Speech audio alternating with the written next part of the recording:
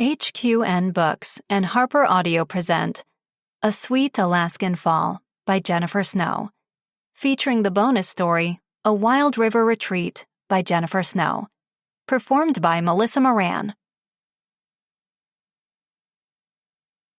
Prologue. 10 years earlier. She'd done something terrible. Fear wrapped around her heart the minute Montana Banks opened her eyes and only tightened its grip as she scanned the familiar surroundings of her bedroom. How'd she get here? She had no idea. Hours of her life had disappeared. She shut her eyes tight, clenching her fists at her sides. Remember. Come on, remember. The last memory that flashed in her mind was driving into the parking lot of the grocery store. A familiar song played on the radio. She felt good, happy. The sun had been shining, and the mountain air blowing in through the open windows was warm and mild. She parked the car and glanced in the rearview mirror. Kaya! She sat up straight in bed. Kaya! She looked around the room, but she was alone. Where was the baby? Where had she left her little girl? Footsteps sounded down the hall and drew closer. Then the bedroom door opened and Tank entered. Montana jumped out of bed, dizziness and nausea hitting her like an ocean wave. She swayed off balance, the room swimming around her, the floor wavy beneath her feet. The feel of Tank's arms around her as her legs gave out from beneath her didn't provide the comfort and security she was desperate for. Kaya! I left Kaya! Hey, relax, he said soothingly, but there was fear and pain and unease in his voice. It terrified her. Struggling to focus, to rebalance herself, she gripped his arms and stared up at him. I left her in the car, in the parking lot. How long? Outside it was now dark. The clock numbers blurred. What day was it? Where was Kaya? Tank held her close, but his sigh was deep, resolute. I know. She's okay. We found her. Before it was too late. Before something terrible had happened to her baby girl. Her precious baby girl. A sob escaped her, and her tears quickly left a large pool on Tank's shirt. She'd done the unforgivable. She could have lost Kaya. This wasn't the first time her injury had caused her to black out, to not remember. She wasn't getting better since her fall out of the sky. She was getting worse. She couldn't keep pretending to be okay, or that she wasn't a danger to her daughter. I'm not okay, she whispered. I know, Tank sighed, holding her tight, and they both knew what that meant. Chapter 1. Present Day. Hello, I am Montana Banks, and I am addicted to base jumping. Obviously not what they'd expected her to say. 18 pairs of eyes stared at her with varying degrees of judgment. Safe space, my ass. Okay. Well, welcome, Montana, Jane, the director of the addiction support group, said in the awkward silence. I'm not entirely sure you're in the right place. She gestured to the manual on her lap as though searching for the rules. Or a reason to ask Montana to leave. This is a group for people addicted to things they shouldn't do, right? Montana asked.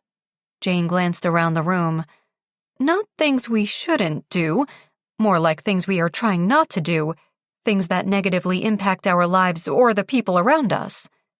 Well, I'm in the right place then, Montana said. Whether she'd come back next week was still up for debate. It had taken 3 months of living in Wild River, Alaska for her to get enough courage to walk into the addiction support group, and this reception was precisely why. No one was going to take her challenges seriously, not when her issue seemed a lot less serious than everyone else's. Unfortunately, there was no group to support extreme athletes with brain injuries that prevented them from fulfilling their life passion. As different as the demons of everyone in this room were, they all shared the same storm cloud over their heads every day, one no one else saw, one they constantly battled against to find a ray of sunshine. Montana wasn't so different. For her, that ray of light was Kaya, her 10-year-old daughter. Staring at the picture of the two of them on her cell phone, Montana released a deep breath. Moving to Wild River had been the right thing to do. She'd let her injury keep her from her daughter long enough. No matter how hard living in the small ski resort town got, she would not abandon the little girl again. But maybe the group wasn't the right place for her. She gathered her things. "It's okay. I'll leave." "No, please stay," Jane said, her warm, welcoming nature returning. "Everyone, meet Montana." "Hi, Montana," the group said in unison. "Why don't you tell us about yourself?" Jane said. She checked her watch. Everyone was given the floor for 10 minutes, and pressure to sum up 34 years of life made Montana's heart race. Where to start? With the base jumping injury 10 years ago that derailed her future, or further back to the incident that rocked her existence? "I'm new to Wild River," she said. "I have a daughter here, and I am trying to reintegrate back into her life." Nods. They all understood that. Alienation from family members and the struggle to find a way home again was a common thread in the group. "I've started a new career with an amazing business partner, and I've made a lot of new friends here in town." Settling in had been disturbingly simple. Her new apartment was cheap and close to everything in town, and her landlord had no problem with her not signing their usual 1-year lease, instead allowing her to pay month by month. Her new job at Snow Trek Tours, launching a new legalized base jumping location in Wild River, had gone a lot smoother than she ever could have predicted, thanks to the local mayor who was an extreme junkie himself. She'd made friends, including Cassie, her ex-boyfriend's new girlfriend and the owner of Snow Trek Tours. And she was co-parenting like a superstar with Kaya's father, Tank. Life was simple and easy. Unfortunately, simple and easy weren't enough for her. But every morning when I wake up, the first thing on my mind is jumping off a cliff. Wide eyes made her add quickly, "With a parachute." A wingsuit, actually, but she knew they didn't care about the details. And the persistent temptation doesn't go away. It used to be a big part of my life. It was everything, actually. An adrenaline rush like no other. It was highly addictive. She'd started skydiving at age 13 with her grandmother, then base jumping at 18 when she was barely old enough to sign a waiver. She'd traveled all over the world with other extreme athletes and had soared over the most breathtaking scenery. She was among the top jumpers in the world and had even done a short stint in jail for an illegal jump off a city building. Until the accident changed everything. She cleared her throat and continued, "But I know it's not the right path for me anymore." Her unpredictable brain, with its rare form of transient global amnesia and impaired judgment, couldn't be relied on for a safe jump anymore. What's that saying? Those who can't teach? Well, that's where I am. With her base jumping fundamentals course booked solid all month long at the cost of $3,000 a week, Snow Trek Tours no longer had to worry about the competition, North Mountain Sports Company, opening their big new chain store and claiming some of Snow Trek's usual adventure tour clients. Cassie's business was thriving in the larger store's shadow, and Montana was happy that she'd been able to help Tank's girlfriend and the woman who'd been her daughter's primary role model in Montana's absence all these years. But she couldn't deny the ache in her chest whenever she stood at the top of Snowcrest Peak, staring down into the breathtaking valley, knowing she'd never be able to soar over it again. It was too much of a risk when she wasn't sure what triggered her random bouts of amnesia, and if one were to happen mid-jump, it could be devastatingly dangerous. "Thank you for sharing that," Jane said. "So, what do you do to help get you past the tougher days, the challenging times when you're tempted to give in?" "I see my dead sister, and she talks sense into me." "I'm still figuring that part out," Montana said, taking a seat quickly before she could verbalize the thought and have them think she was even crazier than they did already. Half an hour later, the meeting wrapped up, and she collected her things to head back to the office. The next day was the first day of her base training program. The 4-day course would teach wannabe jumpers the fundamentals while keeping them safely on the ground. It was the best place to start with the new venture. Fall was only 2 months away, and winter would shut them down until spring, so Montana would have at least a year before the advanced courses started, and she'd have to actually watch other people jump. Cassie thought her idea to use their first few months in operation to introduce athletes to jumping, hooking them early for their first jump next year, was a brilliant way to build their business. Montana accepted the compliment and didn't reveal that she just wasn't yet ready to see other people doing what she loved. She tied her hair into a ponytail, laced her running shoes tighter, and set off at a fast pace through town toward Main Street. Breathe in, breathe out. Exercise was supposed to help with the pent-up energy she had inside, but 5 miles a day and an hour of weight training barely took the edge off. The mountain air and the breathtaking view of the wilderness just made the itch stronger. Her parents had thought moving back to Denver was the best thing for her. They hadn't been supportive of her decision to come to Alaska, hesitant to believe she was well enough to live completely on her own, a million miles away from them. And some days, she wanted to agree with them, but after reconnecting with Kaya, she couldn't leave her. Skype chats and phone calls and letters may have worked in the past, but now that she was there, actually spending time with her daughter, she didn't want to lose that closeness they were forming. Kaya was almost 11 now. She was growing so fast. Montana had spent years trying to get well enough to be in her life without putting her safety at risk. She wouldn't live another day without knowing Kaya and being there for her in whatever capacity she needed, even if it meant struggling every day to face her own limitations and eventually learn to accept them. 10 minutes later, she opens the door to Snow Trek tours. "No, sorry, that course is full until May of next year," Cassie said, the landline phone pinned between her shoulder and ear while she typed on her laptop. Several other lines were lighting up, and she shot Montana a desperate look through a veil of short blonde hair falling across her face. Dropping her things onto her desk, Montana picked up the phone and hit one of the lines. "Thank you for calling Snow Trek Tours. Can you hold for just a moment?" Twice more she repeated the action, then returned to the first caller. "Hello, sorry about the wait. How can I help you?" "Hey, I'm calling about the fundamentals of base course." Who wasn't? She'd been right about her prediction that legalizing the sport in Wild River would have Snow Trek Tours turning adventure seekers away. But even she hadn't known how much things would have exploded for the small local company. The site wasn't even officially open yet, and they were booked solid for tour groups with professional experienced jumpers in the spring. Her advanced courses were already full, and the fundamentals course was even more popular.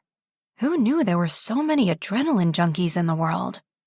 She was happy that things were going well, but being surrounded 24/7 by talk of the sport she loved and couldn't do was making her crazy. But at least she was involved somehow. It was the next best thing, and she couldn't complain.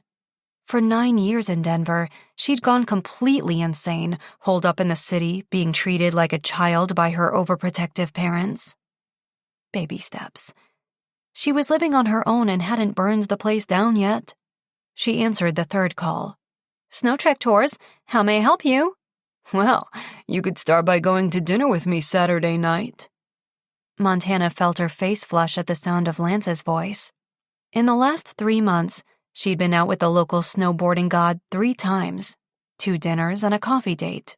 But he'd been away for 3 weeks and had obviously been so busy he'd forgotten to text.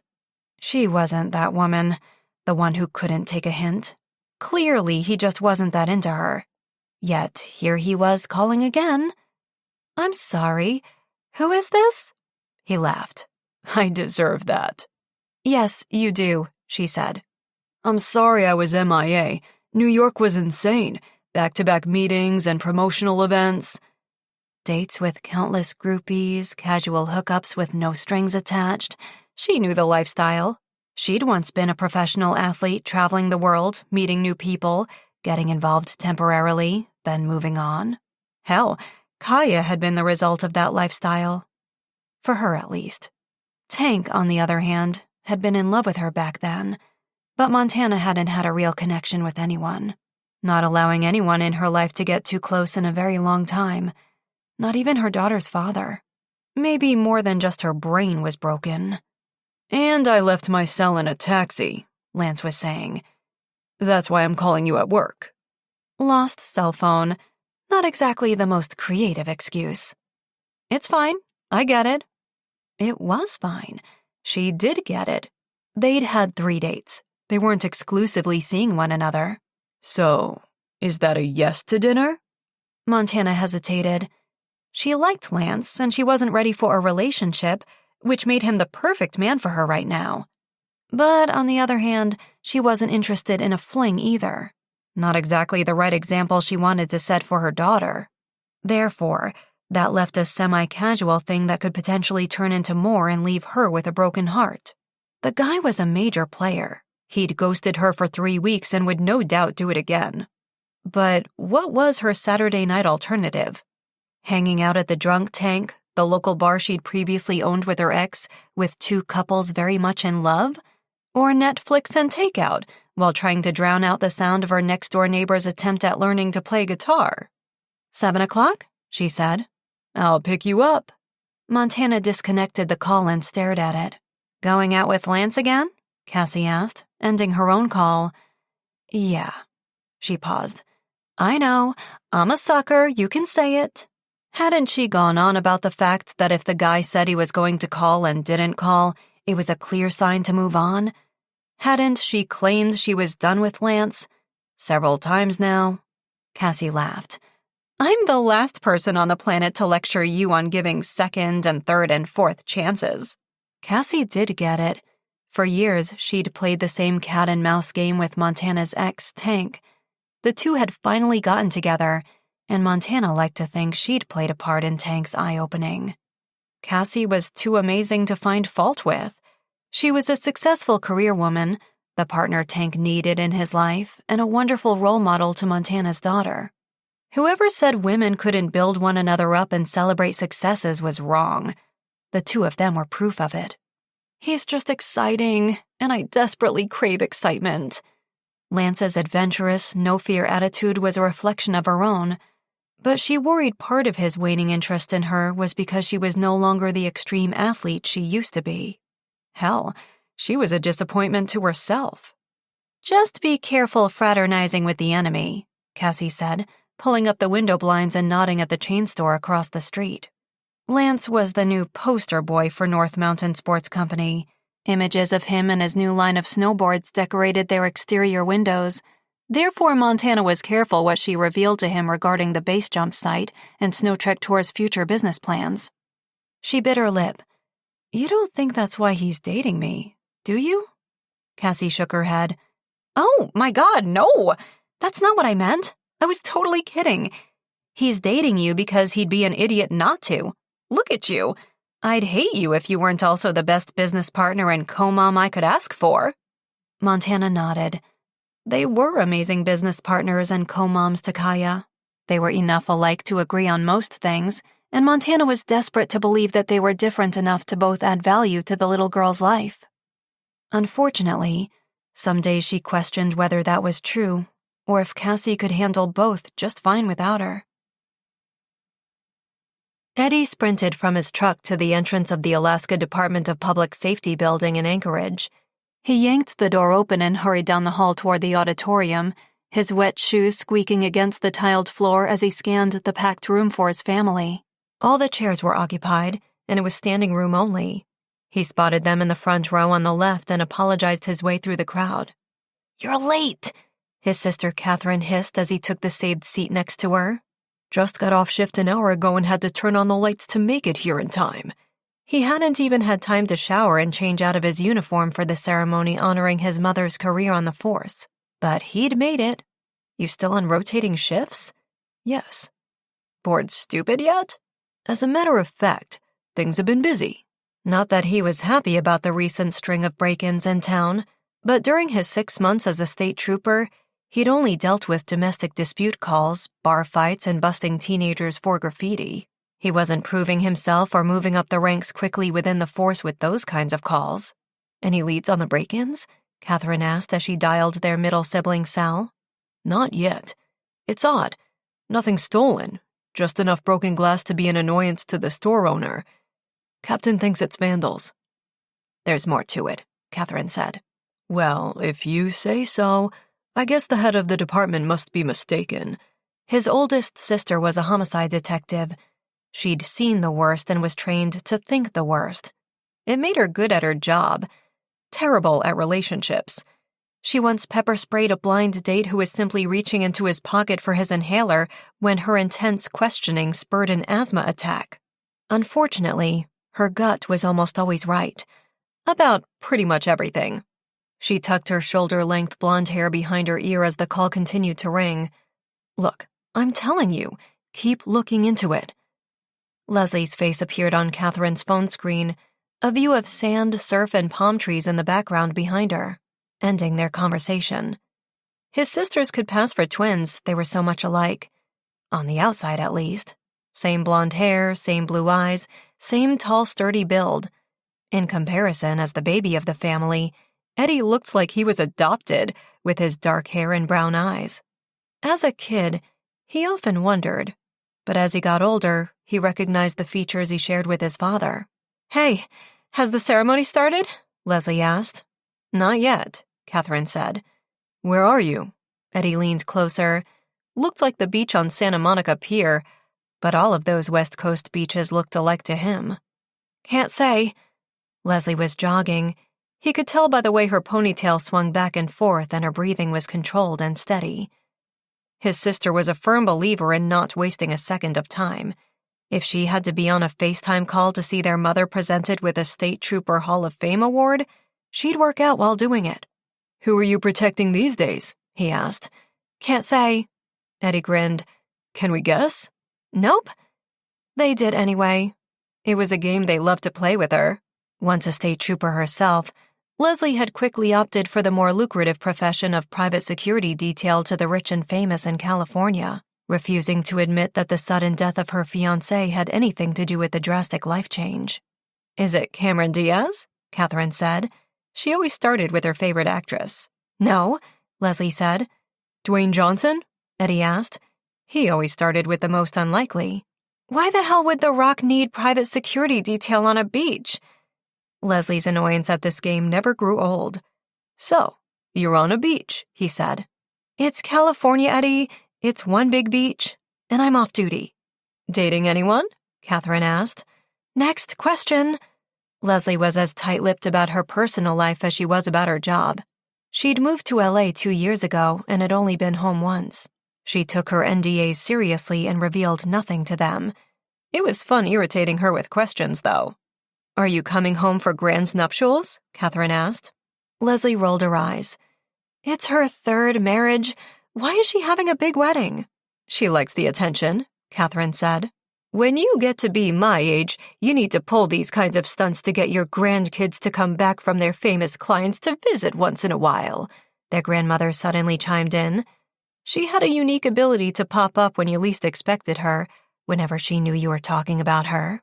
In his rush to his seat, Eddie hadn't noticed her and her fiancé, Melvin, seated on the other side of Catherine. He smiled warmly at them now as his grandmother leaned over to join in on the call. "Hi, Gran," Leslie said, lighting up at the sight of the older woman.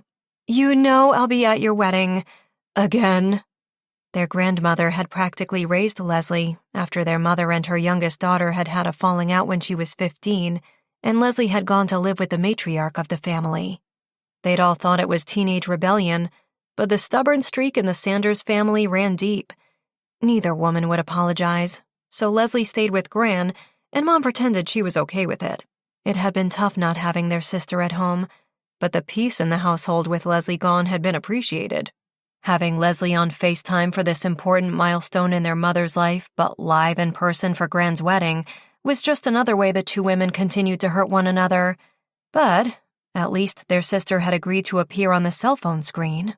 "I didn't book a photographer for the wedding," Gran said. "Was hoping you'd do it." Leslie looked uncomfortable as she shook her head. "I'm not really doing much photography these days." "You'll think about it?" Ultimately, his grandmother would get her way as usual, and she knew it.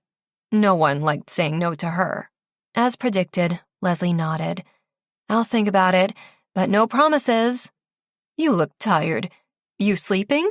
Gran asked her. "Yes, I am." "With someone?" their grandmother asked. Eddie hid his grin. There was no question where their joy of razzing one another came from. "Is the ceremony starting yet?" Leslie asked, checking her Fitbit on her wrist. No one would tell their mom that Leslie had scheduled her run around the event. Any minute now, Catherine said. Sensing Leslie had had enough family bonding and was ready to disconnect, she turned the phone toward the stage. Have you gone for your tux fitting yet? Gran asked him. I'll do it next week, I promise. He'd completely forgotten and, well, part of him still wasn't convinced his grandmother was going to go through with it. She was 80 years old and divorced twice already. She really did pull stunts like this for attention from all of them. Young man, if you show up to my wedding to give me away in your dirty uniform, smelling like the night before's heat— Oh, don't worry, Gran, Catherine interrupted. Eddie's not getting any heat. He's still patrolling the ski resort. He sighed. Being around female members of his family always made him desperate for an escape. Sure, it had taken him several attempts to pass the police entrance exam, his dyslexia making the written component challenging. And sure, out of the 3 siblings, he had the least dangerous job. But the lack of respect from his very female-dominated family drove him crazy. I'll get the tux, and if you're lucky, I'll even get a haircut, he told his grandmother with a wink. He wasn't sure what the rush was. The wedding wasn't until November, plenty of time. Do you have a date yet? Gran asked. I need to confirm final numbers with the event organizers. As if one extra person either way would make a huge difference. She was just trying to get his relationship status out of him. Unlike Leslie, if Eddie was seeing someone, he'd be shouting it from the rooftops, not trying to keep it a secret. His dating life was also something he struggled with. Growing up and living in the small town of Wild River, everyone knew everyone. He'd dated just about every single woman in town. Once. It was hard to find a spark with women he'd known his entire life, and he wasn't like some of the other guys who could hook up with tourists for a few nights. Therefore, his Facebook status would say, relationship non-existent, if that option existed.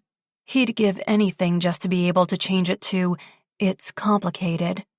Nope, no date yet, he said.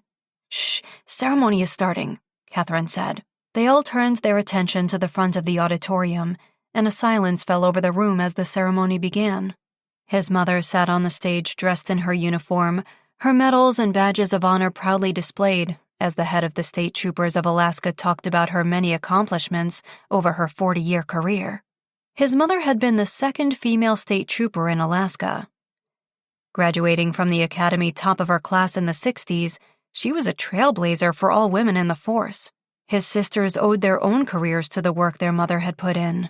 Growing up without their father, who'd died of cancer when Eddie was 10, meant his mother held double duty as both parents. She worked long hours on the job, but she was always there for her kids.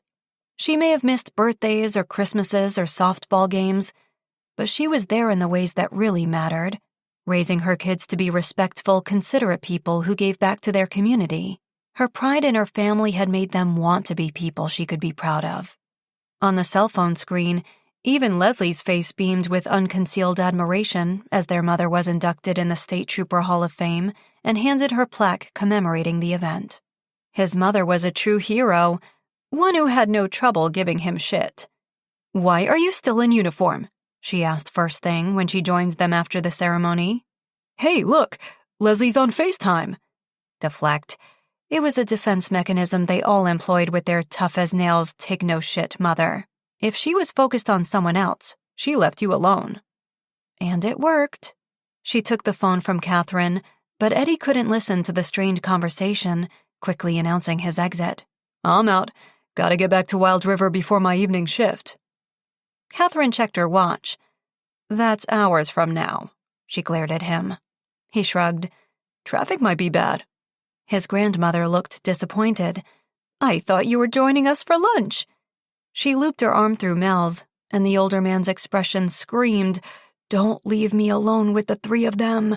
But Eddie could only handle the women in his family in small doses. "Next time."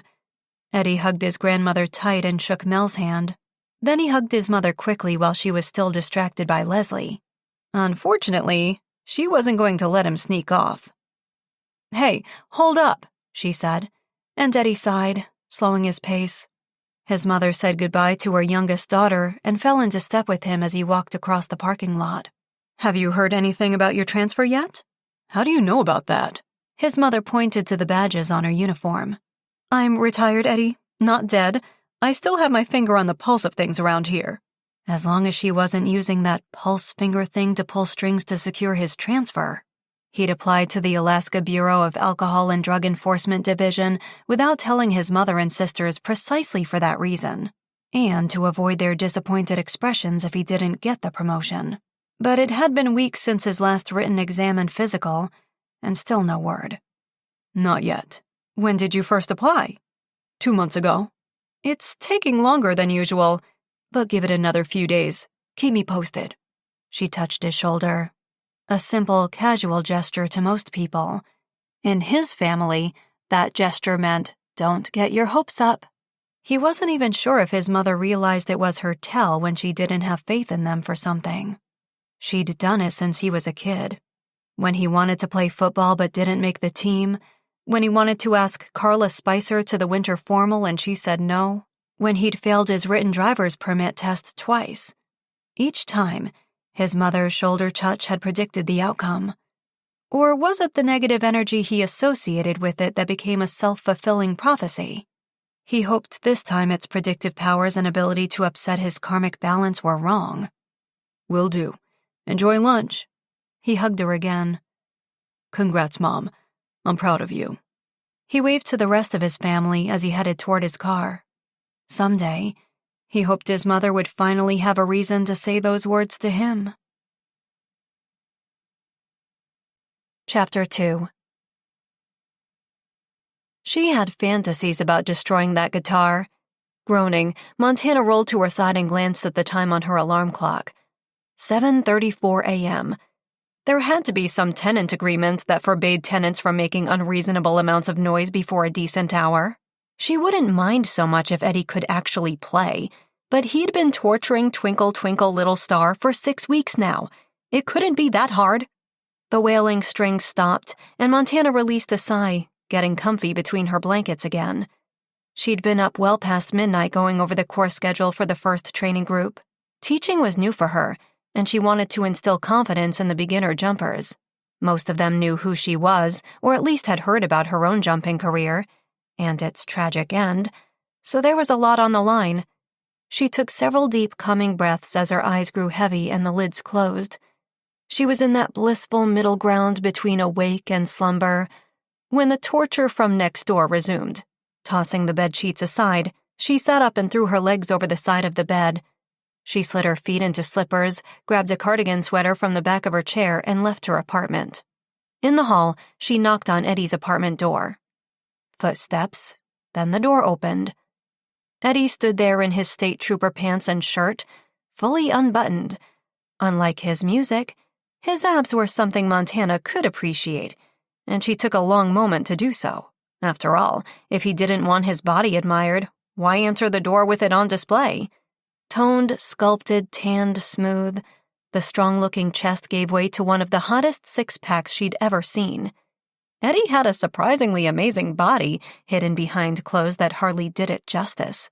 At about 6 feet tall, he had just the right balance of height and muscle ratio.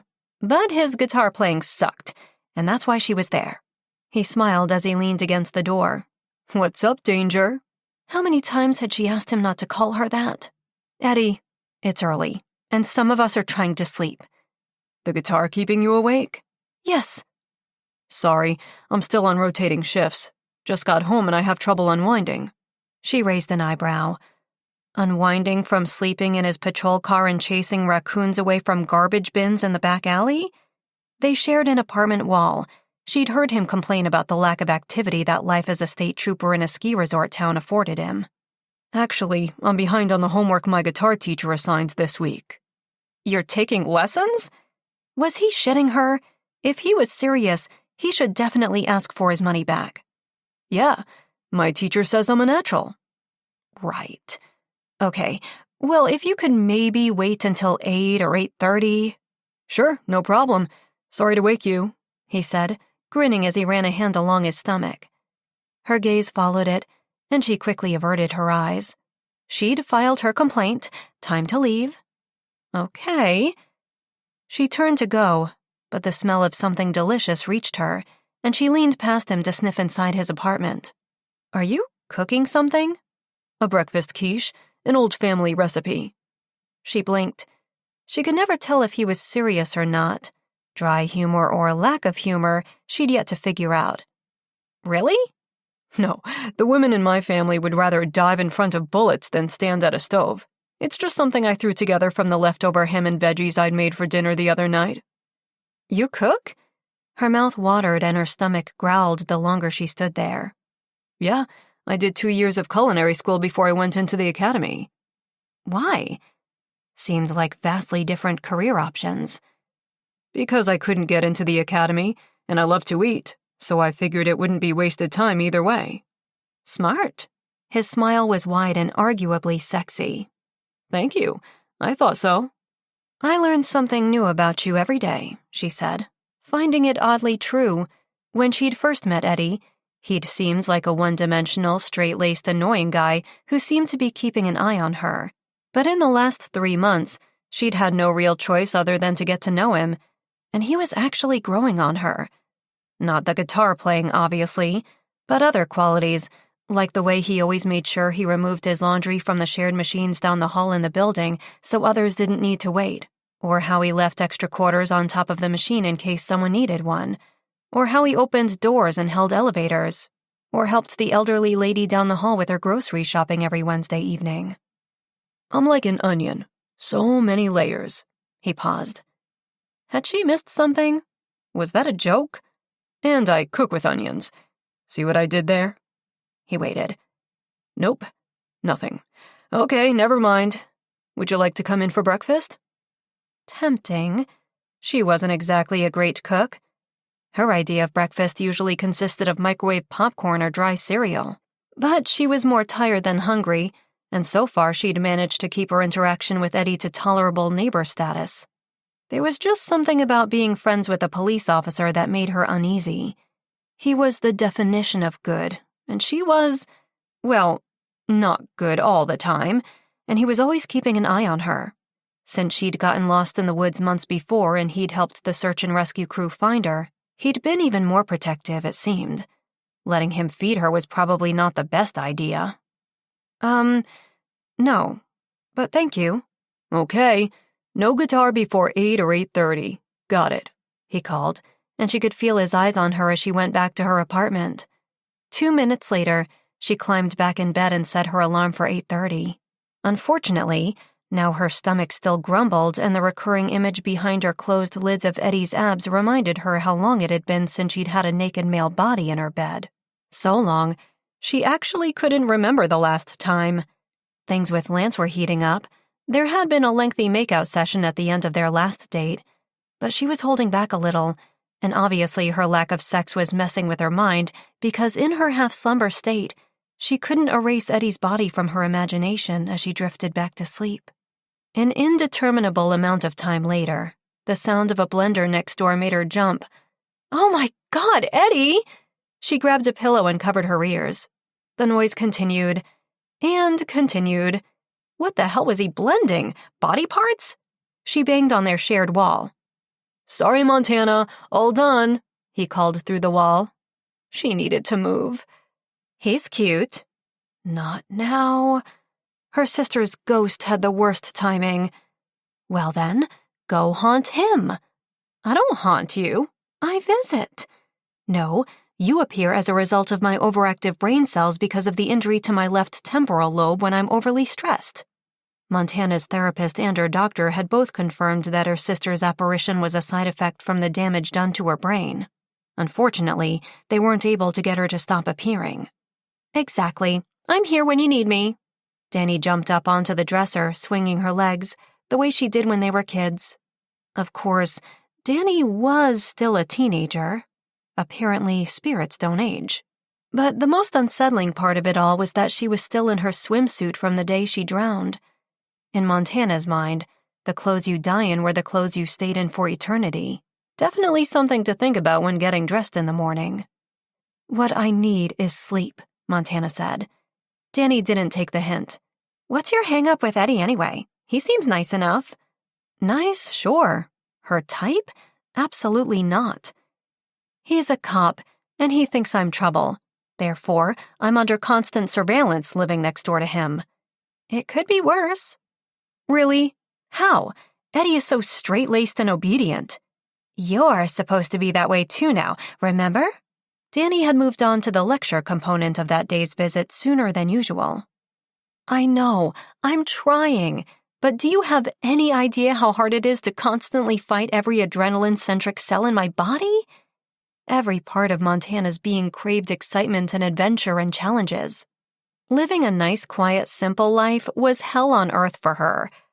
But for Kaya's sake, she was desperately trying to be happy with the life she was living now. No base jumping, no breaking the law, no jumping into casual flings. Basically, no living as far as Montana was concerned. Yes, Danny said.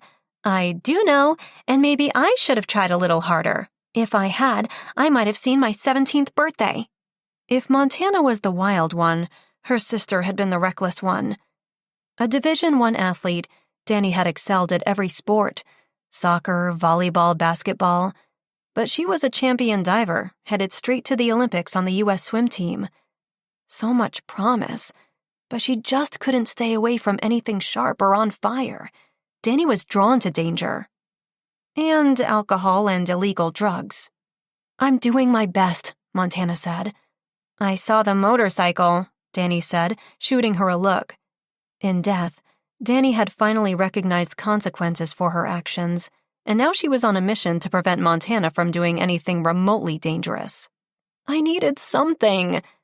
Driving at warp speed down the highway didn't exactly scratch the itch, but it helped. Also, the motorcycle's vibration was appreciated in her 10-year celibacy. You're at least wearing a helmet, right? Danny asked. Of course. Sometimes. When Kaya was around. Or the local authorities.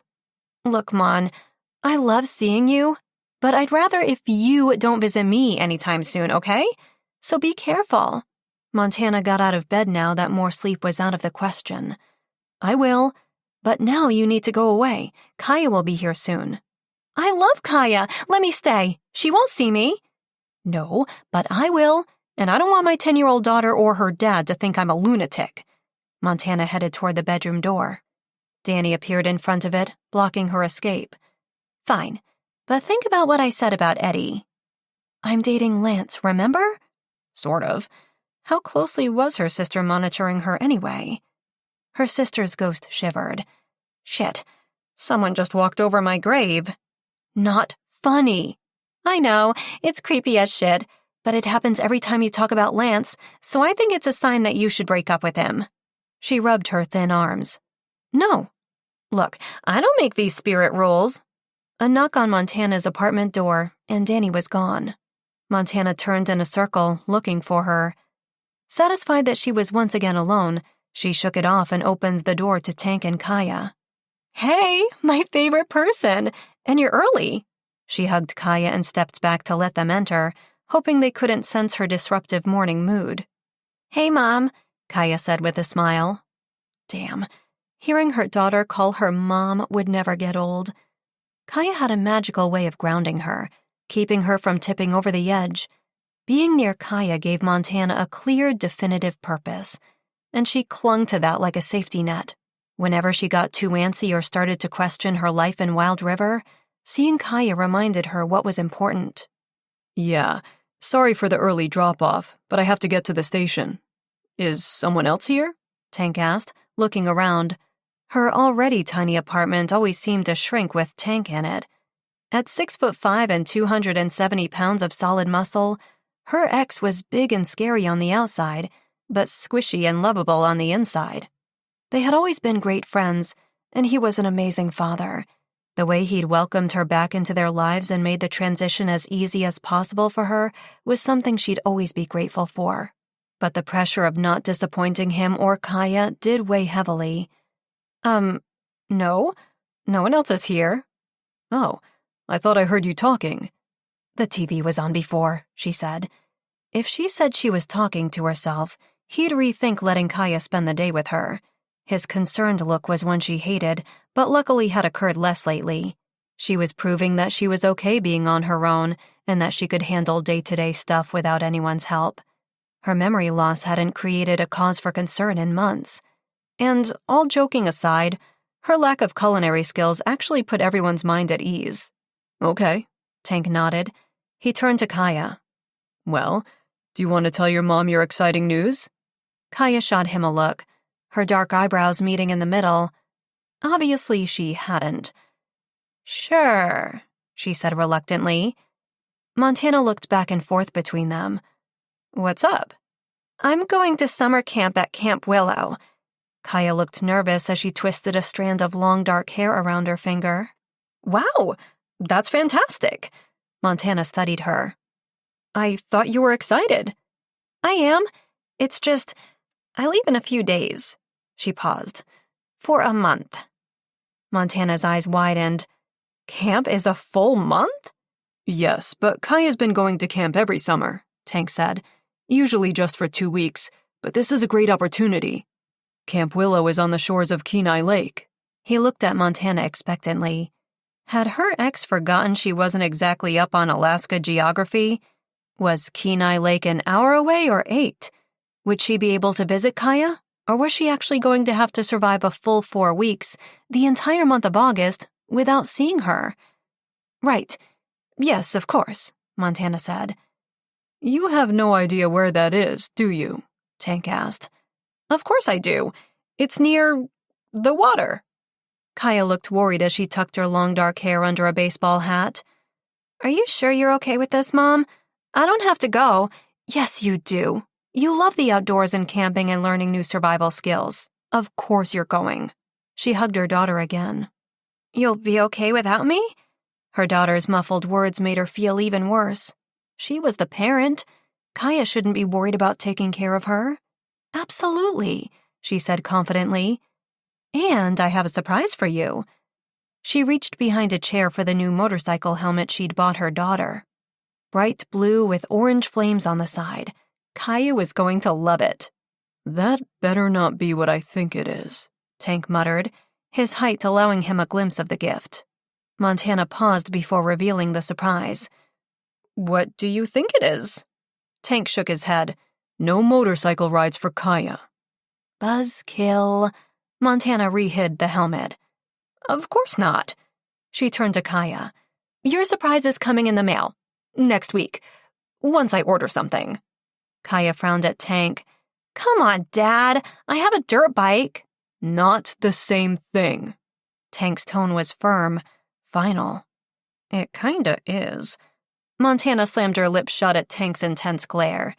Nope, not at all the same thing. Your dad and I are on the same page here. Kaya cocked her head to the side and raised an eyebrow.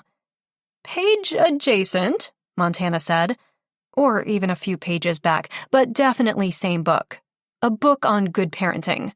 Kaya's exasperation was obvious. Fine. It's really annoying that you two get along so well. Tank laughed. So, what's the plan for today? I thought I'd take you up to the new jump site, Montana told Kaya. If that's okay. She looked at Tank. If he was worried that Montana was taking Kaya out into the backwoods where she'd been lost for 2 days only months before, he hid it well. Yeah, that's cool. Just be careful, he said, checking his watch. I better get going. He kissed the top of Kaya's head. I'll see you later. Bye, Dad, Kaya said. Hey, I'm just going to walk your dad out. Be back in a sec, Montana said, closing the apartment door behind her and Tank before turning to him. You're seriously okay with her going to camp for that long? She whispered. No, but you've met our daughter. If you want to take on this battle, I'll support you. Then say I told you so when Kaya goes to camp anyway. Damn, he was so right in his assessment on exactly how that would play out. Why is she so headstrong? Tank put his hands on his hips. Seriously, I just don't know what I'm going to do with myself for an entire month without her. It was definitely selfish, but she needed Kaya. She hoped to eventually get to the point where her daughter needed her more than Montana needed her daughter. But she wasn't sure that would ever happen. What are you talking about? You've got the jump site opening soon, and your training sessions start next week. Not to mention a certain someone occupying your evenings." Her eyes narrowed. There seemed to be zero girl code in these mountains. Instead, everyone was just one big friendly family who knew everything about everyone. "Cassie told you about Lance?" He nodded. "All I'm going to say is, you can do better. But as for Kaya and camp, be careful not to let her know this is bothering you. She was nervous about telling you, and I think if she senses you're not entirely cool with it, she won't go." Copy. She'd never hold her daughter back from doing anything. "Great. Have fun today," Tank said with a wave, heading down the hallway. "Remember, no motorcycle." Why had he worked so hard just to play Candy Crush on his phone 8 hours a day? 3 attempts at the police entrance exam, followed by working his butt off at the academy and graduating 3rd in his class, and now he was a human barricade. Eddie sat on the wooden gate at the entrance of the newly constructed trail leading to the base jumping site on the side of Suncrest Peak and rolled the sleeves of his shirt. It had to be 80 degrees out there in the mid-morning sun. The tree cover had been cut back to allow ATVs to safely navigate the trail, and he was cooking in the dead late July heat. "All units in the area of Southwest Street and Main, please report to a break and enter at Gary's convenience." The police scanner next to him hadn't stopped with calls all day. Unfortunately, the crimes were happening everywhere but Wild River. His sister might be a jerk sometimes, but she wasn't wrong in her assessment. Living in a quiet, popular, touristy resort town was not going to give him the career he wanted. He wasn't looking for danger, but he struggled to feel like a real officer when his job most days consisted of keeping graffiti off the highway bridges and sweating his balls off, making sure no unauthorized hikers stumbled past this barricade. He'd gone into this career to make a difference. His sisters were either saving lives or solving murders. He ached to do something as important as they did. Closing down level 134 on Candy Crush, Eddie checked his email on his phone. Still nothing from the narcotics division. Apparently, hitting refresh 1,000 times a day didn't make an acceptance email pop up. There had been nothing in his mailbox that morning either, and he assumed they might call if his application was approved. But so far, the phone wasn't ringing. Hearing voices down the path, he tucked his phone away. First contact with other actual human beings in 3 hours. He stood up, seeing Montana and Kaya approach on the trail. Had it gotten even hotter out here? Eddie unbuttoned the top button on his shirt and ran a sweaty hand through his hair, then smoothed it back in place. He hadn't seen Montana out here in a few days. Not that seeing her out here had anything to do with why he'd accepted this post. They were neighbors, and that hadn't made a difference in her noticing his existence. Not that he wanted her to, but damn, he was intrigued by her. And unless she was yelling at him to stop playing guitar, she barely even spoke to him. Lance Baker was her type, and he was no Lance Baker. Though her eyes had lingered a really long time on his bare torso earlier that morning. Physically, at least, he met her standards. But she liked bad boys, and he was far from that description. "What's up, Danger?" Watching her cheeks flush while her jaw tightened was the very reason he kept calling her that.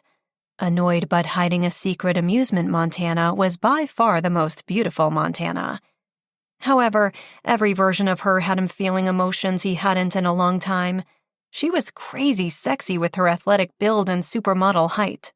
But it was her striking features, the high cheekbones and brilliant eyes, that mesmerized him. Her zest for life radiated from her like a magnetic pull to a flame that he knew would engulf him if he got too close. "I wanted to take Kaya up to the jump site training grounds now that the trail is done," she said, readjusting her backpack. "I'll have to accompany you. Sure you can leave your post?" "I can when the trouble's already up there," he said with a grin. Montana looked away. Kaya looked back and forth between them. "Are you two having a moment right now?" He wished. He waited for Montana to answer the little girl because, frankly, he had no idea. He'd never been great at academics or women. How many times had he missed a possible connection because he hadn't picked up on the social cues of flirting? He liked to think his personality and semi-good looks would eventually help him in the relationship department, but his focus was on his career anyway. Until he saw Montana. Then he'd wished his entire career wasn't based on encouraging people to behave. "No, we are not having a moment," she eventually told Kaya. Eddie shook his head. "Not at all." "Okay, sure. Should we go then?" Kaya asked. "Definitely." Eddie moved the barricade aside and allowed them to move past, then fell in behind them on the trail. It took every ounce of strength to keep his gaze from landing on Montana's sexy ass and her bright red, body-hugging yoga pants. She seemed to own a pair in every color. Other than the few times he'd seen her in jeans, she seemed to live in the tight workout gear, and he had 0 complaints. Before she'd moved in next door, he'd been the only person under 40 who lived in the building. She definitely made the place more attractive. "What do you know about moments, anyway?" Montana asked her daughter as they climbed the trail. "Mom, I'm almost 11. Eddie hid a grin. Kaya had always been mature for her age. Growing up in Wild River with Tank, the little girl was independent and smart. She ran her own wilderness safety course for young children and helped out at the search and rescue station with her dad. She could practically run the bar herself if Tank allowed her to stay past 8 o'clock, and everyone in town loved her. "So, you've had these moments?" Montana asked. "Of course," Kaya said, as if it should be obvious. So much for Tank's belief that his daughter was a tomboy who wasn't into boys. "But you haven't acted on these moments yet, have you?" Montana asked. It warmed him to see the two of them together. He'd known Tank and Kaya for a long time, and he'd been hesitant to think Montana's reappearance in their lives would do anything but upset the dynamic that had been working so well for them. But he was happy to have been proven wrong. Montana was a fantastic mother, a strong, confident role model for Kaya, like his own mother had been for him. She was letting things happen naturally, not expecting too much from Tank and Kaya or herself. He'd love to tell her he'd been wrong in his initial assessment of her, but they'd have to have a real conversation for that to happen, and so far their bickering and bantering was as deep as it got. "Well, not yet," Kaya was saying, "but there is one guy at school I like." "Well, I think now might be the perfect time to have a discussion about what happens when a boy and a girl like one another." Eddie slowed his pace. "What? You mean the sex talk?" Kaya asked. "Yes," Montana said, glancing back at him. "Oh, hell no. Okay, you win. I'm out. Have fun, but please be careful," Eddie said, turning to head back down the trail. He was not staying for that conversation. It had been awkward enough when he'd had to sit through his own talk with his mother. But Montana's easy laugh floating on the wind behind him told him he'd just been set up. He shook his head as he continued back down the path toward the barricade. Well played, Danger. 4 hours later, Montana parked her motorcycle in the hospital lot with 30 seconds to spare. Pulling off her helmet, she headed inside, eager for the blast of air conditioning awaiting her through the doors. The protective gear she wore while riding may be necessary, but damn, it was hot. Her doctor and Cassie's best friend, Erica Sheridan, looked at her watch as she entered. "You're late." "Nuh-uh, I have—" Montana checked her watch as she removed her leather jacket. 6 seconds before our appointment. On time is the same as late. Bullshit. And besides, if I got here early, you'd just make me wait, she said with a grin. Erica sighed. Fine. She nodded toward Montana's helmet, her thick, dark brown messy bun bobbing on top of her head. Is there any point in rehashing the dangers of driving a motorcycle? Nope. That conversation had already turned girls' night the previous weekend into a heated debate. Erica had argued that motorcycles were a hazard. Montana had argued that the big jacked-up trucks on the roads were the real hazards to anything smaller than them. And Cassie had naturally remained neutral, arguing both sides and playing devil's advocate until Montana and Erica had regrouped to turn their criticism on Cassie's inability to pick a side. Of course, it was all in fun. Mostly. No amount of arguing would change anyone's viewpoint on the subject. They just agreed to disagree. Luckily, it was one of the few points of contention between the three of them. When Montana had first arrived in Wild River, Erica had been worried that she'd come back to steal Tank from Cassie. Then when she realized that wasn't the case, she'd been worried that Montana would steal Cassie from her. Montana had successfully proven that she wasn't in town to steal anyone. She just wanted to integrate into all of their lives, and by supporting her as a friend and her new doctor, Erica had helped her do that. "Okay, come in then," Erica said. They headed down the hall to a treatment room, and Montana hopped up onto the examination table as Erica closed the door behind them. "How are you feeling on the adjusted dosage we started you on last visit?" Erica asked. A lower dose of her memory enhancement medication. She was hoping to eventually wean off it altogether. "Fine. A few headaches the first week, but they've gotten better." They happened every time she changed her meds. Nothing to worry about. "Any new episodes?" "No." The last amnesia episode had happened months ago when she'd been hiking the trail to the jump site. It was similar to a blackout where, without warning, she'd instantly forget where she was or what she was doing. The episodes were temporary but scary as hell, and the last one resulted in search and rescue having to find her. "Good." Erica checked her vision with her light. "Appetite okay?" "I don't know if I'd say it's okay. I'm eating everything in sight lately." Luckily, her 5'8" frame could accommodate the extra 10 pounds she'd gained since arriving in town. "Pregnant?"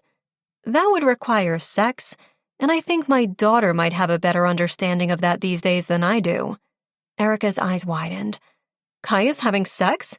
Does Tank know?" "No! Oh my God, no, she's not." She shivered at the thought. "At least, I don't think so." She shook her head. "No, she's only 10, and she's super open with us. She would tell us." Erica raised an eyebrow. "If you say so," she coughed. "Let's get back to more pleasant topics, shall we? Like my brain injury? Are you still having the hallucinations?" "My sister? She's still visiting." Erica nodded, wrapping a blood pressure cuff around Montana's arm. "Are there particular times or situations when she appears?" "Mostly when I'm stressed." "Does she provide comfort?" "She might if I didn't feel crazy talking to someone only I can see." "You're not crazy." Erica pumped the blood pressure machine.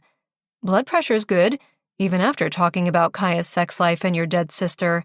Impressive." "Do you believe in ghosts?" Montana asked. "No." "Neither do I. Therefore, I'm crazy."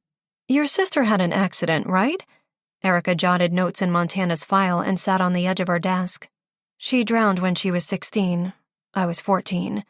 That summer had changed everything. She and her sister had been so close.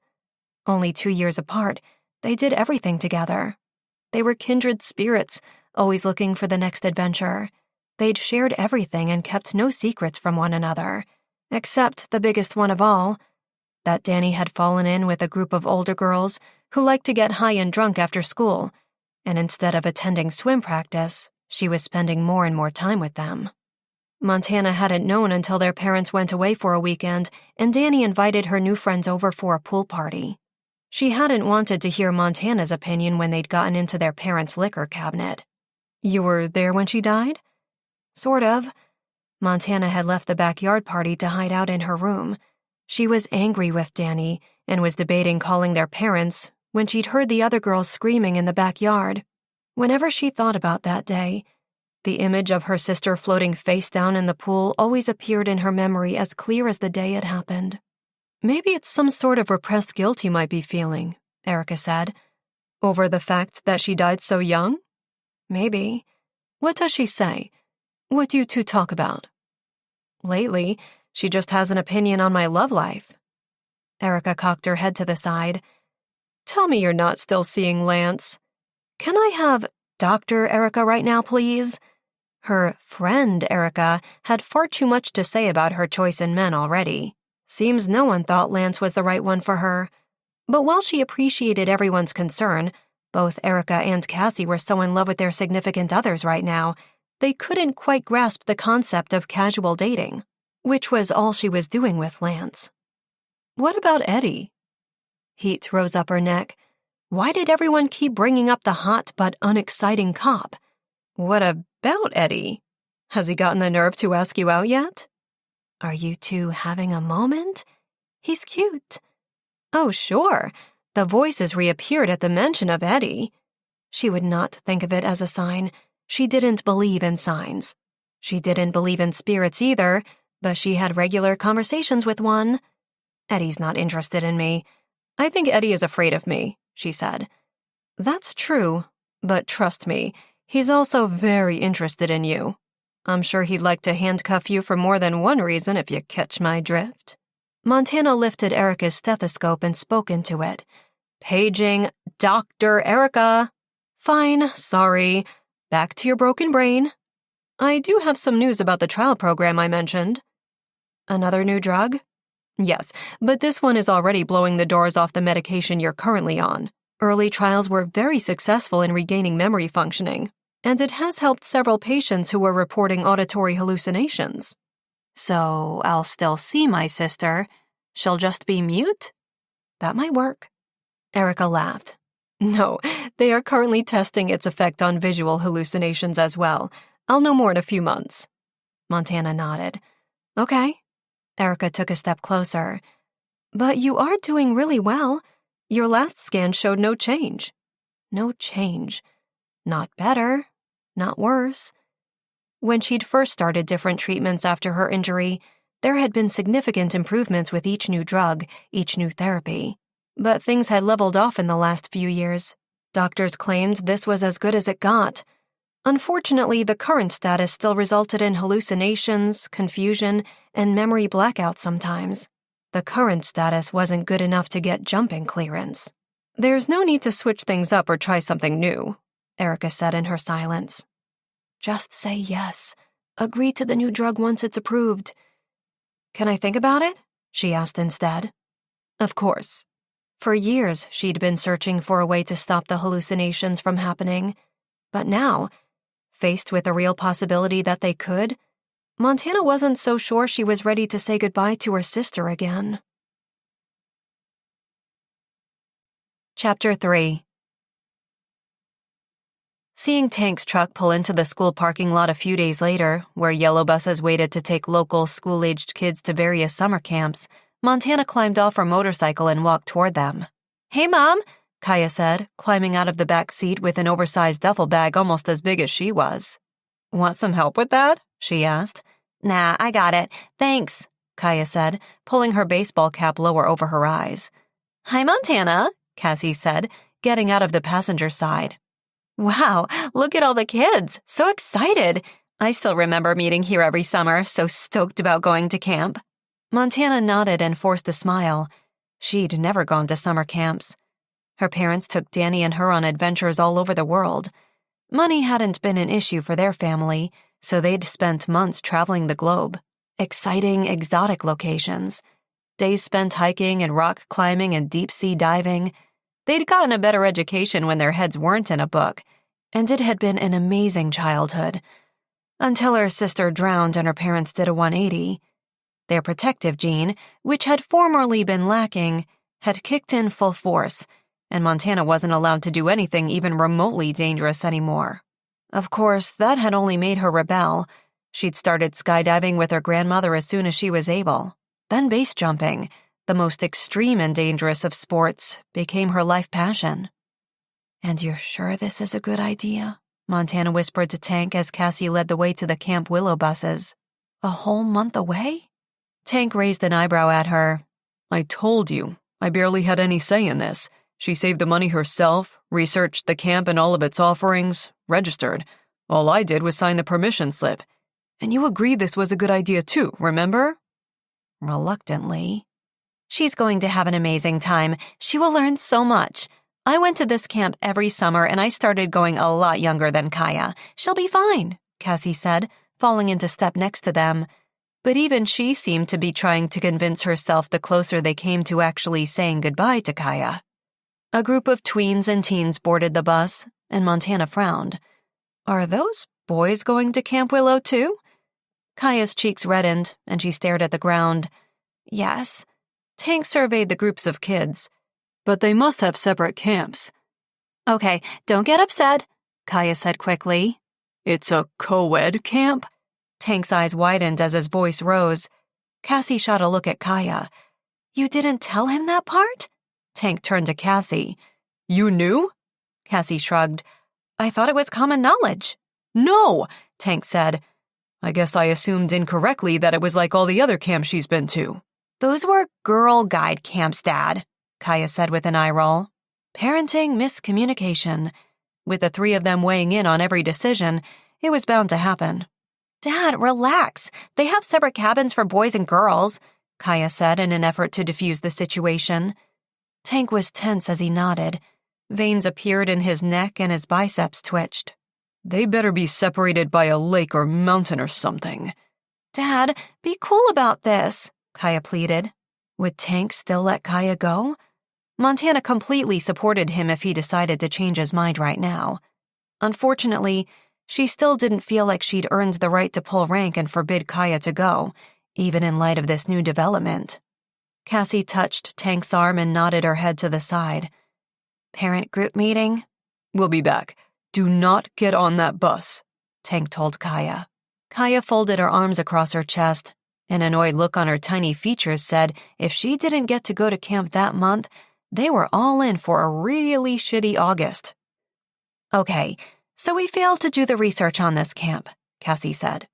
It made Montana feel the tiniest bit better to know her ex was capable of a parenting fail. He always seemed to do everything right.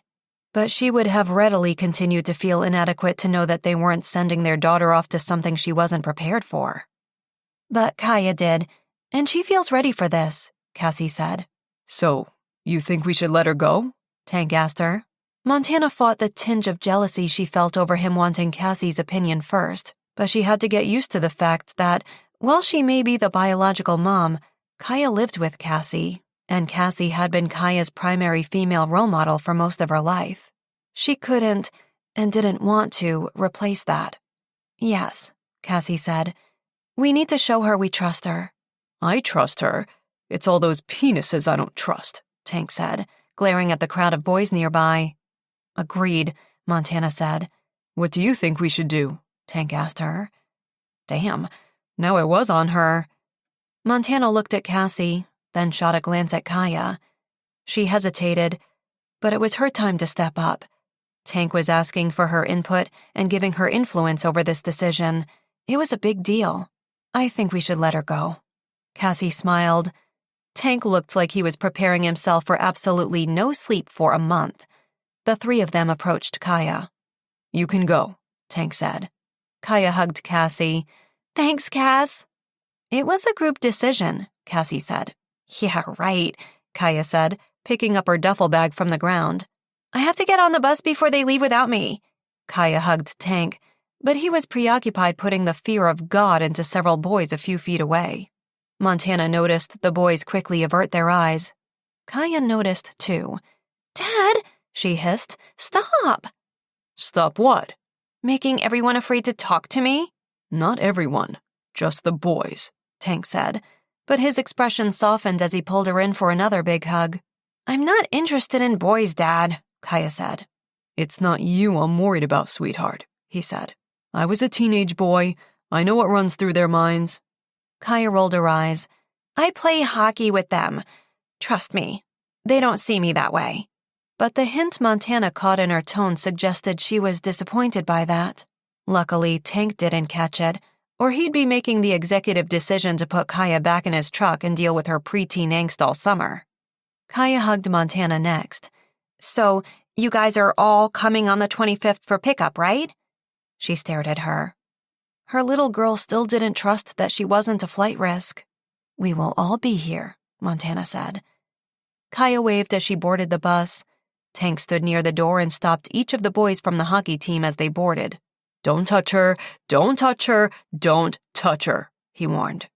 I seriously doubt Kaya will have any trouble from those boys at camp, and not just because Tank's making them fear for their safety, Cassie said to her. Montana forced a laugh.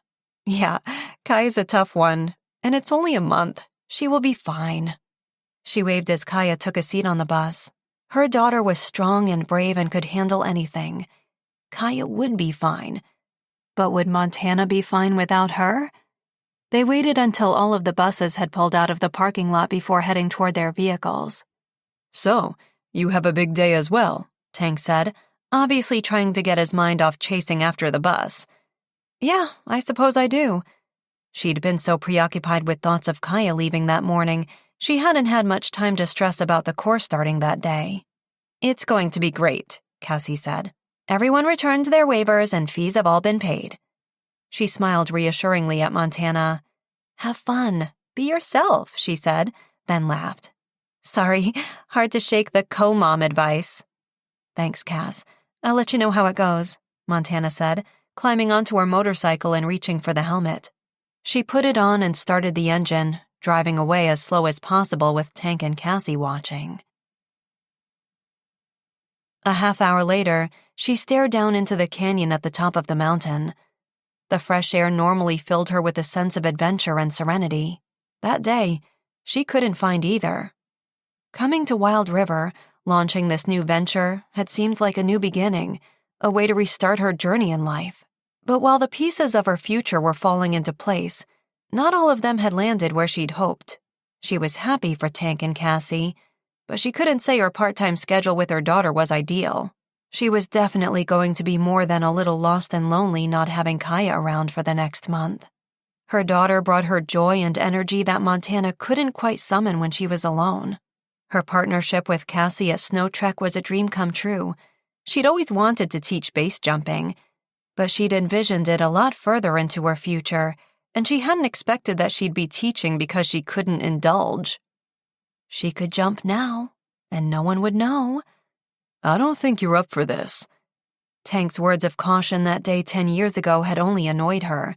Kaya was 4 months old, and in that last 4 months, Montana had barely had a day out of the house, 10 minutes by herself, let alone entertained the idea of a jump.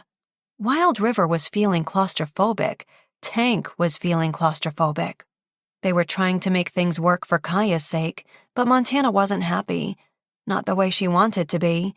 Not the way a new mother was supposed to be. During her pregnancy, she'd followed all the rules, did everything right, avoiding anything even remotely dangerous. Hell, she'd even stopped working out in the 3rd trimester. She needed to jump that day or she was going to lose her mind. After a lengthy argument, Tank had given up trying to talk her out of it, and she'd climbed the trail to the jump site. Running, jumping, soaring.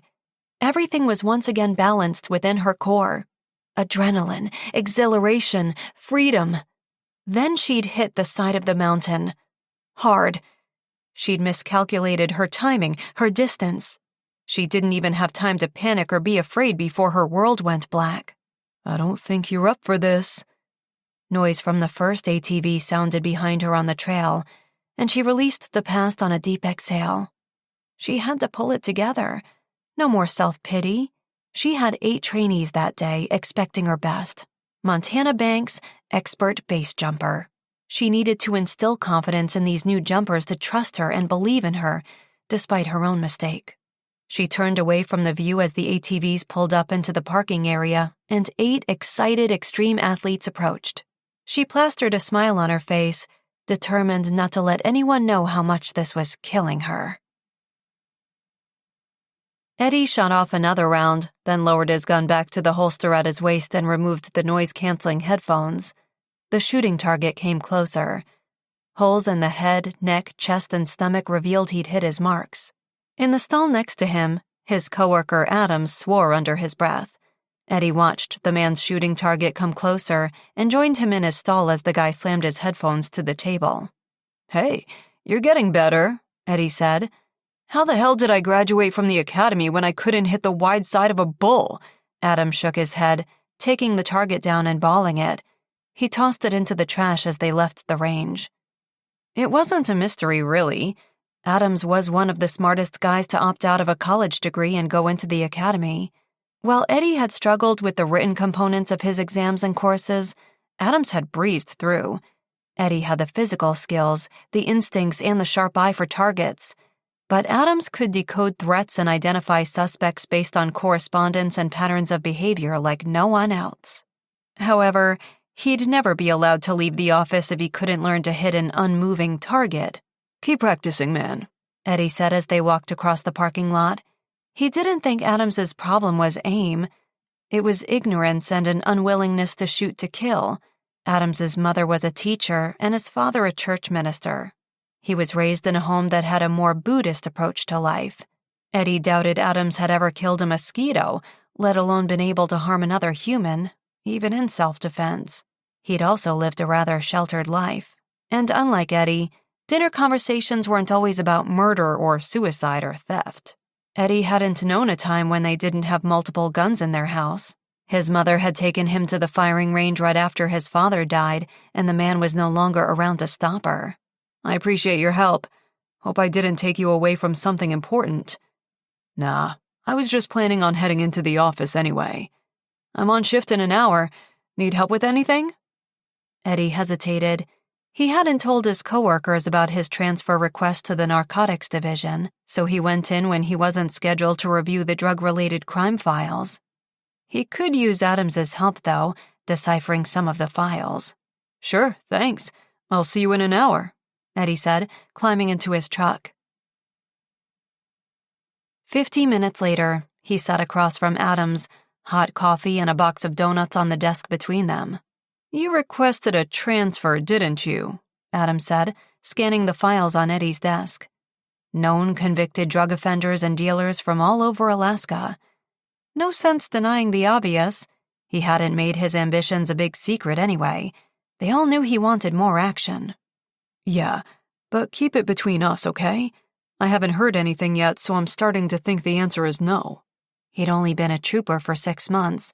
It was ambitious to even think he'd be eligible to transfer and get the promotion yet, but fear of failure had never prevented him from going after what he wanted before. "You never know. These things take time," Adams said, picking up the latest file on the desk. "What exactly are you looking for with these?" "A common denominator," Eddie said.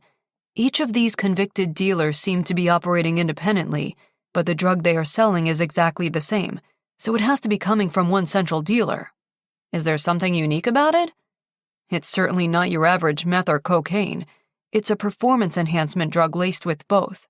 Every pill the department has brought in for testing is the same dosage, same quantities." He opened several files and showed Adams the images of the drugs. "Shit, those things look like M&Ms. Exactly why they appeal to kids. It's called Mystic Rush, and 8 high school athletes tested positive for the drug last year before the semester let out for summer. 2 junior high students ended up in the hospital from an overdose, and 1 died."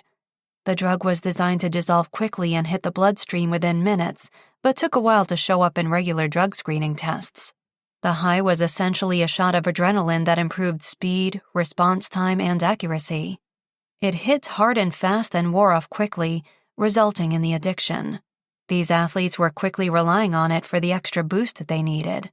Those who competed on college-level teams were using almost daily, and the damage to their heart and lungs as a result was irreparable. Health concerns the drug posed was the major concern, but the reliance on the illegal substance was costing talented athletes their careers when they tested positive or stopped using, and their performance was viewed as dropping. "So the dealers are targeting schools?" "Schools, sports organizations, and community centers. Unfortunately, no one is giving up their source for the product. Guards down at the dock say nothing is coming in on shipping containers that they've detected." Adams raised a brow. "It's local made? In Alaska?" "Seems that way." It was working its way across the state, and so far there hadn't been any reported cases of it in Wild River, but it was only a matter of time. Wild River didn't have a big drug problem, and Eddie hoped to keep it that way. But the local station didn't really have a team dedicated to keeping this shit off the streets. In Anchorage, he could dig deeper, be more involved, try to stop this from spreading to clean communities like his hometown. "Okay, well, put me to work. What can I do to help?" Adams asked. "Find the missing link to these dealers, 'cause so far, I haven't found it." Which made his confidence drop. He'd thought maybe if he could prove himself from afar, the narcotics division in Anchorage would see the value in having him on the team. But so far, he hadn't discovered anything that could tie these offenders together. So maybe he wouldn't be such an asset after all. Maybe that's why his phone wasn't ringing. Chapter 4. What had she been thinking, inviting Lance over for dinner instead of letting him take her out? She didn't cook. She made her best efforts when Kaya was over, but she doubted the world champion snowboarder was expecting chicken fingers and mac and cheese in lieu of the steakhouse he'd suggested. He was training for the upcoming competition season, so even his cheat days mostly consisted of clean eating. Montana pushed her cart through the aisles of the grocery store. So far, she had a can of mushroom soup, chicken breasts, and a bag of Doritos. Appetizer, main course, and dessert? Not the healthiest. Reaching the produce section, she picked up a bag of grapes, putting them in the front of the cart next to her purse. She scans the vegetable options. She could make a veggie platter, cut up some carrots and celery. Side of ranch? Not exactly impressive. Montana scanned the items along the aisle. She didn't even know what half of this stuff was. Most of the green leafy stuff all looked alike. Lettuce she could figure out. A Caesar salad couldn't be that hard. But Lance had never ordered one when they went out, always opting for a chopped salad or garden side salad along with whatever beast he was eating. Potatoes were safe, but was he eating carbs this week? She surveyed the spices. Garlic and parsley. Those things made chicken taste good, right? She had no idea. Why the hell was she putting this pressure on herself? Montana liked to stay healthy by being active, but food was never important to her. She was always on the go. Staying busy was the only way to keep from losing her mind in the small town, and luckily her inability to sit still kept her in shape. Her lack of culinary skills was not her fault. Neither of her parents liked to cook. They had a meal delivery service back in Denver. Montana stopped the cart in the middle of the aisle, reached into her purse for her cell phone, and opened a search engine. Wild River was a small town, but someone must have jumped on the meal box delivery business by now. She didn't want fast food, but something that looked homemade. She absently reached for a grape and popped it into her mouth as the options loaded. "You going to pay for that grape?" She jumped, the grape lodging itself in her throat as she turned toward the sound of Eddie's voice. His faux serious expression faded to a teasing grin, then to a look of worry when she started to cough. "Oh my God, you okay?" She swallowed hard, and the still fully intact grape slid down her throat. She breathed a sigh of relief. "Yes, thank you for almost killing me." "It was a joke. You know, law enforcement and all," he said, gesturing toward his uniform. It hadn't escaped her notice. The dark navy pants with the stripe down the side and the navy shirt tucked in, nicely hugging his chest and tapered waist, suited him. It was like the uniform was a part of Eddie. It made sense. It was part of who he was. He folded his arms across his chest, and the bulging biceps didn't escape her notice either. Eddie wasn't a big guy, not like Tank, but he was taller than she was and built solid, attractive in a non-arrogant kind of way. In fact, his complete lack of ego surprised her, given his chosen profession. "Yeah, I got that," she said. "I'll make sure to let them know at the register. Anyway, you shouldn't eat unwashed produce. A few germs never killed anybody." "That's actually false, but I'm talking about the pesticides. Those grapes aren't organic or grown in a pesticide-free environment." He took them out of her cart and replaced them with new ones. $3 more expensive ones. She tried one. They did taste better. Eddie reached for a clove of garlic and some fresh cilantro. Or so said the label above it, and put them in his basket. Montana watched as he selected several green peppers and an onion. "What are you making for dinner tonight?" she asked, closing down her Google search. The smells coming from his apartment all the time were better than any delivery service. Maybe he'd let her buy some of whatever he was making. "Tonight is grilled chili cilantro chicken. Why? Want to come over?" He looked just as surprised by the offer as she did. "I have a date. With Lance. I'm cooking dinner," she said, watching as he selected packets of ground cumin and red pepper flakes from the spices. "Chicken fingers and mac and cheese?" he asked, then glancing into her cart.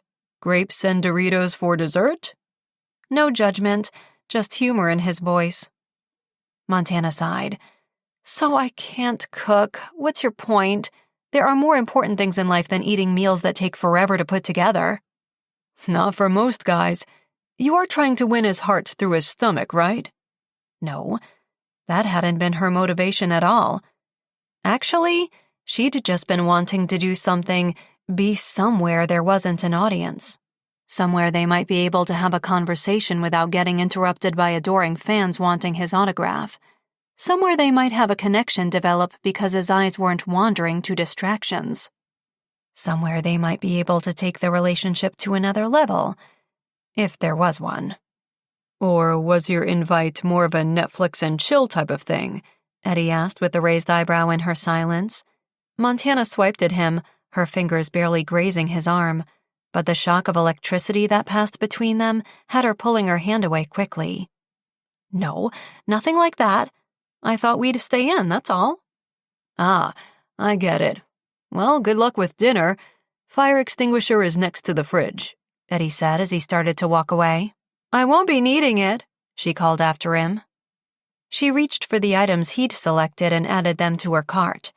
Grilled chili cilantro chicken didn't sound so hard. There had to be a recipe for it online. She'd follow that, and hers would taste better than Eddie's. 4 hours later, Montana reached for the fire extinguisher as the pan on the stove flamed. She pointed the nozzle and sprayed until the flames gave way to a charcoaled mess. She coughed as she fanned the smoke in her kitchen and went to open the window. "At least you have the Doritos and grapes," her sister said, appearing at the table behind her. "I don't have time for you right now." Montana reached for her cell phone and opened the local fast food delivery app. Enough of this shit. She'd followed the instructions online, and the chicken was still torched and stuck to the bottom of the pan. "Oh, come on, don't give up. Cooking can't be that hard," Danny said.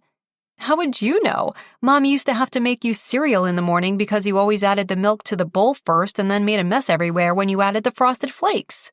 Danny laughed. "I did that shit on purpose. If you do things wrong, people don't expect you to do it again. Low expectations. That's the key to happiness." "Maybe, but right now, I have nothing to serve Lance for dinner, and he will be here in an hour." She scrolled through the delivery options in town. "Why don't you ask Eddie for help? His apartment smells delicious." "I'm not asking Eddie."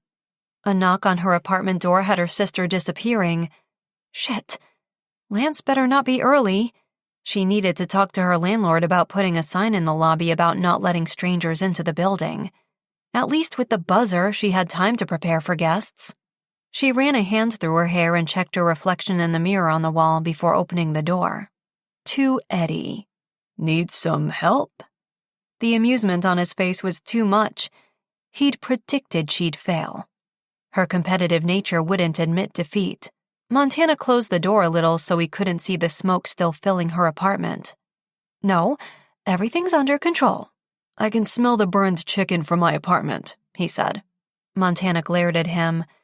"And I suppose yours turned out perfectly?" He nodded. "It did." "You could just sell me yours." She'd pay any price right now to avoid having to order something, have it delivered before Lance arrived, and get rid of the takeout container evidence that she was a failure in the kitchen. Impressing Lance with her cooking should be the last thing she concerned herself with, but she wanted him to see her beyond her extreme athletic abilities. Turns out, she wasn't sure she had any. Eddie grinned. "But then you'd be lying to Lance." Damn Eddie and his morals. I don't have time to go out and rebuy all the ingredients. "I think I have enough stuff left. Would you like to learn how to cook or not?" Learning to cook might be overstating. She'd settle for knowing how to make this one meal right now. "Fine, show me how to make something that smells like yours." "I'll be right back," he said, returning to his apartment. Montana waited for him, and when he came back carrying a full grocery bag, she stood back as Eddie led the way into her apartment and sprayed an air freshener. "First, we need to get the smell of failure out of here," he said with a wink. Man, he's so cute and so sweet coming to your rescue like this. Shit, her sister was back. Behind Eddie's back, Montana made a motion for her to disappear, but Danny was too busy checking out Eddie. She circled around him, super close, and Montana held her breath. Eddie didn't sense anything. Why would he? She was the only one crazy enough to see ghosts. "Danny," she hissed under her breath as Eddie headed into the kitchen. Eddie turned toward her with an expectant look. "Did you say something?" No. Do you have another pan? This one could take a while to clean, he said, surveying the charred food on the stove and checking his watch. Yes, I think so. The deal at Walmart was buy one pan, get the second one half price, and Kaya had convinced her it was a good deal despite Montana's protests that even one pan was being ambitious. Grateful for it now, she bent to retrieve it from the drawer below the sink and caught Eddie's gaze as it dropped to her ass. She stood up quickly and handed it to him. Here you go. Thanks, he said, removing the old one from the stove and replacing it with the new one. Mixing bowl? I only have the one. It's in the dishwasher, she said, scanning the kitchen. On the center of the table was a big porcelain decorative bowl with flowers in it, a housewarming gift from Erica. An eyesore, really, but she hadn't wanted to hurt the other woman's feelings, so she'd displayed it. At least she'd get some use out of it now. She grabbed it, dumped the flowers into the trash, and quickly rinsed the bowl. Will this work? Eddie shrugged. Improvisation. I like it. Man, I love a guy who can cook, Danny said, propping her ghost ass onto the counter next to the stove. Montana's heart raced. Why the hell was she still here?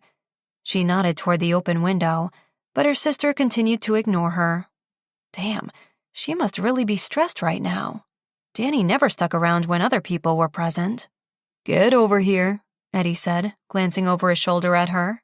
Oh, can't I just watch you do it? I'm a great visual learner, Montana said. If she messed this up twice, there'd be no time to figure out a new plan before Lance arrived. Also, she wasn't eager to look like an idiot in front of Eddie. Nice try, but I believe in a hands-on approach, he said, his gaze boring into hers. He could be hands-on with me anytime, Danny said. Montana did her best to conceal her annoyance with her sister as she slowly approached the counter. Okay, well, I mixed all of these ingredients together the first time. I'm not sure what I did wrong. Eddie surveyed the ingredients on her counter. Where's the brown sugar? You didn't buy brown sugar at the grocery store. The recipe had called for it, but Eddie hadn't bought any, so she thought maybe it was one of those optional ingredients. I had some already. You own brown sugar? He shrugged. I use it in my chocolate zucchini muffins. Oh, my God. She took a deep breath. Well, can I borrow some sugar? His grin was wide. Wow, we're like neighbors from the 50s. Eddie, sugar? He could pour some sugar on me anytime, Danny said, breaking into a terrible rendition of the Def Leppard classic. This was a nightmare. I'm actually out, he said. I used the last of mine, but if you have honey, we can substitute. He went to her pantry. Ah, bingo! The previous tenant must have left it behind because Montana had absolutely no use for honey, but she kept that to herself. How do you know these things? Honey and brown sugar were nothing at all alike. Told you, I went to culinary school. Eddie added the honey to the ingredients on the counter. This guy is fascinating, Danny said. Okay, so let's mix everything together, Eddie said. Montana waited. I meant you, he said, taking her hand and drawing her closer. Montana stared at his hand on hers. Could he feel the pounding of her pulse through her wrist? She swallowed hard, moving her hand away and reaching for the olive oil first. Just a teaspoon should do it, Eddie said. Oh, wait. She paused. What's wrong? She hadn't even started yet. Eddie reached for the apron that Kaya had bought her as a joke from behind the kitchen door. This could get messy, he said, looping it over her head. His fingers grazed her neck, and goosebumps surfaced on every inch of her body. Her breath caught, and she froze in place as he reached for the apron strings and wrapped them around her waist, stepping closer to tie it in the back. His body was inches from hers, and his dark brown eyes were like pools of chocolate that she found herself drowning in all of a sudden. Had his eyes always been this mesmerizing? So dark they were almost black, but containing kindness and sincerity mixed with an unexplored intensity that swallowed her up. His gaze dropped to her lips, and she instinctively licked them, causing his expression to change instantly to something she could only identify as lust. He cleared his throat and quickly stepped back. Okay, that should protect you. Your clothes, that is, he said, sounding slightly flustered. Well, he wasn't the only one. Where the hell had this reaction to him come from? She wasn't attracted to Eddie. He was the exact opposite of her type. Everyone else thought their bickering was actually flirting, but it hadn't felt that way, and she'd certainly never gotten the vibe from him that he was into her. He just liked to tease her and irritate her, turn her on, apparently. "Earth to Mon," Danny said, whispering in her ear. Shit, she was standing there like a moron. Right, okay, mixing the ingredients. Focus on making dinner for Lance. She was partially successful as she repeated the same actions she'd done on her own, except this time adding the honey to the mixture, which made it stick to the chicken instead of pooling in the bottom of the frying pan and burning quickly. Eddie smiled as she nervously removed the lid after the required cooking time. "Looks just like mine," he said. Montana blinked as she stared at the delicious-looking, delicious-smelling food. "I did it!" "See? Hands-on approach always works," Eddie said, a hint of something in his voice that had heat rushing to Montana's cheeks. Hands-on. Right. The skin at her neck tingled where his fingers had touched. Jesus, what was happening to her? He'd barely touched her neck. What if he'd actually touched her, for real, intentionally? Somewhere a lot more tempting than the back of her neck. And why was she wishing he had? She looked away quickly. "Thank you for your help," she said, reaching to untie the apron. "Leave it on, at least until Lance gets here. It's sexy." He cleared his throat. "I mean, it looks more authentic that way," he added with a wink. The simple gesture he'd done 1,000 times before had her knees weakening this time. Danny's dreamy sigh as she watched their interaction was exactly how Montana felt. When had Eddie gotten so hot? Was it just because he'd come to her aid that evening? Or because it was sexy to see his expertise in the kitchen? She didn't care about those things. Did she? Maybe there was an element of damsel in distress syndrome in her kick-ass, take-no-prisoner personality after all. She wasn't sure how she felt about that, but right now there was no denying. There were new feelings coursing through her. Feelings spurred by Eddie. "I should get out of here," Eddie said, leaving the kitchen. Montana followed, her gaze taking him in. Broad shoulders, strong back, sexy ass in jeans that hugged his body so nicely. Danny was close on her heels. "Right. Thanks again. I appreciate the help," she said as he opened the apartment door and went out into the hall. "You got it," he said. "Anytime." His voice sounded deeper suddenly, and the words seemed to hold a shit ton of meaning. Montana blew out a long breath. It was really hot in here. "You should be having dinner with him," her sister said as they both watched Eddie go into his apartment next door. For the first time, it was hard to disagree. Eddie cranked the pace of the treadmill and blasted a rock song with a heavy beat from his workout playlist. This would be his second workout of the day, but after spending the last hour with Montana in the close quarters of her kitchen, he needed to let off some pent-up energy. He also had to get the hell out of his apartment. It had been irritating enough that he'd helped her make dinner for another guy. He'd be damned if he sat next door alone while they enjoyed eating it, and did other things that made his stomach turn to think about. He was pathetic. His feet hit the conveyor belt with a steady rhythm, and his heart rate increased.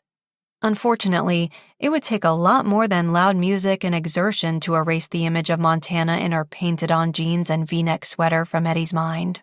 Her shapely hips and thighs, her thin waist that he wanted to wrap his arms around while he helped her at the stove. That had been the point of the apron, to hide her sexy-as-fuck body so he could concentrate. But he'd been unable to just hand it to her. It was like he'd been on autopilot as he'd draped the apron over her head, reached around her to tie it. He had to have been imagining the look in her eyes when she'd stood there staring at him.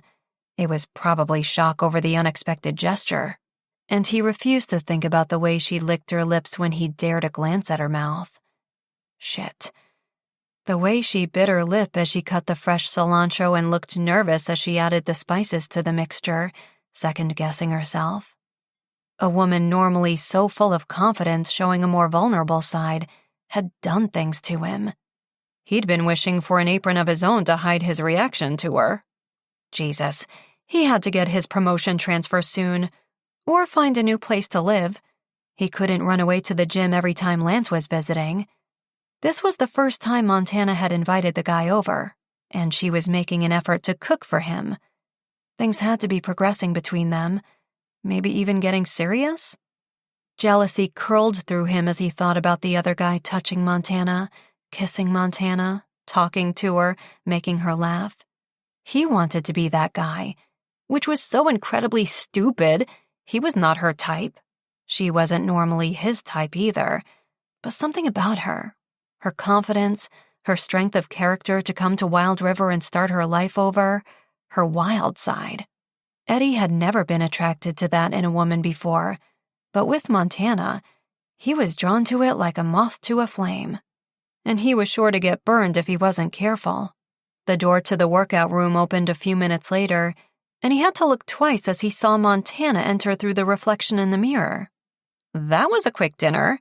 Seeing her dressed in her yoga shorts and bra top, he nearly fell off of the treadmill. He grabbed the handles and fought to compose himself as she looked his way. The bright teal matching outfit complemented her sun-kissed skin. Long legs in those tight shorts and the mesh insert at the front of the bra gave him a breath-stealing view of her cleavage. She was shaped like an athlete with the curves of a fitness magazine model. No wonder she turned heads everywhere she went in Wild River. She said something, but all he saw were her lips moving. Sexy, still painted a pale pink shade of lipstick lips. She wasn't the type to put on makeup just to go work out, so obviously Lance hadn't kissed it all off. The knowledge made him feel a lot better than it should. He slowed the treadmill and paused his music, removing one earbud. Sorry, what did you say? I asked if you minded if I work out. With you. Well, like beside you while you work out, she said, sounding as awkward as he felt. Close quarters in her kitchen, now close quarters in the workout room, while they both got hot and sweaty. Nah, he cleared his throat. Go ahead. Don't ask about the date, don't ask about dinner. What happened to Lance? Sure, that was less obvious. Then a horrific thought struck him. What if Lance was joining her for the workout? Fit couples did that all the time. Workout dates. Maybe they planned to work out first, then shower together, then eat. Montana sat on a stationary bike next to him. He got called away. One of his Olympic teammates is in town for tonight only.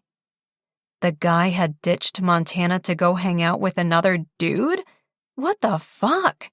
Eddie wouldn't care who was in town for one night only. He'd never trade the opportunity to be with Montana. Did you get a chance to impress him with your cooking skills at least? He asked. He took a to-go bag, she said, cranking the intensity on her machine. Was she annoyed by Lance's actions or not?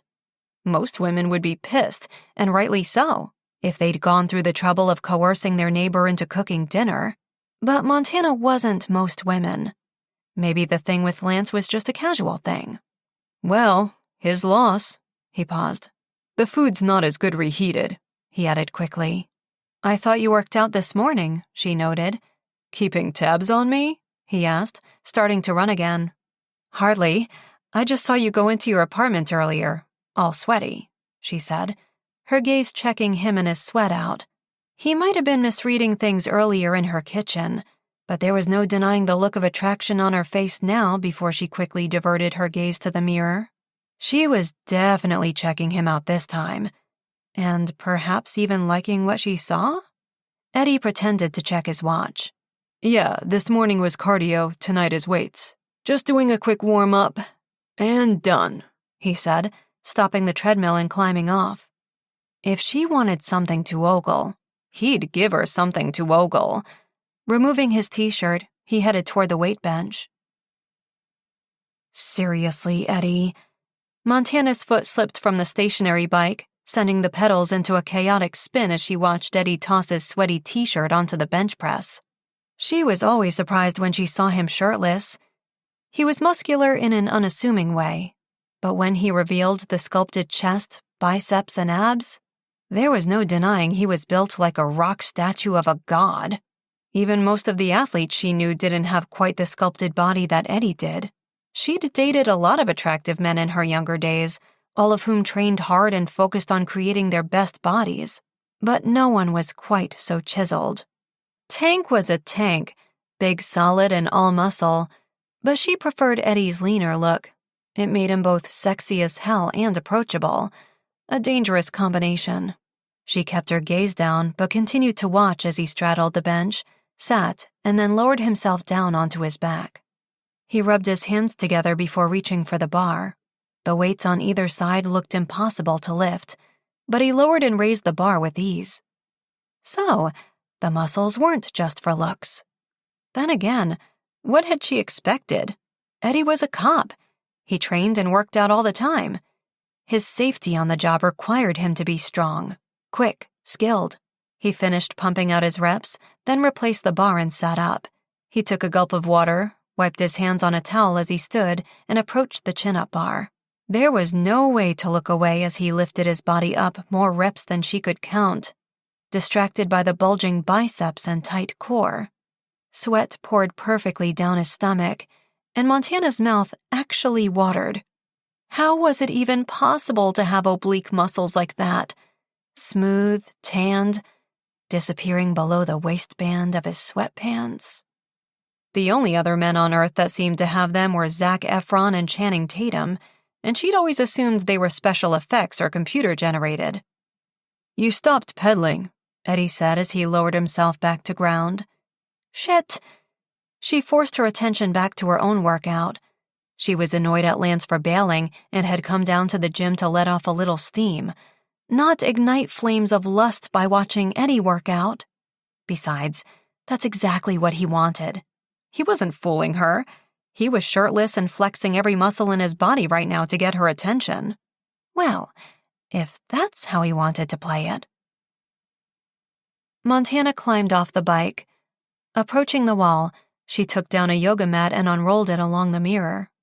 She stood at one end, raised her arms overhead on a long inhale, then lowered them down to the ground on an exhale, walking her hands forward until her body was in plank position, then moving through her yoga flow slowly until she was in downward dog position.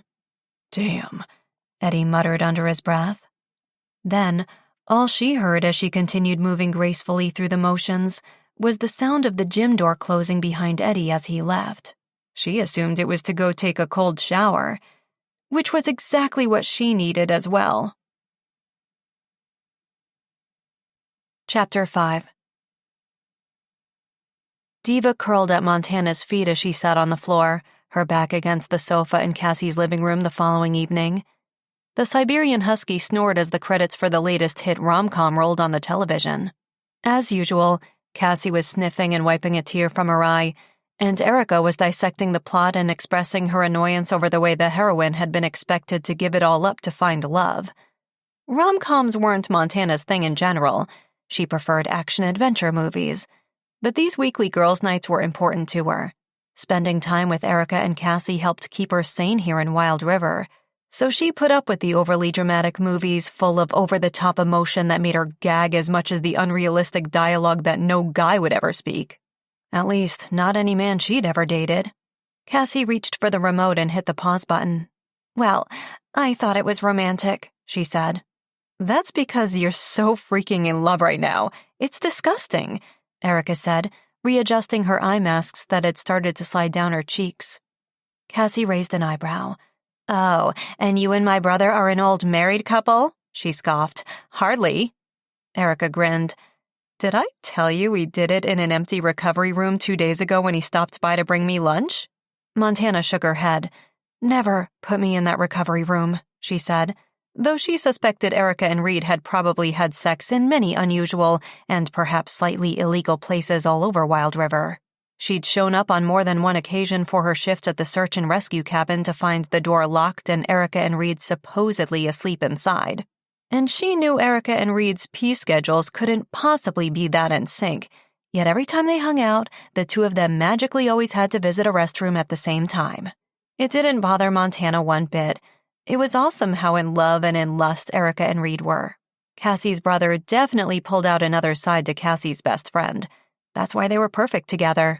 Erica lit up at the sight of Reed, and he was obviously as crazy about her, but they also complemented one another. They had the whole opposites attract thing working for them. Would she ever find that real connection with someone? So far she hadn't, but she hadn't really been looking.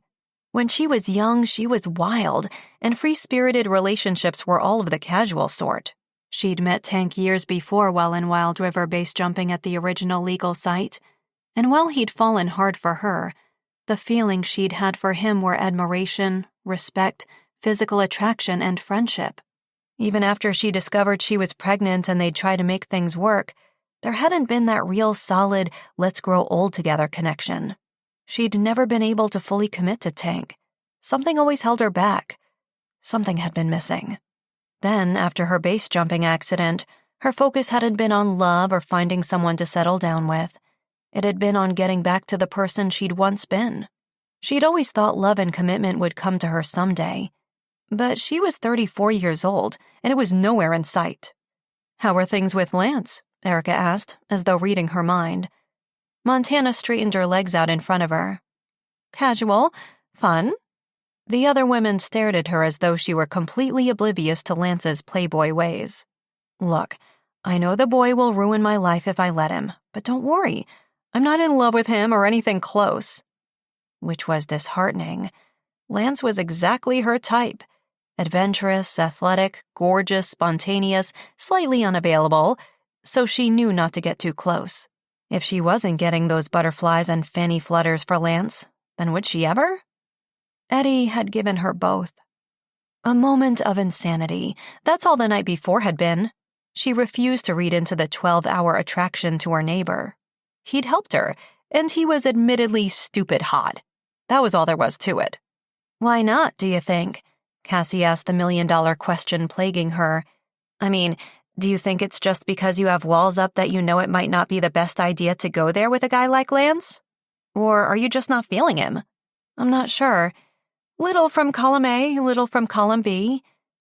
How did she explain it to two women so much in love? "I guess I'm being careful not to open myself up just yet. But at the same time, I'm not sure there's any real danger, if that makes any sense." "How was your date last night?" She shifted her position on the floor and avoided their hungry-for-gossip expressions. "It was good. There really wasn't anything juicy to tell. He'd arrived, he'd received a text, and he'd bailed, taking the food with him. You know you're talking to two women whose boyfriends work at the bar, right?" Erica called her on her bullshit. They knew exactly how her evening had gone. "It was a short date," she admitted. "Did he actually bail on you after you went through the trouble of cooking for him?" Cassie asked. Montana waved a hand. "It was nothing, and besides, Eddie did most of the work." She clamped her lips shut. "Shit. Eddie helped you cook?" Erica's eyes lit up. "Any new development there?" Cassie asked. "Where?" Playing dumb would only afford her so long. Cassie threw a couch cushion at her. "With Eddie!" How did Montana know this question was coming? They really didn't get that a conversation about her love life in any capacity should never logically turn to talking about Eddie. He was her annoying-as-shit neighbor. End of story. Her palms getting slightly sweaty at the mention of him meant nothing. It was just a physical reaction to having this conversation yet again. "No development. Not even plans for development," she said, reaching for her empty wine glass. "Anyone need a refill?" They nodded, and she collected the glasses and headed for the kitchen. She knew the minute she was out of earshot, they'd be talking about how crazy she was not to see Eddie as a potential match and how oblivious she must be not to notice Eddie's attraction to her. Neither was true. She saw Eddie's attraction, especially the night before. But she and Eddie together? No way. The guy was the walking definition of good. And she was, well, not evil, but definitely mischievous, and she liked herself that way. She wouldn't date a guy who might make her feel like her risk-taking and rule-bending approach to life was wrong. Montana opened the fridge and took out the wine. As she closed the door, She scans the pictures of Tank and Cassie and Kaya, plus several with her photobombing in the back, and she sighed. She loved being in her daughter's life, and the part-time parenting situation might be all she'd ever be capable of. Their situation worked for all of them, and she adored the co-parenting routine they had working. But would there ever be a fourth adult in these pictures? And if so, what would that look like? Single, she'd only ever had to deal with what was best for her, and dating had been challenging enough. Now, as a single mom, things were much different. She didn't think she was looking at relationships with an eye to finding a suitable stepdad for her daughter someday, but maybe subconsciously she was. Maybe that's why her feelings couldn't get any deeper for the playboy snowboarder. An image of Eddie, and the memory of his arms around her in her kitchen as he tied her apron the night before appeared in her mind, and her chest tightened. She poured the wine quickly and headed back into the living room before the temporary insanity from the evening before could once again take over her common sense. Eddie walked into the station on Monday morning only to hear the dreaded words, "Captain's looking for you," from his coworker Angel Sanchez. A quick mental recap of the last week didn't reveal anything he could be in shit over. "Did he say what it's about?" he asked, dropping his gym bag on the floor next to his desk. "No, but he didn't look happy," Sanchez said, returning to the mountain of paperwork on his desk. Unlike Eddie, Sanchez liked to save up his reports and do them all at the beginning of the following month. His desk was always a mess, whereas Eddie's was neat and tidy. Unfortunately, it meant Sanchez always looked busy, and Eddie looked like a slacker from being too efficient. He hoped to transfer to a busier division would help fill the days more, make him feel useful and confident that he was actually making a difference in the world. Eddie walked to Captain Clarkson's office and knocked on the partially open door. "You wanted to see me, sir?" Captain Clarkson looked up from a file on his desk. "Come in and close the door." Great. Door closed was bad news. But he couldn't remember pissing off the captain in recent weeks. When he'd first joined the department, he'd annoyed the man all the time with his overzealous approach to the job. But Eddie had quickly learned that most of the troopers in Wild River were happy with the slower pace and lack of crime in the resort town. They preferred to leave what they referred to as the drama and excitement to the local search and rescue crew. "Have a seat," Captain Clarkson said.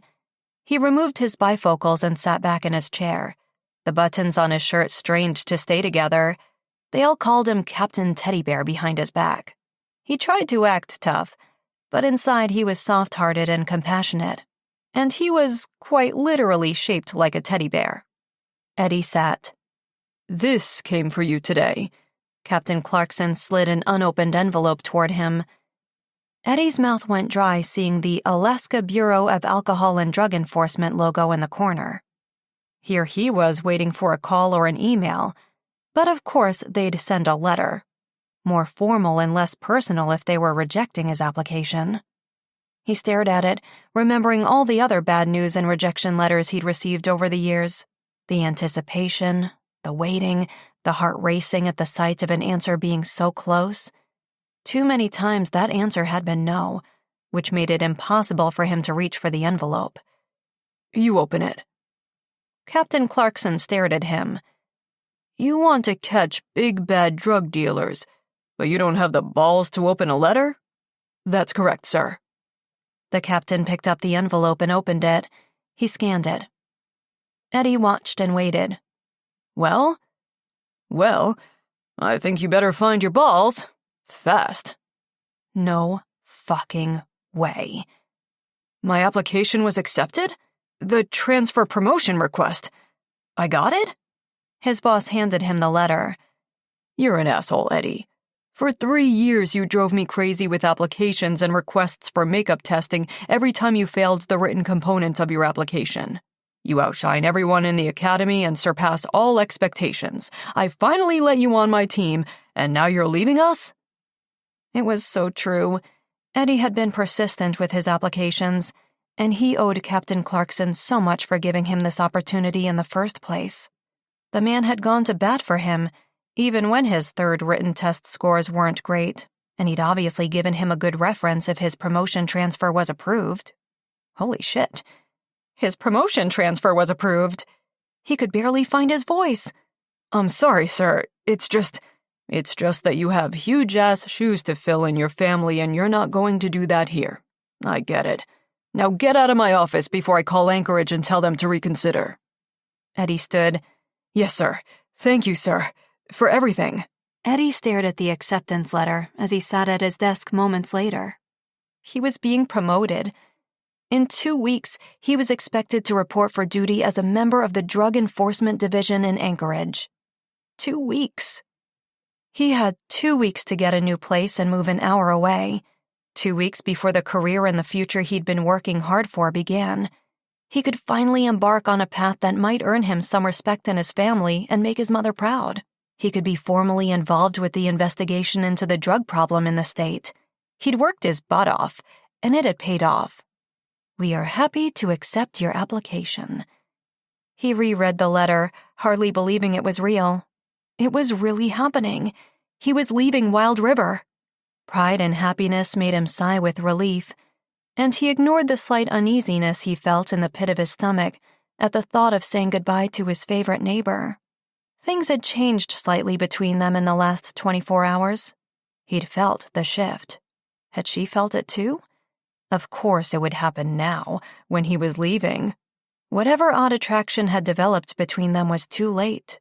Life decisions could not be made based on a woman who found him annoying as hell. Chapter 6. The man was definitely in his element. Montana watched with amusement as Lance signed autographs for a group of female tourists. The professional snowboarder was well loved in Wild River, and he didn't seem to tire of the attention. He hadn't revealed much about his past, but she knew from the media that he'd been raised by his father, who is also his former snowboarding coach. The man had pushed his son beyond his physical capacity to train and be the best. It had bordered on child abuse, and Lance had eventually fired his father and hired a new coach.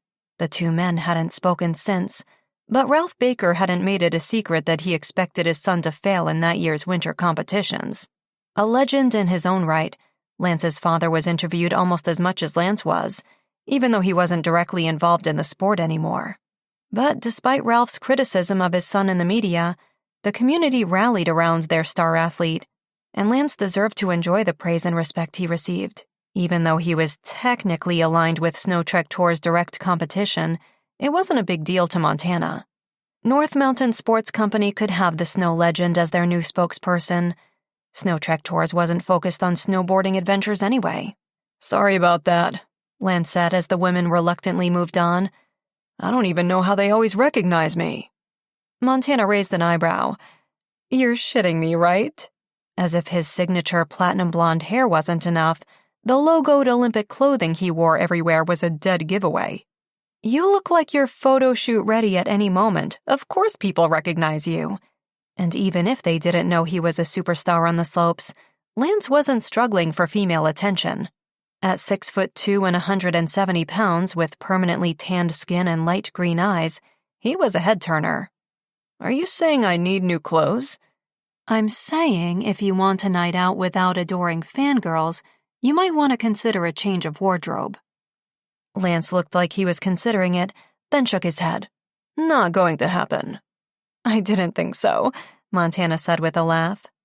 So, your first training course started last week, right? Impressive that he remembered. Maybe he wasn't completely self-absorbed after all. She'd agreed to meet him for drinks that evening, despite her better judgment, as he wanted to make it up to her for bailing on dinner Saturday night. Yes, a group of 8. They've all completed at least 10 skydives, but none are experienced base jumpers, so I expect to have 8 students turn into about 5 by middle of next week. Lance leaned on his elbows. Are the 2 activities really that different? Absolutely. Jumping from a plane, you have time. You freefall long enough to get your bearings, get used to the sensation, remember your training. Base jumping is fast and dirty. The freefall is short, and you need to be alert at all times. The way you position your body, your reaction time, it all matters. I don't think I've ever met a woman who is more badass than I am, he said, taking her hand in his. Montana shifted on the wooden bench. It wasn't the first time he'd made such a comment, and it left her feeling uneasy. She knew what attracted him to her was just that, her adrenaline-seeking extreme sport ways, but she wasn't that woman anymore. Not entirely, anyway. So, what came out of New York? Lance shook his head. I've signed NDAs on top of NDAs. Man, this corporate side of things is shit. I just want to snowboard. The price of fame. Montana's cell chimed on the table. She took her hand back and reached for it. Sorry, it's Kaya. Lance immediately sat back in the booth as she read quickly. Camp is going great. First official campfire is tonight. Miss you. XO. She responded, Great. Love you. Have a fun night. Knowing her daughter was having fun helped to soothe the sting of not seeing her. Still, she left the phone on the table in case Kaya texted again. She just left for camp last week. For a month. Lance nodded. Cool. It is, for her. I'm freaking out, but this will be good for her. She'd been reminding herself of that every few minutes since the bus drove away. Lance scanned the bar, clearly uninterested. My talking about my kid really weirds you out, doesn't it? He shrugged. Nah, kids are just not something I get. Some days, their 7-year age gap was a massive crater between them. Or maybe just their situations in life. Lance was still traveling the world and competing in high-level sports. Montana was learning to adjust to small-town normal life. Well, you know I'm a mom. Yeah, I try not to think about it. Wonderful. This thing with Lance was going nowhere fast. She'd known it all along, but his lack of interest in her beyond her past exciting career was telling. It had been fun at first, and she thought she was okay with just having fun. But facing the inevitable breakup speech, she realized she'd been hoping for more. Maybe not exactly from Lance, but someone. Which meant, maybe, she was ready to put herself out there, try a real relationship. Across the bar, a champagne bottle cork popped, catching her attention. Eddie sat in a booth with several members of the state trooper's office. They were all hollering and cheering, clearly celebrating. And it must be over something really good. She'd never seen that look of pride and happiness on Eddie's face before. Friend of yours? Lance asked, his obvious dislike of the uniform evident. My neighbor. Your neighbor's a cop? That's no fun. It's not so bad. Eddie had actually been really great when she'd gone missing in the woods months ago. He'd helped Tank and the search and rescue team get into her apartment when no one had heard from her. And his quick thinking bringing one of her pillowcases to the search site for Diva to get her scent was probably what saved her life. She hadn't forgotten that. Eddie had played a huge role in her being found that day. She watched him laugh and joke with his coworkers now. He had a nice smile, genuine, not 1 ounce of cockiness in his entire body, which was different from someone in his position. Cops needed to be cocky. They dealt with assholes and criminals, putting their lives at risk for the job daily. But Eddie seemed like the most sincere, non-egotistical man she'd ever met. He was a good guy. Maybe that was her hesitancy to get close to him. He was good, and the verdict was still out on her. Hey, you still with me? Lance waved a hand in front of her face, and she reluctantly turned her attention back to her date. Her last one with Lance. She couldn't continue to date him when she didn't see a potential future with him. She was quickly realizing she didn't want to waste any more time. Yes, sorry. What were we talking about? From the corner of her eye, she saw Eddie being dragged toward the dance floor by a woman she didn't recognize. They took turns taking swigs directly from the champagne bottle as they moved in time to the music. His hips swayed, and his feet definitely moved to the beat. Shit, Eddie could dance. And he looked like a lot of fun when he loosened up. I was asking if the launch site would be open on time, Lance said, his gaze drifting past her to a group of women in a nearby booth staring at him. Yes, we are on schedule. That's all he would get from her. Her loyalty was with Cassie and making their new venture a success. She didn't trust Lance. He could easily be relaying information back to the executives at North Mountain Sports Company, and Montana wouldn't put Cassie's company at risk from her biggest competitor. His cell phone rang, and he glanced at it. "Sorry, I've got to get this," he said, picking it up. "Take your time. I'm going to the ladies' room." Then she was calling it a night. Entertaining herself with Lance was okay, but maybe it was time to start thinking about what she wanted long-term. Her gaze drifted toward Eddie again as she climbed out of the booth and headed toward the restrooms. Was Eddie long-term? Maybe once she ended things with Lance, she could explore that possibility. Take things slow, get to know him, see how things progressed. She didn't have to rush into something new, but she didn't have to try so hard to prevent something from happening between them either. Her step felt lighter as she rounded the corner in the bar and came up short at the end of a long line of women waiting for the restroom. There was no way she was standing in a lineup of 20 women when the men's room was free. Tank kept the place spotless, including the men's room, and besides, at one time she'd been part owner of the drunk tank, and that gave her special privileges to break the rules, didn't it? Walking past the waiting women, she opened the door to the men's room and went inside. She ignored the surprised-looking man standing at the urinals and dove into a stall. She peed quickly, and he was gone when she re-emerged. She took her time as she washed her hands, then fixed her hair in the mirror. What should she say to Lance? Saying it was over would imply that they'd had something more serious than they did. Saying she didn't want to see him again seemed a little harsh. Maybe she shouldn't say anything at all and just say no to any future date requests. If there were any. Remembering the look on his face when she'd mentioned Kaya, maybe they were on the same page. Maybe he wouldn't ask her out again anyway. Either way, he was leaving soon to train full-time with his snowboarding team and wouldn't be back until Thanksgiving.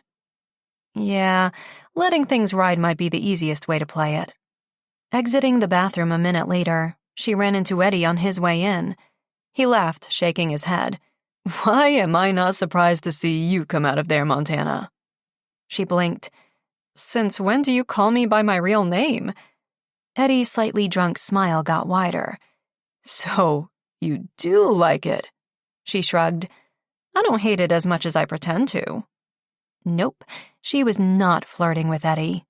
At least not while she was on another date. She cleared her throat. "What's going on at your table?" "A celebration?" "Yeah, the drinking champagne straight from the bottle kinda tipped me off to that.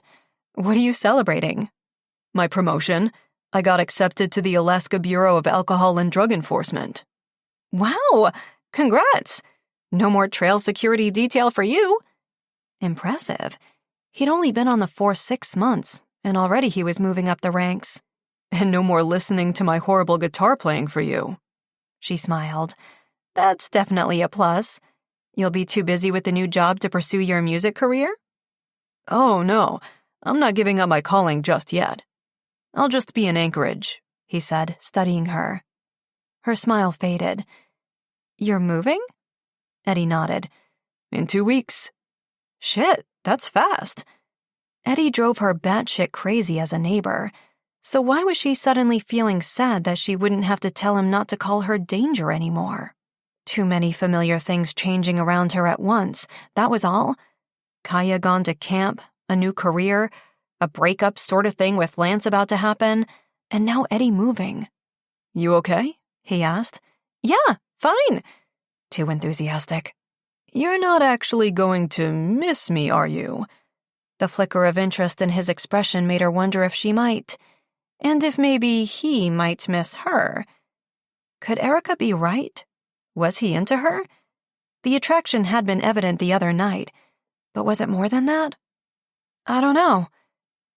Why had she said that? She should have said no. She should have lied. He leaned against the wall, his body moving close to hers, the smell of champagne and his soft, inviting cologne lingering in the air between them. "So you don't exactly hate my guitar playing?" "It will be the thing I miss the least," she said. Her eyes took in his muscular forearm next to her head. "What will you miss the most?" He leaned even closer. One step toward him, and she would be close enough to kiss him. "I felt safe having you next door." Where the hell had that confession come from? Eddie looked just as shocked. His gaze met hers and held. Her entire body tingled, and all of a sudden, She was seeing everything everyone else already had. Eddie was not the guy she chose to pin him as. He was sexy and strong and sincere and honest, and just the littlest bit exciting right now. "Are we having a moment?" he asked, his expression searching hers. They weren't not having a moment, but it was too late. He was leaving. In 2 weeks. She forced herself to look away from his intense gaze. "Good luck in Anchorage, Eddie," she said, and walked away from him before she could do something dumb like admit she might actually like him. "Hey, want a ride?" Sanchez asked, sticking his head out of his truck window as he drove past Eddie on Main Street an hour later. "Nah, it's a beautiful night. I'll walk." Might be one of the last late-night strolls along Main Street he'd have for a while, and the fresh air would help soften the hangover he was no doubt in for the next morning. He wasn't a big drinker, so the mix of champagne and shots that evening would definitely take their toll. "Okay, man. Congrats again. You deserve this opportunity. Try not to fuck it up." Eddie laughed. "That's my goal." Heading toward his apartment building, he took a moment to appreciate his surroundings. Wild River had been home to him for so long. Even after his grandmother and mother and sisters moved to different areas of Alaska outside of the resort town, he'd stayed. The vast, beautiful wilderness combined with the modern, hip vibe of the tourist town had made it a perfect place to live. But now, it was time to move on. Time for a new chapter. His cell phone chimed, and he read the text from his sister, Catherine. "Congrats, bro. You're almost as cool as me now." Praise in his family was hard to come by, so he'd take it. He tucked the phone into his back pocket as he passed Snow Trek tours. He'd probably miss this part about his current position the most, patrolling Main Street during the day and catching a glimpse of a certain brunette working inside. Montana's reaction when he told her he was moving had surprised him. He'd expected her to have popped her own bottle of bubbly at the news, but she'd actually looked disappointed. She'd felt safe having him live next door. Damn, what an unexpected confession. He shook his head. She was probably just worried that the new neighbor might be worse. The devil you know and all that. He slowed his pace, seeing her a few blocks ahead, walking with Lance. Damn, don't turn around. The last thing he needed was for her to think he was stalking her. Again. Her voice floated back toward him, and it was a sound he would miss. Sharing an apartment wall, he heard it whenever Kaya was around, and recognized its absence when the little girl wasn't. Clearly, Montana was struggling with her new life, but she was determined to make the best of it. He admired that. Admired her. At first, he'd been concerned for Tank and Kaya and Cassie. Montana's intentions hadn't rung true for him, but she'd proven to be here for all the right reasons, despite how tough it had to be unable to do the one thing she loved most. She was amazing, putting her daughter first, her new venture with Cassie first. He watched her with Lance, and his heart fell. She deserved so much more than that self-absorbed athlete. Man, he had it worse than he thought he did. Maybe it was for the best that he was headed to Anchorage. At least he wouldn't have to watch her fall for the wrong guy. A shadow to his left caught his eye, and he turned to see a figure head into the alleyway between the bakery and flower shop. He walked a little faster and saw a man dressed in jeans and a dark hoodie reappear across the street, several paces behind Montana and Lance. The man was watching them. Eddie picked up his pace, fighting to get a look at the man's face, but the darkness and the shade of the buildings prevented a clear view. But the gun the man held was visible enough in the bright beam of the streetlight. What the hell?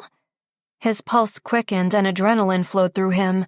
His training kicked in, and he started to run as the man lifted the gun, pointing it toward Lance and Montana. "Montana!" he yelled as he approached. She and Lance stopped and turned, and a glance toward the man with the gun had Eddie diving. Next, he was free-falling, his body shielding Montana's as they hit the ground. He felt the bullet pierce his skin before he heard the shot. Searing pain at the base of his spine radiated throughout his entire body as his consciousness wavered. The ground was unsteady beneath him, and dizziness made it hard to focus. Montana's voice sounded far away as she called his name. He blinked several times, trying not to pass out. His lower body went numb, then the rest of him, and all he could feel was his heart pounding in his chest. Montana's face above him, her panicked look of terror was the only thing he saw. He reached out to touch her as the world faded in a hazy mist around him. "Hey, what's up, Danger?" he said, before everything went black. Chapter 7. Waking up to bright lights shining in his face was not a good sign. At least he wasn't dead. He didn't think the afterlife was this noisy. Voices, mostly female, mostly loud, all talking at once. "Oh my God, he's awake!" his grandmother's voice, then her face peering down at him. "What the hell were you thinking, young man, jumping in front of a bullet?" "That's kinda my job, Gran," he said, but there was no way she could have heard him. He could barely make out the words.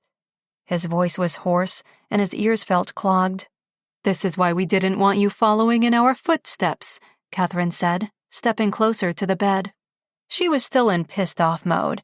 His older sister cycled through emotions when she was scared. First, she pretended it was nothing. He must have been asleep for that reaction. Then she was angry, which was the stage they were currently in based on her tone. Eventually, she'd be upset.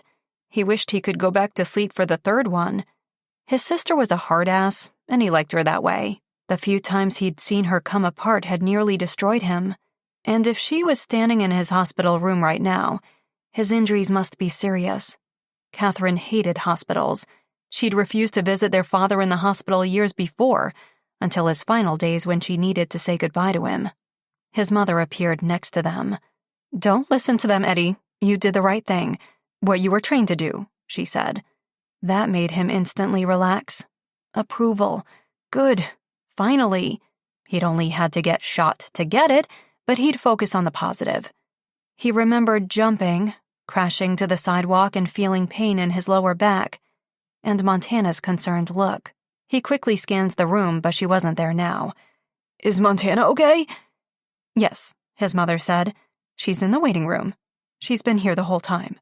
No doubt the hospital, most likely Erica, was bending the rules already, allowing his mother, grandmother, and sister in the room all at once. But if he'd had a choice of whose face he wanted to wake up and see, it would have been Montana's. In his deep sleep, he'd dreamt about her. "The shooter?" "He got away. Wild River Dispatch is still looking for possible suspects, and they're asking for witnesses to come forward. So far, no one has.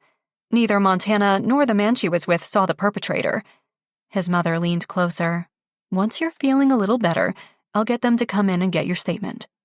Not wasting time was important, and the longer the delay before he recounted the events and gave a full description, the less credible his statement would be. The mind forgot or refabricated details the longer they waited. "What are my injuries?" he asked. His grandmother looked at his mother. She looked at Catherine. Catherine left the room. Shit. "Come on. Someone tell me what's going on." Erica entered the room before anyone could find the words, and Eddie could see his sister standing outside the door. Fantastic. She'd brought the doctor in. Not a good sign. Erica Sheridan was an amazing surgeon and someone Eddie liked to think of as a friend. But while she'd come a long way in her bedside manner since working at Alaska General, she was still able to deliver bad news to patients without batting an eyelash. And right now, he felt as though he could use a sugar-coated version of things. "Hi, Eddie," Erica said, checking his vitals on the machine next to him. "How are you feeling?" "I don't feel anything." Which was terrifying. At least with pain, he could deal with it. Not knowing why he was numb was daunting. "We will try to keep it that way for a little while longer to make sure you can get some rest." "How long have I been here?" Suddenly, he realized it felt like days. 2 days. It was a worse injury than he thought. "We did surgery last night. The good news is I was able to remove the bullet. It remained mostly intact, so there aren't any fragments that we are worried about traveling through the bloodstream. The bullet's been handed over to forensics." So much for hoping it was a flesh wound.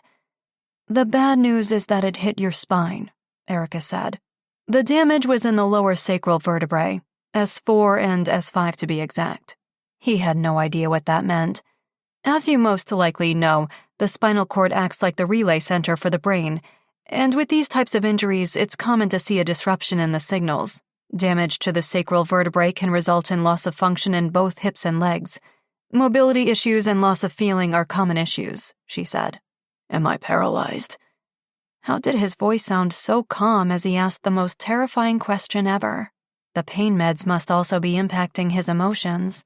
The tear sliding down his grandmother's cheek, or the way his sister kept her eyes downcast, refusing to look at him from the doorway, or the way his mother's face looked anguished should have had his pulse bursting through his veins. But there was no fear at all, just an unsettling calm that he knew would eventually wear off. We don't know yet. Blunt, straightforward. Normally he liked that about Erica. Not today. Why not? We need the swelling to go down before X-rays can assess the extent of the damage. We did everything we could for now.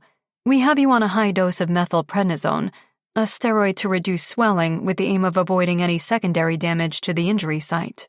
Sounded like quite a lot of damage already. You are also on a high dose of morphine, an anti-inflammatory, and a strong antibiotic to ward off any chance of infection from surgery.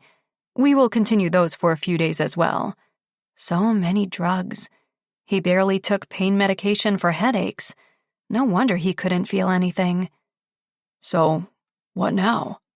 We just need to wait a few days and hope for the best, Erica said, her voice softening. I'm sorry I don't have better news. You saved Montana's life. If the bullet had hit her, it would have most definitely hit an internal organ. You truly are a hero. He'd always expected those words to mean more. As a kid, he dreamed of being a superhero, saving the planet from aliens or monsters. Then, as an adult, he'd wanted to protect people from real dangers. Now he had, and it seemed insanely anticlimactic. Just him lying in a hospital bed with no way of knowing whether or not he'd walk out of there on his own. He needed more, something to hope for at least. Your best guess? He asked Erica. What are the chances I'm okay?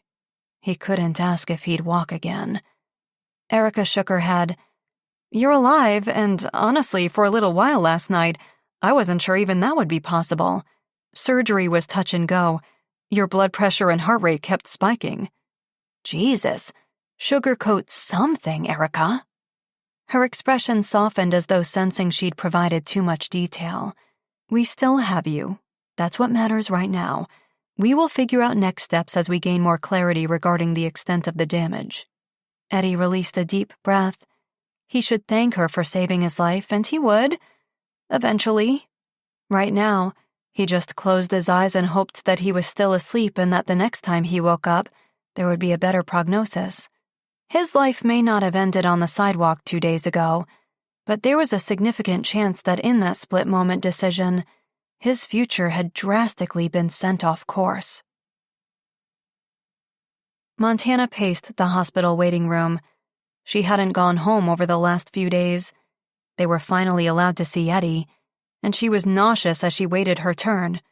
Her stomach churned, and her palms sweat at the recurring memory that refused to leave her. Hearing Eddie call her name, turning to see him lunging toward her, then the gunshot ringing loud in her ears and seeing the blood pooling on the sidewalk. Eddie's blood, not hers. It could have been hers. His family was in the room with him, and she'd just seen Erica go in. But no one was telling her anything beyond that he was alive and surgery had gone well. The bullet was out. Bullet. One that could have been lodged in her body. It could be her in the hospital bed right now. She swallowed the lump in her throat that had kept resurfacing over the last 48 hours. Lance approached with a new coffee. The other 3 he'd brought her sat cold on the table, but she appreciated the gesture and something to do with her hands. Thank you, she said, accepting the cup from him. Any update? He asked, taking a sip from his own cup. Not yet. His family is still in there, and Erica went in a few minutes ago. She paced back and forth. Shit, Lance. What if something is really wrong? Her chest ached thinking that something could have happened to Eddie. So much so that she was starting to think her new attraction to her pesky neighbor might go a little deeper than she'd originally thought, though she knew these feelings were common in survivors after a tragic event. A bonding effect with the person who saved them sometimes mirrored real emotions. But then, how could she explain away the ones she'd had in the bar before the shooting? Their flirty banter had moved into real attraction territory. She'd been genuinely upset that Eddie would be moving. Now, she was devastated that his future plans could be derailed or, at the very least, put on hold. Lance wrapped an arm around her and led her to the sofa. "I'm sure he's going to be fine. Erica is a brilliant surgeon. And Eddie's a cop. His natural instinct was to protect us. So don't for a second feel guilty or responsible about this." He didn't seem guilty or responsible at all, and that had her slightly on edge. He'd come and gone frequently from the hospital over the last few days, but he claimed to be talking to police, trying to figure out who might have shot at them. He didn't doubt for a second that the shooter had been aiming at him, not Montana, and that in itself unnerved her. Why would someone want to kill Lance? And why was he so confident that someone wanted him dead? Was competitive snowboarding really that cutthroat? So far, the shooter hadn't been located or identified, and Lance hadn't gotten any real answers about the case from police. They'd spoken to her that night, right after the incident, but she'd been of little help. She hadn't seen the perpetrator before the gunshot cut through the air, and afterwards she was concerned and focused on Eddie. She had no idea who could have shot at them, or why. Erica walked toward them, and Montana stood.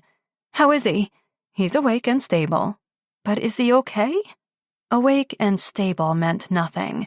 She'd once been awake and stable, and she'd ended up with a brain injury that consumed so much of her life. Her sister had once been awake and stable too, until she'd dry drowned hours later. Those words meant nothing. Reassurance from Erica was what she needed. "We don't know the extent of the injuries yet," she paused. "There's damage to his lower vertebrae, and until the swelling goes down, we're not sure what his recovery will look like." Damage to his spine. Montana's heart fell deep into the pit of her stomach. What if he couldn't walk after this? Fresh tears burned her eyes. "Can we see him?" "He's resting. His family is leaving in a moment, and as soon as he wakes up again, you can go in." Damn, she was going crazy not seeing him for herself. She wanted to lay eyes on him, even for just a second, to see for herself that he was awake and stable. "Why don't you go home, and I'll call you as soon as he does?" Erica said, nodding toward Montana's still blood-soaked jeans. She'd changed into Lance's sweatshirt and thrown out the destroyed sweater, covered in Eddie's blood, but she'd refused to go home to shower and change. Lance stood and nodded his agreement. "That's probably for the best." Erica shot him a look but nodded as well. "Really, Montana, there's nothing you can do for him here. I'll take care of him, I promise," Erica said, sending her a look that said her concern wasn't unjustified and hadn't gone unnoticed. If Lance read anything more into Montana's concern, he didn't let on. If he sensed her being here for the last 2 days was anything more than guilt and obligation, he didn't show it. "Okay," Montana said reluctantly, "but the minute he's ready to see anyone, please call me." "I will," Erica said, as Lance led her toward the front door. "Hungry?" he said. "No." And it irritated her that he could be, when the man who saved their lives was barely holding on to his own. How could she ever have thought she could have something more with Lance? Now, more than ever, it was very clear to her that they weren't suited to one another. And the torture of the last 48 hours revealed that she had more than just throwaway casual feelings for Eddie. She stopped in the doorway of the hospital and shook her head. "I can't leave." Lance looked slightly annoyed as he turned back to look at her. "You heard Erica. There's no point in staying." There was for her. She didn't want to walk out of here when Eddie couldn't. She didn't want him to wake up and know that she'd left. She cared for him far more than that. He deserved to know that she'd been here every second that he was. She needed that knowledge for herself, too. "I'm going to stay." Lance checked his watch. "Okay. Well, I'd like to stay with you. You know I would, but I'm leaving in 4 hours." Right. His flight to Aspen for training with the Olympic team. He was still leaving, despite everything that happened. Montana wasn't entirely surprised, but it would have gone a long way if he'd considered changing his flight, staying an extra few days, making sure Eddie was okay, making sure she was okay. Especially if he was right in his assumption that the bullet had been meant for him. How could he not want to see Eddie and thank him himself? Her eyes were wide open now, and she was seeing everything so clearly. She desperately wished it hadn't taken this tragedy for it to happen. She nodded. Okay, you go, I'll stay. He hesitated as he touched her arm. She folded them across her chest, and he let his hand fall away. Keep me posted, okay? And tell Eddie thanks and that I hope he recovers quickly. So insincere, but she nodded. Of course. Have a safe flight. I'll call you when I get settled in Aspen, Lance said. She wanted to tell him not to bother. She wanted to tell him not to bother calling her ever again. But she was already emotionally exhausted, and her focus was on Eddie right now. She watched him leave and then headed back to the waiting room, where Erica was still standing. I knew you couldn't leave, she said. Come on, his family just left. I'll sneak you in, but only for 2 minutes, okay? So grateful and happy she'd stayed, Montana hugged Erica quickly. Yes, 2 minutes, I promise, she said. She followed Erica down the hall, and her pulse raced. Her heart beat so loud, even Erica glanced at her. Are you okay? The paramedics had checked her at the site of the accident, and she'd had no injuries. But a heart attack wouldn't surprise her at all with the way her heart had been pounding for the last 2 days. I'm okay, she said. Erica paused outside Eddie's room. You went through a traumatic experience. Take it easy for a few days, okay? And let me know if you experience any additional stress or depression or anything, all right? Montana nodded. Right now, all she cared about was seeing Eddie. 2 minutes, Erica said as Montana entered the room. Eddie's eyes were closed, but she could tell he was awake by the way his head turned at the sound of the door closing. Hooked to monitors, with an IV in both hands and dressed in a hospital gown, the sight was unsettling and far too familiar. Montana fought the urge to throw up. His eyes opened slowly, and he looked at her, his expression completely unreadable. A flash of the way he'd looked at her in the bar as they'd flirted appeared in her mind, followed by the slightly desperate way he'd stared up at her as she'd held his body on the sidewalk, and she swallowed hard as emotions threatened to strangle her. Hi, how are you? She asked, moving closer to the bed. He looked pale and tired, his usual energy gone. She hadn't realized how much she liked that about him until it was no longer there. What could she say or do to bring it back? She'd readily be woken up by his terrible guitar playing again any time. She'd put up with the way he made her feel inadequate for not being able to cook. She craved his overprotective nature, the one that had resulted in him lying there. I'm okay, he said, trying to prop himself higher on the bed. Can I get you anything? Do you need anything? Seemed so generic, so bland. He deserved to hear something important, something meaningful from her right now. But she couldn't fabricate the thoughts, let alone vocalize the words. Nah, I'm good. Thanks, he said. The awkward tension lingering on the stale hospital air was nearly suffocating. I guess the apartment building's been quiet without me, huh? He said. I haven't been there, she said. She pulled the sweatshirt lower, trying to block the bloodstains. Maybe she should have gone home and changed. The sight of his own blood on her clothing probably wasn't reassuring. You really didn't need to stick around, he mumbled. Of course I did. You saved— I'm kinda tired, he interrupted. Montana swallowed hard. Obviously, he didn't want to talk about the fact that he'd taken a bullet for her, yet it was all she wanted to talk about right now. Right, okay. Well, I wanted to thank you. The rest of her sentence was choked by the new lump forming in her throat. Nothing she could say would be enough. He was lying here, his future uncertain because he'd saved her. Just doing my job, he said, a hardness appearing in his voice.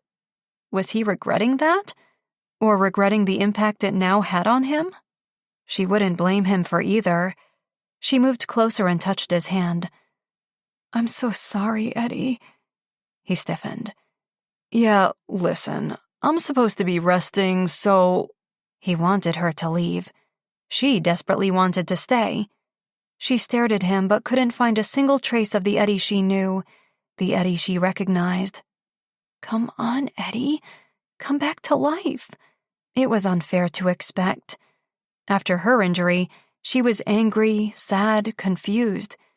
Depression had hit her hard for months as she struggled with her memory loss, the aggravation of not feeling like herself, being unable to function like before. Simple things felt hard. Nothing was as it was before. Helpless and hopeless. Eddie would go through the same myriad of emotions she had. She just hoped his lively spirit would help pull him out of the despair faster. If that spirit returned. Right, yeah, okay. Well, what the hell could she say? Get better? Get some rest? Can I visit again? She'd pull up a chair and sleep in it if they'd let her. She wouldn't leave his side. Be there to help in any way she could. He looked away. I don't need your pity, Montana. And you don't need to feel any obligation toward me. That's what he thought? Sure, she was grateful for him, so insanely grateful. But even before this happened, they'd shared a connection, one she still felt. Obviously, he had other emotions overshadowing any he had for her right now, and that was completely understandable. But she didn't want him to misread her present intentions. I just want to be here for you. As a friend, she said. We're not friends. We were just neighbors, he said. The blow of dismissive words hit her hard, even though it was his current, justifiable anger speaking. But she wouldn't let him try to push her away. She would be here for him whether he wanted it or not. And not because she felt guilty or responsible, at least not just because of those things. I'm here, Eddie. If you need anything. Anything at all. Anytime. She touched his hand gently on the bed, and the same electricity coursed through her at the touch. He didn't respond. He slowly moved his hand out from beneath hers, and as his eyes closed, Montana could feel his heart closing to her as well. Chapter 8. The swelling was down enough to get the MRI. Eddie forced his heart rate steady. Close, confined spaces were shitty at the best of times. This tight machine about to determine the extent of his injuries had him freaking out. He'd been an asshole to Montana 3 days ago, but he hadn't been able to lie there any longer seeing the look of sympathy on her face. She pitied him, felt guilty for what happened. How could she look at him any other way now? The glimmer of attraction he'd caught on her face the night of the shooting in the bar when he'd told her he was leaving wouldn't be happening again. It felt like a million years ago, like he'd imagined it. Whatever attraction she might have started to feel was gone now. An extreme athlete who lived for adventure could never be attracted to a guy who might never walk again. He'd told Erica not to allow her to visit again. With her around, he couldn't deal with what lay ahead, reminding him about the feelings he had for her. Feelings that he'd had before he'd been shot, and feelings that weren't quickly fading. He couldn't deal with the reality that he'd barely had a chance with her before, and now that chance was gone. He shut his eyes, and tears of anger burned behind his closed lids. He didn't need this machine to tell him his fate. He could feel it, or rather, he could feel his body shutting down. The morphine wasn't working as well anymore, and pain in his side and core made it difficult to breathe. But his mobility in the lower half of his body was non-existent on his left side. The right side could move, but barely, and it took more effort than he had in him. He closed his eyes and steadied his breathing as he lay in the machine, claustrophobia making his heart pound in his ears. Noise-canceling headphones couldn't drown out the terrifying sound of his future being determined. When Erica entered his room an hour later, he could read it on her face. I'm not going to walk again, am I? Do you want to call your family before we discuss the results? She asked. No, I don't. It would be him dealing with the truth. Him having to learn to accept his limitations, his dreams and plans for his future evaporating. His family would only make it worse. Tell me the truth, Erica. The bullet fractured the S4 and S5 vertebrae as we thought. Mobility on the left side is almost non-existent, but you still have feeling in that side, and you have feeling and slight mobility in the right. He nodded. Partial mobility and feeling. He dared to get his hopes up a little. Your diagnosis is considered incomplete paralysis and monoplegia, which can be temporary. Not the most horrible prognosis so far. But full recovery is not expected. Regaining full mobility is possible, and we've seen patients regain their full functioning up to 18 months after an injury, so we are not ruling that possibility out for you. But he heard it coming. Erica shoved her hands into the pockets of her lab coat. But at this time, the chance of you walking completely on your own again is less than 10%. He nodded, his heart hardening. He sat there, hating his body, hating the sight of his unmoving, useless leg, and hating that one split second that had changed his life forever. We can start rehab right away and monitor the progress, Erica said. There are trials and drugs we can start right away as well. We will keep you in for another few weeks, help you adjust. She paused. We will do everything we can, but there are no guarantees. I'm sorry, Eddie. He didn't say anything. She wasn't expecting him to. Erica and her team would do everything they could for him physically, but it would be up to him to find the strength to heal mentally and emotionally, and right now, he wasn't sure he was strong enough. The mood at their table at the drunk tank was somber as Erica gave them the bad news that evening. But the prognosis could be wrong. I mean, there's always the possibility that he will make a full recovery, right? Even as she said the words, Montana knew the likelihood of it was slim. She'd worked so hard for 10 years, and she still hadn't achieved that. Severe injuries rarely worked that way. Erica shook her head. I'd love to be wrong in this case, but I don't think so. The bullet did a lot of damage. Cassie looked devastated. I just can't believe this is happening to Eddie. He's such a wonderful guy, and he worked so hard to even make it on the police force. He'd just gotten his promotion, Montana said.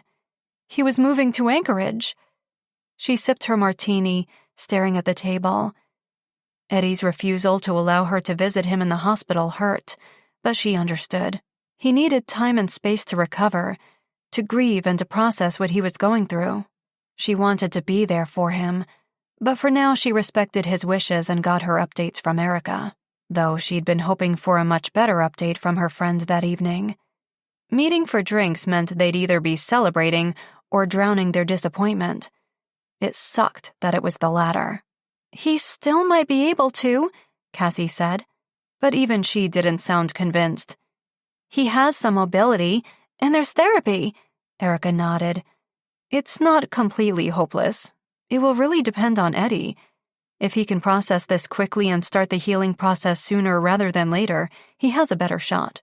His mental attitude will ultimately decide his fate, she said. Montana sighed. She knew mental fortitude played a huge role in recovery. She'd eventually gathered her strength and determination and used it as fuel to keep getting better, stronger. But she'd had to face the fact that a full recovery was impossible, and Eddie would as well. If he could be strong enough to accept that and want to push for the best possible outcome and not perfection, he would be okay. Eddie has a great attitude. He's so sweet and optimistic.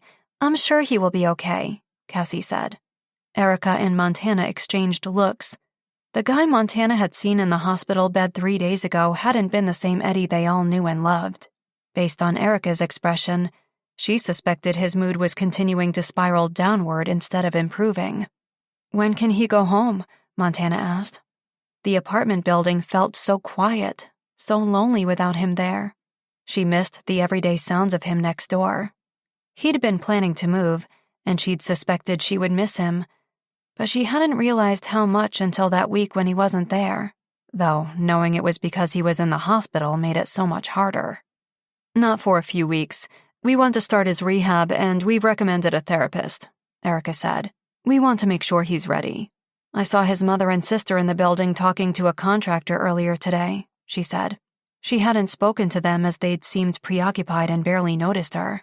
They'd met briefly in the hospital and knew she was the woman Eddie had saved, but she didn't think they knew that they'd been neighbors or that lately she'd been developing feelings for him. Talking to them now about all of that would be awkward. Erica nodded.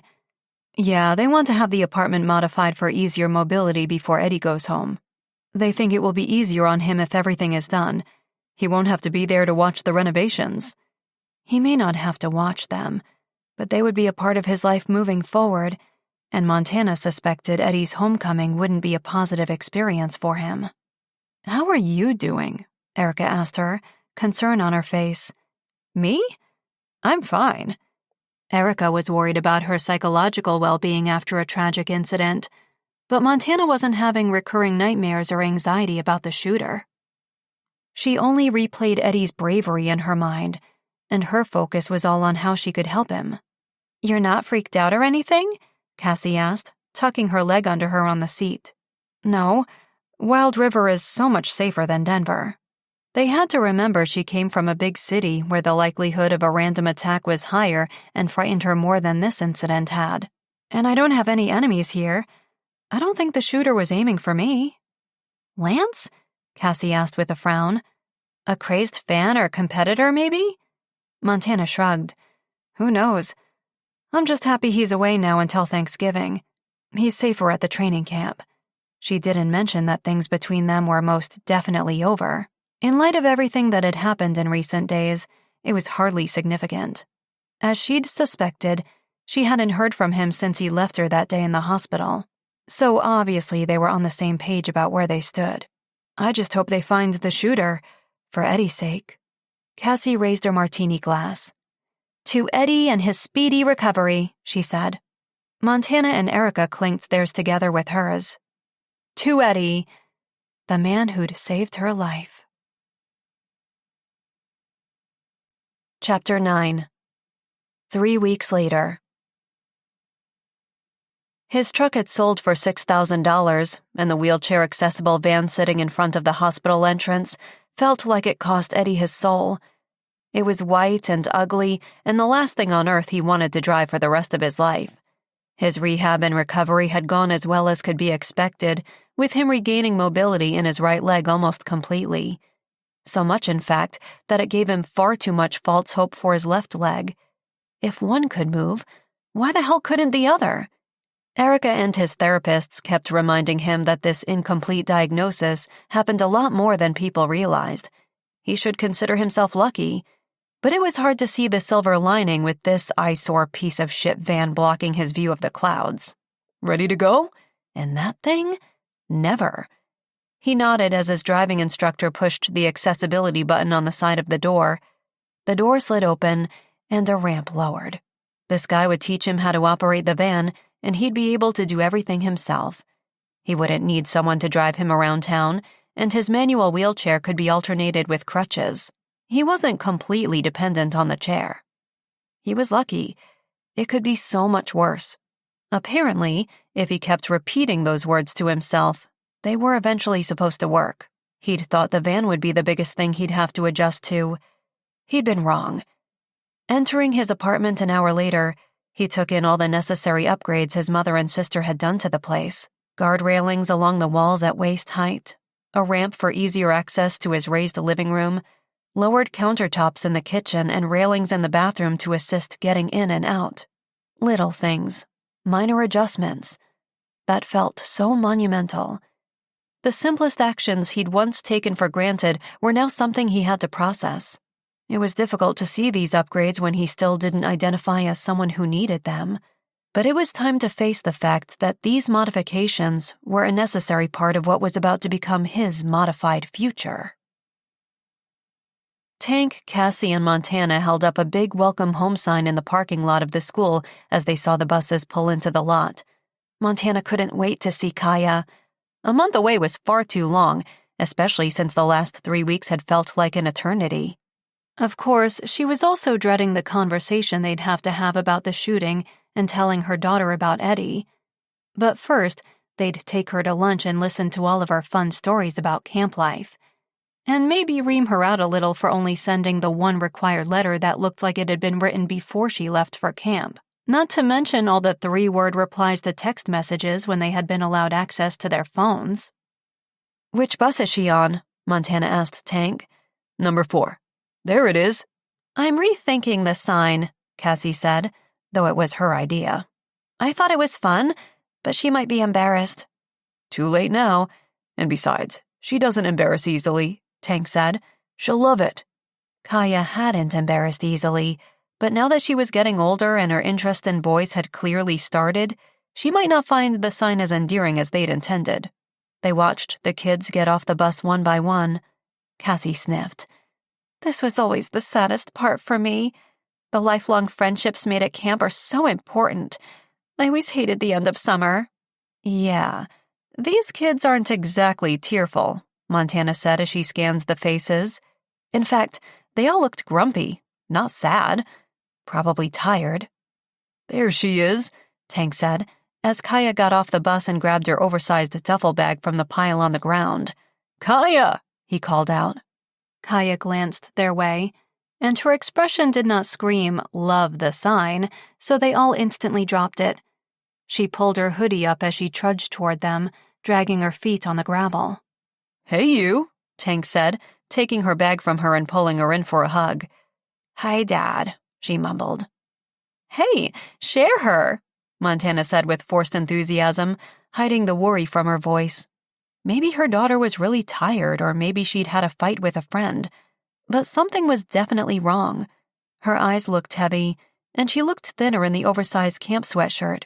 She moved in closer and hugged her next. "Hungry? We were going to go to Snack Shack for lunch." Kaya's favorite. Kaya shrugged. "I'm really not that hungry.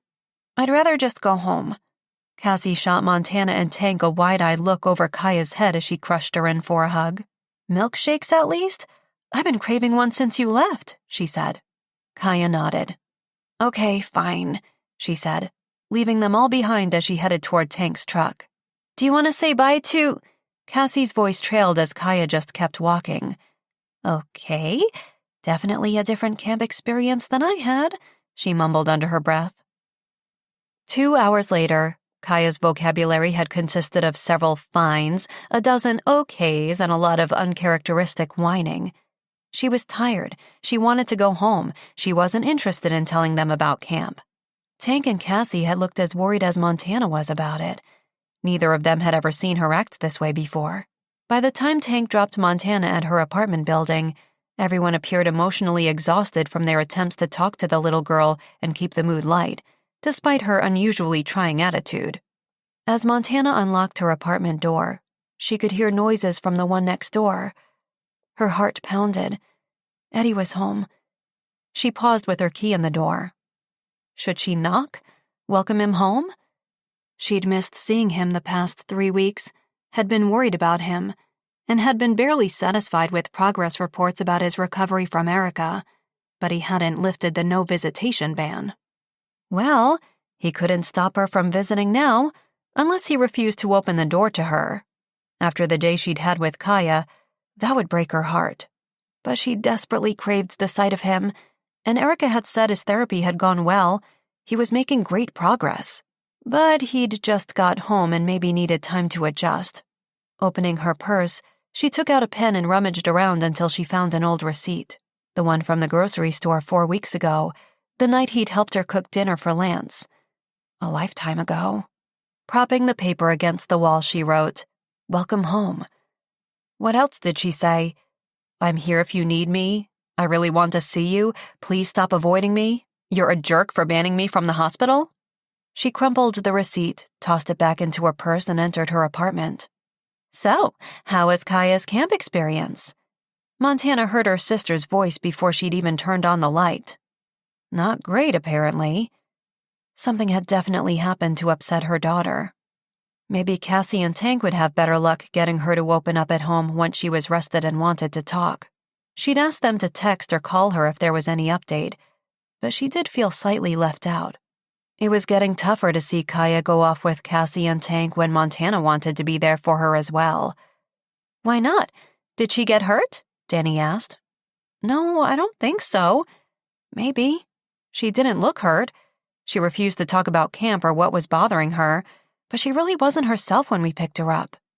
Montana put her bag on the kitchen counter and opened the fridge. She'd skipped breakfast, looking forward to lunch with Kaya, so she was starving. Yet food didn't appeal to her. She closed the fridge and leaned against the counter. We're hoping it's just exhaustion and that when she's had a good night's sleep, she'll be okay. Hopefully. That sucks. I always loved camp, Danny said. Well, maybe you should have gone with Kaya and kept an eye on her. Yeah, that's not how this works. How does it work then?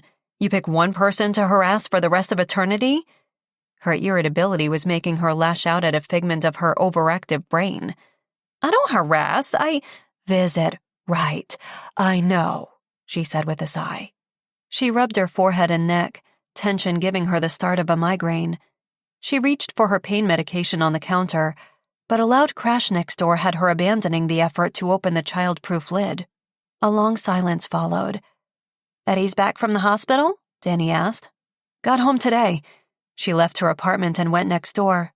She knocked on Eddie's door. Silence. Eddie?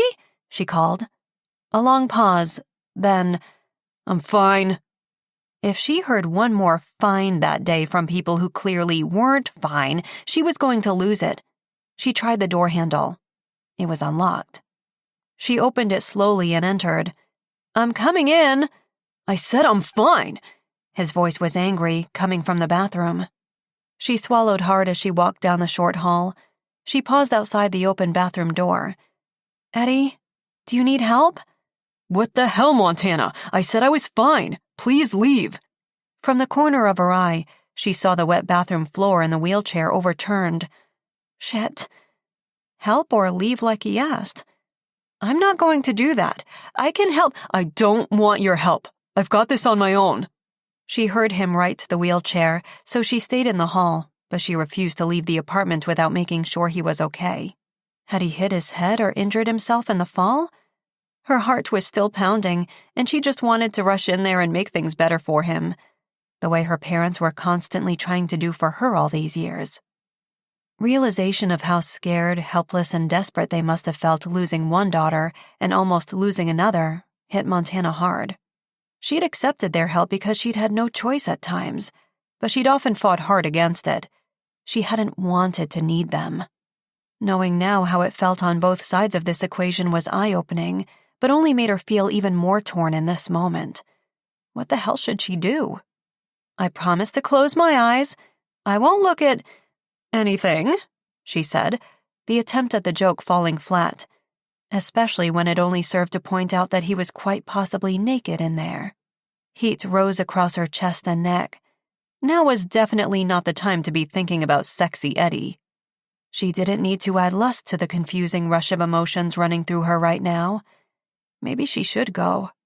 I'm wearing a towel, he said, and she turned in time to see him prop himself into the chair.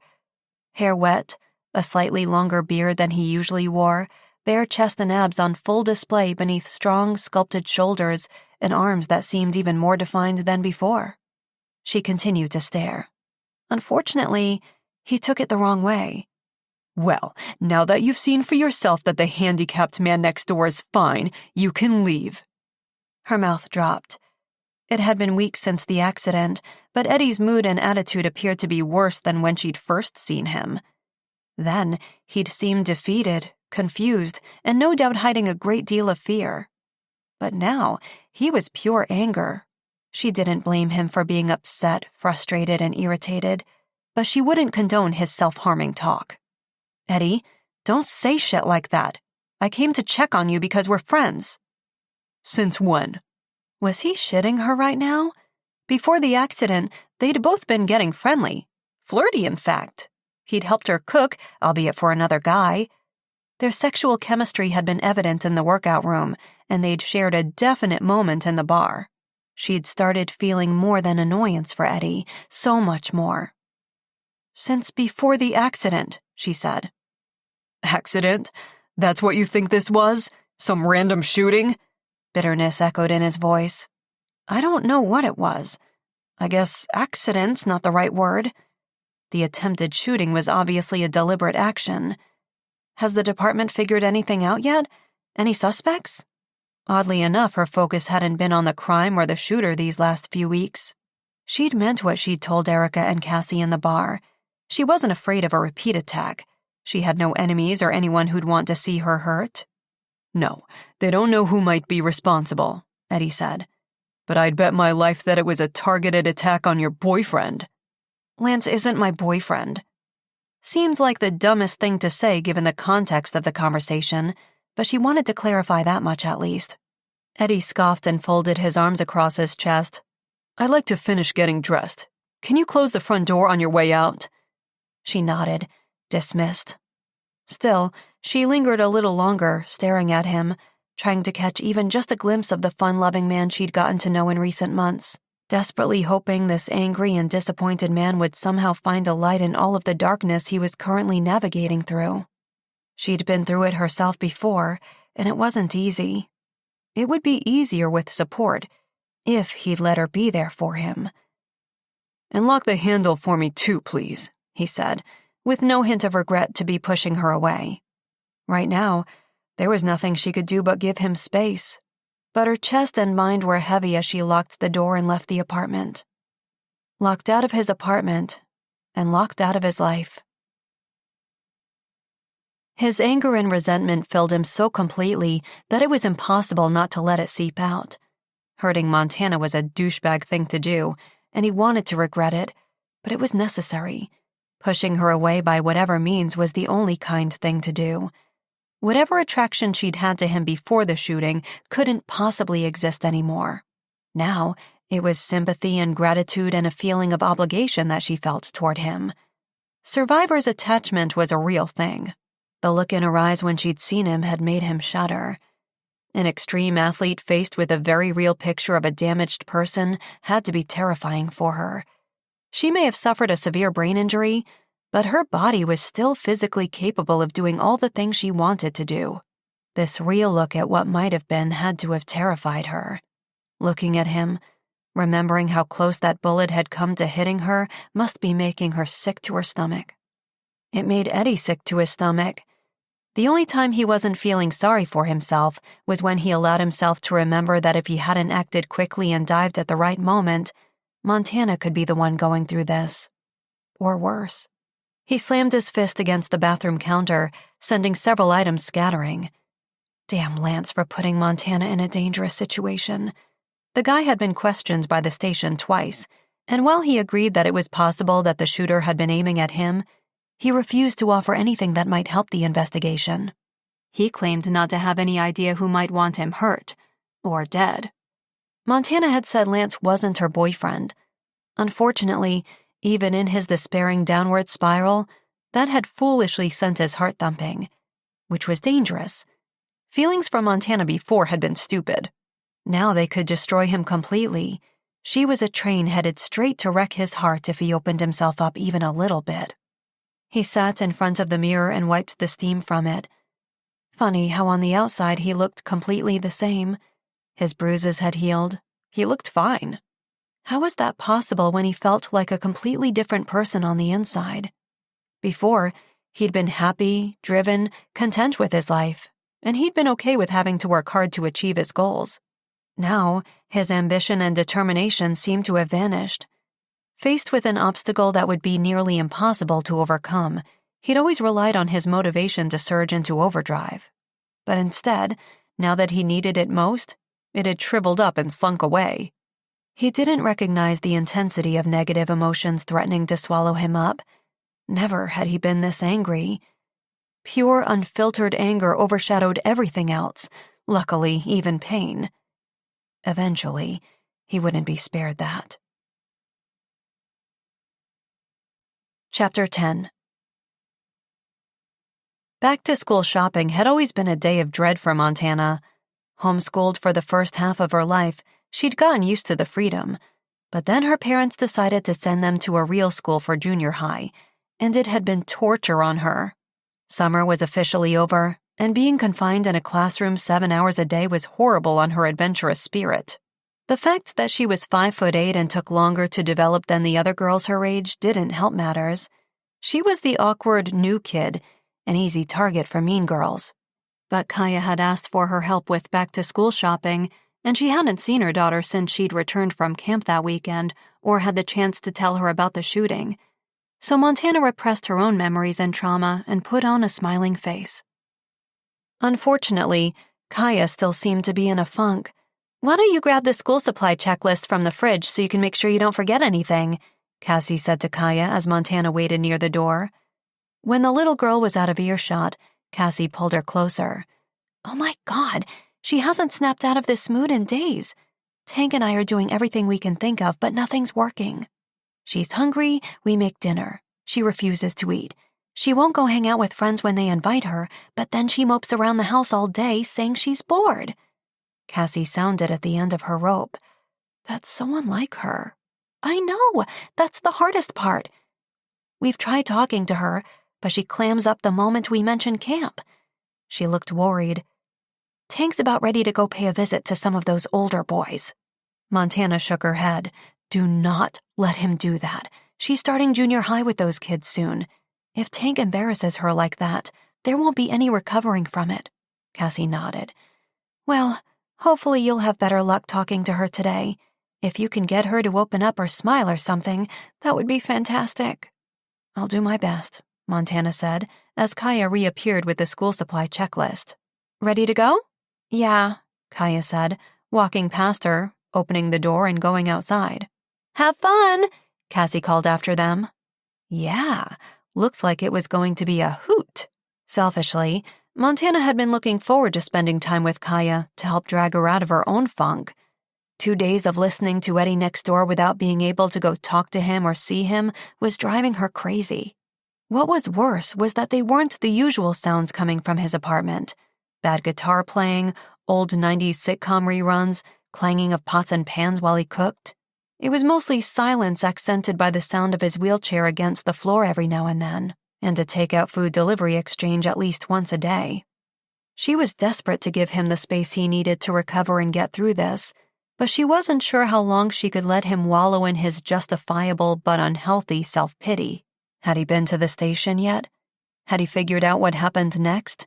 How this would impact his career, his promotion?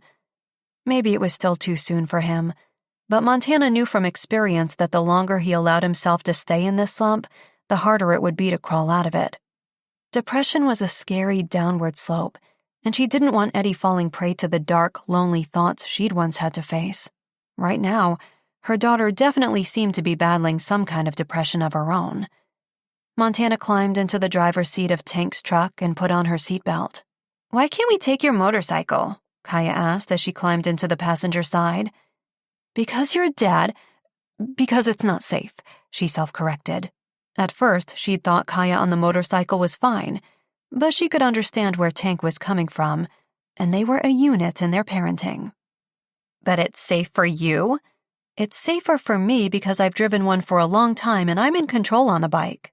"Don't you think it's hypocritical of you and Dad and Cassie to be allowed to do risky stuff, but I'm not?" Jesus, attitude. So new and unlike the daughter she knew, it caught Montana off guard, and she simply decided to ignore the question and move on. "So, what's on your list? Can we get everything at the mall, or is there someplace else we should go?" Kaya folded her arms across her chest and stared out the window. Whatever. Okay, then. "Seriously though, Mom, you and Dad and Cassie are always out doing all these risky things, and I'm expected to be careful, be safe all the time." Apparently, they were still on this topic. Montana sighed. What could she say? Because they were all adults and could do whatever they wanted? Seemed hypocritical, even if it was true. She took a deep breath. "Okay, well, what is it that you'd like to do?" Tank was open to allowing Kaya space to be her own person, try new things. Though Montana hoped this wasn't about motocross again. She'd learned over the last 3 months that Kaya had once shown an interest in the sport, but had changed her mind after the first few lessons. Had Montana's new motorcycle spurred a renewed interest in it? Kaya turned in her seat. "I don't know. I just think I should be allowed to do things that other kids do without the pressure of being perfect all the time." Okay. She definitely wasn't equipped for this conversation. Where was this coming from all of a sudden? And what was the motivation behind it? She did understand the pressure of wanting to do the right thing while being pulled by a desire to do something that might disappoint others, though, so she went with it. "I get it," she said. "It's not always easy choosing between the things you want to do and the things you feel you should. But if you can tell us exactly what it is you're upset about, we can help." So far, no one had been able to help Montana deal with her internal struggles. But Kaya had 3 very supportive parents who could help her overcome anything she might be going through, if she just let them in. Kaya looked ready to talk. She shifted on the passenger seat and stared at her hands. She released several deep breaths, and Montana sat quietly, waiting. Then Kaya shook her head. "It's nothing. Forget it." Damn, so close. Kaya retrieved the list of school supplies from her pocket.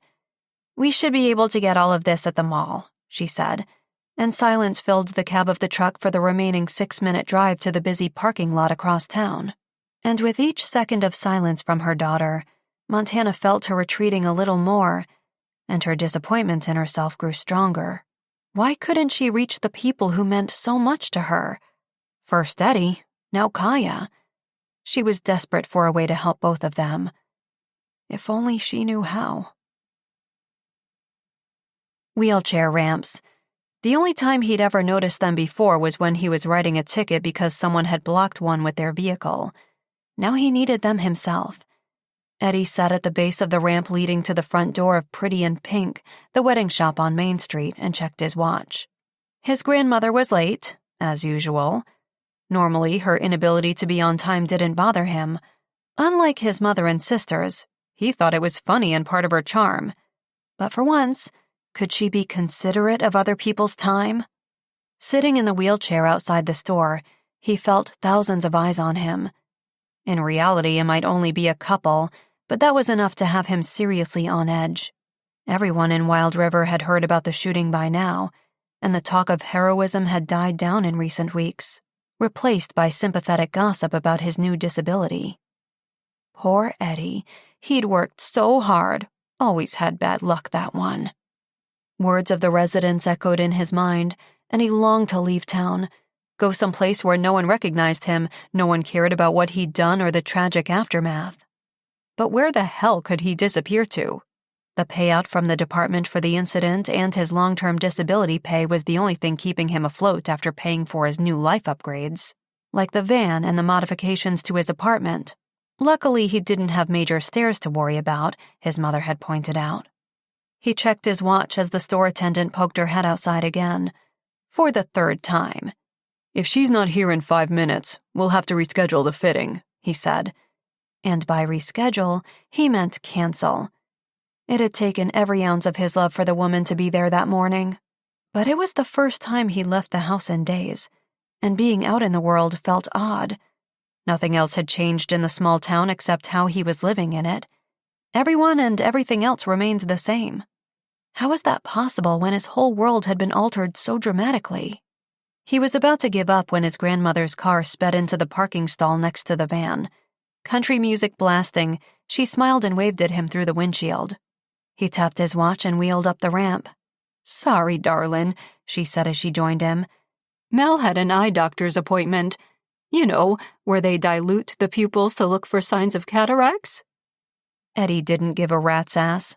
It was really hard to care about anyone else's non-existent health issues at the moment. Anyway, he wasn't allowed to drive after the procedure, so I offered to take him. "Course they were running late," she said, opening the shop door. "No problem," Eddie grumbled, wheeling past her. It irritated him that his almost 80-year-old grandmother was holding the door open for him. That wasn't the way it was supposed to be. Would he ever hold a door open for a woman again? His grandmother sniffed the air and made a face. She bent closer and sniffed again. "Why do you stink?" "Seriously?" "Geez, Gran, I don't know. Showering is a bit of a challenge these days. Your mother said the construction guys were in right away to make the upgrades to the apartment." "They were." "Didn't they put railings in the bathroom?" "They did," he grumbled. She eyed him as though there was little excuse for him to be smelly then. It wasn't the act of bathing. It was the motivation to give a shit in the first place that had him abandoning personal hygiene. He knew he was wallowing in self-pity. He could smell it on his skin, his hair, his clothing, but he didn't have any idea how to shake himself out of the deep slump he was in. "Hi, you must be Grace and Eddie," the clerk said, returning to them. She wore a measuring tape around her neck, and he cringed. Why take his pant measurements? Why hem the tuxedo at all? He wasn't concerned about pant length when he wouldn't be standing up anyway. He had his crutches, but after a week of trying to use them all the time, sores were developing under his arms, so he'd given up and begun to rely on the wheelchair. The crutches were a pain in the ass anyway, and didn't give him the sense of independence and mobility he'd hoped they would. "Yes, we are here for the tux fitting. I'm getting married in November," his grandmother said. "That's wonderful. It's such an inspiration to know that it's never too late for love," the 30-something clerk said. "Exactly," Grace said with an enthusiasm Eddie scoffed at. "This is her third marriage," he said, unable to let this clerk believe his grandmother was still a pure, innocent little virgin. His grandmother swiped at the back of his head. "Third time's the charm." "It better be," he muttered. "Why don't we get started?" the clerk said, obviously feeling the tension in the air. "What pant and jacket sizes are you?" she asked him. 32 waist and 40 tall, he mumbled. "Great," she said. "Why don't you look at sashes and vests over there, and I'll be right back." Wonderful. So, we decided on purple for the wedding party. Not a pale lilac purple, but a nice deep fall mauve, his grandmother said, moving toward the selection of accents for the tuxedo. Eddie followed slowly behind. "Didn't you have purple for your first wedding?" His grandmother shot him a look which he should have heeded. Instead, he continued. "I mean, isn't that bad luck? And will you be able to tell the wedding photographs apart?" Shit, too far, and too late to pull the words back. The hurt expression on his grandmother's face killed him. This was why he wanted to stay in his apartment. He wasn't in any mood to be around people.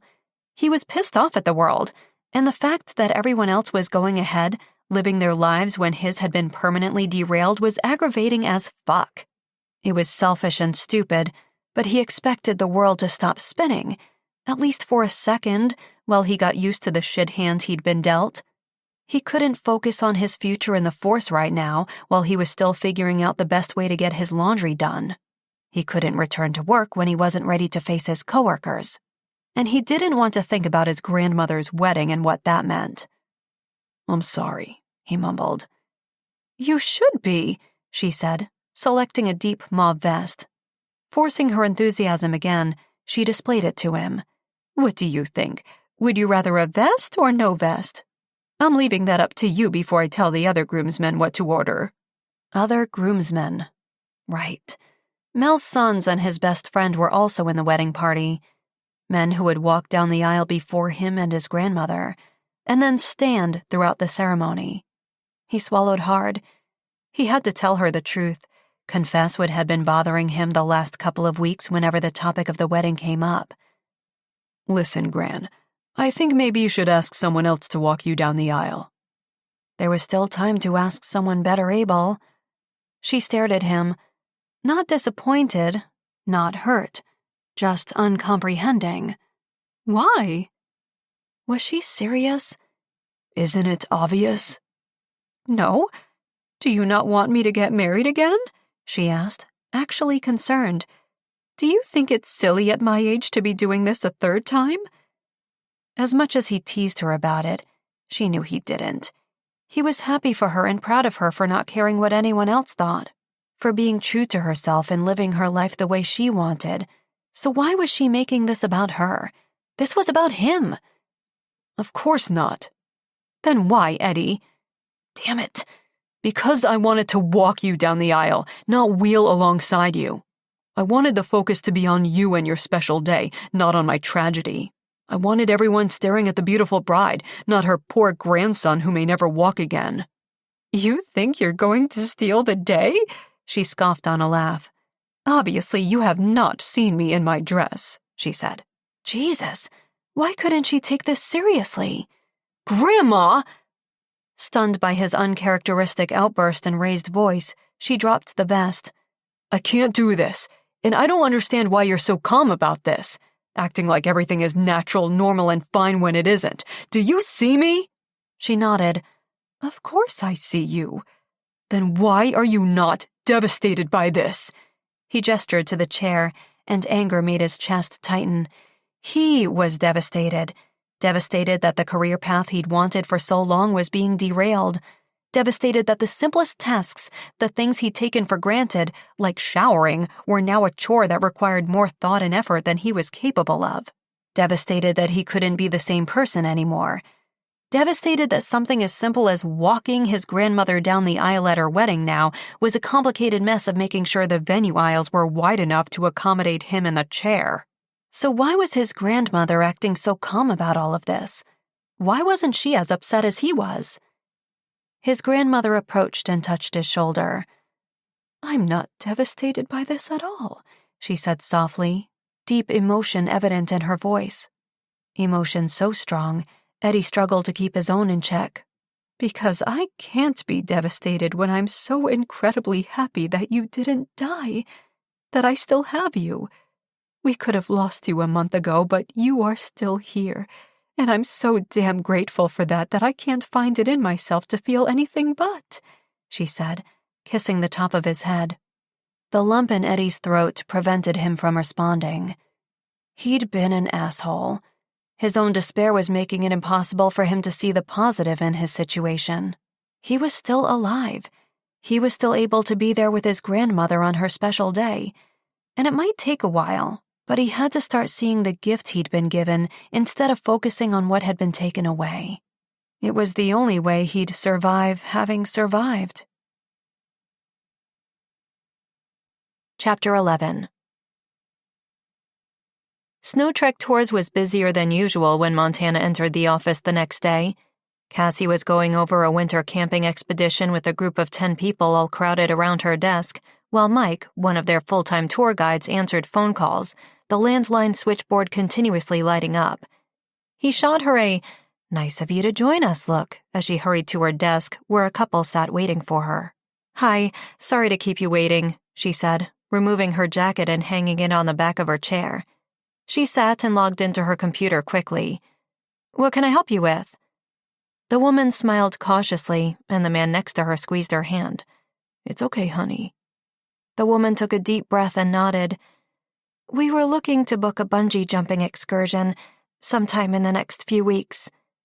"Okay, that explains the nerves." "First-timers?" she asked with a smile. This was one of the aspects of her job at Snow Trek Tours that didn't stress her out. Helping others, especially first-timers, book exciting adventures was exhilarating to her. Her passion when booking others was genuine and, she hoped, contagious. "Yes, neither of us have gone before. We aren't really the extreme sports type," the man said. "Not yet," Montana said with a wink, checking their online booking system. They partnered with the best bungee jumping company in Alaska for their tours, and they booked quickly. She frowned. "Sorry, I'm not seeing any availabilities until November. Late November." The woman looked sad, genuinely sad. Wow, she'd really been looking forward to this. Montana understood, and it was probably one of those spur-of-the-moment impulsive things where if they didn't do it right away, they'd chicken out. Winter may not sound like a great time to go, but it's actually fantastic. The plunge is off a bridge that overlooks an amazing waterfall, and once the water starts to freeze, it's even more breathtaking. "No, November doesn't work for us," the man said. "Are you sure there's nothing sooner?" the woman asked. "Maybe they could squeeze us in?" "I'll keep checking, but we book our tours on a tight schedule so that we can accommodate as many people as possible." She hesitated. She didn't like sending customers to North Mountain Sports Company, but they did work with several different companies that offered the activity. Have you checked with North Mountain Sports Company? They might have availability," she whispered. The woman shook her head.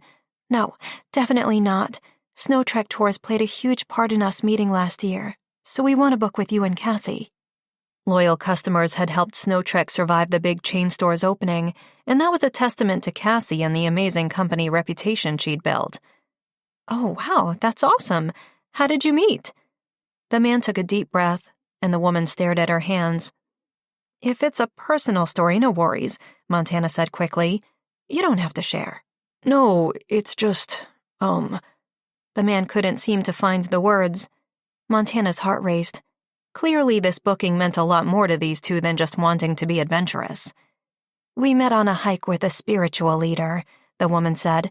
Snow Trek Tours organized the event. It was a peaceful passage ceremony at the top of Suncrest Mountain. A peaceful passage ceremony? I'm sorry, I'm not familiar. It's a ceremony that helps you make peace with a terminal illness.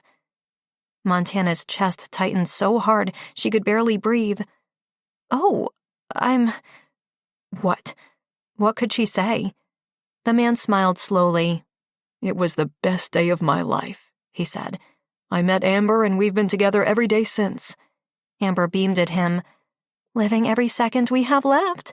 She turned to Montana. We both have stage 5 colon cancer. Surgeries haven't worked and the cancer has spread to my lymphatic system and Frank's to his pancreas. She pulled out a folded piece of paper, a list. We are working through our bucket list in record time, she said with a small laugh. Montana scanned the items. Some they'd already crossed off. Too many were yet to be fulfilled. This is a great list, she said over the lump in her throat. We're trying to be brave and do the things we still can, before it's too late. We're not dead yet, Frank said. Obviously, finding acceptance in their situation had been part of their process, but it broke Montana's heart to see two young people in love facing the end of their time together. Anyway, neither of us is likely to make it until late November, Amber said, suddenly finding strength in her voice. So, if there are any cancellations... Montana nodded quickly. You know what? I think there just was, she said, making a note on her calendar to call the Harrisons and rebook them on a free excursion of their choice any time. How about Thursday at 4 o'clock, she said to the couple. Perfect, Amber said. The man just smiled and squeezed his love's hand. Montana completed the booking, saw them out, and then went in the back to cry. Living every moment they had left. Definitely put so much into perspective for her. Could she start to appreciate living every moment she'd been given and help Eddie do the same? Eddie's phone lit up more now than ever. Before the shooting, he'd heard from his mom or sisters once a month. They were all busy with their own lives, and while they were a close family, they hadn't needed to check in with one another so much before. They were driving him crazy now. Especially Leslie. She'd recently been assigned a high-profile client that required 24-hour protection. Therefore, she hadn't been able to come to Wild River after the shooting. But she was certainly making up for it with the frequent phone calls. He hit the ignore button and sent her to voicemail, but a second later she texted, "Don't ignore me." Then the phone rang, again. "Leslie, I'm just about to head out," he answered. "Bullshit. You've only left your apartment once in 6 days." He blinked, pulling his cell phone away to look at it. "Are you tracking my phone?" "Maybe. That's a violation of privacy." "It's called being a concerned sister. No one would convict me for it, especially since I'm obviously right to be concerned about you," she said. "I'm fine. Getting around these days is a little more time-consuming. And damn, I let my gym membership expire, so there's that. And I'm on leave from work, so there's really not a whole hell of a lot to do." What did they expect from him? That he'd be running his usual errands, going out to hang out with his coworkers and friends, living his life as though everything was the same as it was before? The hardest part about this whole thing was that everyone was acting completely normal. He'd just like someone to acknowledge the fact that this sucked. He didn't regret his actions. He didn't want a medal for bravery. He just wanted someone to say that it was okay to be mad. It was understandable to feel lost and afraid right now, and to give him the time and space he needed to figure it all out. "You're depressed, and you're wallowing," Leslie said. "Bye, Leslie." "Hang up on me, and I'll log into the video camera I had the contractors install in the apartment while they were doing the modifications." "You didn't." Eddie scanned the room before hearing her laugh. Unexpectedly, it made his own face crack. Just a little. "No, you idiot, I didn't. And I haven't put a tracker on your phone either. But you just confirmed my suspicions." He released a deep breath. "Look, I'm fine. I'm adjusting." "Apparently, your idea of adjusting is turning into a complete asshole." "Wow, so much for a concerned sister calling to check in." "I heard you weren't exactly nice to Gran at the tuxedo fitting," she said. That was true, and he did feel bad about it. He'd sent flowers to apologize, but he couldn't take back his sour mood that day, or his shitty attitude with Montana a few days before. His sister was right. He was turning into an asshole, but he couldn't stop it. He wanted to be that optimistic guy who looked at his new situation with positivity. But all he could muster was the strength to move from the bedroom to the living room and back again. "I apologized. We're cool." His grandmother deserved his love and respect, and she'd get nothing but going forward. And he wouldn't leave the house if he wasn't capable of that. No more hurting people he cared about. "Eddie, if you need to talk to someone, there are some really great therapists in the department." Ones she'd refused to talk to years before, after her fiancé, a fellow state trooper, had died on the job. Drunk driver in a high-speed chase had T-boned Dawson's vehicle on their wedding day. He'd died at the scene, and Leslie had never been the same. She'd moved on with her life and slowly started to get over the tragedy, but if anyone understood a fraction of what he was going through, the dangers of the job and the risks they took and the consequences attached, it was her. But like her, a therapist wasn't something he was quite ready for yet. The ones at the hospital hadn't helped. He needed to find a way out of this darkness on his own. "Yeah, I'll think about it," he mumbled. Then the smell of smoke made him sit straighter. What was burning? He glanced into the kitchen, but he hadn't used the stove or oven in weeks. The empty takeout bags all around his apartment had their own disgusting scent, but that wasn't it. The sound of the smoke detector next door echoed loudly through his apartment wall. Montana was cooking? Or trying to? Damn, if Lance was coming to dinner again that evening, his sister would see how fast Eddie could leave his apartment when sufficiently motivated. "Hey, I'll call you back," he said. "No, you won't, but that's fine. Just get help," Leslie said. He disconnected the call and left the apartment, then knocked loudly on Montana's door. The wailing continued inside her apartment, so he knocked again, louder. When she opened it, he could barely see her in the thick cloud of smoke. "What are you doing?" "Cooking?" He moved past her into the apartment and headed for the kitchen. Grabbing a dish towel from the stove, he waved it beneath the smoke detector in the hall as Montana continued to open all the windows. The noise ceased, but he kept waving it as the smoke disappeared outside. He shivered as the space quickly cooled with the fall mountain breeze blowing through. But then he was instantly grateful for the chill in the air as Montana came into better view. Dressed in yoga pants and a bra top, his mouth watered, and his tongue went dry at the same time. Fuck, she was hot, even if she couldn't boil water. Long, sexy, shapely calf muscles and thighs leading up to curvy hips, hugged tight by the blue fabric, had his eyes moving slowly upward, taking it all in. Her tight stomach and full chest, long arms and neck, like a dancer. Shit, just the sight of her had him going hard, something that hadn't happened in weeks. Happy to know he was still capable of it, but he put the dish towel on his lap to cover up the evidence. "Thank you," she said. "Sorry if the noise interrupted your evening." Funny, she didn't look sorry at all. She actually looked pleased with herself. For what exactly? She folded her arms across her body in the cool air, and the action had her breasts squeezing together, giving him an even more tempting view of her cleavage. She caught his stare and grinned. Was she doing this on purpose? "What were you making?" He went into the kitchen and opened the lid on the pot. Water. Or at least there used to be water in the pot. Now it was empty and charred. "There's nothing in here." She looked slightly sheepish. "Okay, so maybe I wasn't cooking?" He frowned. Had he been set up? "Did you just try to burn down the building to get me over here?" "What if I did?" Her voice held a daring, challenging tone that instantly sparked something to life inside him. "I'm reporting you to the apartment board," he said, but his mood had been lifted for the first time in weeks. She'd wanted to see him, even though he'd been an asshole before. "You'd get me evicted?" she asked, her gaze definitely flirty, more flirty than was safe. He felt himself twitch beneath the dish towel. Time to go. He cleared his throat as he moved past her toward the door. "Just be careful," he said.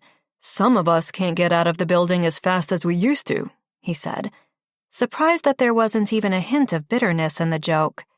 She nodded, looking slightly disappointed but not completely derailed. "At least I know how to get you out of your apartment." His pulse raced. "There might be easier, less dangerous ways." Why the hell had he said that? He didn't want to give Montana false hope or the wrong impression. Leaving the door open for her to reach out to him again wasn't smart. He couldn't hang out with her anymore. Obviously, he still wanted to. "Yeah, but they're not as much fun," she said as he went back into the hall.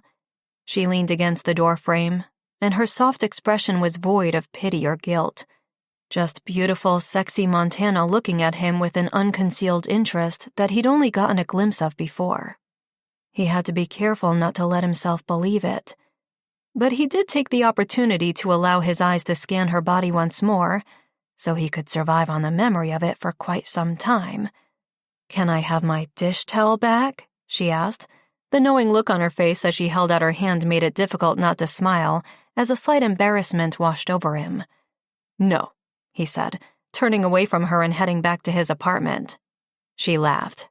"Just neighbors, huh? Good night, Eddie."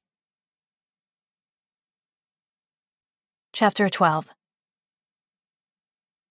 He couldn't avoid the station or his coworkers forever. Still, Eddie sat in his van, staring at the building. How could he go inside like this? How could he face everyone? The shooting had changed his career and future on the force. He wasn't even sure if there would still be a position for him, active duty he was still capable of, or if he'd ever get his confidence back to even try. He wasn't afraid. He wasn't suffering from nightmares or PTSD symptoms from the incident. He'd done what he was trained to do, and he'd done the right thing in the moment. But he didn't want to return to a job that he couldn't be great at. His motivation for pushing so hard to join the force in the first place had been his confidence that he could be a really great officer. But without that certainty anymore, could he realistically stay in the job? Several of his coworkers had visited him a few times in the hospital, but he'd sent them away. It had been a jerk move, but surely they hadn't wanted to see him lying there, helpless, uncertain, useless. It only reminded them of the danger of the job they did every day. The last thing he'd wanted to be was a cautionary tale. Lying in the hospital, he replayed every second of that moment over and over in his mind. Had he acted the right way? Could he have done something differently? But from all angles, the only thing that could have been different was that it would have been Montana bleeding on the sidewalk, unable to walk, or worse, if he hadn't done what he did as quickly as he did. If he needed a silver lining, that was it.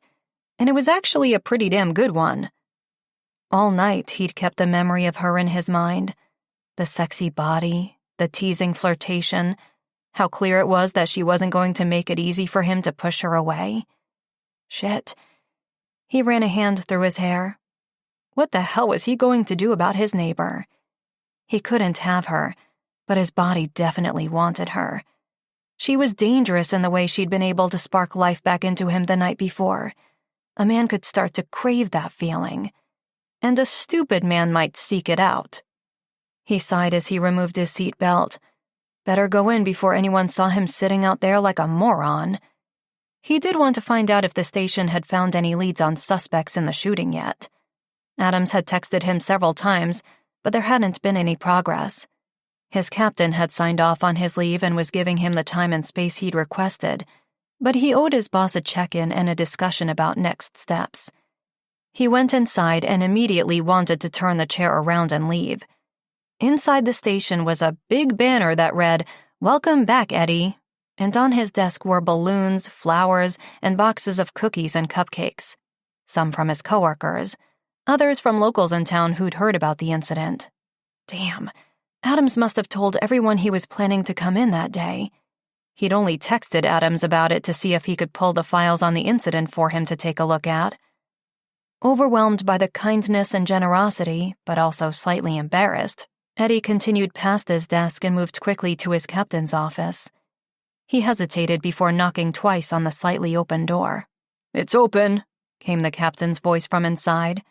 Eddie pushed the door open and entered. "Hey, Captain Clarkson." "Eddie, great to see you. Come on in," the man said, standing and closing the door behind him.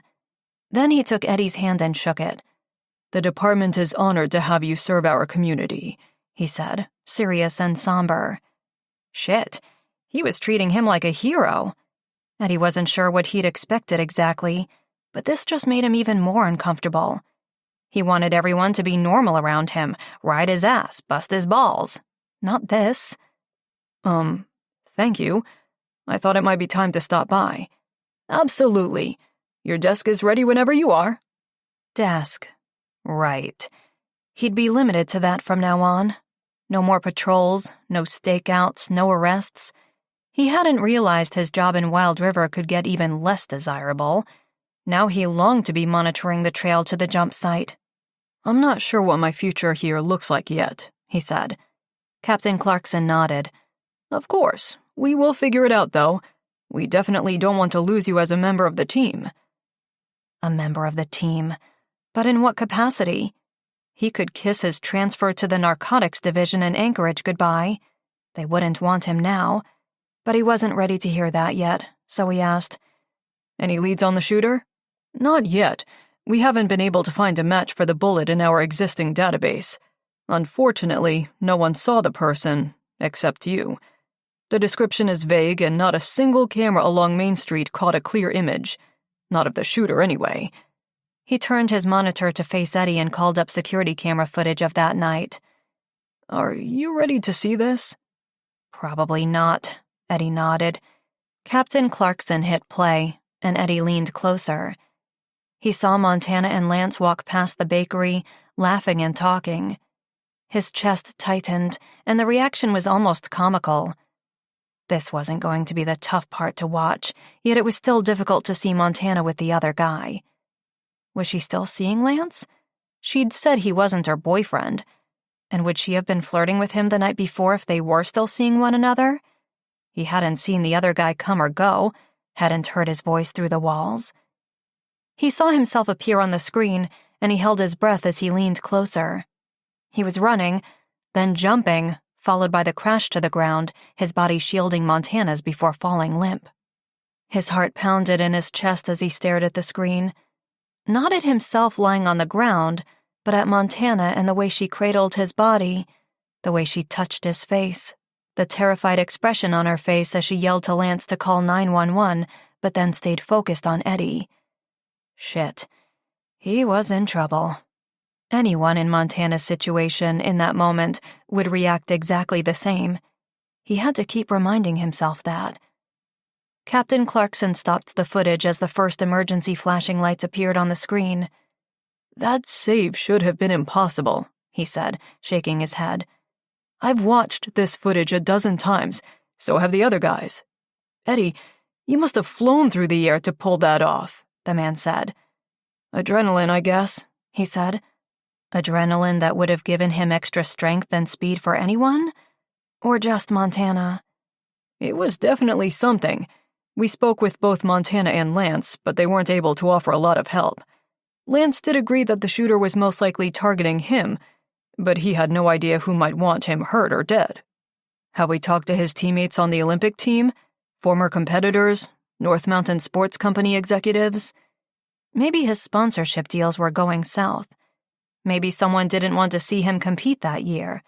Lance's skills on the slopes made him a definite target, and his arrogant nature didn't make him the most likable.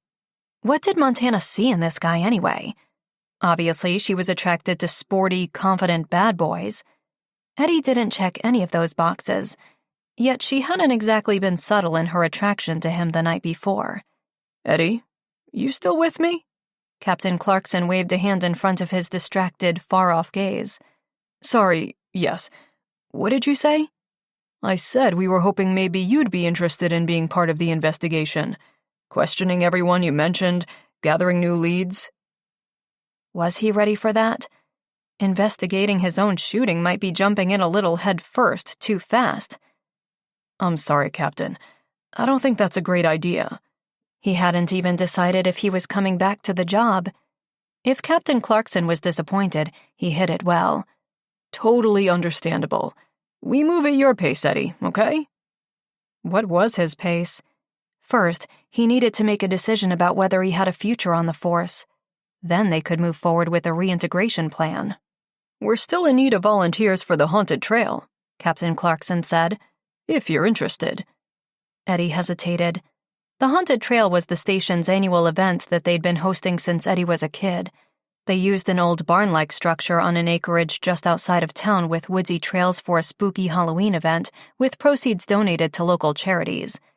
Eddie had participated the last 2 years. It wasn't exactly active duty, but it was a way to reconnect with the guys, get back to living and being involved in the community without any pressure or expectations. It was something he could do right now when he was feeling like there was little else he could fill his days with. Maybe if he got involved, it might provide some needed clarity. Okay. Yes, sir, I'm happy to help. Happy might be an overstatement, but he hoped to eventually get there. Once the crazy idea came to her, there was no talking herself out of it. Since meeting Amber and Frank the day before, Montana had renewed determination to bring Eddie back to the land of the living. Like her, he'd been given a second chance, and neither of them were going to squander a second of it by focusing on the things they couldn't do. She'd made a few calls, pulled some strings, and told Cassie she needed to take the day off. Now, she just had to get Eddie out of his apartment and into the van. Was she strong enough to lift him if she was reduced to knocking him out and dragging him the whole way? She knocked on his apartment door, unwilling to be deterred by a shitty attitude or excuses. She missed her annoying yet charmingly seductive neighbor, and this was the only hope she had of getting him back. He opened it, leaning on a crutch, a piece of toast in his mouth. Hi. Good. No chair today. That was definitely a good sign. Also, no shirt. Her gaze wandered the length of his torso. Focus, Montana. You're on a mission. She whipped her gaze back to his face, forbidding herself to look elsewhere. Otherwise, there might be a new crazy plan. I need you to come someplace with me, she said. He looked confused. Where? I'm not telling you. You want me to go somewhere with you, but you won't tell me where? Exactly. Yeah, that doesn't sound like something I'm going to do, he said, but there was just enough of a hint of intrigue in his voice that she pushed on as he continued to eat his toast. Why not? Afraid? Absolutely, he said. A grin tugged at the corner of her mouth. Good. You should be. But fear is really just the same emotional reaction as excitement. It's how you process the feeling of adrenaline that matters. He sighed. What is this about? Are you trying to drag me to therapy or some support group? She grabbed a piece of what looked like homemade bread from his hand and took a bite at his surprised look. God, it was delicious. Not that either is a bad idea, but no, she said after swallowing the carbs. I have my own approach to healing, and I want you to be brave enough to give it a try. She handed him back his breakfast. He hesitated. Come on, Eddie. What else do you have planned for the day? Self-pity at 10? Wallowing at 11:30? Nap at 2? I know that's not how you want to live the rest of your life. I know that's not who you are. So put on a shirt, for the love of all that is good and holy, and come with me, she said. She waited and watched the sexy chest muscles rise and fall in a deep sigh. Fine, give me a minute, he said, stepping back to let her in. She'd expected a mess inside the apartment.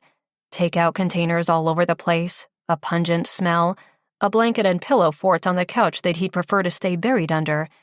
So she was shocked as she looked around. The place was spotless, and damn if the smell of homemade bread wasn't still lingering in the air. Eddie was starting to feel better. She smiled. Maybe today wouldn't be as challenging after all. It had only taken a minute and a half to talk him into coming on this blind adventure with her. She'd factored 15 minutes into her planning, so she was already ahead of schedule. He reappeared wearing a tight black t-shirt, a hoodie thrown over one arm. His hair was combed and gelled, and she could smell his cologne from across the room. He was gorgeous, and her pulse raced at the thought of what they were about to do. 5 minutes later, they were in his van, and she was behind the wheel. The bigger vehicle was actually quite intimidating, but she'd never admit that to him. She adjusted the mirrors and the seat. "Hey, don't mess with my settings," Eddie said in mock annoyance. "You're taller than I am, and this thing is a little more complicated than I'm used to." "Well, why don't you let me drive?" "Because you don't know where we're going," she said, pulling out of the parking stall. "Where are we going?" "Told you. It's a surprise." She turned to glance at him. "Sit back and relax. It's a bit of a drive." "A bit of a drive to where?" "I'm not telling you. Stop asking," she said, heading down Main Street toward the exit for the highway. As she passed the spot of the shooting, her hands tightened on the steering wheel. She'd purposely jogged an extra couple of blocks to work every day to avoid having to run past the place where Eddie almost died. Where she could have died. She dared a quick glance at him now. Would he be upset seeing it? Remembering? He wasn't even looking out the window. He was staring at her. "What?" she asked nervously, unable to decipher his expression. "How did you start to heal after your injury? Did someone kidnap you like this, or did you try therapy and support groups?" Normally, her response to the question would be to say that she wasn't quite sure if she was healed, but since meeting Amber and Frank and learning about their tragic love story and quest to fulfill their bucket lists, Montana knew she had come a long way. Denying the success and progress she'd made in her own healing was unfair. It was time to give herself the credit she deserved to be at this point in life after her setback, and it was time to appreciate what she had around her, instead of constantly striving for that elusive happiness she thought would come with having her old life back.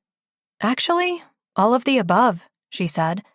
"I had a lot of friends who disappeared when it became clear that I wouldn't be out on cliffs with them anymore. But a few good ones stuck with me and helped me get moving again. That said, I did go to therapy for years. In fact, I attend a support group here in Wild River." It was the first time she'd told anyone, and it felt good to tell Eddie. "Really? Does it help?" She laughed. "It does, actually. While my issues are different than most people's in the room, we are all still struggling with something, and that common denominator brings us all together on a basic level of just trying to survive each day." He nodded. "You still struggle?" "Yep. Though the struggles seemed to change over the years. At first, it was regaining her memory and being able to live independently. Then, it was trying to figure out what was next for her and finding a way back to Kaya. Since being in Wild River, she'd been putting the pieces in place for a new future, and now the struggle was finding true happiness. Reevaluating what she wanted most, what she truly wanted most. For years, she'd thought she'd known the answer, but lately it didn't seem so clear. Since the shooting, she hadn't felt the suffocating disappointment over not being able to jump anymore. The issues with Kaya and the tragedy with Eddie had taken priority in her mind, and while they were challenges, they gave her focus and made her realize she was entirely capable of putting her former passion on the back burner when there were more important things for her to take care of, more important things that mattered to her. For the first time, she was seeing that base jumping had once defined who she was, the circle of people she associated with. Her identity had been tied to it. But the sport was just a sport. It wasn't who she was. "I feel like you just went on a journey and left me behind," Eddie said gently. She'd been quiet, lost in her own thoughts. "That's exactly what just happened," she said. "Sorry, I've just had a lot of things put into perspective lately." She smiled at him, and the intensity in his dark eyes had her returning her attention to the road quickly. She was doing this for him, yet all of a sudden, this adventure trip was meaning so much to her. "Thank you for coming along," she said, "and for trusting me." He nodded. "I didn't think you'd really give me a choice. I could see you plotting how you were going to knock me out and drag me to the van." She laughed hard at the entirely too accurate truth.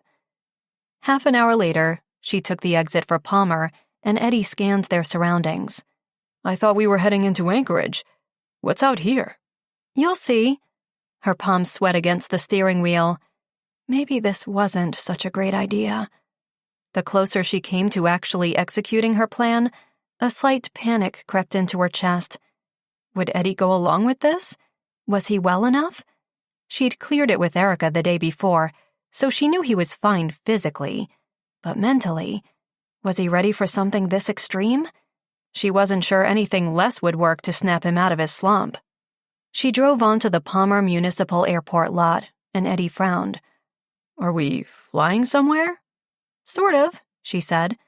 Were we planning to buy clothes when we get to wherever we're going? He joked, but she heard the nervousness in his voice.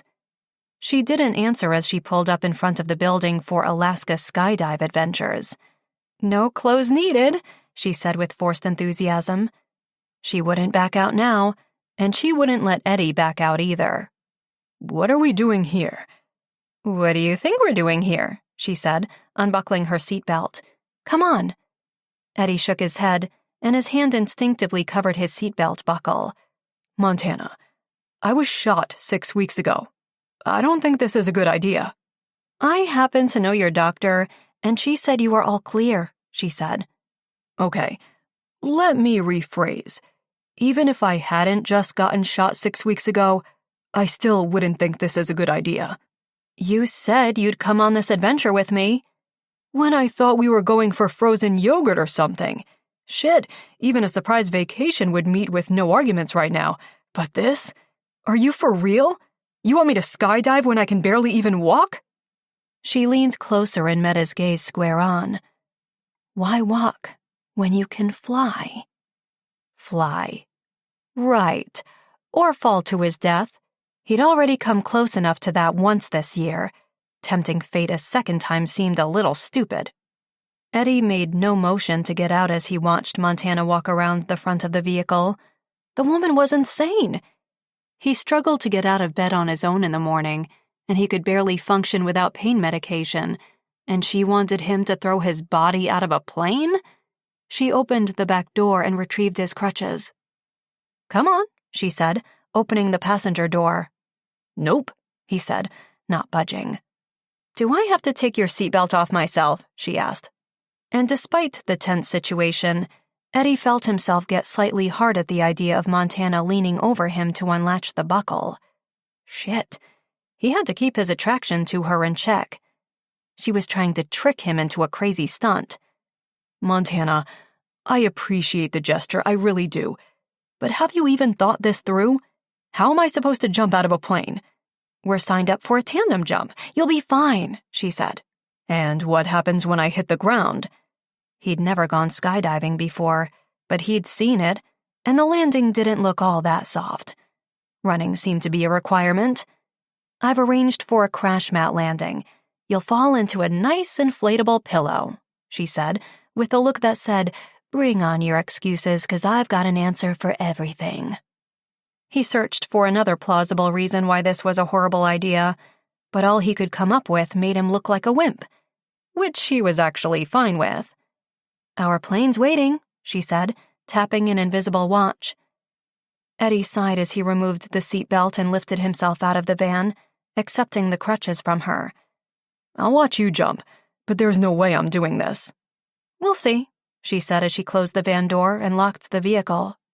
As they walked toward the building, Eddie could see the small airplane on the runway with the Alaska Skydive Adventure logo on the side. He'd only ever been in a plane that small once, a seaplane, when he traveled to northern Alaska with some friends after graduating high school. He'd been sick then, even without the terror of jumping to contend with. Montana could drag him all the way out here. He might even get inside the plane since the idea of watching her in action was kinda intriguing. But there was no way in hell he'd be free-falling that day. I didn't know you still did this, he said as they made their way inside. I haven't since I've been here, but my support group suggested it. Skydiving, ziplining, bungee jumping, all things I can still do that might give the same thrill as base jumping. Will it? He didn't think so. Montana had progressed from all of those activities to base jumping. She'd never get the same high from these activities. Adrenaline junkies suffered the same affliction as other addicts. The high of each new dangerous activity eventually weakened or wore off, leaving them searching for the next thing to take them even higher. Montana didn't answer. Instead, she smiled as they reached two men in matching Alaska skydive jackets. "Hi, I'm Montana Banks. I called yesterday." Yesterday? So this was as spur of the moment as it appeared. How had she gotten it all arranged so quickly? The first guy stepped forward and shook her hand. "Hey, I'm Tom, and this is Alex." He indicated the other guy. "So great to meet you. I'm a big fan," he said. His appreciative gaze swept over Montana, and an unsettling feeling washed over Eddie. Fantastic. Another adrenaline junkie with full capacity of all his limbs. Thank you. This is my..." Montana hesitated. "Friend, Eddie Sanders." Friend. Why did that irritate him? A few days ago, he'd claimed they were no more than neighbors. He still needed to apologize for his mood and harsh words that day. Tom turned to him and said, "Ready to do this?" Eddie shook his head. "Nope, I'm not jumping today. I'm just here to watch this crazy one." He wasn't a fan of heights or falling, or willingly tempting fate. The guy nodded. "It's daunting to be sure, but compared to your chosen career, this is a lot less dangerous." So, Montana had filled them in. "Let's get you both geared up," Alex said, stepping forward. "There are separate change rooms to the right. Montana, you know the drill by now. I'll help Eddie." Was no one listening to him? He wasn't doing this. He hadn't even signed a waiver or anything. Getting geared up seemed a little premature. "Yeah, I'm not in," he said. Montana looked at the guys. "Can we have a sec?" "Sure thing," Tom said. "I'll print out the waivers and tell the pilot to prepare." They really thought he was doing this. When the guys were out of earshot, Montana turned to him. "Eddie, I need this," she said, the vulnerability in her blue eyes rocking him to the core. Vulnerable was not a word he'd ever used to describe Montana. Even through her challenges of relocating to Wild River, rekindling her relationship with her daughter and ex-boyfriend, and starting her own venture in a partnership with a woman who was essentially parenting her daughter most of the time, Montana had navigated the rapids with ease and grace and confidence. She was afraid of nothing. Hell, she'd been shot at, something that would have had a lot of people needing therapy to feel safe again, and she was hardly fazed by it. So, this new dimension to her had him floundering. But one look outside at the tiny plane on the tarmac had his common sense restored. "You can go. I'm not stopping you." He paused. "I'll even go up in the plane." Disappointment clouded her expression. "I'm not doing it if you don't." "Damn it.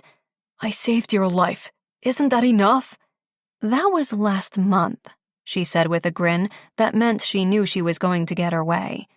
"This is insane, even for you," he mumbled, knowing protests were useless. He may be down and out lately, uncertain about his future on the police force and struggling to get this new version of life working for him in some way. But he could never say no to her for long. "Insane can be good sometimes," she said, waving the guys back over. "We're ready to gear up," she said. "Great! Eddie, let's get you into a harness and get you both up in the air," Alex said enthusiastically. Eddie tried to keep from throwing up as Montana disappeared into the women's change room, and he followed the guy into the men's. Most people contemplated shit like this for months, years before they actually took the literal leap. He'd had all of 5 minutes. Could he really do it? He'd hate to get up there and chicken out, though he doubted that was a possibility with Montana next to him. 15 minutes later, Eddie signed away his rights to sue if this went horribly wrong, and they boarded the plane. Harnessed into his safety gear, Eddie took a seat as far from the door as possible as Montana climbed in behind him. If only excitement was truly contagious. She was actually glowing with anticipation, which would have completely stolen his breath if he could find it in the first place. Sweat pooled on his lower back, and his veins should have been exploding with the blood rushing through them. He was seconds away from an anxiety attack as the plane door closed and the four of them buckled into the cramped space and the plane took off the runway. "We're going up to 13,000 feet, Tom said. Awesome, Montana said. About 60 seconds of free fall, she told him.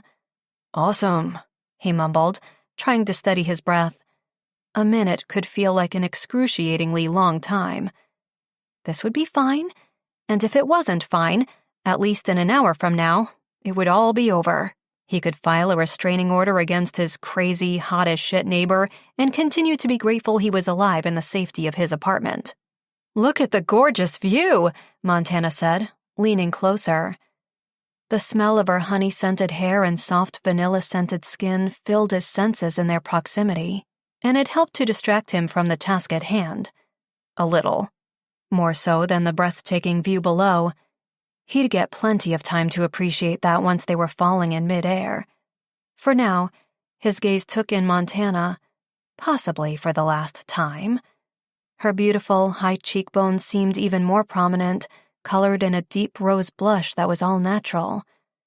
Man, she was gorgeous. So far out of his league. He wasn't sure what had spurred that day's outing, but he was happy to be around her, despite the terrifying circumstances. Which was terrifying in itself. Pushing her away would be impossible when she refused to let him, so now the focus would be on protecting his heart. Not falling hard and fast for her would be the hardest challenge of his life. She turned her attention away from the window and caught him staring. Her smile was warm and genuine, and he already felt like the battle of preserving his heart was lost. "We're at altitude," Alex said, and Eddie's heart was instantly in his throat. All this stress couldn't be good for his recovery plan. How had Erica signed off on this? He needed a new doctor. Tom opened the plane door, and the noise of the wind speeding past made him gulp. Montana laughed. "Did you just gulp?" "I did." Zero ego or pride left in that moment. He was scared shitless, and he was man enough to admit it. He peered over the side, taking in the scenery. The boreal forest below him, mountain peaks at eye level, and water cascading from a waterfall on one side coursing into a running river would at least be a beautiful way to die. But even if he really wanted to do this, how exactly was this supposed to work? He eyed the parachute pack. His spine was recovered, but the effect of the opening parachute would surely have a jarring impact. And it was a long way down, especially if he was in pain. Alex must have read his concerns. "Don't worry about the chute opening. You'll just feel like you're floating back up a little before continuing the slower descent." Luckily, he'd have someone else operating the chute. Right now, he could barely remember to breathe. "Okay, let's get ready," Tom said. Shit. No. What the hell was he thinking, agreeing to this? Moment of insanity brought on by an irresistible woman, but his common sense had returned in the nick of time. "You know what?" Eddie stopped as Montana stood and removed the oversized hoodie she'd been wearing. Wait, what was she doing? Under her harness, she was wearing a bikini top, one that tied at the top and the back. Eddie's mouth went completely dry. "What are you doing?" he asked as she lowered the sweatpants she wore down over her hips. Beautiful, shapely, curvy hips. He glared at the other guys who were openly staring. "It's free if we jump naked," she said. "Clothes off." She folded her arms across her semi-naked body and raised an eyebrow in challenge. Suddenly, the free fall wasn't the most terrifying aspect of the day. He was already feeling himself grow hard. How the hell was he supposed to tandem jump from an airplane with Montana's sexy naked body soaring through the air without embarrassing himself? In his anxious state, he hadn't even stopped to question it when Alex had instructed him to put the gear on under his clothing. He shook his head. "Nope, I'm not strapping myself to some naked dude," he said. Montana moved closer. "You won't be strapped to one of the guys. You'll be strapped to me." Holy shit. "So, clothes off," she said with a sexy grin as she reached for the base of his t-shirt. Her fingers tickled his abs as she lifted it slowly, allowing him time to protest. He didn't. He couldn't. Not when she was standing there almost completely naked. Instead, he lifted his arms and allowed her to remove the shirt. He undid his jeans and lifted his body with his arms as she removed his pants. Her eyes widened slowly as she saw his semi pressing against the underwear. "It still works," he said, feeling all embarrassment disappear as her face flushed. "Sure you want to do this?" he asked. "Absolutely," she said, removing his underwear as well and trying and failing to divert her eyes from his penis. "Don't worry, that won't last long." The complete and utter insanity of the situation had him almost forgetting about the part where he was about to free fall out of a plane. "Okay, we're reaching the jump zone," Tom said. Montana reached behind and untied the bikini top, letting it fall away, then removed her panties slowly, suggestively. Eddie was both completely turned on and scared to death at the same time. The two guys harnessed them together for the tandem jump, and he could feel Montana's breasts pressed against his back, her naked skin touching every inch of his. The fall over the forest and waterfall below was the last thing on his mind in that moment. She was so beautiful, exciting, adventurous. His chest tightened. She was not so slowly bringing him back to life. By trying to kill him, he thought, daring a glance over the side of the plane. His grip on his harness tightened. "On 3?" she asked. "On 3, he said, shutting his eyes tight. "Open your eyes. You don't want to miss this," she said. He slowly opened them. "Whenever you're ready," Alex told Montana. She gave him the thumbs up. 1, she said in his ear. 2, Eddie said. 3, they said together as they fell forward out of the plane, sending their bodies into free fall. Montana screamed in joy, but all sound died on Eddie's lips as they fell fast and free, the wind zooming past them. "Isn't this amazing?" she yelled. It really was, but he couldn't find the words. He was flying over the most beautiful scenery in Alaska with a woman he was insanely attracted to. Naked. Even in his wildest dreams, he'd never thought this would be happening. But now that the initial shock was over, he could appreciate the experience. Except for the way his entire body jiggled and his skin flapped in the wind. When she'd removed her clothing on the plane, he'd assumed this would be a sensuous experience. Nothing could be further from reality. He started to laugh as he glanced back and saw he wasn't the only one with body parts doing some hilarious shit. "Told you the hard-on wouldn't last," Montana said as she started to laugh as well. Then their laughter was uncontrollable. His stomach ached and tears were running down his cheeks as he experienced the wildest 60 seconds of his life. He hadn't laughed in weeks, and the pure joy radiating through him was as unexpected as that day's events. He had Montana to thank. "I'll be pulling the chute in 10 seconds, she said, composing herself long enough to prepare him. Eddie braced himself, but as the guy had said, once she pulled the chute, he felt as though he were once again floating upward, another exhilarating feeling. The chute slowed their trek toward the ground, and he was relieved to see the crash mat in sight. He relaxed and took in his surroundings, embracing the experience he may never have again, and tried to steady his heartbeat, thundering over being so close and connected to Montana. Several minutes later, they landed on the mat, and Montana unhooked their harnesses.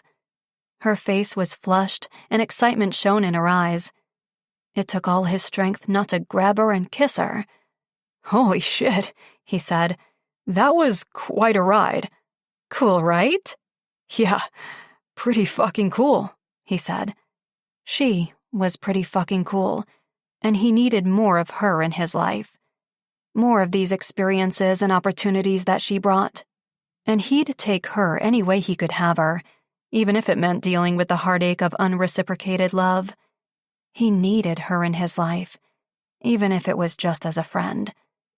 But her gaze was full of attraction and desire as her eyes flitted from his lips to his eyes and back again. "Yes." "Yes what?" he asked. "The answer to your question from before. This was as exhilarating as base jumping." Well, it's official. You are a member of Sans. Montana placed the framed certificate announcing Eddie as the newest member of the Society for Advancement of Naked Skydiving on the shelf above his television. She couldn't believe he'd actually gone through with the crazy scheme of hers. They'd both been on a high the entire drive back to Wild River. Adrenaline-induced endorphins weren't the only thing coursing through her body, though. The intimacy of the naked jump, despite its humor, had her body on fire for him. The closeness and connection of doing an extreme sport together had her craving him. All of him. But, up until a few hours ago, he'd been hell-bent on pushing her away. They'd made progress that day. But was he really ready for more? She wouldn't go too far too fast and risk setting them back. But as she went to join him on the sofa, Eddie reached for her. Montana moved toward him and only hesitated a fraction of a second when he pulled her down on his lap. His hands wrapped around her legs, pulling her into him as his expression searched hers. His dark, gorgeous eyes full of desire had her swallowing hard. After the exhilarating jump together, her pulse had yet to steady, and she knew this excitement had nothing to do with the free fall. She couldn't remember the last time her adrenaline had soared so high. She wanted Eddie so damn much, it terrified her. His hand cupped her face as he moved closer. "I'm going to kiss you," he said. She nodded quickly, unable to find her voice. He slowly closed the gap between their faces, his gaze locked with hers. His eyes closed as his mouth connected with hers. She held her breath as she savored the taste of Eddie's full, soft lips. So warm, inviting, yet demanding and taking the lead. She wrapped her arms around his neck as she pressed her body closer. This had to be the best kiss of her life. She pressed her mouth to his and slid her tongue along his bottom lip. His mouth parted and she explored it with her tongue. Eddie's hand caressed her face, then moved down her neck, over her exposed collarbone to her shoulder. He squeezed tight as though trying to hold himself back from allowing the hand to travel further over her body. He was policing himself, but there was no need. He could touch her anywhere and everywhere. Montana reached for the hand and lowered it over her breast. Eddie moaned against her mouth as his hand squeezed and massaged her breast beneath her t-shirt. His breathing quickened, and Montana's body was on fire. His kiss, his touch, was driving her mad. She wanted him. Her body awakened and she tingled everywhere. She clutched her thighs tighter together as she deepened the kiss even more. If they kept this up, she'd come from first base alone. Did Eddie want to go further? She'd noticed his semi-hard-on on the plane as she'd removed her clothing. Now she could feel it under her ass. But was he ready to do this? Was she really ready? She moved away slowly, licking the taste of him from her lips. Eddie's eyes opened, and the intensity in his expression almost scared her. Before, he'd been fun, annoying, cute Eddie. Now he was sexy as all fuck, serious and tempting. "What's wrong?" he asked as she stared at him, caught up in the unexpected emotions raging through her. "Nothing. I want you." Blurting out the obvious was the only thing she could do. "I want you, Montana." He paused, glancing down at his lap. "I'm not sure how—" Well, if that was all that was stopping him, leave that to me. She gently climbed off his lap and bent to unbuckle his jeans. Her hands shook slightly as he watched. "Lift up," she said. He did, allowing her to remove the jeans and underwear as she had on the plane. He was already hard, and she took the opportunity to gently stroke him. Eddie's eyes closed and his head fell back. Feeling herself grow wet just by the simple act of turning him on even more, she clenched her thighs together. "Damn, Montana." She removed his shirt next and kissed his body. Starting at his shoulder, she moved her way inward, kissing his neck, down his chest, over to the other shoulder, then downward over his abs and lower. She saw his hands tighten their grip on the fabric of the couch on either side of him and saw his cock straining. He was as close as she was. Standing, she reached for the base of her t-shirt. Slowly, torturously on purpose slowly, lifting it up and over her head. She let it fall to the floor with Eddie's discarded clothing, liking the way it looked tangled up with his. A small thing that suggested so much intimacy. "You are gorgeous, Montana. Like, breathtakingly gorgeous," Eddie said. She unbuttoned her jeans and wiggled her hips free of the denim, pulling them down slowly, then stepping out of them. She kicked them to the side, standing in front of Eddie in just her bra and underwear. She desperately wanted to remove the rest of her clothes, climb onto his lap and seek relief from the intense desire radiating through her body. But she also wanted this first time with him to be special. They were moving so fast, but she didn't want to put on the brakes. That day had been incredible, and this felt right. She turned around and slowly backed toward him until her legs were inches from his. Then slowly, she started rotating her hips, seductively, tempting. She dared a peek over her shoulder at him and laughed, seeing his mouth agape. He slammed his lips together quickly and composed himself, sitting straighter on the couch. "Sorry, this is unexpected. Would you like me to stop?" Maybe he wasn't a striptease kind of guy. "Hell no," he answered, reaching out gently to touch her hip before letting her resume her teasing display. She continued the figure-8 motion with her hips, standing on tiptoes to reach higher as her arms moved in the air. She'd only ever taken a stiletto striptease class once in support of her friend's pole dancing studio opening in Denver years before. But she could bluff her way through this, and Eddie didn't seem to mind that she wasn't a professional. She reached behind her back and unclasped the bra. She slowly removed the straps over her shoulders and slid the fabric down her arms, letting it fall to the floor at her feet.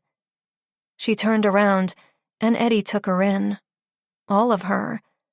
The look of appreciation and respect and admiration coming from him, despite the primal reaction happening to his body, made Eddie so deserving of this time and attention she was giving all for him, and it was empowering as fuck.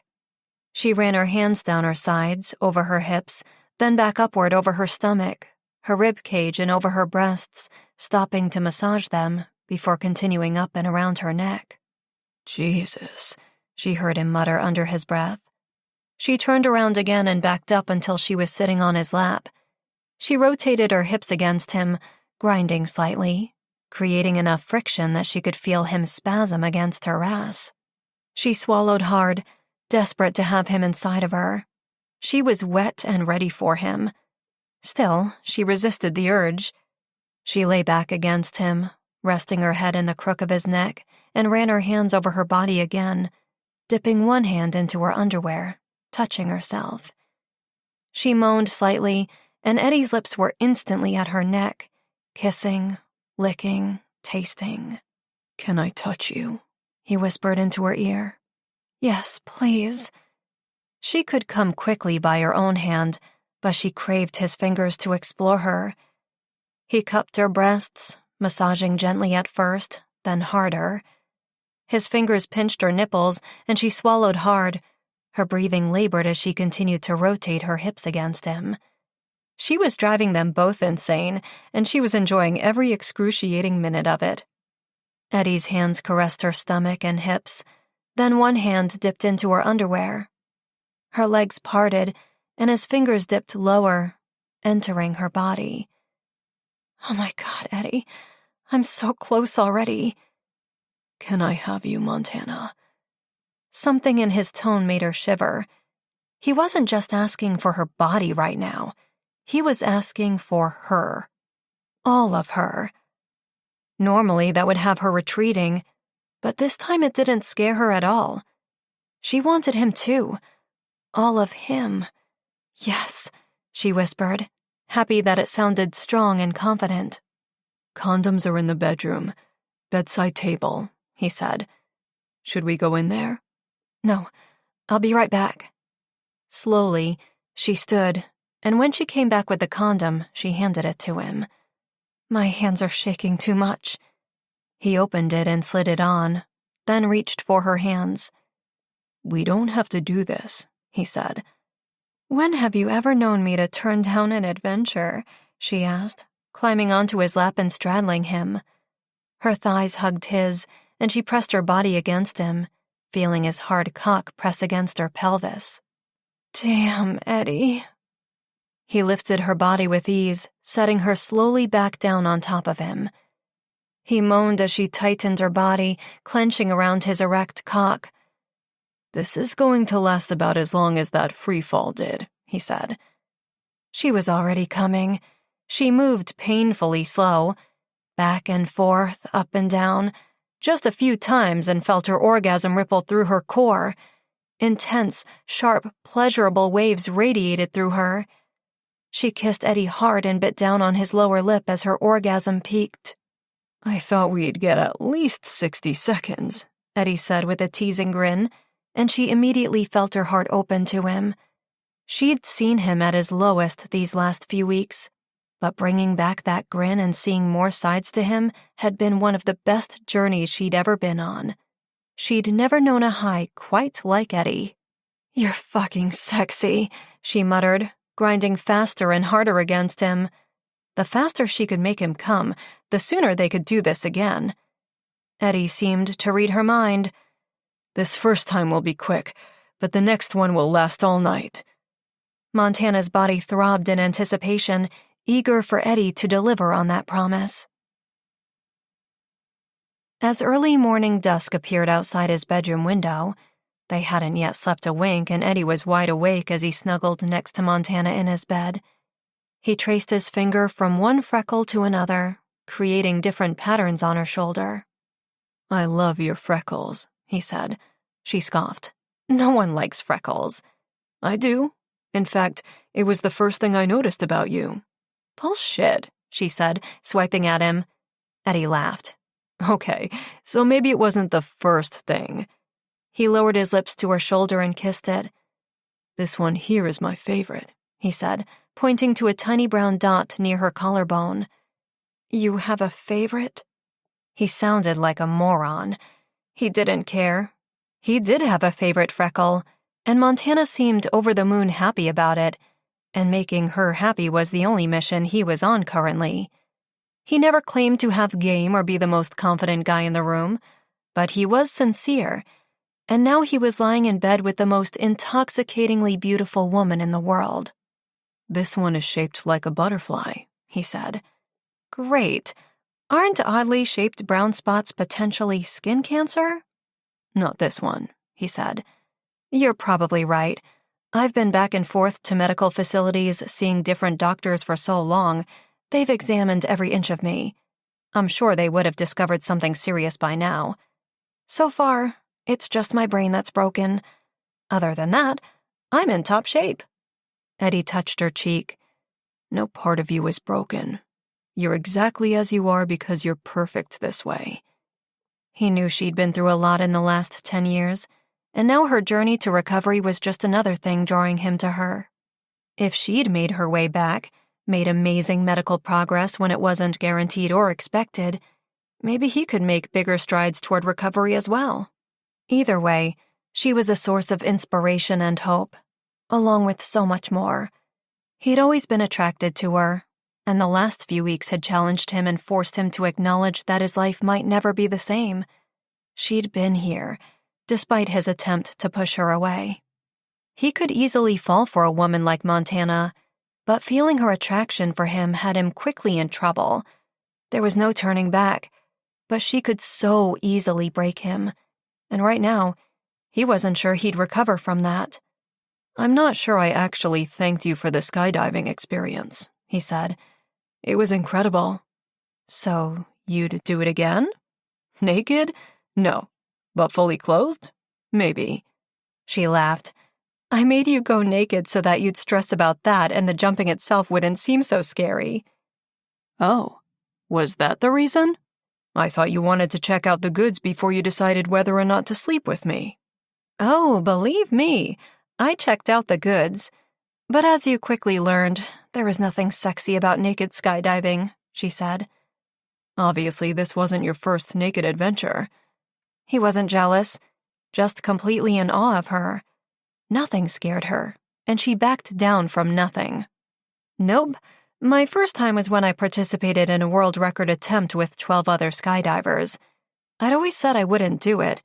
It was kind of my own worst fear, I guess. But when they asked me to join for the record-breaking attempt, the challenge of it won out over my insecurities. Did you break the record? We didn't that year. Missed it by 6 seconds, but the group did eventually beat it. I'd moved on to base jumping by then. He heard the dull longing in her voice, the same as whenever she mentioned her passion. You really miss it, huh? She nodded. Yep. Is it just the high or the challenge? Or something else? He wanted to understand her better. He totally understood wanting to do something with every fiber of his being and struggling to get there. But he wondered what drove Montana, what motivated her. I used to think that's all it was, but I'm starting to realize it was so much more than that. Growing up, I was a bit awkward, shy, and kept to myself. I was into science and sports, but mostly individual activities. I wasn't exactly popular. She paused. Finding a community of like-minded people, first with skydiving and then base jumping, I finally felt connected to others, and my identity was wrapped up in the sport for a long time. I trained with other jumpers, I hung out with other jumpers, and while everyone was so different, we had that shared passion in common, and it really felt like a family. I get that. It was similar on the force. The men and women he worked with on a daily basis shared his commitment to serving and protecting the community. They'd trained for the worst together, and they were a family. After my injury took me out of the game, I lost that. I mean, I still spoke to some of them, but I wasn't really one of them anymore. It felt different, and not only did I lose the community I'd come to depend on, I lost my identity. If I wasn't Montana Banks expert base jumping daredevil anymore, who was I? Who am I? Eddie swallowed hard. He had so many answers to that, but the words stuck in his throat. Telling her exactly who he saw when he looked at her would send her packing. Who do you want to be? He asked instead. A good mom to Kaya, a successful business owner. Her voice trailed, and he knew those answers were the ones she knew she was supposed to say. But deep down, she was still struggling to find herself and find that sense of family and community that she'd relied on for her self-worth and identity before. Well, you're doing both, he said, and maybe someday you'll get back to base jumping. I've given up on that hope. Had she really, though? How are the new trial drugs working? He asked. Good, she said, but there was hesitancy in her voice. But not well enough. How do you know? I thought you weren't due for a new scan for another month. Erica wanted to let the drugs do their thing for at least 8 weeks, right? She stared at him in disbelief. What? I listen, he said with a laugh. Since the night she'd gone missing in the woods, she'd been open with him about her diagnosis. It was her way of reassuring him that she was fine and didn't need a babysitter, but he'd liked the updates. Since his injury, he'd been too focused on himself. Are you feeling okay? Any recent memory lapses? Yeah, no, I'm feeling fine. It's just, my sister hasn't disappeared. He frowned. Your sister? She'd never really discussed her family before. He knew she was originally from Denver and her parents didn't approve of her being here in Wild River. She barely spoke about them, but he knew from something Tank had said that Montana's sister had died. She died in a swimming accident at 16, but she's lingered ever since my accident. You see her ghost? I see her, I talk to her, I fight with her, I laugh with her. Her voice trailed again. Am I crazy, Eddie? I am, right? He laughed, pulling her tighter. Well, that might explain what you're doing here in bed with me. You're not crazy for seeing your sister's spirit. She propped herself up on an elbow to look at him. You believe in ghosts? He hesitated, choosing his next words carefully.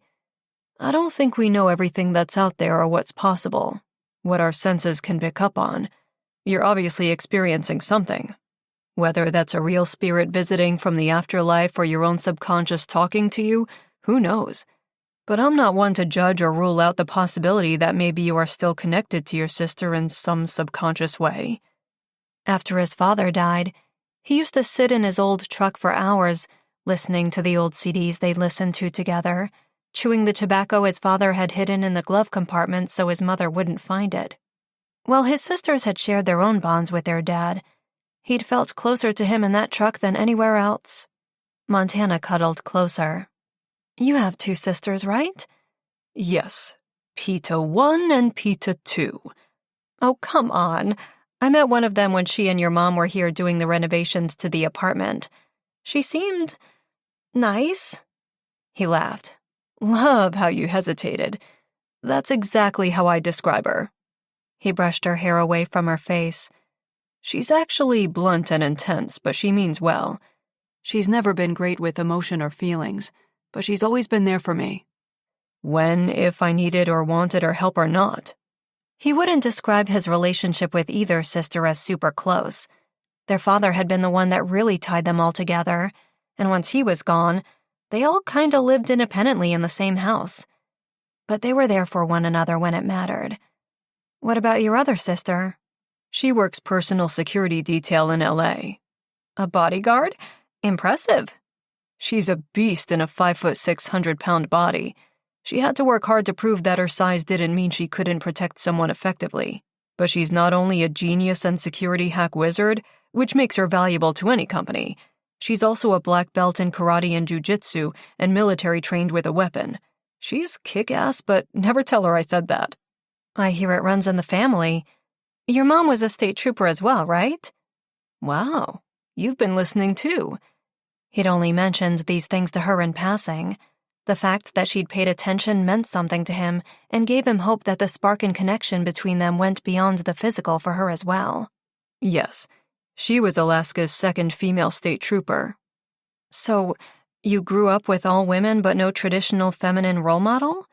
My grandmother is very much the domestic, stay-at-home, typical of her era kind of woman, so it took her a long time to come to terms with the fact that she had 3 daughters and 2 granddaughters, all of whom chose masculine careers, as she calls them. Obviously, she raised very strong women. That's nothing to be ashamed of. Oh, she's proud. Now. Actually, I think she likes being the only real girly girl in the family. She gets all the attention that way. We dote on her and put up with her demands. He smiled. Like attending an elaborate wedding. She's getting married? At her age? It's actually marriage number 3, if she goes through with it, and wedding number 5. How? She left 2 at the altar. Like, literally? She broke one engagement off on the plane to Hawaii, but because everyone was flying to a destination wedding, they still threw the party on the beach for all the guests and just skipped the ceremony and vows. And the other, instead of saying her vows, she called the guy out for cheating right there in church. His grandmother was nothing if not ballsy. Montana laughed. I think I love her. I think she'd really like you. He paused, clearing his throat. She'd queued him up for the perfect opportunity. Still, he hesitated. They hadn't really defined this thing between them. It could be a casual one-night stand for her. He wanted it to be more. But meeting his family, his entire family at a big event, might be too much too soon. He didn't want to scare her off. She was quiet, as though sensing he was holding something back. He wanted to invite her, but he was nervous. He didn't want to get rejected or put her on the spot where she might feel obligated.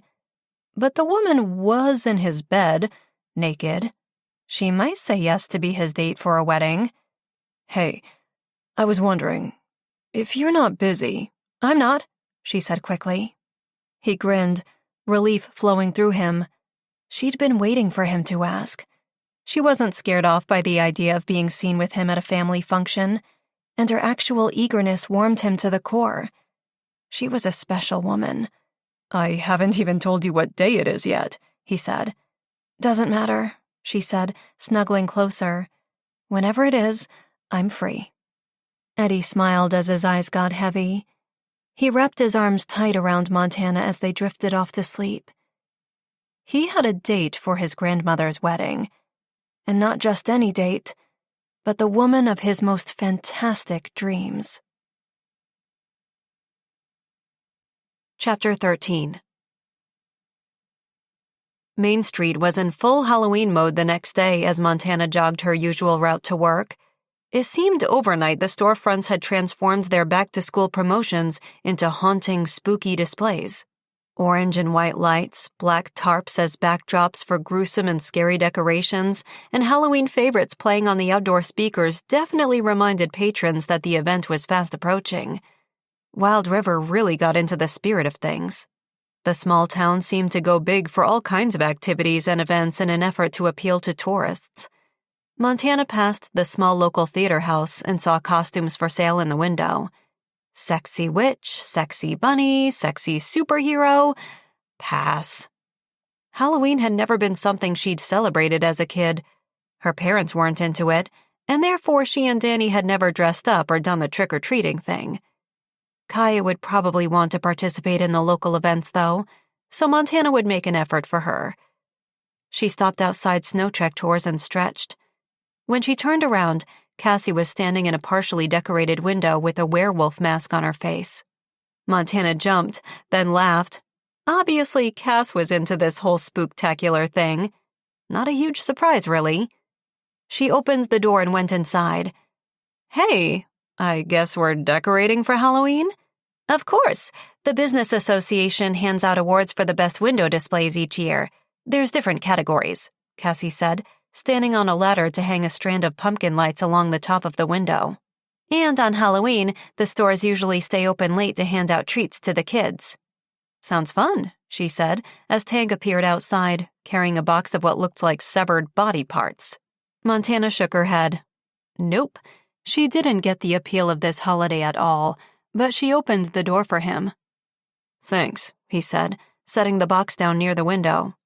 Ooh, severed limbs! Awesome! Montana laughed at Cassie's excitement over the grotesque decorations. I assume we're entering the terrifying category? Yep, but not too gory. Don't want to scare the kids away. So, I guess Kaya's into all of this too, huh? She asked Tank. She'd seen photos of Kaya in Halloween costumes over the years, but she wasn't sure at what age kids grew out of it. She lives for Halloween, Tank said. She's been practicing her zombie makeup application for weeks. Tank's cell phone rang, and he moved away to answer. It's the school. Just a sec. A zombie? Great. Montana just hoped it wasn't sexy zombie. What can I help with? She asked Cassie.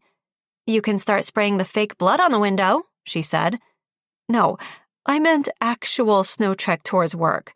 I'll leave the decorating to you two, Montana said as Tank rejoined them. He looked pissed as he tucked the phone away. What's wrong? Kaya was caught skipping school. Cassie nearly fell off the ladder as she swung to face Tank. She what? Yeah. Apparently, Principal Lee caught her at the mall when she popped over there before lunch to pick up some Halloween supplies for the school dance. At the mall? That's 20 blocks from the school. How did she get there? Cassie asked. Public bus, apparently, Tank sighed. Montana looked back and forth between their annoyed expressions. So, this is a big deal? She'd cut class all the time in junior high and high school. Cassie and Tank surely must have as well. All kids did it. You bet it is, Tank said. Oh, okay. He stared at her. Seriously? You don't think so? The right answer was, yes, of course I think so. Unfortunately, that would be a lie. Well, not really. This is the first time, right? And we've all done it. It's part of growing up, Montana said with a shrug. She had a math test this morning, Cassie said. It was 10% of her grade. Okay, so that made it a little worse. Can she retake it? That's not the point, Tank said. This isn't like her. Her behavior lately is not at all like her. His expression suggested Kaya's new behavior was somehow Montana's fault. Why are you looking at me like that? I'm waiting for you to see that this is a problem. I do see that her behavior is strange lately. Though, admittedly, she hadn't spent a lot of time with Kaya before the past 6 months, and she honestly believed maybe it was natural preteen hormones and drama. Tank was making too big a deal over it, and blaming her wasn't cool. I'm just saying that cutting class isn't a major offense. She wasn't shoplifting at the mall or anything. Cassie even looked slightly disappointed in her take on it as she climbed down from the ladder. You're right, it's not the worst thing she could do. But we need to address this as though it was. Otherwise, what's next? Oh, come on. Skipping class wasn't a gateway to criminal activity. Tank and Cassie needed to settle down a little. Kai's a good kid. She made an arguably bad choice today. Arguably? Tank said, eyebrow raised. Put the accusing eyebrow away. I didn't tell her cutting class was okay. And I won't, if that's how we're playing it. I'm just saying that I don't agree that it's as big a deal as you two are making it out to be. Tank sighed. Well, I guess we disagree on that. Either way, she's grounded. Cassie nodded. For how long? Montana asked, annoyed that this was the first parenting thing they weren't really agreeing on, and yet Cassie and Tank had majority vote on how to deal with it. They needed a fourth to balance things out. An image of Eddie appeared in her mind, but she sighed. He'd side with Tank and Cassie on this. So maybe she was the one who was wrong about it. A month and no Halloween, he said. A month? Was her ex serious right now? Even Cassie looked like she wanted to argue that point, but she reluctantly nodded. That will definitely make her stop and consider her actions next time. Look, I agree to the grounding. Not that they'd asked her opinion. But banning Halloween seems harsh. Tank had just said 2 minutes ago how important Halloween was to her. Punishments aren't supposed to be easy, on kids or parents. I don't like this either, but she made her choice today. His tone softened.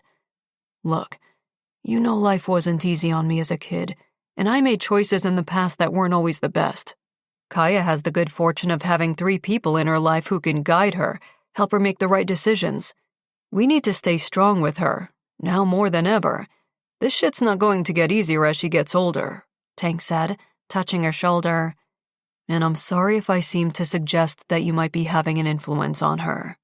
Montana nodded, accepting the apology, but the unsettling feeling in the pit of her gut told her that maybe Tank was right. She wanted only the best for her daughter. Therefore, maybe there did need to be some changes in their relationship. From now on, mother first, friend second. Hey, Danger. If you chop any harder, you're going to pierce the cutting board, Eddie said as he wheeled his chair into his kitchen and gently took the knife from Montana. He turned her to face him. What's going on? She'd seemed on edge since she'd arrived an hour before with a bag of groceries to make the grilled chili cilantro chicken he taught her to make. She hadn't wanted to talk about it, but clearly she was upset. She sighed. It's Kaya. She okay? Eddie knew that the little girl had been different since returning from camp, but Montana hadn't said much about it in days. She skipped class yesterday, she said. That's not like her. Where did she go? The mall. With other kids? By herself.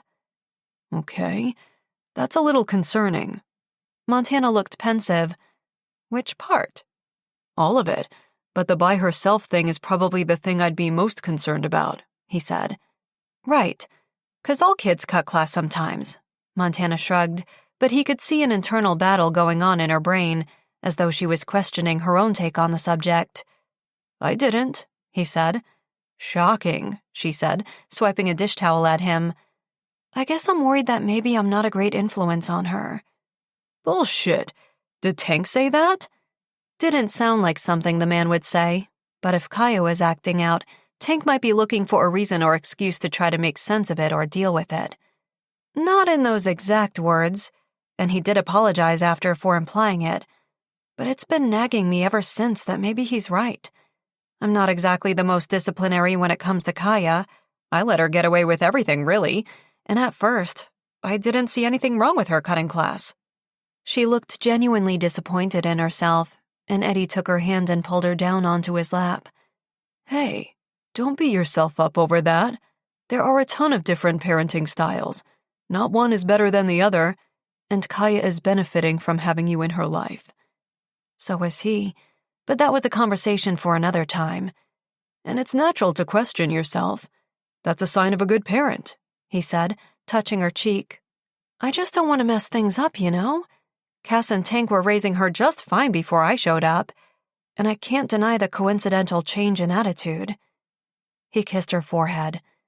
Things are different for her now. She's adjusting and probably trying to pit the three of you against one another to get what she wants sometimes. See how far she can push you.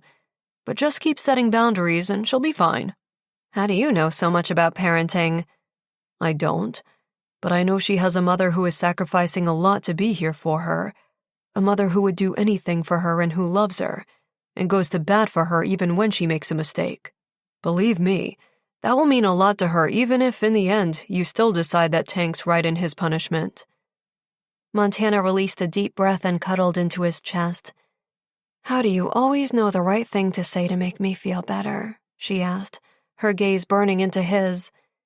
Because he cared about her more and more each day, and he'd do anything to bring a smile back to her face. Because he respected the sacrifices she was making to be there for her daughter, and he admired all the strength and determination in her. Because the fiery passion she ignited in him gave him clarity into who she truly was, and he was falling in love with every part of her. But he'd promised himself he'd take it slow for both their sakes, so his expression gave way to a teasing grin as he held back the things he wanted to say to her, and instead simply said, I was just trying to save my very expensive cutting board. Chapter 14. Kaya struggled under the weight of the massive pumpkin as they waited for the elevator the following week. Montana balanced two smaller ones in her arms. I hope you know how to do this, she told Kaya. Kaya looked at her in shock.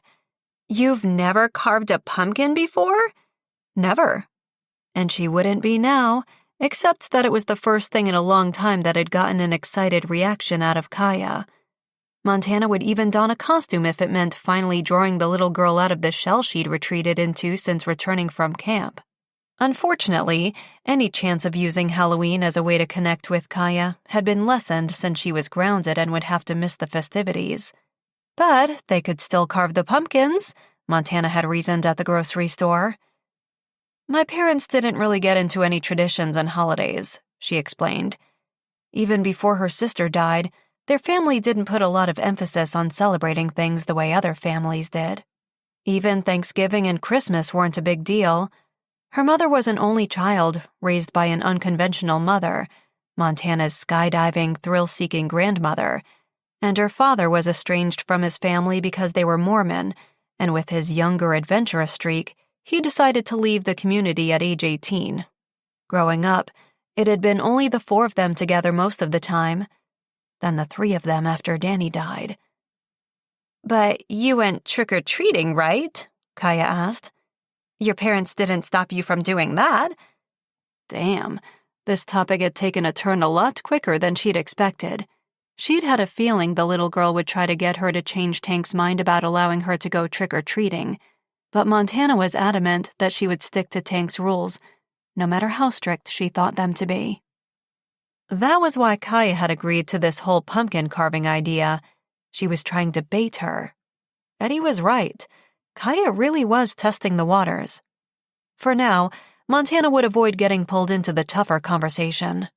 Maybe if Kaya had fun that evening, she'd start to open up. All of their prodding and questioning and disciplining her recent crappy attitude and decision-making certainly wasn't working. She'd try a new approach. Nope, no trick-or-treating either, she said simply, pretending not to catch the little girl's drift. The elevator doors opened and they got in. Dad's being a jerk, Kaya blurted out as the doors closed. Montana of 6 months ago would have tried to make Kaya feel better by letting the insult of her father slide. But the Montana she was today was quickly learning not to be manipulated by her 11-year-old. Well, so are you. Maybe change your attitude and your dad's will change too, she said as lightheartedly as possible. Kaya's jaw dropped, but then she gave what some might consider a small grin. Fair enough. Montana did an internal happy dance at the tiny victory. She let Kaya know that she and Tank were a team and she couldn't run to her complaining about her dad. Problems they could discuss, absolutely, but she wasn't here to validate any negativity Kaya had about Tank or Cassie. The only way they would survive the teen years was by setting boundaries now. Wow, those dull parenting books Tank had supplied her with might actually be paying off. Her cell phone chimed in her pocket, and she struggled to retrieve it, balancing a pumpkin between her hip and the elevator wall.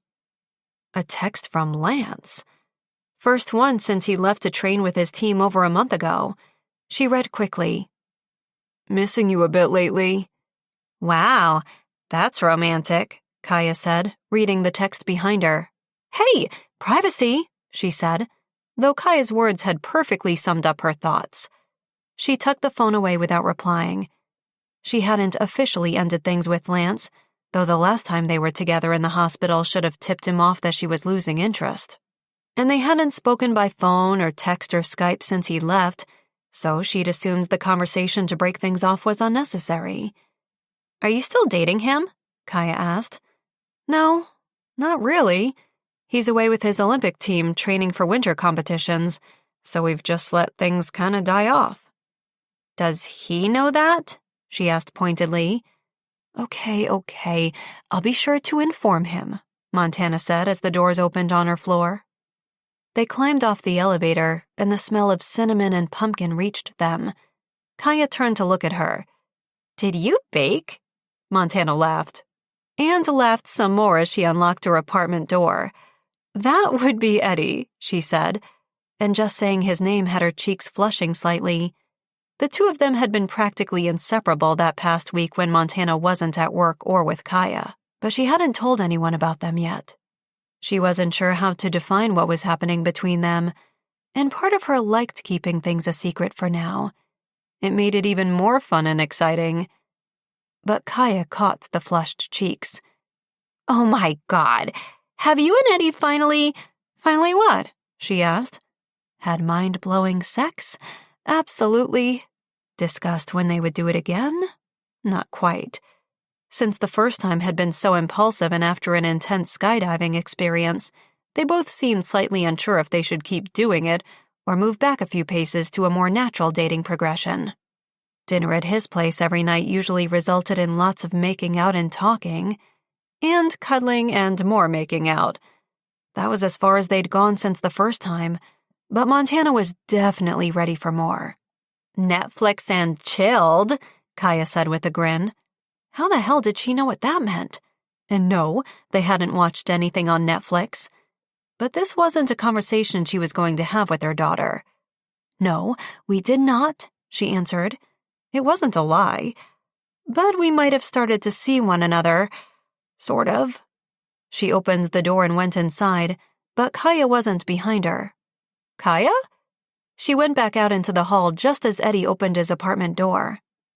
Hi, he said to Kaya. Then a secret little smile was sent her way.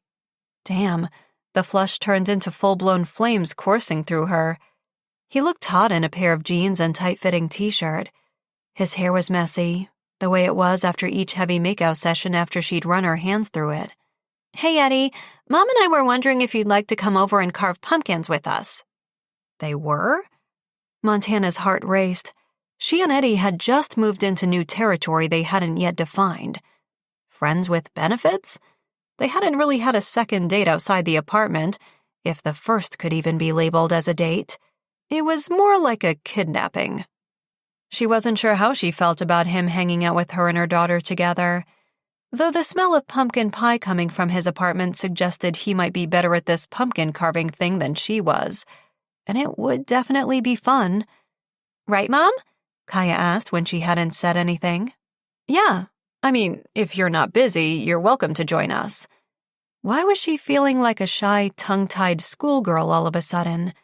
They jumped out of a plane together. Naked. Eddie, too, looked slightly hesitant. Of course. He'd just had sex with her. That didn't mean he was ready to jump into stepdad role. She wanted to reassure him that was the last thing this was, but wasn't sure how to say it, especially in front of Kaya in a way that sounded casual and noncommittal, but also not opposed. Because she wasn't, which was absolutely terrifying to her, so it would most definitely have him running for the hills.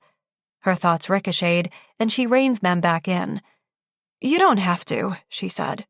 "Well, I am skilled with a pumpkin carving tool," he said, moving away from the door to let them see the row of pumpkins he'd already carved in his own apartment. "Had a lot of time on my hands," he said with a wink. "Just give me a sec to get the pies out and I'll be right over." "Great," Kaya said, walking past Montana into her apartment. She set her pumpkin down on the living room coffee table. Montana closed the door. "What was that?" she asked. "What? You didn't want him to come over?" The teasing glint in her daughter's eyes made her instantly feel better.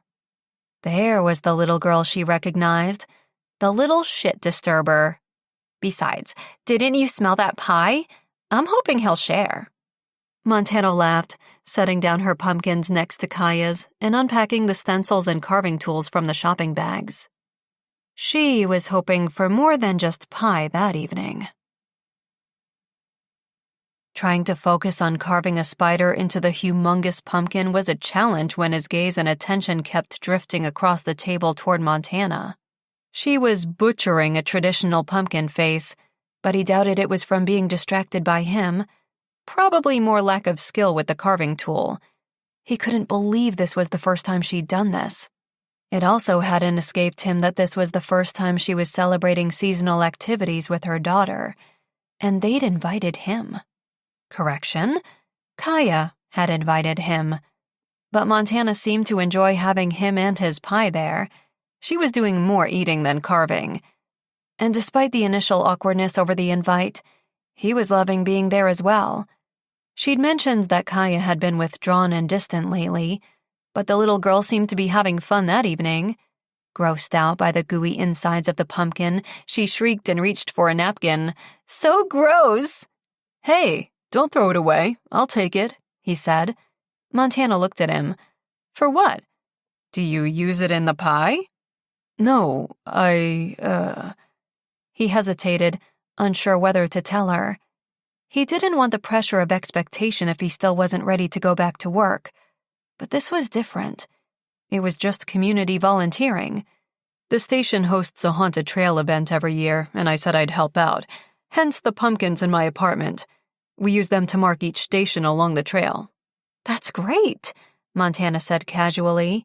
But he knew she was trying hard to hide her pleasure that he was taking steps to get back out there and return to the career he loved. "So why do you need the pumpkin guts?" Kaya asked, trying to get the mushy, slimy goo off her hands and into a bowl. "For brains," he said. Her eyes widened. "That's what it was all those years?" Eddie laughed. "Yep." He paused. "Hey, now that you know the inside scoop, maybe you'd like to volunteer this year. We need a ton of people to pull it off." The troopers dragged family members and friends to participate every year, but Eddie knew his mother and sister wouldn't do it. Neither of them were huge fans of Halloween, not appreciating the excuse for people to act crazier than usual. Police calls doubled on Halloween, but that's why the station held the event, to give people something fun and in the spirit of the season, but safe to do instead. "Really?" Kaya said. "That would be so cool." She stopped. Then her expression turned to disappointment. "But unfortunately, I'm not sure I can." She stared into her hollowed-out pumpkin. "I'm kinda grounded." Shit. He'd forgotten. Montana cleared her throat. "Well, seeing as how you'd be doing a nice thing, volunteering with the police station, and clearly in a place where she couldn't get into trouble, I'll talk to your dad about it and see if he will lift the punishment just for that," Montana said. Kaya beamed and wrapped her pumpkin goo-covered hands around Montana's neck. "Thank you." "No guarantees," Montana warned. "I just said I'll talk to him, but if he says no, the answer's no." "Okay," Kaya said, still squeezing her. Over Kaya's head, Montana's gaze met Eddie's, and the look of gratitude mixed with pure desire had his mouth going dry. "Thank you," she mouthed. Eddie's heart raced as he winked at her. As much as he liked her kid, he hoped Kaya wasn't spending the night that evening. He got his wish. Tank arrived a little after 9 to pick Kaya up, and when his gaze landed on Eddie, there was nothing but a knowing smirk on the other guy's face. "Hey man, how are you?" he asked. Eddie would definitely be hearing about this from Tank and just about every dude in Wild River. He didn't care. "I'm great," he said. More than great, actually. That evening had been the first time since they'd had sex that he and Montana had hung out and had to keep things casual and PG because they had an audience. Oddly enough, the secret looks and casual touches they'd exchanged all evening had been more sexually charged than the full-on makeout sessions they'd been enjoying. He couldn't wait to be alone with her. They'd agreed to take a step back and take things slower, but he was over that, and he suspected so was she. Kaya nudged her mother forward. "Ask him," she whispered. Tank looked slightly wary but mostly pleased to see his daughter in a better mood. "What's going on?" Kaya looked pleadingly at Montana, and Montana sighed.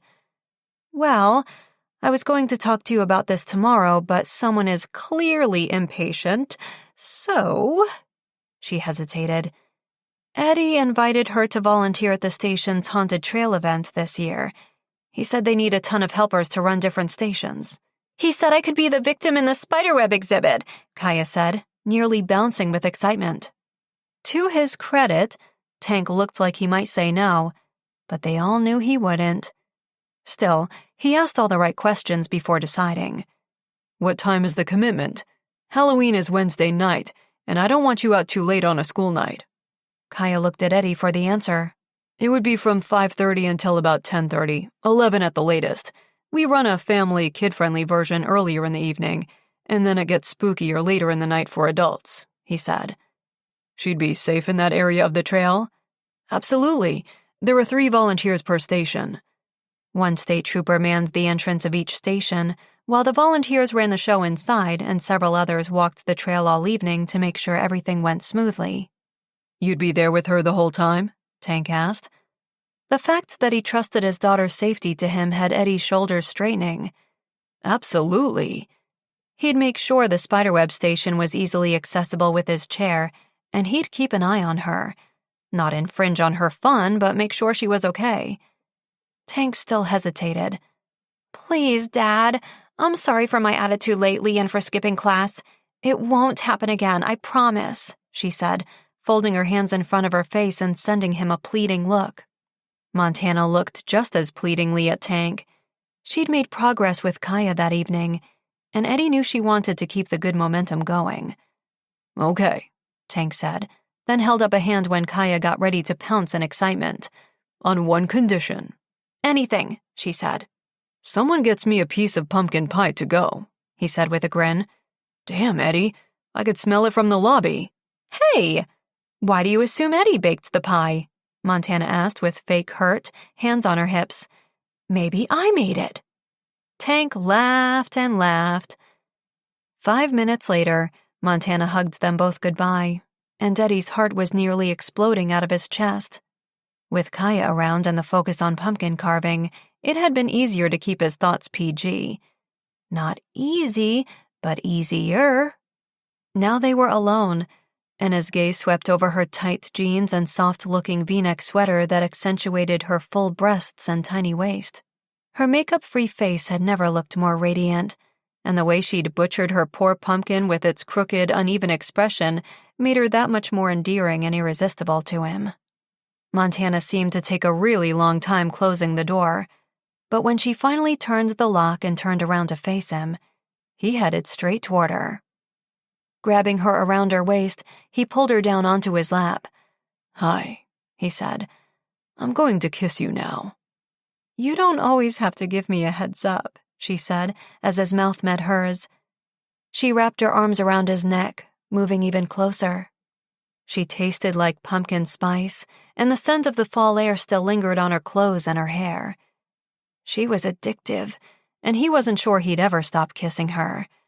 "I've been craving this since I left you the other morning," she murmured against his lips before going back in. "Well, Why didn't you come get it? He asked. Just because you live next door doesn't mean I can be presumptuous. You can presume anything, anytime, he said, kissing her again. He was hard already, and the way her body was pressed against his, her fingers tangling in the back of his hair, her breath shallow, he knew she was just as turned on as he was. I've been craving something else as well, he said. She grinned. Oh, yeah? His hand covered her breast. I know we said we'd move slower, but I'm not sure I can do that anymore. Thank God. I thought I was going to have to do something drastic like bungee jumping naked or something to get your clothes off again. No drastic measures required. All you have to do is ask. She kissed his mouth, then his earlobe, then his neck. Okay, Eddie. Can I take your clothes off, please? She whispered in his ear, and goosebumps surfaced on every inch of his body. Yes, he said, and do it fast. She wiggled free of his grip and climbed off his lap. She knelt in front of him and wedged her body between his legs, reaching for the button on his jeans. His breath was already labored in anticipation of being naked with her again. Their long, heavy make-out sessions weren't enough. Her sultry gaze locked with his. She undid the jeans and pulled them off, tossing them on the floor. His dick was already rock hard. He was always turned on when he was around her, and he didn't think his desire for her would ever start to fade. She slid her hands up the inside of his thighs and ran her fingertips along his groin, teasingly slow, before sliding both hands beneath the waistband of his underwear. One hand cupped him, while the other wrapped around him. He swallowed hard, and his body tensed at her touch. She gently stroked him beneath the fabric, and he was desperate for more. He moaned. Damn, it felt so good. He'd been fantasizing about her hands on him since the first time they'd had sex. He removed his underwear and threw them aside. Those have to go, he said. Agreed, she said, lowering her head to him. She licked the top of his cock, slowly, running her tongue along the length of his shaft before circling the tip. Pre-cum escaped, and he gripped the chair. She was so crazy sexy, all the time. But right now, he couldn't take his eyes off her. She took him into her mouth and glanced up at him, and her expression nearly put him over the edge. Her mouth was soft, warm, and wet, and the way she eagerly wanted to pleasure him was driving him insane. Montana. She sucked and licked and pumped him with her hand as he fought the orgasm and pleasure erupting inside of him. He didn't want to come just yet. He wanted this to last. But damn, it felt so fucking good. Can we slow down a little? She removed her mouth from him slowly, and he instantly regretted the decision. The deep burning coursing through him demanded release. He was so close to the edge already. She kissed along his inner thighs, coming so close to his cock, then backing away again. Her hand stroked him up and down, slow and teasingly. Not enough pressure to make him come, but just enough to keep him erect and throbbing. She moved closer between his legs. Gripping his upper thighs with her hands, she kissed his chest, his abs, and lower. Her tongue traced the shape of his muscles, and the lower she went, the more excruciating the desire pulsing through him. Montana, put me in your mouth again, he said, his voice hoarse. I thought you wanted to go slow. I'm not sure I can take slow. She grinned up at him as she teased the top of his cock with her tongue, flicking gently. Unfortunately, you're not in control. Fuck that. Gently but firmly, he gripped her ribcage and moved closer to the edge of the chair. He pushed her slowly backward onto the floor and allowed himself to topple on top of her, protecting the back of her head as they hit the living room floor together. She gasped in surprise at the reversal as his hands massaged her breasts through the fabric of her sweater, and he wedged himself between her thighs, pressing his cock against her. What was that about control? He asked, grasping both her wrists together with one hand and placing them over her head. With his other hand, He dipped inside the tight jeans that had him drooling all evening with the way they hugged her hips and ass so perfectly. She wasn't wearing any fucking underwear. She was going to be the end of him. "You've been commando all evening?" She grinned. "It's laundry day. I'll be sure to keep the machines busy all week." He slipped a finger inside her wet, warm body, and the effect on him was almost as intoxicating as it was on her. She moaned and grabbed a hold of his shoulders, her back arching to get closer to him. Knowing that he could turn her on made him feel powerful again. Capable, strong, sexy. He moved lower down her body and gripped the waistband on the jeans. She raised her hips to allow him to lower the fabric down over her hips and thighs. Then she let her knees drop to the sides, giving him full access to her body. He took a moment to just look at her. All of her. Exposed and vulnerable, but still so confident. He'd never met anyone who balanced the dichotomy so perfectly. She was always so in control, so giving it up to him in that moment told him that this connection went further than just the physical. She trusted him, and damn, that was empowering. His gaze met hers as he buried his face between her legs. She gasped, and her moan of pleasure made him throb as his lips met her opening. He kissed gently at first, giving her the same torturous pleasure she'd given him. Then he licked along the folds as he dipped a finger deep inside of her body. She tasted so good. He couldn't remember ever feeling as insatiable as he licked and sucked and explored every inch of her with his tongue. "Jesus, Eddie." Her back arched closer to him, demanding more instant relief. But he pressed a palm to her pelvis, holding her where he wanted her. He was in control now.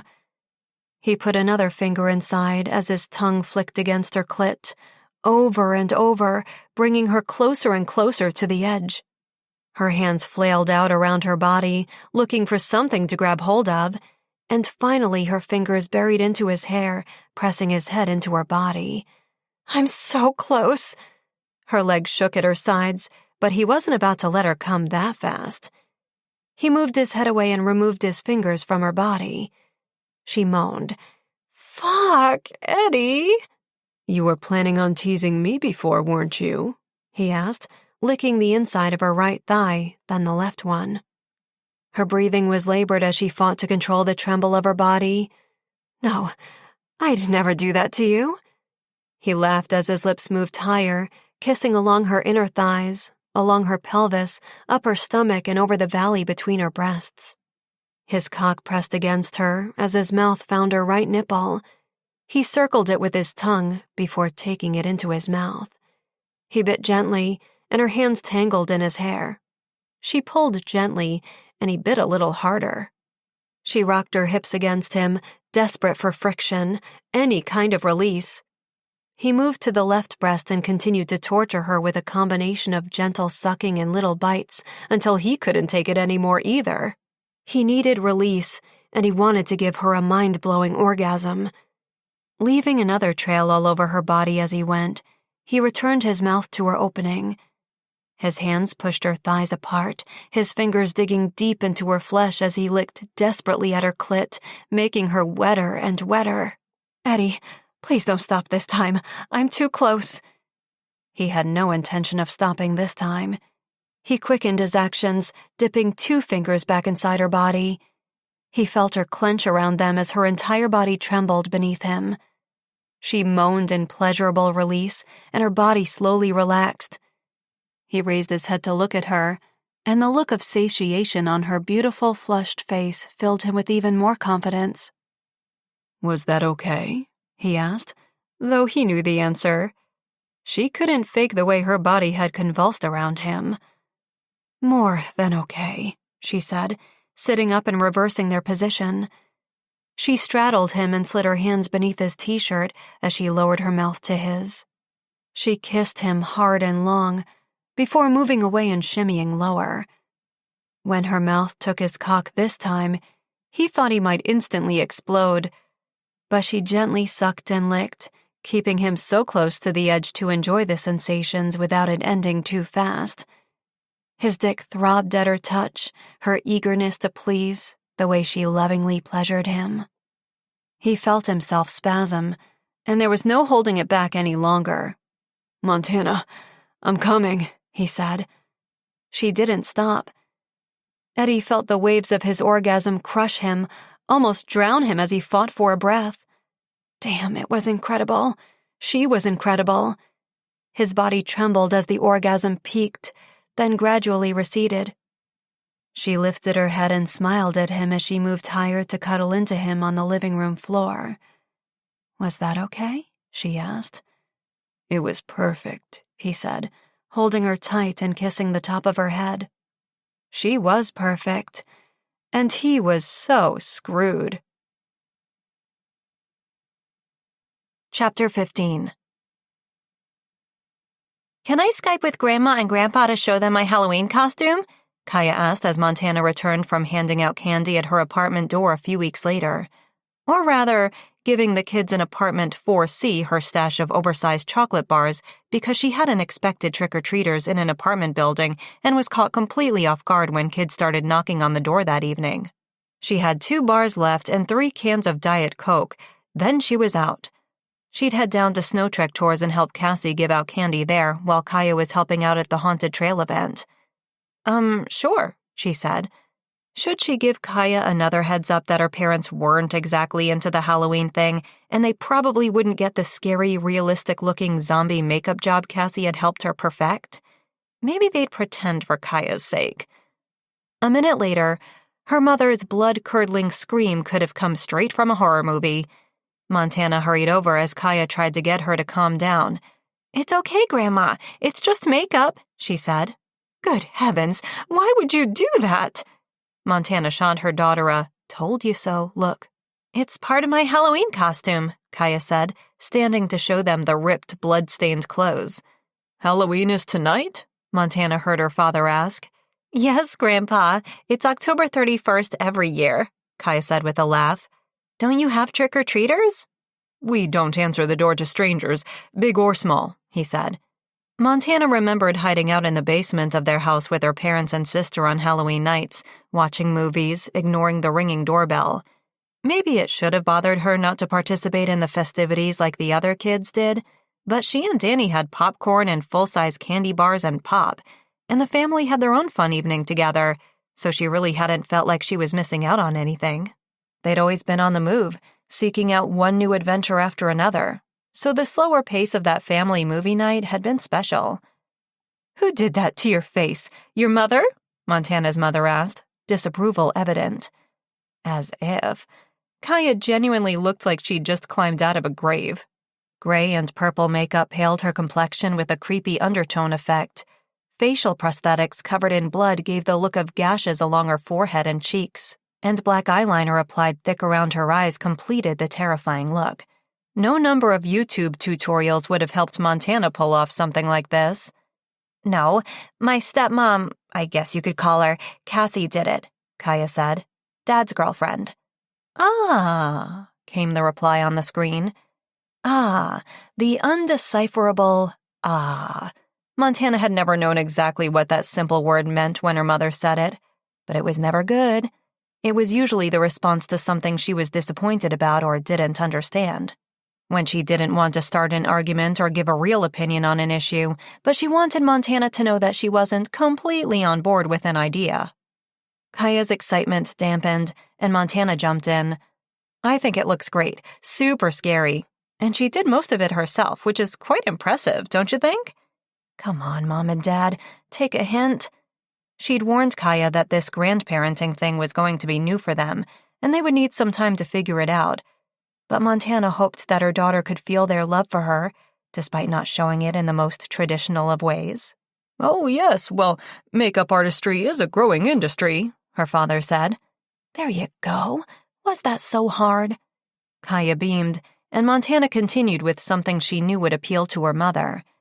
She offered to volunteer with the Haunted Trail event tonight. Proceeds go to the youth shelter in town. Eleanor Banks had to approve of volunteer work at least. Her head bobbed up and down on the screen. "Yes, okay. Now that makes more sense." I still don't love the idea of Halloween, though, her father said. It's bad enough out there every other night of the year, but Halloween just gives teenagers an excuse to get into trouble. Well, not Kaya, Montana said. She hadn't told her parents about Kaya's attitude lately or that she'd skipped school. Kaya was a wonderful kid, and she might be going through some stuff right now, but Montana only sang her daughter's praises. Public shaming of her wrongdoings wasn't something Montana ever planned on. Yeah, it's with the police station, and Mom's boyfriend will be there, Kaya said. Montana's eyes widened, and she slid off camera. Unfortunately, she could still see her parents' faces. Surprise and confusion and the normal disapproval flashed in succession. If Kaya noticed, she didn't act like she had. Boyfriend? Eleanor said.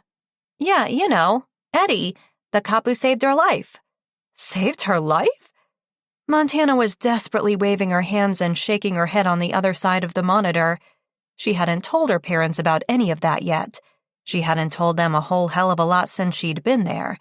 They didn't know her exact role and job description with Snow Trek tours. They didn't know she was a support member of the search and rescue crew. And they didn't know about her getting lost in the woods months before, or the shooting incident, or about her dating life. They knew absolutely nothing, and Montana had been planning on keeping it that way for as long as possible.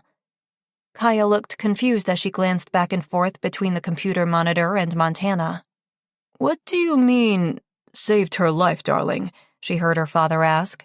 Kaya looked panicked. Oh, it was nothing. Just a shooting on Main Street. Shooting? Her mother's voice had gone up an entire octave. Montana was in so much shit. She shut her eyes tight as her front door opened and Eddie entered. Kaya, can we chat with your mom for a minute? Alone?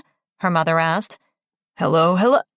Eddie stopped and shot her a quizzical look when she put her finger to her lips. My parents, she mouthed. He nodded and quickly hid out by the door. Lucky bastard. Lucky, gorgeous bastard, dressed in his state trooper uniform, clean-shaven for the first time in weeks with his dark hair gelled back. He looked like sexy cop, and she wished he could blow off the Halloween event and they could spend the evening role-playing. She could definitely think of a few uses for those handcuffs. Sure, Eddie's here, so I have to get going anyway, Kaya said. Bye! She blew them both a kiss as she moved away from the laptop. Right. Shit. Her parents. Kaya looked sheepish as she approached Montana. Am I grounded again? She whispered as she hugged her goodbye. No, but I might be, Montana said, hugging her daughter a little longer, not wanting to let go and to have to face the music. So, your grandparents had no idea about the shooting, huh? Eddie asked Kaya as they drove to the haunted trail site. Nope. I think Mom's going to kill me. Oh, she didn't seem upset with you. Freaked out to face her parents, but not upset with Kaya. They hadn't had a chance to talk, with her parents waiting on Skype, but the look she sent him as he left, one that said she wished they were alone so she could tear his uniform off, made him less annoyed that she hadn't told her parents about him yet either. Besides, how could he be annoyed? He hadn't exactly told his family he was seeing anyone either. He still hadn't told his grandmother that he'd be bringing a date to the wedding after all. They each had their reasons for not revealing the relationship. His was because he couldn't deal with his sister's teasing that he'd eventually have to endure. He suspected hers was that her parents seemed to be having a hard time with her being in Wild River. They weren't completely on board with her recent life choices, and they worried about her living on her own and being so far away from them, so she obviously didn't want to give them more cause for concern. He understood. He just hoped it wasn't because she wasn't sure about the two of them together yet, because he was definitely feeling sure. The last few weeks with Montana had been amazing. His attraction to her kept growing stronger. He looked forward to seeing her every day and missed her when they weren't together. Playing it cool had never been his forte, but he was desperately trying not to scare her away with the intensity of his feelings for her. I don't know why she'd be afraid to tell them things, Kaya said, gazing out the window. They are her parents. Well, do you tell your parents everything? He asked. He knew the answer was no, and he hoped that maybe Kaya could see how her mother could understand what she was going through. I guess not, Kaya said. She looked about to say something else on the subject, but Eddie turned into the lot of the haunted trail, and she didn't. "Are we here?" she asked instead, looking around at the empty lot and field around them. Eddie laughed. "Yes, the trail starts in that creepy-looking barn over there," he said, pointing to it. "Oh, cool," she said, already climbing out of the van. He grabbed his crutches from the back and got out, then led the way to the dimly lit trail entrance that guided visitors toward the creepy barn. Donation bins lined the trail and skull-shaped lights illuminated the path. Only the event volunteers had arrived so far. "Go on in," he said, opening the door for Kaya. "Wow, it looks super cool in here," Kaya said as she entered. The makeshift 30 by 30 space was painted all black, walls, ceilings, and floor, with the exception of stripes of iridescent fluorescent paint that gave the room its ominous glow and provided lighting for participants. The station put up the same structure each year, but the interior stations of spooky surprises changed from year to year to keep the trail fresh and exciting for regulars who attended as part of their Halloween traditions. "You think so?" he asked, looking around. "Absolutely. Can I check it all out?" she asked. "Of course." She pushed through one curtain of ripped garbage bags hanging from the ceiling to check out the first scary exhibit along the tour. He heard her chat with Al, the trooper running that station, and then heard her, "Oh, gross," when she saw the floating eyeballs in the punch and the severed fingers dipped in a blood-red-colored rich chocolate. "They may be gross, but they are delicious," Eddie said, joining her as she picked one up. "Hey, Al." The other man nodded his greeting. "Good to see you, Eddie." "You made these?" Kaya asked him. "Yep." He'd made most of the edibles and gross-out stuff that year with the help of YouTube, having more time to do it than anyone else. It had felt good giving back to the department in some way while he was on leave. "Take your time looking around, and when you're ready, I'll show you to your station out on the trail," he said. "Awesome." Kaya made her way through the interior setup, and he heard her laugh and shriek as she moved from one to the next. The volunteers were happy to have a test run before the crowd started to show up. "Hey, Eddie, good to see you," Adam said from behind his own station in the corner. He was dressed as a mad scientist in a white lab coat covered in fake blood and guts. His naturally dark hair was sprayed white and stuck out in all directions as though he'd been electrocuted. Thick black glasses, broken and held together with medical tape in the middle, completed the look. It actually suited the guy. "Hey, what are you carving up over here?" he asked, moving closer to peer into the specimen jars containing brains and organs floating in yellow gel-like goo. "Captain Clarkson," Adam said, pulling the sheet back to reveal the captain's head poking up through a hole on the table, while a fake, disemboweled body lay on the examination table. Eddie laughed.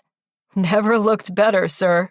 "I don't know how you assholes rope me into these gruesome displays every year," Captain Clarkson grumbled. But Eddie knew for a fact that he was always the first one to sign up for a volunteer station. The gorier, the better. He practically funded the event himself. His kids were older now, but he'd been doing this every year since they were young enough to be terrified by it. "How are you feeling?" he asked. "Better," Eddie said, and meant it. "Better as in ready to return to work?" the captain asked. Eddie was afraid to ask in what capacity or to promise anything he wasn't entirely ready for. And the event wasn't really the place to discuss his future on the force, so he said, "Better as in I've been thinking about it." His captain nodded. "Good." "Eddie, I'm ready," Kaya said, joining them. "Oh, sick," she said, seeing the guts and gore of the exhibit. "What do you think? Too scary?" Adams asked her. "Just perfect scary," she said. "You look great. That's amazing zombie makeup. Did you do it yourself?" Adams asked. Kaya beamed at the praise. "Cassie helped." "I hear you're trapped in the spiderweb this year," Captain Clarkson said. "That's a fun one." "Yes. Want to hear my scream? I've been practicing," she said. "Absolutely," he said. Eddie grinned as she let out the blood-curdling sound that chilled his veins. Damn, he'd believe that. After suitable praise on her performance, Eddie led her out and through the outside exhibits along the dimly lit trail. She shivered and moved a little closer to him. "You're going to be sticking nearby, right?" she asked, looking all around her as they walked. "I promised your dad I would, but don't worry. I won't crowd you," he said with a wink. It's totally cool if you want to stay close, she said casually, but he heard the note of fear in her voice at the idea of being out there by herself. I'll be right outside the exhibit, directing people toward your brilliant performance, he said. Great. She paused and coughed. Hey, I just wanted to say thank you for saving my mom. I think it's really great that you two are, well, she said with a shrug. Did he? He knew what he wanted to be happening with Montana, and he suspected they were on the same page. He could feel her attraction to him growing stronger each time they were intimate, but he hoped it was more than just amazing chemistry. He was starting to catch major feelings for the woman, and he hoped he was having the same effect on her heart. Thank you, and it was no problem. Kaya eyed his crutches. I'd say it was a huge problem. You risked so much, your life for her. You must really like her. And it was kinda his job, but the truth was he wasn't sure he would have reacted as quickly if the bullet had been flying toward anyone else. Here we are, your web, he said, stopping by her exhibit setup. Kaya's eyes lit up at the bungee cord spiderweb, spray-painted a shade of silver, and the oversized mechanical jumping spider on the floor next to it. That is so cool! She moved closer and stepped on a spot on the floor that read, "Beware of spider. Don't step here." The spider jumped toward the web, and Kaya shrieked in happy surprise. This is going to be so fun! She ran toward him and hugged him. Thanks for asking me to help, Eddie. Hey, you were made for this, he said. Whenever you're ready, climb onto the web, and I'll just be over here watching people pee themselves. 2 hours later, he'd heard countless screams and tons of nervous laughter echoing all around him on the trail. Between groups, he snapped a photo of Kaya in the web and sent it to Montana. You might have a movie star on your hands, he texted along with the image. Good thing we know a bodyguard in L.A., winky face. So thrilled that she's having fun, came her reply. Are you having fun with the trick-or-treaters? I could think of things that would be more fun. Such as? Ripping that uniform off you? He grinned. So she had been eyeballing him. Later? Count on it. Seeing another group approach on the trail, Eddie reluctantly put his text flirting on hold and tucked the phone into his pocket. New group, he told Kaya. On cue, her pleas for help started, growing more frantic as the group got closer. A group of junior high and high school students. No parental figures with them. They were laughing and joking as they stopped in front of Kaya's exhibit. Eddie watched closely as Kaya suddenly didn't look to be having as much fun. Maybe they were kids she knew.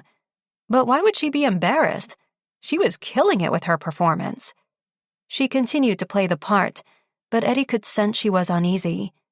2 of the junior high-age boys spoke to her, and she ignored them. One reached for the bungee cords on the web and shook them, tossing her off balance. She told them to stop. Eddie couldn't hear what they were saying, but their tone and demeanor suggested teasing and taunting. He didn't like it. He moved closer, but before he could tell them to scram, they saw him approach and moved on down the trail. Hey, everything okay? He asked Kaya. She looked visibly shaken, and he glared after the boys. You didn't get hurt when they were shaking the web, did you? Yeah, no, I'm fine. Just some jerks from school, she said, fixing one of the cords that had come loose before climbing back into position. Well, I'm not far away if they come back, he said. She smiled gratefully at him, and he sensed whatever was going on with her might have something to do with those jerks from school. Might explain the withdrawn behavior and the cutting class. Thanks, Eddie, she said. He moved away again as a new group approached on the trail. Okay, you're on. Let's hear that scream, he said with a wink, and she visibly relaxed as she got ready to act scared shitless. Confident she was okay, he moved back out of the way and radioed up the trail to his coworker, Sanchez, who was hiding behind a tree with a hockey mask and really loud and very real-looking chainsaw. Hey man, there's a group of teenagers approaching. Do me a favor, will you? When he returned to his job on the force, Eddie would be needing a new uniform. New shirt buttons, at least. True to her word, She'd ripped the sexy uniform from his body the minute they found themselves alone at his place the night before.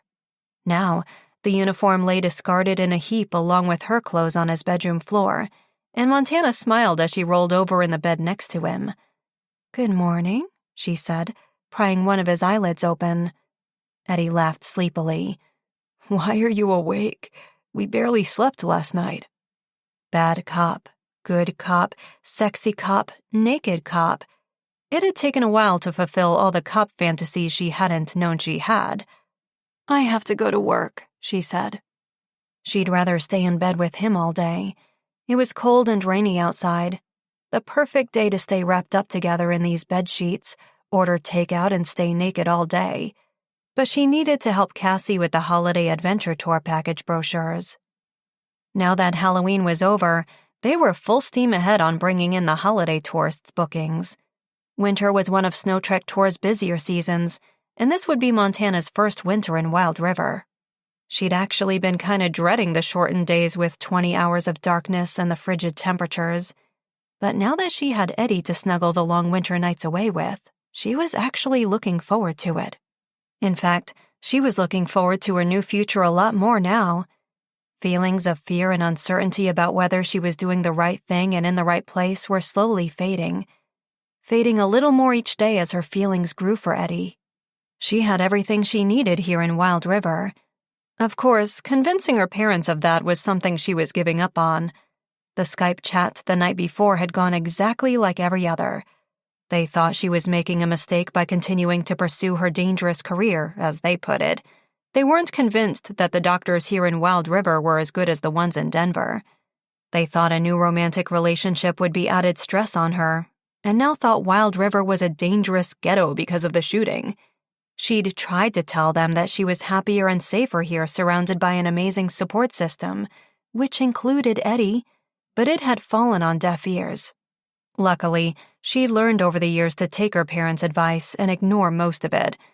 She was grateful for all they'd done for her after her accident, but she really was okay now, and she wished they could see it for themselves. She was feeling better than she had in a really long time.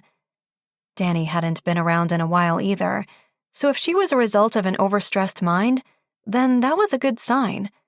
Who knew the magic cure she'd been searching for to start feeling like her life was back on track was her annoying cop next-door neighbor? Eddie pulled her closer and nuzzled her neck. "I don't want you to go." That made two of them. She ran a hand over his bare chest, then down over his washboard abs, then lower. He may have just woken up, but a certain part of him was wide awake already. "Sorry, it has a mind of its own," he said. Her hand wrapped around him. "Don't apologize. I'm glad I can have this effect on you," she whispered, stroking slowly, up and down. Eddie growled as he rolled on top of her and pinned her hands above her head on the pillow. "You, Montana Banks, drive me absolutely insane, and I never want that to stop," he said, kissing her. An hour later, she finally got out of his bed, not because she wanted to, but because she had exactly 16 minutes to get to work. Eddie lay on his side, watching her get dressed. "Can you do that slower, please?" She laughed, picking up a pillow and throwing it at him. "Because of you and your morning wood, I'm going to be late." She pulled on her jeans and reached for her sweater on the floor. "Damn, I wore this last night." She turned to Eddie's closet. "I'm stealing your shirt," she said, reaching for the smallest white button-down she could find and putting it on. "You can keep it. It looks hotter on you," Eddie said as she tucked it into her jeans. It could come in handy for a striptease outfit sure to drive him wild later. Damn, the temptation to call in sick and dive back into bed with him was strong, but she had to go. She crawled onto the bed and kissed him, savoring the taste of him, committing it to memory for the long, busy day ahead. "I'll see you tonight?" "Not even a question," he said, squeezing her ass in her jeans. She got up and slid her feet into her shoes. "Oh, I did mean to tell you something, but you didn't really give me a chance last night before tearing my uniform to shreds," he said, sounding slightly more serious despite the joke. "What's up?" "I don't think it's anything to worry about. But there were some boys on the trail last night, and they seemed to be giving Kaya a hard time. Her chest tightened, and her mama bear instincts were on full alert. Funny, for years, she hadn't really possessed a maternal instinct, but it hadn't taken long to develop. Which boys? I don't know their names, just some junior high and high school kids. Kaya recognized them. She said it was nothing, but maybe it's a conversation you want to have? Just to be sure, he added. Montana nodded as she returned to the bed and kissed him again. Thank you for letting me know. She checked her watch and groaned. Please don't make me go to work. Grabbing the front of the shirt, he pulled her in for another kiss. I'll be right here when you get back. She sighed and broke away from him, hurrying toward the door before she changed her mind and stayed. Stay naked, she said with a wink. 4 minutes late, she entered Snow Trek Tours out of breath. Sorry I'm late. Cassie waved a hand. I thought for sure you'd be at least an hour more. She eyed the outfit as Montana hung her jacket on a hook. Cute shirt. Eddie's? So much for fooling Cassie. Maybe. Thank him again for including Kaya last night. She was so happy when she got home. Almost like pre-camp Kaya, Cassie said, opening the proofs of the new winter brochure as Montana took a seat next to her. Yeah, she had a great time. She hesitated. But there was one thing that happened that I want to talk to you and Tank about. Cassie immediately looked worried. What is it? Well, apparently there were some boys that were teasing her, harassing her a little. Those little assholes! Exactly. It's the same ones from camp and on her hockey team, I bet, Cassie said, full-on annoyed. They were being jerks to her at hockey practice last week, too. So it was a problem. Montana had been hoping it was just a one-off, with Halloween and being hyped up on too much sugar. Anyway, Eddie dealt with them. She grinned. Apparently, one of them had to run home to change his jeans after the other volunteers on the hike were through scaring them. Cassie's smile was wide, and Montana appreciated the restraint not to say they all told her so. They'd all seen the connection between her and Eddie so much faster than she had. Eddie's incredible. Have I mentioned how happy I am that you two are dating? About 600 times already. She paused, then brought the conversation back to Kaya. Except, we thought maybe it's a bigger deal. Maybe Kaya's being bullied by these kids. Bullied? Kaya?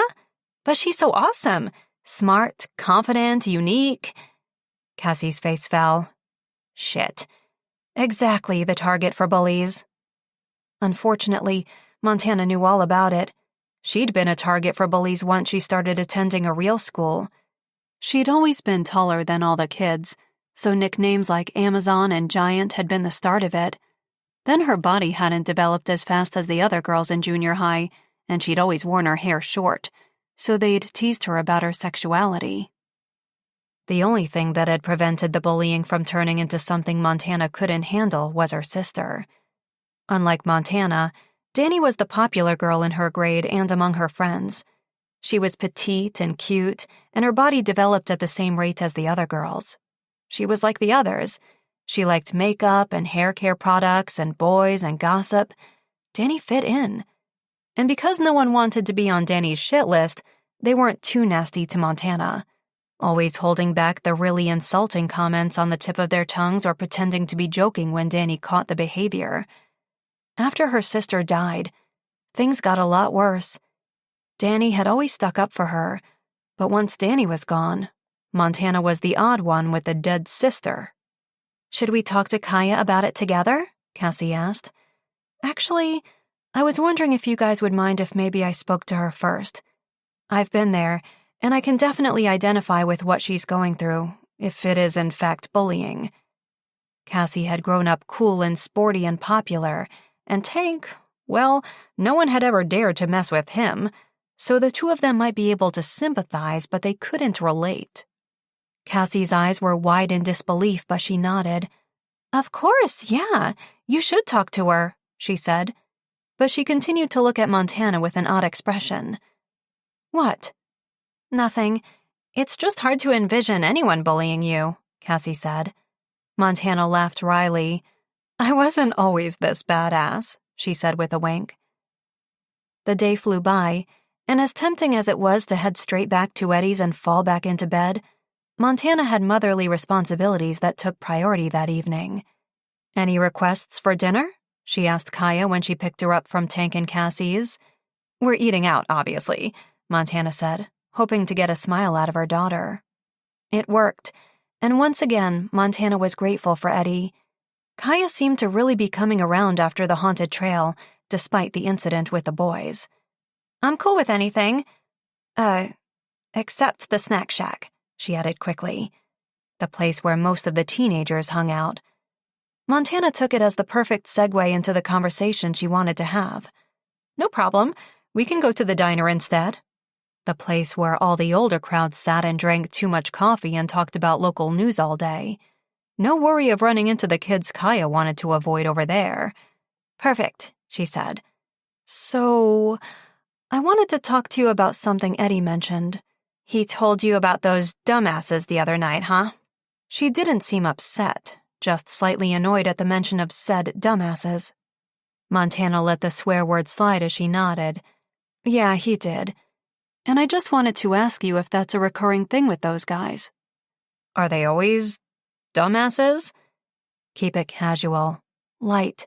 She wanted Kaya to open up to her, tell her what was going on. "Do they bully you at school?" Kaya shrugged and gazed out the window. Shit, she was losing her. "I mean, I knew guys like that in school." She paused. "In fact, I was bullied quite a bit by both guys and girls all throughout junior high and high school." Kaya frowned as she looked at her in disbelief. "No way were you ever bullied." Montana laughed. "I love that I give that impression of being bully-proof, but it's true.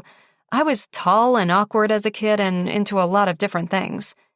Kaya turned in the passenger seat to face her, intrigued. "Like what?" Wow. She was really going to come across as a dork. But if her daughter wanted to know the truth, she'd confess her deep, dark secret. "Well, for one, I had an obsession with aliens as a kid." Kaya's mouth dropped. "You? Aliens? Like from outer space? Little green men with antennae and UFOs and stuff?" "Yes, stop judging," Montana said, turning onto Main Street. "I was totally into them as a kid." She'd never told anyone about her fascination with extraterrestrials before now, and she'd have taken the memory of her geeky years to the grave if she wasn't trying to help Kaya. Anyway, the point is, I was different, and kids don't always like other kids who are different, who speak their minds and are confident in their individuality. She waited for Kaya to confess that this was a problem for her too, with those boys, but she just continued to stare at her. "So, you really thought aliens existed?" "There's more proof that they do than that they don't." She shook her head. "You're missing my point. I'm trying to say that I get it. I understand what it's like to be picked on." Realization dawned on Kaya's face. "Oh, right. Yeah. And I'm here if you want to talk about it. Anytime. You can tell me anything," she said, reaching across and touching her daughter's cheek. She hadn't known it was possible to love someone as much as she loved her daughter. Being away from her for so long would always be her greatest regret. She'd thought she was doing the right thing at the time, for both their sakes, but now she saw the error in that. It was too late to change the past, but she had control over her future, and from now on, nothing would take her away from Kaya. "Thanks, Mom, but I'd rather not talk about it right now if that's okay." Not right now, but not never. Montana would take it. "Okay. And you know, I'm happy to kick some dumbass ass if needed," she said. Kaya laughed, and the sound warmed Montana's heart. "I'll be sure to let you know." Finally, it seemed they were getting the old Kaya back. Chapter 16. Eddie's arms wrapped tight around her. Montana had never felt so completely relaxed. As the latest action movie's credits rolled on his television screen, he reached for the remote and turned it off. If asked, she'd never be able to recount the plot to anyone. There may have been more kissing than watching. and she wasn't complaining. "So," he said slowly, "your parents aren't big on Halloween? What about other holidays? Christmas? Thanksgiving?" Montana knew why Eddie was asking. Now that Kaya had spilled the beans about everything she'd been up to since arriving in town, how long would her parents hold off on making a trip to Wild River? Her parents in Wild River. The thought made her stomach twist. There was so much they still didn't know, and now they wouldn't just be visiting with Tank and Kaya and Cassie and seeing her new life here firsthand. They'd be meeting her boyfriend?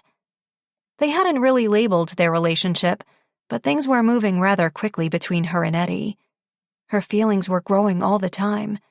Thanksgiving was only a few weeks away, so a visit at that time made sense. Not that she'd be the one to suggest it. It wasn't that she didn't want them there. Life was just less complicated this way, but her ability to hold them off was coming to an end. Let's just say this year, they will most likely make an effort to celebrate the holidays. He looked nervous. "You think they will visit?" Maybe. We haven't discussed it yet, but if not Thanksgiving, definitely Christmas. She snuggled closer to him. Would you be ready to meet them? No pressure. It was probably too soon, and she wouldn't be offended if he said no. But he nodded. "Yeah, of course. If you want me to. I know they will already have a lot of surprises to deal with." That's my fault, I know. I just can't be honest with them. They're far too judgmental, and they will never think I've made the right choice, even if they see how well I'm doing here. They don't think you made the right decision being here? That's crazy. Of course you did. Kaya's here. Kaya is the easy sell. Once they meet her in person, they'll consider moving here themselves. That she was sure of. So much so, it almost unnerved her. It's the base jumping site that they will disapprove of. They will be pissed, actually. Why? Everyone in town is obsessed with it, and it quite possibly saved snow trek tours. I mean, it's insane and I'll never do it, so please don't ask, he said, hugging her tighter. But you've really accomplished a lot here. They won't see it that way. They want me to leave base jumping in the past. They'll be annoyed that I'm even teaching others. They'd think she hadn't learned her lesson about extreme sports. They'd say she was enabling others to potentially get hurt. That protective, huh? They weren't always. We never really focused on holidays and traditions, but we were always traveling to exotic, cool places. Their philosophy was that every day was special, a new opportunity to try something amazing. My sister and I were fairly adventurous from a young age. I remember my first ziplining experience through the rainforest when I was 3 years old. Later, we skied and hiked and surfed. But my sister's death changed everything. I get that. I do too, but that doesn't make it any less irritating, she said. After Danny died, we stopped traveling and doing anything even slightly risky or dangerous.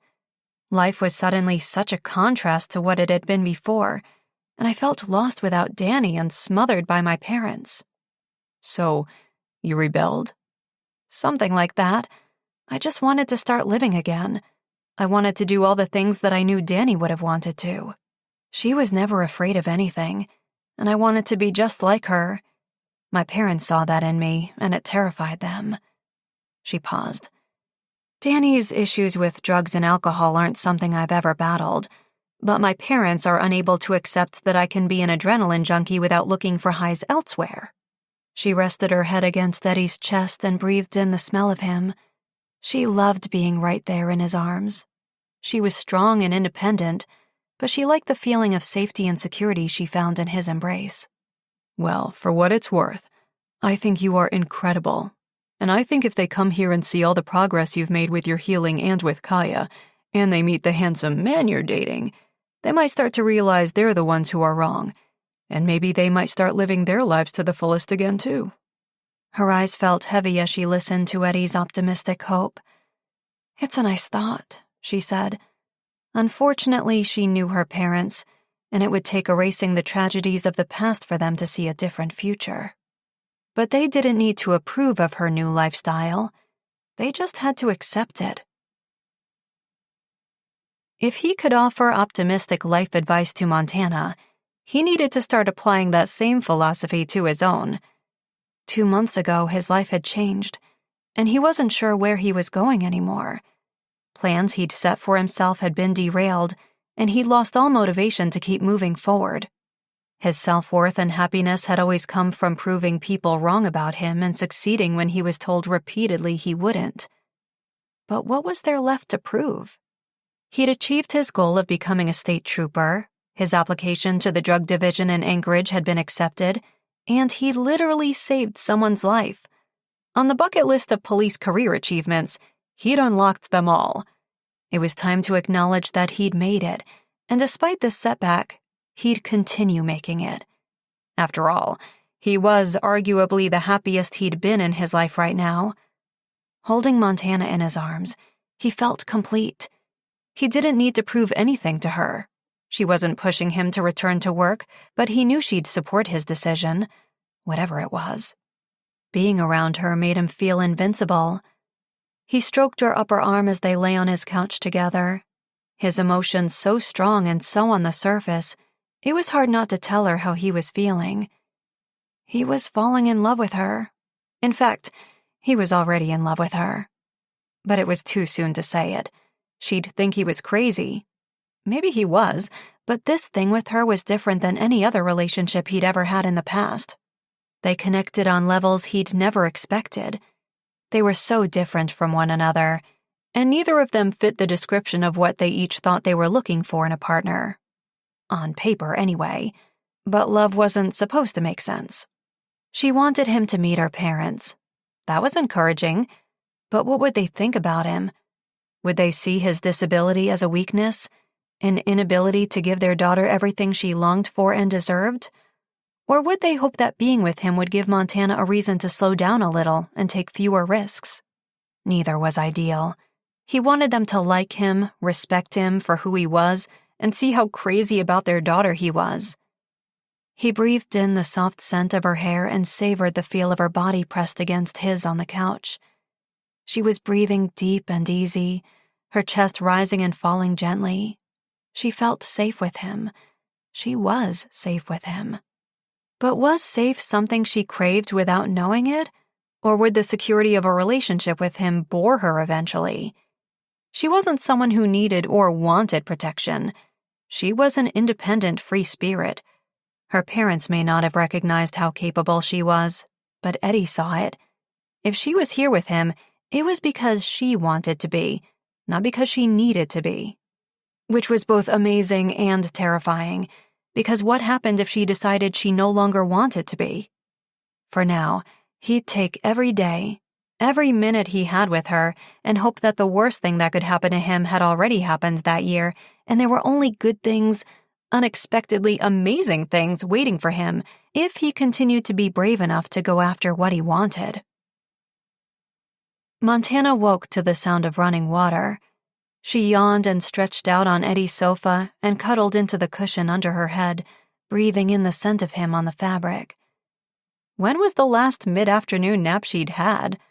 Probably when she was a toddler. Her body didn't know how to completely shut down and relax.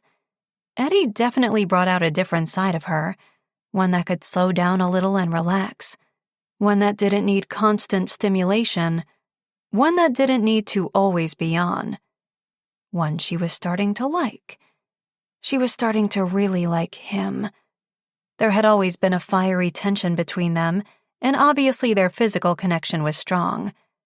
But it was so much deeper than that. He made her feel comfortable being uncomfortable. She'd been driving herself crazy with her difficulty adjusting to life in Wild River since she arrived. She expected to feel good about being here all the time, just because it was the right thing to do. But Eddie taught her that it was okay to not always feel like she was making the right decision, to question her choices, but to acknowledge that the difficult ones were often the most important. Change had never scared her. Uncertainty had been intriguing.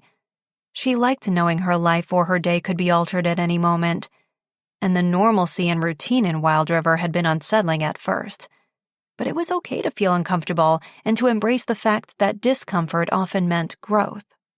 Eddie was good for her. He balanced her. He kept her grounded. And for the first time in her life, She was okay with her feet being firmly planted on the ground, which was also unsettling and uncomfortable, but in the best way. The water shut off, and Montana stood, stretched, pulled Eddie's discarded t-shirt on, and went into the bathroom. Eddie was in the bathtub, bubbles all around him, up to his neck, his head the only thing visible. She laughed. "You look comfy," she said. "There's room in here for two," he said. So tempting. Hot water, slippery bubbles, wet skin against skin. She checked her watch and forced her body to settle down. "I would, but I have to get to the station. I'm on shift tonight." She'd applied to be a support member of the search and rescue team 2 days after arriving in Wild River. At the time, she'd been desperate for anything and everything to fill up her days, knowing she'd need the distraction and to keep busy if she was going to be happy in the small town. But now, she'd rather laze around here all day with Eddie. She walked toward him and squatted next to the tub.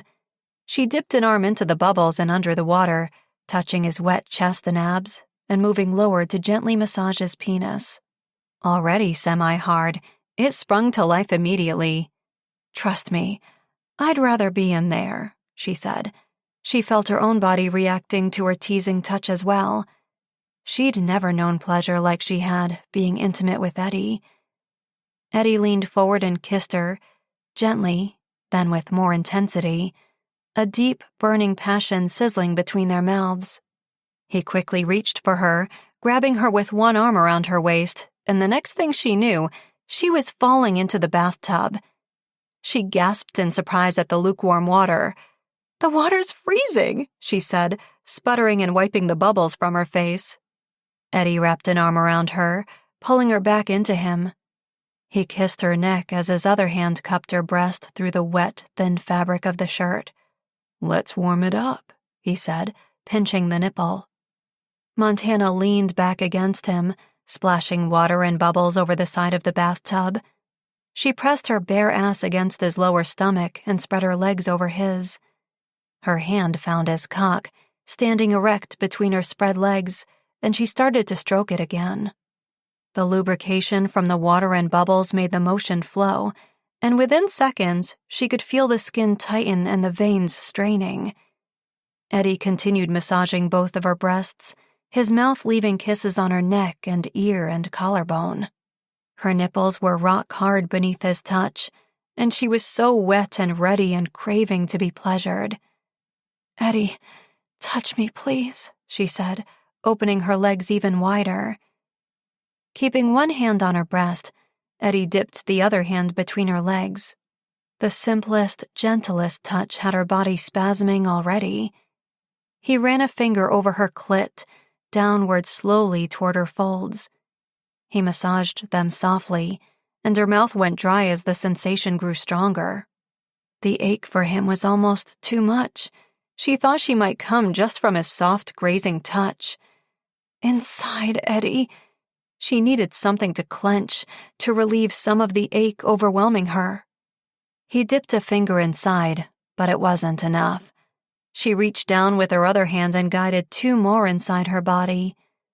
"How bad do you want me inside of you right now?" he murmured against her ear. "So fucking badly."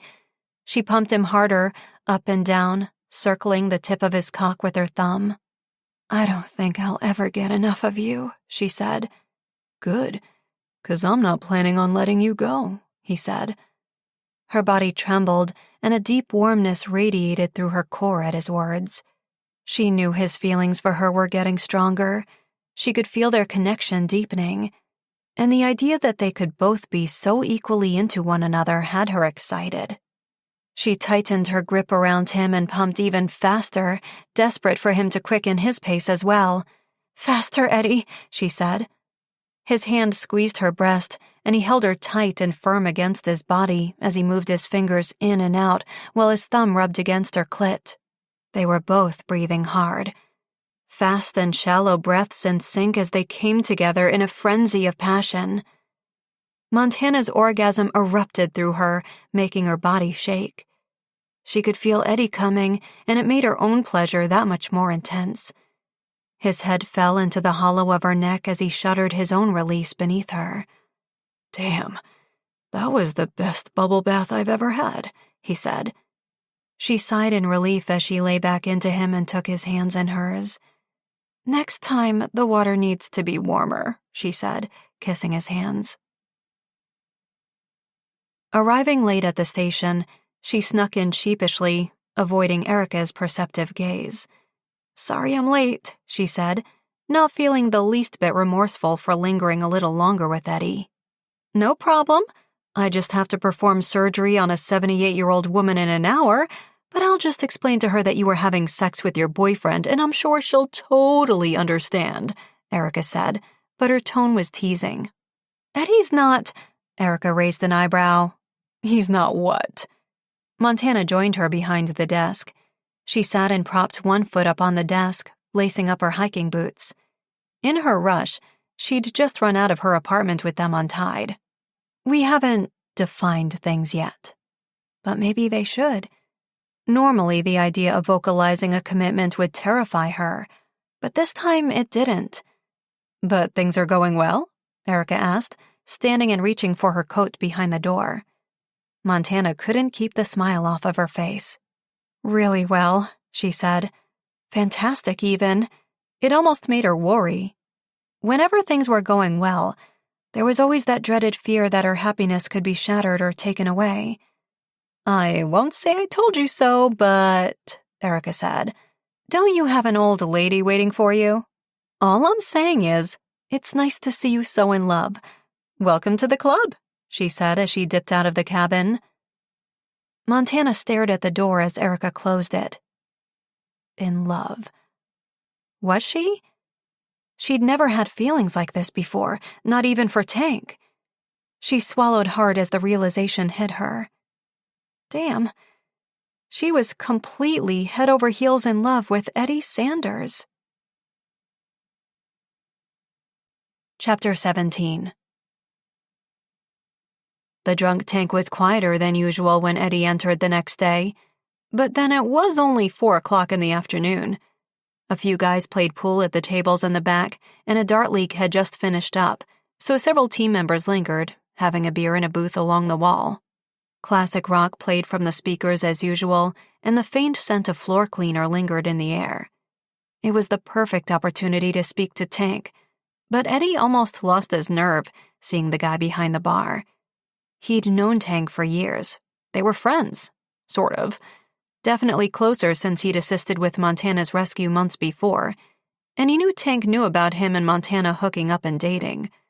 But would he be okay with them being in a real relationship? Normally, Eddie wouldn't care what an ex-boyfriend had to say on the matter, but this was different. Montana and Tank had a kid together, and they were still really close. Being with Montana would mean spending a lot of time with Kaya and Tank and Cassie, so Eddie hoped the other man was cool with it. "Hey man, how are you?" Tank asked, leaning against the bar as he approached in his chair. The crutches were great, but he was developing more sores under his arms from using them too often, so he needed to balance out his usage with the chair. He had to reluctantly admit that the chair was more convenient. He didn't tire as easily, and everyone in town had gotten used to seeing him in it, so he didn't feel as weird about it anymore. Montana had definitely played a part in him learning to accept his new normal. "Great. Definitely feeling a lot better," he said. "I bet." Tank's knowing grin had Eddie clearing his throat. "What can I get you?" Just a soda, please." Tank poured the fountain drink and slid it toward him. "We're not allowed to give out straws anymore, except these paper ones that dissolve in your drink. Would you care for some recycled paper in your soda?" Eddie shook his head. "I'll pass," he said. "Good call. Have you heard any updates about the case yet? Any new leads or suspects?" Tank asked. It wasn't what he'd come to talk about, but he appreciated the delay. Unfortunately, he didn't have any news. The lead investigator on the case had questioned some of Lance's training partners and a few other snowboarders in the community, but no one was able to provide any clues into the case. They'd even spoken to the North Mountain Sports Company executives working with Lance on his new brand of snowboards, but that business relationship seemed to be thriving. With Lance out of town, there hadn't been any other incidents involving his safety, so they weren't getting much traction on finding the perpetrator. Not yet. It's like the guy just vanished after firing the shot. Storefront cameras didn't catch a good view of him, and there's been no other shootings or related incidents. Wild River had gone back to being the safe, quiet community they all loved. You think it was a man, though? Tank asked. Eddie shrugged. We think so, but it's not confirmed or anything. Why? Tank stacked beer glasses on the shelf behind the bar. Just don't think the department should rule out any disgruntled ex-girlfriends of that Lance guy. He's certainly got that player vibe to him. Obviously, Tank wasn't impressed with Lance either, which made Eddie feel better. Yeah, good point. He paused. Since they were loosely on the topic of his ex's dating life. Hey, I was actually hoping to talk to you about something. Yeah? Yeah. Well, you know that Montana and I are together. He wasn't going to go into more detail than that. Tank folded enormous biceps across his chest and nodded. Sure. And spending time with her means spending time with Kaya. Right. So I just wanted to get my blessing. Tank looked slightly surprised, but there was definitely a look of respect in the other guy's expression as well. I guess that's the best way to put it. Not that he'd be ending things with Montana if Tank had an issue with it, but it would be a challenge they'd need to deal with. Things are getting serious between you two, huh? He asked. I think so. For me, anyway. It was odd to admit his feelings to Montana's ex, but he wouldn't lie to the guy, and he did want Tank to know he was serious about Montana. He was in love with her, and while he'd keep that little confession to himself for now, he didn't want anyone to assume they were just having a casual fling when it was so much more. Hey man, as long as you two are happy and you promise not to hurt her, I'm totally cool. Eddie's shoulders relaxed. That was an easy promise to make. She seems a lot more relaxed lately, and Kaya likes you, so we're all good, Tank said. Great. Thanks, Tank. Means a lot. Tank nodded. Sure thing. He glanced toward the front door as it opened, and his expression changed. But, heads up, it's not me you're going to need approval from. It's them. Eddie turned to see an older man, dressed in a suit and tie, and a woman that looked like an older version of Montana enter. Polished and prim, they looked out of place and severely uncomfortable as they took in the bar. No questioning who they were, though. Shit. Talking to Tank had been tough enough. Eddie wasn't exactly ready to meet the Bankses, especially without Montana to do proper introductions. He looked around for a quick escape. This was definitely not the impression he'd been hoping to give. Sitting in his wheelchair in a mostly empty bar in the middle of the afternoon, thank God he hadn't ordered alcohol. He took a deep breath. Montana was amazing. How bad could her parents be? Tank straightened his "We have the right to refuse service to assholes" sign on the bar as they approached. That bad, huh? Eddie muttered under his breath. Tank nodded. Let's just say they never liked me much. I wish you better luck, man. Eddie had a feeling he would need it. Hi, is Montana Banks here? Stocking the back shelves with new winter camping gear, Montana froze at the sound of her father's voice at the front of Snow Trek tours. What the hell was he doing here?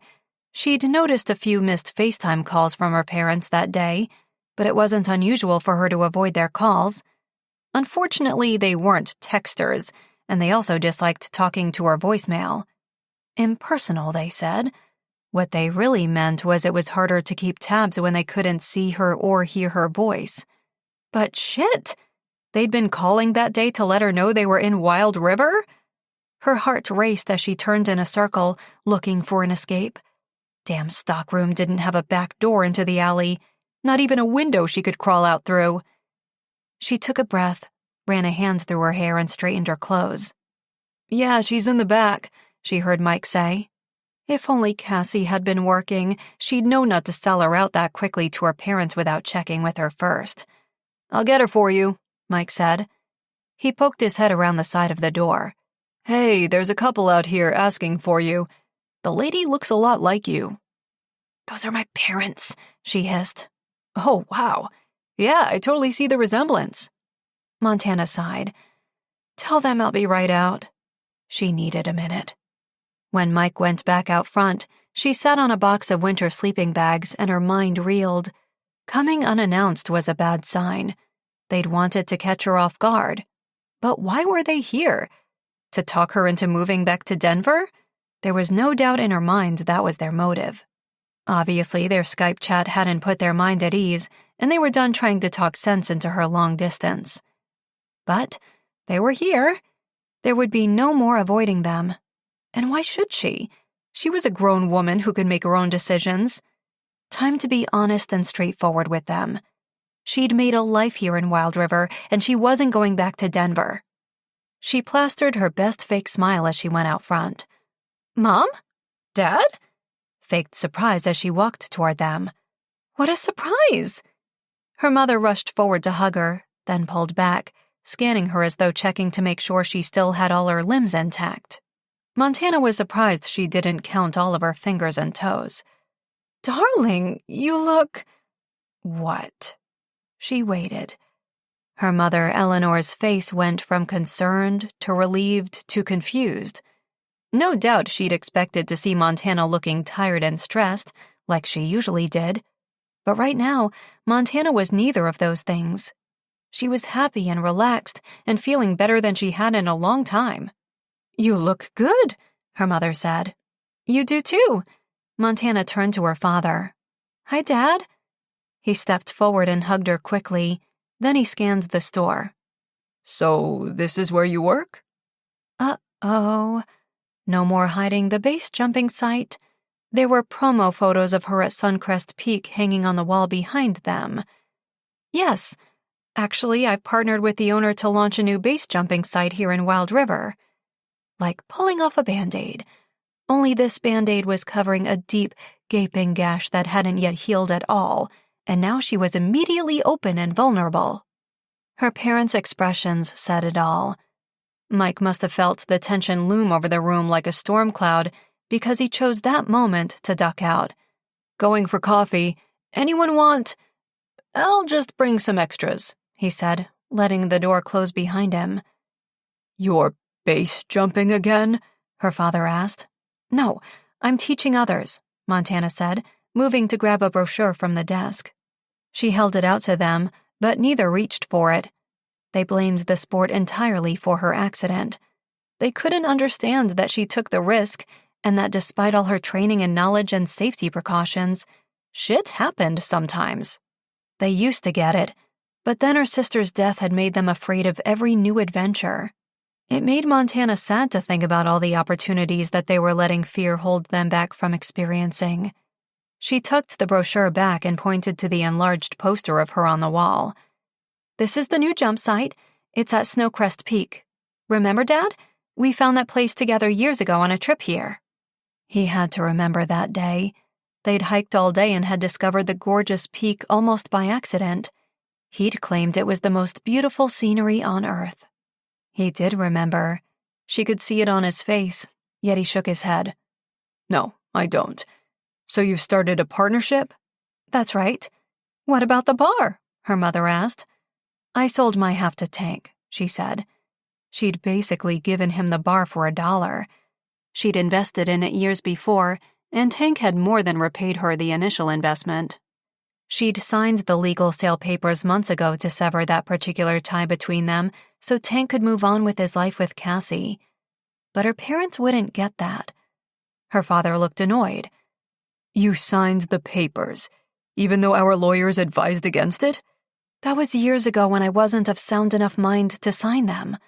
According to them, she thought. I'm fine now. Her father scoffed.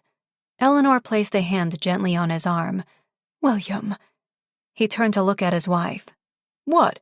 She's obviously not fine if she's up here in the middle of nowhere making a ton of life decisions without even discussing them with us.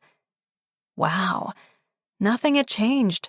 They still talked about her like she wasn't even in the room. It's my life, Dad. She may have needed their help before, but she was okay now. They had to see that. A life you almost lost several times. Lost in the woods? A shooting? You can't be serious about feeling safe here, her mother chimed in. Her tone was gentle but authoritative. "I do feel safe here. And happy," she said. "That would be the hardest part for them to get. But it shouldn't be. Her daughter was here. She had a great career opportunity here. Eddie was here." Eleanor sighed. "Okay, well, what about your treatments? You haven't really been keeping us updated." Meaning they didn't have full access to her medical reports anymore. "I'm seeing a specialist here and a support group. We think you should come home," William said with finality, obviously not wanting to hear anything she had to say. No beating around the bush or sugarcoating their reason for being there. "I don't see how going home is going to help," Montana said calmly. "The doctors there have done all they can." "Exactly. And you're obviously still not well enough to be living out here on your own," her father said. "I got lost in the woods, Dad, not in my own kitchen," Montana argued, "and it was a simple mistake that could have happened to anyone in that part of the outback." "But it didn't happen to anyone," he said. Her mother stepped in. "Honey, we are only trying to do what's best for you." "No, you're trying to stop me from living my life, and it's time you both admitted this isn't about me. It's about Danny," Montana said.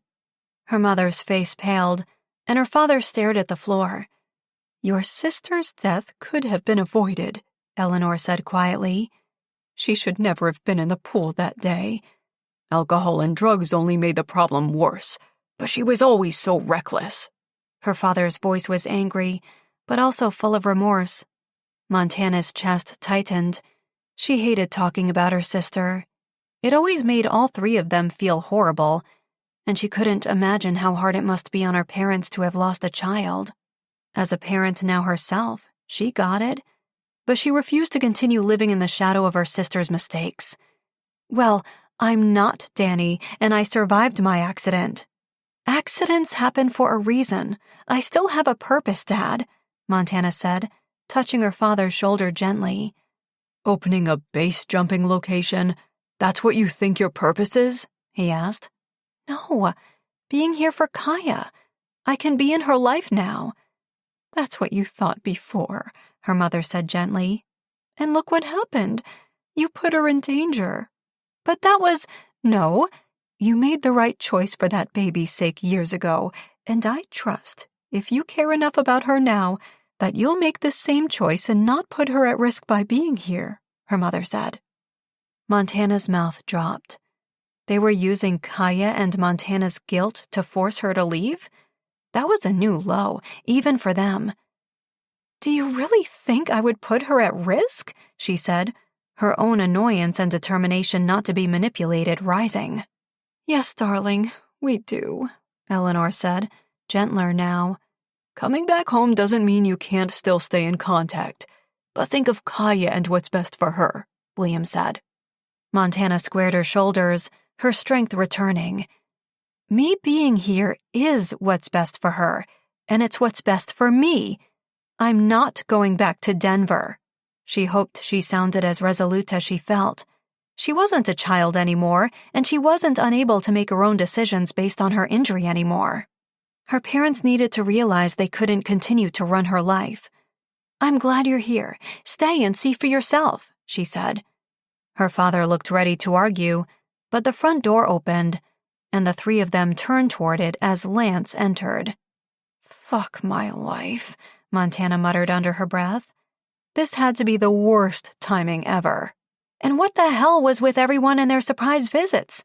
Lance wasn't supposed to be back in Wild River until Thanksgiving.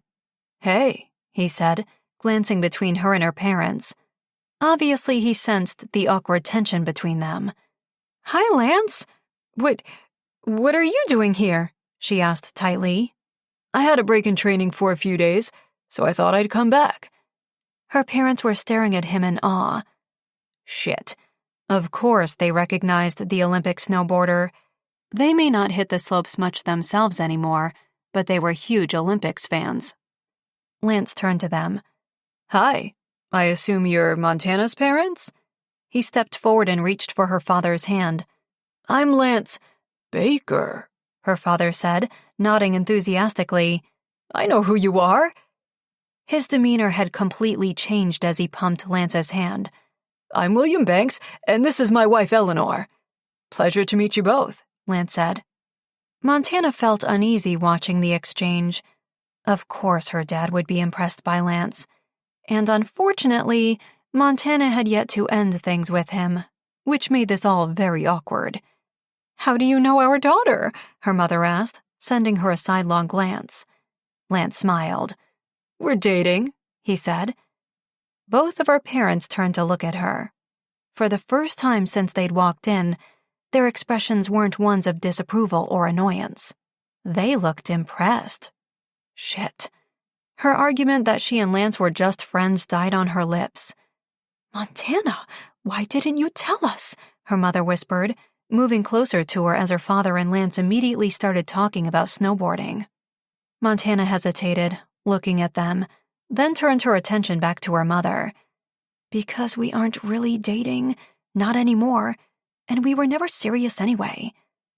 But for some reason it seemed that if they were, her parents might be a little less reluctant to get on board with her being there. Her father looked starstruck as he questioned Lance about his training and the upcoming winter games, and her mother looked like if only she was a few years younger. It was a complete 180 from the people who'd been trying to convince her to leave Wild River 2 minutes ago. "He's even better looking in person," Eleanor said. "Taller, definitely more muscular." "Oh, God. Look, Mom, I told you on Skype the other day that I'm kinda seeing someone else. Eddie, remember?" Montana whispered. She didn't want Lance finding out this way, and she really hated to burst her dad's bubble, but things with Lance were over. As soon as she told him. What a mess. She should have broken that dating rule of not ending things over the phone or by text. But he'd only sent her that one lame-ass message in 2 months, and she'd assumed he'd already moved on as well. She took a deep breath. Well, she'd just have to explain all of this to her parents and introduce them to Eddie right away. Then they could see for themselves. Her stomach knotted at the thought. Would they be as warm and friendly to the man who'd saved her life? He was meeting the parents. Officially. And he was freaking the fuck out. Eddie stared into his closet, knowing no matter what he wore, all the Bankses would notice was his wheelchair. Better than being invisible to them like he had been in the bar. They'd spoken to Tank and had barely acknowledged him. He'd been tempted to introduce himself, but they were tense and awkward enough being around Tank for the first time in years. Besides, he hadn't known exactly what to say. Montana's text asking him to join them all for dinner that evening had him panicking. The Bankses had once been hell-bent on convincing Montana to return to Colorado. Were they still on that mission? Was dinner an attempt at a reverse intervention? He'd be joining her, Tank, Cassie, and Kaya at the steakhouse on Main Street in an hour, and he was desperate to make a good first impression. He couldn't exactly launch into a confession about how much he cared about their daughter at the dinner table, but somehow he had to prove to them that he was worthy of her affection. It was important to him. Montana inviting him was a good sign. She'd told him she wanted him to meet her parents, so obviously having them show up unexpectedly hadn't changed how she felt about him. He reached for a dress shirt and black pants and gave himself a pep talk before heading out. Still, he was nauseous as he scanned the steakhouse 20 minutes later. Spotting them near the window, he hesitated. 3 small steps led up to the platform of tables along the window overlooking the view of the mountains. The best seats in the house. Ones he couldn't get to quite so easily. He didn't see a ramp anywhere. Damn, he knew he should have taken the crutches instead. Montana saw him and waved, and everyone turned his way. She looked slightly flustered and desperate, but happy to see him. Cassie and Tank looked relieved to see him, too. No doubt they expected him to be in the hot seat that evening, taking the pressure off them. The Bankses just stared at him. He didn't know them well enough to decipher their expressions. Unfortunately, judgment was easy to recognize. Kaya got up from the table and hurried toward him as he headed their way. "Hi, want some help?" He surveyed the steps. "I was thinking I'd just go get the crutches," he told her. "I can get them. Are they in the van?" Kaya asked. "They're at home," Eddie said. Why don't we just move to a different table? Cassie asked, standing. Oh, Jesus. No, I've got this, Eddie said, shooting Tank a look when the guy stood up to help. Tank sat his ass back down. Reaching for the railings on either side of the stairs, Eddie propped himself up and hopped up the 3 small stairs with ease. He sat on the edge of the seat next to Montana and reached down to grab the chair, hoisting it effortlessly up onto the platform, placing it against the wall and as out of the way of waitstaff as possible. Impressive, Tank said with a grin. Montana's expression echoed the sentiment, and Eddie squeezed her knee gently under the table. She'd never have to worry about him embarrassing her. Being with her, his confidence was quickly returning, and he was determined to show the Bankses he was man enough for their daughter. Mom, Dad, this is Eddie Sanders, the guy I was telling you about. The man who saved my life, Montana said. Eddie, my parents, Eleanor and William. Eddie shifted uncomfortably. He knew what she said was meant to be flattering, a compliment, but he would have preferred if she'd introduced him as her boyfriend, or friend at least. She made it sound like she was dating him because he'd saved her life, and while he knew that wasn't true, her parents would no doubt think it was her motivation. He refused to let it bother him as he extended a hand. Nice to meet you both, he said. Yes, it's a pleasure, her father said, reaching for the drink menu. Anyone care for a whiskey? I'll join you, Tank said. Eddie hesitated. He wanted to connect with the man, but he was driving. I'll have to pass. I'm driving. Montana's mother stared at him. You can drive? Mom? Eddie laughed. It's okay, he told Montana. I actually still have feeling in my right leg and 80% mobility. Discussing his injury wasn't what he wanted to do, but it was obviously an issue for them, and he wouldn't shy away from it. He had a disability. They'd have to accept that.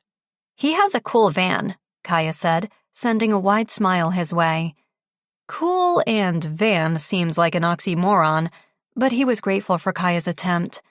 Speaking of cool vans, Eleanor said, Cassie, I've noticed several tour vans throughout town this afternoon with the name of your company on the side. Business must be doing well? Cassie nodded, and Eddie was grateful that the attention was on someone else for the moment. He picked up his menu and scanned it. Yes, and I actually have Montana to thank for that, Cassie said. It took me a while to get on board with the base jumping idea, but she was right. We are now able to offer adventure packages that our competitors can't. Competitors like North Mountain Sports Company? Mr. Banks said, flagging the waitress. Exactly, Cassie said. When they first opened this year, I'll admit I was worried they'd put me out of business. Still, they have a pretty impressive spokesperson, William said. Eddie glanced at Montana at the mention of Lance. She shifted in her seat and avoided his gaze. Had she told her parents that she'd dated Lance? She hadn't told them about him, and he knew they were a lot more serious than she and Lance had been. That depends on your viewpoint, Tank chimed in. I think a gold medalist is impressive no matter your viewpoint, Mr. Banks said. Obviously, the man couldn't read a room. No one at the table appreciated Lance's involvement with the big chain company that had almost run Snow Trek tours out of business. Agree to disagree, Tank said, wrapping an arm around Cassie and settling deeper in his chair, obviously choosing to evacuate the awkward conversation. Eddie hoped someone would change the subject, but unfortunately the Bankses thought Lance Baker was the most fascinating thing in Wild River. They talked about the guy's achievements and how excited they were to see him in that year's Winter Games. Montana remained quiet, looking more and more uneasy, while Eddie bit his tongue. This was the guy who'd gotten their daughter shot at. Had they forgotten that? Or maybe Montana hadn't given them all the details. She was definitely acting weird that evening. He couldn't read her at all. We actually had the pleasure of meeting him this afternoon, William said. Eddie's head swung toward Montana. Lance is back in town? Could anyone else hear the jealousy in his voice? Montana nodded, sucking in her lower lip. Apparently he had a break in training, so he came home for a few days, she said. Her gaze met his and silently pleaded with him to understand, to not get upset and to see the odd predicament she was in. Eddie looked away. She hadn't ended things with the guy. If she had, he wouldn't have gone to Snow Trek tours to see her. And why hadn't she mentioned it to him? His gut twisted, and he couldn't wait for dinner to be over. He sat back and tried his best to act normal for the rest of the evening, but inside, he was slowly closing off. The longer the dinner went on, the more obvious it was they weren't connecting. They talked to Tank about the bar, they talked to Kaya about school, they even discussed the possibility of a Christmas snowmobiling tour with Cassie. But their lack of interest in him was clear to everyone at the table. And unfortunately, there was nothing he could do to gain the Banks' approval if they thought Lance Baker was a better fit for their daughter. And their approval normally wouldn't matter, except now, worry was slowly seeping in that Montana might agree with their opinion. "Told you my parents were a little over the top," Montana said, glancing nervously at Eddie. The dinner hadn't exactly gone the way she'd hoped. Maybe introducing Eddie to them in a group setting hadn't been the best idea, but she'd been nervous about it, and having Tank and Cassie's support had made her feel less stressed. Man, had that backfired. "They were nice," he said, his gaze lost out the passenger side window of his van. "They really are when you get to know them," she said, reaching across to hold his hand. He made no motion to link his fingers with hers or bring her hand to his lips. She cleared her throat. "I'm sorry about the whole Lance thing. I had no idea they would spend the entire evening fangirling about him." "You knew he was back in town?" "Shit. I told you. He got back earlier today. He stopped by Snow Trek tours right when my parents were there. It was a complete surprise." She'd been ambushed by 2 unexpected arrivals within a matter of minutes. She'd panicked and hadn't exactly dealt with either situation the way she should have. "You obviously didn't tell him about you and me." "There was no time, Eddie. He left for training while you were still in the hospital, and I didn't want to break things off by phone or text. And I honestly didn't think there was anything to break off. We weren't exclusive or anything." They hadn't had the same relationship as she had with Eddie. "I should have said something to Lance when he showed up earlier today, but my parents stole the conversation, falling all over." Shit, this wasn't helping. "No excuses. I should have made it clear I was no longer interested. Before getting involved with Eddie. Before starting to fall in love with Eddie." She pulled the van into the apartment complex parking lot. Shutting off the vehicle, she turned to face him. "Listen, I'm sorry. I should have handled everything better, but I'm going to talk to my parents about us. Tell them how you saved my life, twice." "Because that's the only way they will accept me, right? Only if I'm the hero of the day will they be okay with me." The hurt in his voice made her wince. Her parents had barely acknowledged Eddie at dinner. They weren't rude, but they certainly hadn't been welcoming and warm. It was not the first meeting she'd envisioned.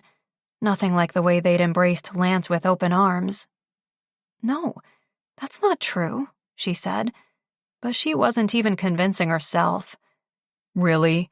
I saw the way they were suddenly nice to Tank once the incident in the woods came out and how he and Diva saved you then. Damn, they just want a hero for their damsel in distress daughter." She moved back as though slapped, letting her hand fall away from his. "What the hell, Eddie? Is that what you think I am?" He sighed. "No, not exactly convincing either. Look, the woods thing, that was my fault, but being shot at wasn't. And no one asked you to jump in the way." She was starting to see that her appreciation for his actions was only making things worse. He wanted her love, not her appreciation for what he'd done. He had it, but all of a sudden he was pulling back, because she hadn't been clear about how she felt. She'd gone about things the wrong way. "Well, the good news is I'm not able to anymore," he said, reaching for the door handle. She blocked him. "Hey, stop this. What does it matter what my parents think?" She'd moved to Wild River without them on board. She'd started a business venture without consulting them. What did their opinion on her love life matter? "A lot," Eddie said. "Family is kinda a big deal to me. You know that. I want to be with someone whose parents approve of the relationship." Old-fashioned Eddie. So freaking amazing and considerate, but that's not always so important. Not to me, anyway. And I told you, they will love you once they get to know you. They love Lance already, he said. But I don't. Have you told Lance that? Lance and I were never serious. Still making excuses, but it was true. We were casual. Not like you and I, she said softly, squeezing his hand, desperate for some kind of reassurance from him. Anything. Eddie sat silent. Come on, Eddie. You know we have something special. I love being with you. His gaze pushed straight through the windshield as he asked, For how long? Her heart raced. What do you mean? How long can you do this without starting to feel trapped? I can't be everything you need, Montana. In the last few weeks, I've tried to convince myself that this change in my life was okay, that things might not be what I'd planned, but they could still be good. I could still be good. You helped convince me of that. You brought me back to life. But I was fooling myself and you into thinking I could be the guy for you. No, Eddie. Let me finish, please. She clamped her lips together, fighting the protests forming, but feeling him slip away in the seconds. I'm not going to walk again. That means not being able to do a lot of things. And for most women, that might be okay. But you're going to resent my limitations and how they limit you. She couldn't stay silent and listen to this bullshit. What limitation? I can't base jump anymore because of my own issues, but I can do everything else, and I don't need you doing it all with me. I want to do it with you, he said, exasperated. I want to give you everything, but you can't honestly tell me that I can be everything you need. You live for adventure and excitement. Are you going to trade in your motorcycle for this van? She wasn't sure how to answer. She hadn't thought Eddie wanted her to change, but maybe he'd need her to in order for him to feel better about himself. Maybe her actions would only make him feel worse about his own limitations, as he put them. She'd thought she could pull him through, help him see that nothing was impossible. But she was assuming he wanted that. I didn't think so, he said. He reached across the seat and gently touched her cheek. It's okay, Montana. You deserve it all, and your parents believe that. I believe that. You need someone like Lance. I was never going to be the right person for you. Tears burned the back of her eyes. What are you saying, Eddie? He couldn't possibly be breaking up with her because of the shitty evening they'd just had. Unfortunately, she knew it went so much deeper than that, and she wasn't equipped to argue with him, prove him wrong. She knew she was falling in love with him, but could she convince him of that? Until he was ready to accept himself as he was, he'd never believe that anyone else, that she, was more than just accepting, but 100% in for whatever life and its challenges lay ahead of them. I think we should be thankful for the fun we've had together, but recognize it for what it was before one of us gets hurt. One of them was getting hurt. Right now. Her stomach turned and her chest tightened. What could she say? She couldn't believe this was actually happening. The day before, things had been perfect between them. She was almost ready to tell him that she loved him. Now he was walking away? I don't want that, she said. Eddie's head dropped, and he sighed. Me neither. But I think I need that. I'm sorry, Montana. He caressed her cheek, the look in his eyes pained as he let his hand fall away. He reached for the door handle, and this time she didn't stop him. She had no idea what to say to make him feel better, to make him understand that she'd messed up but wanted to fix things. He wouldn't believe it. Her actions, not ending things with Lance, not telling her parents the truth about how much he meant to her, spoke louder than any of her hollow words and excuses right now. She wanted to tell him she loved him, but how could she say I love you when he'd just said goodbye? The wall between them had never felt so thick. Eddie lay in bed, staring at the ceiling. The hollowness in his chest was a big, gaping hole that he wasn't sure how to heal. Walking away before one of them got hurt had happened a little too late.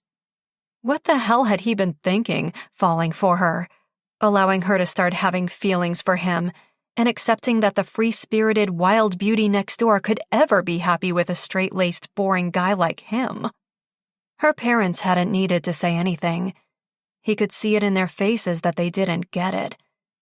Their daughter and him together hadn't made sense to them at all, and they knew Montana better than anyone. Her pained expression in the van had nearly broken him. Hurting her was the last thing he wanted to do. Damn, he wanted to protect her, keep her safe, prevent anything bad from ever happening to her. And that's why he had to walk away now, before things got even more complicated and she felt compelled to see them through. He didn't want a relationship based on sympathy or guilt. He knew in his heart that it was more than that. But how much more? And for how long? Lance was back now, and the fact that Montana hadn't ended things with the other man was telling. She hadn't been sure about them. She hadn't been ready to commit to him. Unfortunately, Eddie had been sure. He'd been ready to commit, and now all he was left with were emotions he had no idea what to do with, and a heart he wasn't sure would ever heal. Even before he knew how great the two of them could be together, Montana had left her mark on him. Now, there'd be no getting over her. Chapter 18. Getting hit by a snowplow couldn't possibly feel worse than the aching throughout her body the next morning as Montana entered the Wild River Resort Hotel. Meeting her parents for brunch was the last thing she wanted to do, but she was desperate to prove to them that living here was the right thing, the best choice for her. Let them see that she was doing great. If she bailed, they'd assume something was wrong. They'd be right, but she didn't need them knowing that. All evening after leaving Eddie, she'd wrestled with her conflicting emotions. She was in love with Eddie, more than she'd ever realized, until she was in her apartment missing him, replaying their argument and the painful evening that hadn't gone at all to plan. But she couldn't convince him that she was into him, into them. At least, not until she ended things officially with Lance and confessed the strength of her feelings to her parents. And as tough as it was to climb out of bed after a sleepless night, she'd needed to get out of the building. Being that close to Eddie and not being able to go to him, to see him, to make things better, was killing her. She hadn't heard him at all the night before, not the usual sounds of the television replaying old episodes of sitcoms, or the sound of his shower running, or his terrible guitar playing. And she hadn't heard anything from the apartments that morning either. She was worried about him, but she knew going to check on him would only make things 1,000,000 times worse. She entered the dining room of the resort and looked around. The place didn't fit in Wild River. The not-so-subtle elegance and high-end feel was a stark contrast to the wild Alaskan town and surroundings. This place was for wealthy tourists only, and the price tag on an evening for one of the rooms made sure no undesirables stayed there, tainting the decor and ambiance with their long hair and untrimmed mountain beards. Wild River was smart to cater to all kinds of tourists, but Montana had stayed there for several nights when she'd first moved to town, and while it was a spectacular resort, it hadn't been her style. Her parents' style? Very much so. "Can I help you, ma'am?" the hostess at the front asked. "Yes, hi. I'm meeting my parents for brunch. Last name Banks," she said, looking around. "Yes, right. The rest of the Banks party is here." Was it Montana's imagination, or did the woman's eyes light up, followed by a flash of jealousy? "Right this way, please." Montana followed her into the restaurant, past dozens of elegantly decorated tables of lovely dressed people. The ceiling-to-floor window walls and circular style of the room assured that every diner had a breathtaking view of the mountains. She glanced down at her dress pants and sweater. Maybe she should have dressed fancier, but she was exhausted and heartbroken and in no mood to put on a show for her parents. She wanted to convince them that she was doing great here, but she wasn't going to pretend to be something or someone she wasn't. "Just to the right," the hostess said, standing back to allow Montana to turn a corner around the center bar. She did, and stopped. Lance and her father were laughing over what she could only assume was a glass of brandy. At 10:30 in the morning. Wonderful. Her father reserved his early morning alcohol splurges on people he liked or people he wanted to impress. Her mother was snapping a photo of them with her cell phone. Montana hung back, watching the interaction. Lance was exactly the kind of guy she would have dated years ago. Exactly the guy she would have been excited to introduce to her parents. She'd never really fallen for any of those guys, though, just like she felt nothing for Lance. She'd always liked the idea of those guys more than the men themselves, the way the idea of Lance had appealed to her. A snowboarder with a zest for adventure, free-spirited and up for the next challenge. She'd thought that was what she'd been looking for, which explained why she'd never found what she was looking for back then. When she looked at Lance, she saw a gorgeous, fun guy, but she didn't see a future. Not the way she did when she saw Eddie. Lance made her feel excited, but Eddie made her feel alive, even in those moments of quiet, getting lost in the moments together. Eddie gave her a glimpse of the happily ever after that Tank and Cassie had, that Erica and Reed had. A relationship full of passion that only two people truly connected on all levels can achieve. Eddie was her person, not Lance. She approached the table, knowing she couldn't put off the inevitable. "Hi, everyone," Montana said as pleasantly as possible as she joined them. "Oh, hey, darling. Look who we saw in the lobby this morning promoting his new line of snowboards," her father said. Good. At least they hadn't sought Lance out purposely for this family brunch.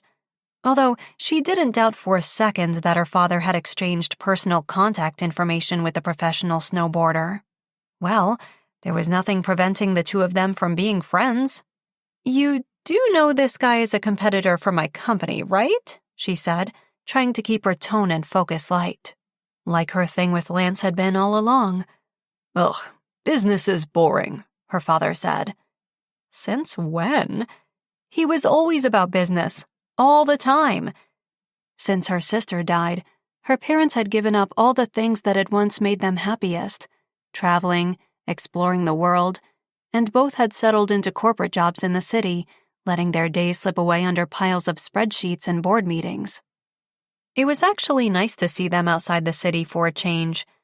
Wild River was once a place they'd enjoyed together as a family, and her father's face lit up as he discussed the upcoming winter games with Lance. As awkward as this might be for her, her parents seemed to be having an unexpectedly good time. They'd maybe even forgotten the plight of the daughter they wanted to drag back to Denver. "Sit, have a mimosa," her mother said, gesturing to the empty seat next to Lance as the men took theirs again. What choice did she have? She couldn't exactly break up with the guy in front of her parents, and this had just been a coincidence. Lance couldn't possibly have really wanted to spend more time with her parents. Could he? He looked completely at ease sitting there now, chatting up her father like he belonged, like he was one of them. He definitely suited the environment of this resort and her parents' expectations. How would Eddie look sitting there that morning? He wouldn't be comfortable or relaxed. He wouldn't have a million snowboarding stories to trade with her father, and she knew without ever having to ask the question that he wasn't a huge fan of brandy first thing in the morning. Or ever. Lance squeezed her arm gently and leaned in to kiss her cheek as she sat next to him. Montana tensed and ignored her mother's beaming smile across from her. She forced her own polite smile, then scanned the restaurant for their waiter. A mimosa, or 3, sounded great right about now. As the men continued to chat, her mother leaned toward her and whispered, "You know, sweetheart, your father and I may have been wrong to think that you couldn't handle life here on your own." She glanced toward Lance. "Maybe Wild River isn't such a bad place for you to be after all," she said with a wink. Montana sighed as she nodded. Her parents had done a 180 in their thinking rather quickly, and she'd be happy about it, if she knew it had everything to do with her and what she'd been able to accomplish, and nothing to do with the fact they thought she could be in a relationship with someone they worshipped and approved of. A pizza box with cold leftover food inside sat open on the floor next to the couch, And as Eddie opened his eyes, he blindly reached inside for a slice. The television was on but muted, and not even reruns of Guilt. Feeling tired? Let's take 60 seconds to unwind with a song. This free audiobook is here for your relaxation. Thank you for being here with us.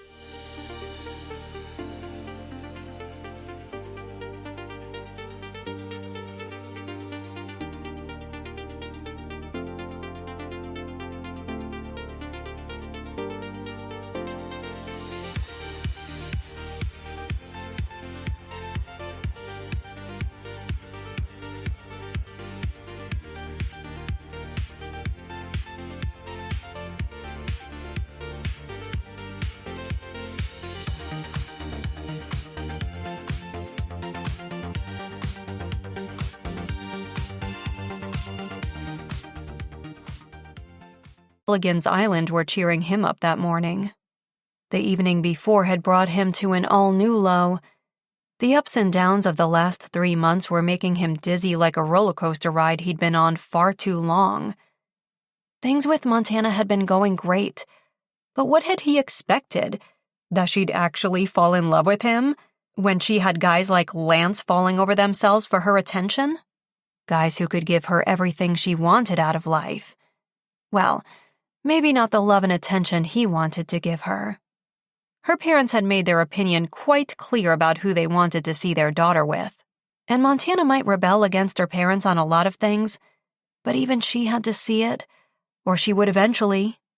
Better to break things off now before he really got hurt, as though it could get worse than this. Hell, weeks ago he thought he'd been at his absolute lowest. Now, he knew the tragedy of being shot and losing the job he'd fought hard for was nothing compared to losing the one thing in his life that made him happy right now, that gave him purpose, inspired him to be better, try harder. A knock on the door made him hold his breath. He hadn't buzzed anyone in, so he assumed it must be Montana. He didn't want to talk to her. He was desperate to talk to her, actually, but he couldn't. Not that day. Maybe once the sting of the situation subsided, once the intense longing dulled to a tolerable ache, they could be friends. Who was he kidding? How could he ever be around her and not want to touch her, hold her hand, kiss her, tell her everything he felt for her? There was a second knock, followed by, "Eddie, you in there?" He shot straight up. "Kaya?" "Can I come in?" she called through the door. Sure. Just a second," he said. Was she alone? Or was this a setup by Montana? Why would Kaya be here alone? Yet he knew Montana had left an hour ago. "You alone?" he called out, then cringed. If that wasn't a creepy-sounding question, he didn't know what was. "I mean, is Tank with you?" he asked, reaching for his t-shirt and pulling it on. He picked up the pizza box, closed the lid, and put it on the table. "It's just me," she said. "How'd you get into the building?" "I have a key." Made sense. He climbed into the chair and opened the door a second later. "Come on in." She entered, and he closed the door behind her. "I think your mom went to meet your grandparents at the resort," he said. He'd heard them planning it the night before at dinner, and it hadn't escaped his notice that no one had invited him. "I know. I said I was feeling sick this morning so I wouldn't have to go." So, he wasn't the only one who got nauseous at the thought of the banks, which was exactly another reason why he and Montana could never work. He didn't like the way the couple treated Montana, or their unwillingness to acknowledge Kaya until recently, or the way they looked at him as though even if he could walk, he still would never be good enough for their daughter.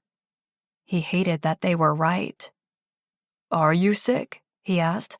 She didn't look it. Maybe a little flustered and nervous, but not sick. "I lied," she said. "Okay. So what's up?"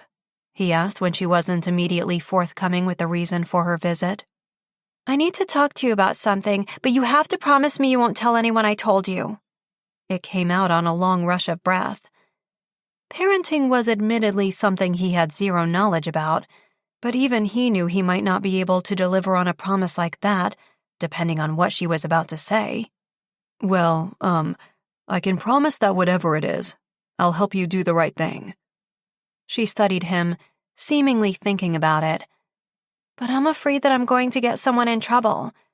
If someone did something wrong, you're not getting them in trouble by talking about it. That's on them. Do the crime. His voice trailed. His police officer voice ran deep, and he hadn't realized how brutal of a hit it had been to have his career on hold until that moment. Anyway, I want to help if I can, but just like you coming to me, I may have to choose the right thing for me to do. She nodded slowly. Okay, I guess that's fair. Still, she bit her lip and didn't seem in a rush to continue. Are you hungry? Thirsty? I'll get us drinks, she said, going into the kitchen. He heard his fridge open, then close as she returned with 2 sodas. He sat back on the sofa and opened the pizza box. Day-old pizza? I'll pass, she said. Good call. He waited. Still, she was quiet, contemplating. He didn't want her changing her mind, but he also didn't want to push. Do your parents know where you are? She shook her head, looking guilty. I told Dad I was going to see Mom and my grandparents, and I will, so I wasn't lying, but I needed to see you first. Alone. And you and Mom are pretty much always together when I see you. That wouldn't be the case anymore. His gut twisted. Okay, well, once we chat, I'll drive you to the resort if your mom's not back. Okay. Kaya took a deep breath. I know where the drugs are coming from, she said quickly. The new ones that everyone is using to be better at sports and stuff. Eddie leaned forward but tried not to act too eager for more. He didn't want to spook her. Okay. You've seen the drugs? She nodded. Yeah, at the summer camp. And now the boys at school are distributing them. I didn't say anything before, but some of my friends on the hockey team are thinking about using them, and I'm worried about them. Maybe even a boy she liked. Do you have some? I only accepted some at camp so that they wouldn't make fun of me, but I didn't use any. I threw them down the toilet. Good. That's good. He reserved the say no to drugs speech. She obviously was smart enough. Tank was raising her right. So was Montana in the time she'd been involved. Yet he couldn't understand why she wouldn't go to them with this info. They were both cool-headed parents. They'd know how to deal with this. He'd leave the parenting to them. He would just collect the necessary info to bring to the station. And the drugs at camp are the same kind authorities confiscated at the high school in Anchorage? The sport enhancer laced with other narcotics was becoming an epidemic among young athletes. It was dangerous and illegal, and too many promising high school athletes had blown their scholarship opportunities by using the year before. Eddie hoped they could get these drugs off the street and out of the schools in time to prevent more kids from ruining their lives over a desire to fit in or desperation to be the best. Yes, I think so. They look the same as the ones I saw on the news. Mystic Rush? Bright-colored pills that look like candy? She said, toying with the rim of her soda can. Do you have any left? She shook her head. Mom and Dad would kill me if they found drugs. I think they'd believe you were smart enough not to take any. And you're brave being here now, he said reassuringly. How much are the boys at school selling them for? $5 a pill for first-time buyers, then the price goes up to $20 a pill once people are hooked. That's how it worked. Have you heard the boys talking about where they got the drug? Who's supplying them with it? The boys were in trouble for trafficking, but the department was more interested in the person supplying the kids, bringing the new drug to Alaska and Wild River. Kaya shook her head, but she refused to meet his gaze. Kaya, this is important. Your friends are in over their heads, and they may not think this drug is a big deal, but it's dangerous. It already killed several kids in Anchorage last year, and a lot of lives are being destroyed. If you know anything that could help, it's important for you to tell me. She sighed. I didn't hear the boys talk about it. They are pretty secretive about the whole thing. They don't want to lose their territory to other sellers. Their territory? Shit. These kids were treating it like a business already. Eddie hated to see smart, talented kids corrupted like this. But, she continued, I think I saw the man at camp. She hesitated. We took the kayaks out after curfew one night. I know we shouldn't have done it, and I would never do it again. He believed her. She looked kinda shaken by what might have happened that night. You okay, Kaya? Did anything happen, other than the drugs? His chest tightened, and he was ready to kick some junior high boy ass.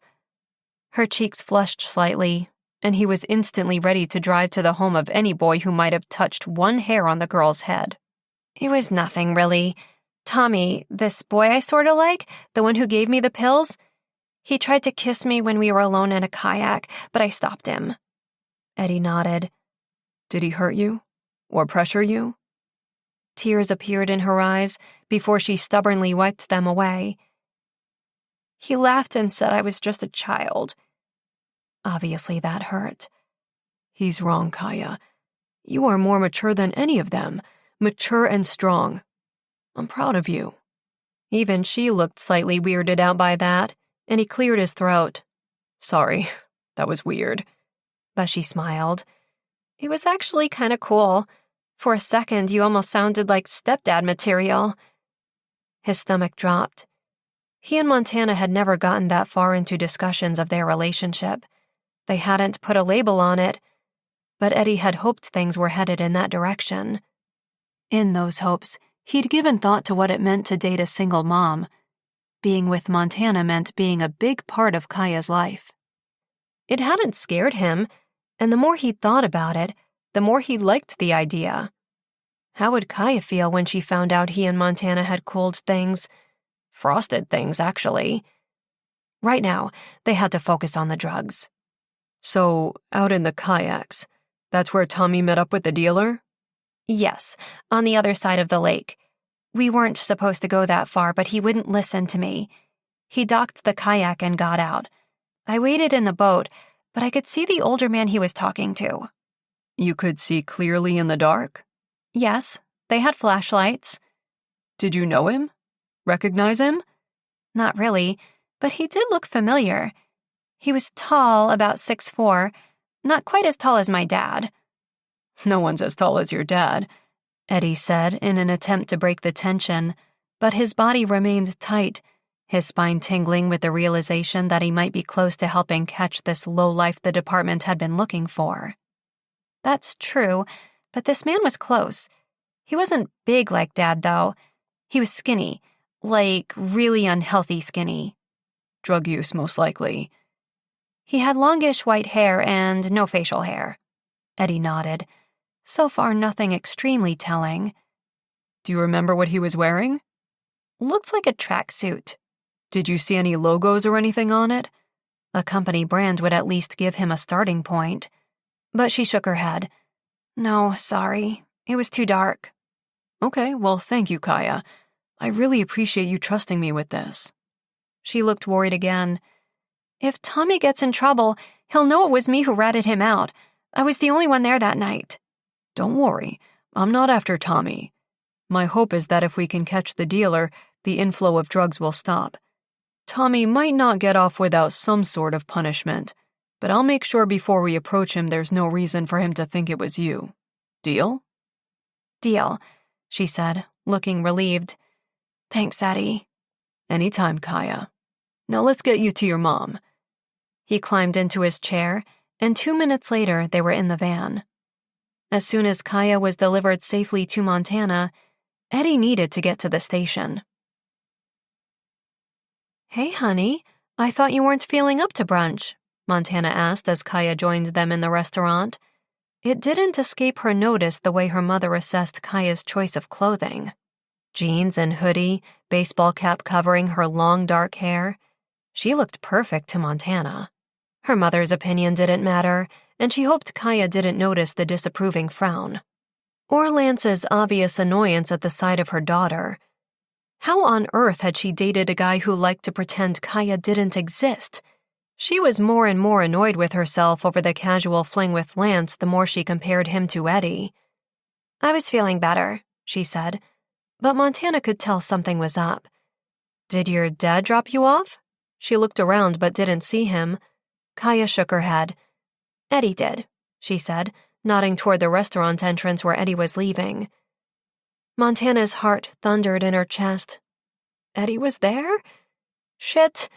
He'd obviously seen Lance having brunch with them. She sighed. This kept getting worse. She frowned as she turned back to Kaya.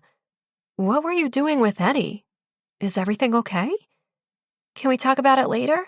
Kaya asked, glancing nervously at her grandparents. Sure, okay. Probably best not to have a serious conversation in front of an audience anyway. Are you hungry? Her father asked. Not really, Kaya said, but she did reach for a piece of toast from the basket. Montana studied her daughter. There was definitely something wrong. Had Eddie told her about their argument? About things being over? No, she refused to believe that they were really over, and he'd never tell Kaya. He'd leave that discussion for her. Lance and I were just talking about a ski day during the holidays, her father said to Kaya. I hear you're a natural on a snowboard. The fact that her father was interested in developing a better relationship with Kaya filled Montana with hope that their family was starting to reconnect and come together after all the years of little contact. Her parents making an effort was great. If only their plans didn't include Lance. Montana's future plans sure didn't, and she'd need to talk to her parents soon. Kaya looked slightly confused by the idea as well. We are all spending the holidays together? She asked Montana. We'll talk about that later, too, Montana told her. Lance shot her an odd look, but then his attention was caught elsewhere. Oh, excuse me, I have to get going, he said, standing rather abruptly. Mr. and Mrs. Banks, it was a pleasure. I hope to see more of you both. Montana, I'll call you later. Shit. So much for talking to him. He bent to kiss her cheek, and she pretended to cough and pulled away, aware of Kaya's what the hell is happening look. Montana had a lot of awkward conversations ahead of her. Okay, yeah, we should meet for a drink or something later. No matter what happened with Eddie, Lance was definitely not the one for her. If her father liked him so much, her father could date him. Lance left the table, and Montana turned her attention back to Kaya. Sorry, I know that was awkward.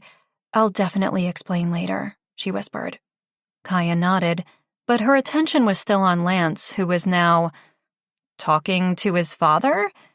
She recognized him from the media. Odd. Montana didn't think the two men spoke. In fairness, it looked more like an argument. The older man was up close in Lance's face, toe to toe, their similar height putting them nose to nose. His father's long white hair was pulled back into a low ponytail, giving them a view of the angry scowl on his face. He said something, but Montana couldn't hear what it was from that distance, just the raised voices.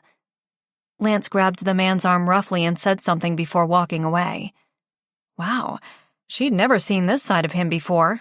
He was usually so relaxed and under control, even under stressful situations like his competitions or North Mountain Sports Company events. Whatever his father had said had clearly gotten to him. Who was Lance arguing with? Kaya whispered, a note of fear in her voice. Oh, don't worry, that's just his dad. Their relationship is complicated, I think, Montana reassured her. But even she felt uneasy. An unsettled feeling in the pit of her stomach as the older man turned to look in their direction. His intense stare seemed to narrow in on Kaya, and the little girl moved closer as Montana instinctively put a protective arm around her. What the hell? He turned and left before Montana could go over to him and demand an explanation for the way he was staring at her daughter. You okay? She asked Kaya. Kaya nodded quickly. He was just odd. The way he was staring at us. That's all. Odd indeed. So odd that Montana wasn't waiting to find out what it was about. She stood. I'll be right back. Kaya grabbed her hand. Where are you going? I just need to talk to Lance for a minute. I'm going to see if I can catch him outside. Stay here with Grandma and Grandpa, okay? She said, with her best reassuring smile. Okay. Be careful. Montana frowned. Be careful. Something had definitely unnerved Kaya about the older man. She left the restaurant and headed toward the lobby, scanning for Lance or his father. To find one and avoid the other. She caught sight of Lance outside and picked up her pace to catch him before he got onto a shuttle bus headed back toward town. "Hey, Lance," she called, pushing through the revolving doors. A blast of cold air hit her as she'd left her jacket inside. She wrapped her arms around her body as she jogged toward him. "Hey, what are you doing out here?" His tone definitely sounded like he was trying to sound okay, unfazed by the argument he must suspect she'd noticed. I wanted to make sure you were okay." It wasn't exactly the reason, but she needed to broach the conversation carefully. She sensed the animosity between the two men was something Lance tried to make light of, but that's not what she'd just witnessed. If it hadn't seemed to affect Kaya, she wouldn't care. "Oh, yeah, I'm fine. Just have to get back to North Mountain Sports for some meetings." "On a Sunday?" "Executives are in town," he said, checking his watch. "But we'll grab a drink later, right?" "Actually, no. No time like the present to have this conversation. I don't think you and I should see each other anymore." He frowned. "Really? Since when?" Wow. He really thought a relationship could survive one half-hearted text in over a month and casual dates that had been going nowhere fast? "Well, since you were gone, I guess. Actually, Eddie and I were dating." He nodded. "Okay, that's a little unexpected. Don't you think you should have mentioned that?" Seriously? With the way they left things at the hospital and the lack of communication between them? No, he was right. Just like Eddie was right. She should have made a clean break of things. "Yes, I should have. I just thought we were keeping things fun." "But not anymore?" "No." He stepped forward, and his expression was actually one of disappointment. Oh shit. What was happening? He was supposed to not care. He was the playboy snowboarding god of the mountains. He wasn't ready to be serious with anyone, especially not her, a single mom, former extreme athlete. "I can't say I'm not upset. Like I said in my text, I started to really miss you when I was away. Maybe my feelings were stronger than I'd realized." Either way, hers weren't. And this was coming a little too late. Or maybe she'd never have reciprocated the feelings he was now claiming to have. "Sorry, Lance," she said, rubbing her arms for heat. He nodded slowly. "And this change, it's because you have feelings for Eddie?" She swallowed hard. Yes. One she knew were not just going to go away. One she desperately wanted to confess to him to see if maybe they could start over. "Okay, then." He turned to walk away, but she stopped him. Breaking things off hadn't been the reason she'd chased after him, though she was relieved to have one tough conversation out of the way. "Wait, about your dad just now." Annoyance, then a flash of anger appeared on his face. "My father's in my business is none of yours," he said, storming away to board the shuttle bus, leaving her standing there, uneasiness growing stronger. What was he hiding? Was this feud with his father more than the older man's anger over Lance firing him? Montana shivered and headed back inside the resort. At least whatever had been happening between them was officially over, and there was no reason Ralph Baker would ever be near Kaya. Chapter 19. It was the last training day of the season before the weather was too inconsistent to bring new jumping groups to the peak for the fundamentals of base course, and Montana wished she had the same enthusiasm for this group as she had for the others. They all deserved her at her best, but the last 48 hours had been emotionally exhausting. She missed Eddie, she'd pissed off Lance and subsequently her father in the process, and something was definitely up with Kaya again, despite her daughter's insistence otherwise. She was meeting Cassie and Tank at the bar that evening for a parents' meeting to discuss how to approach the situation with the little girl. 3 heads were better than one, and she was so grateful for the 2 of them to navigate this journey with.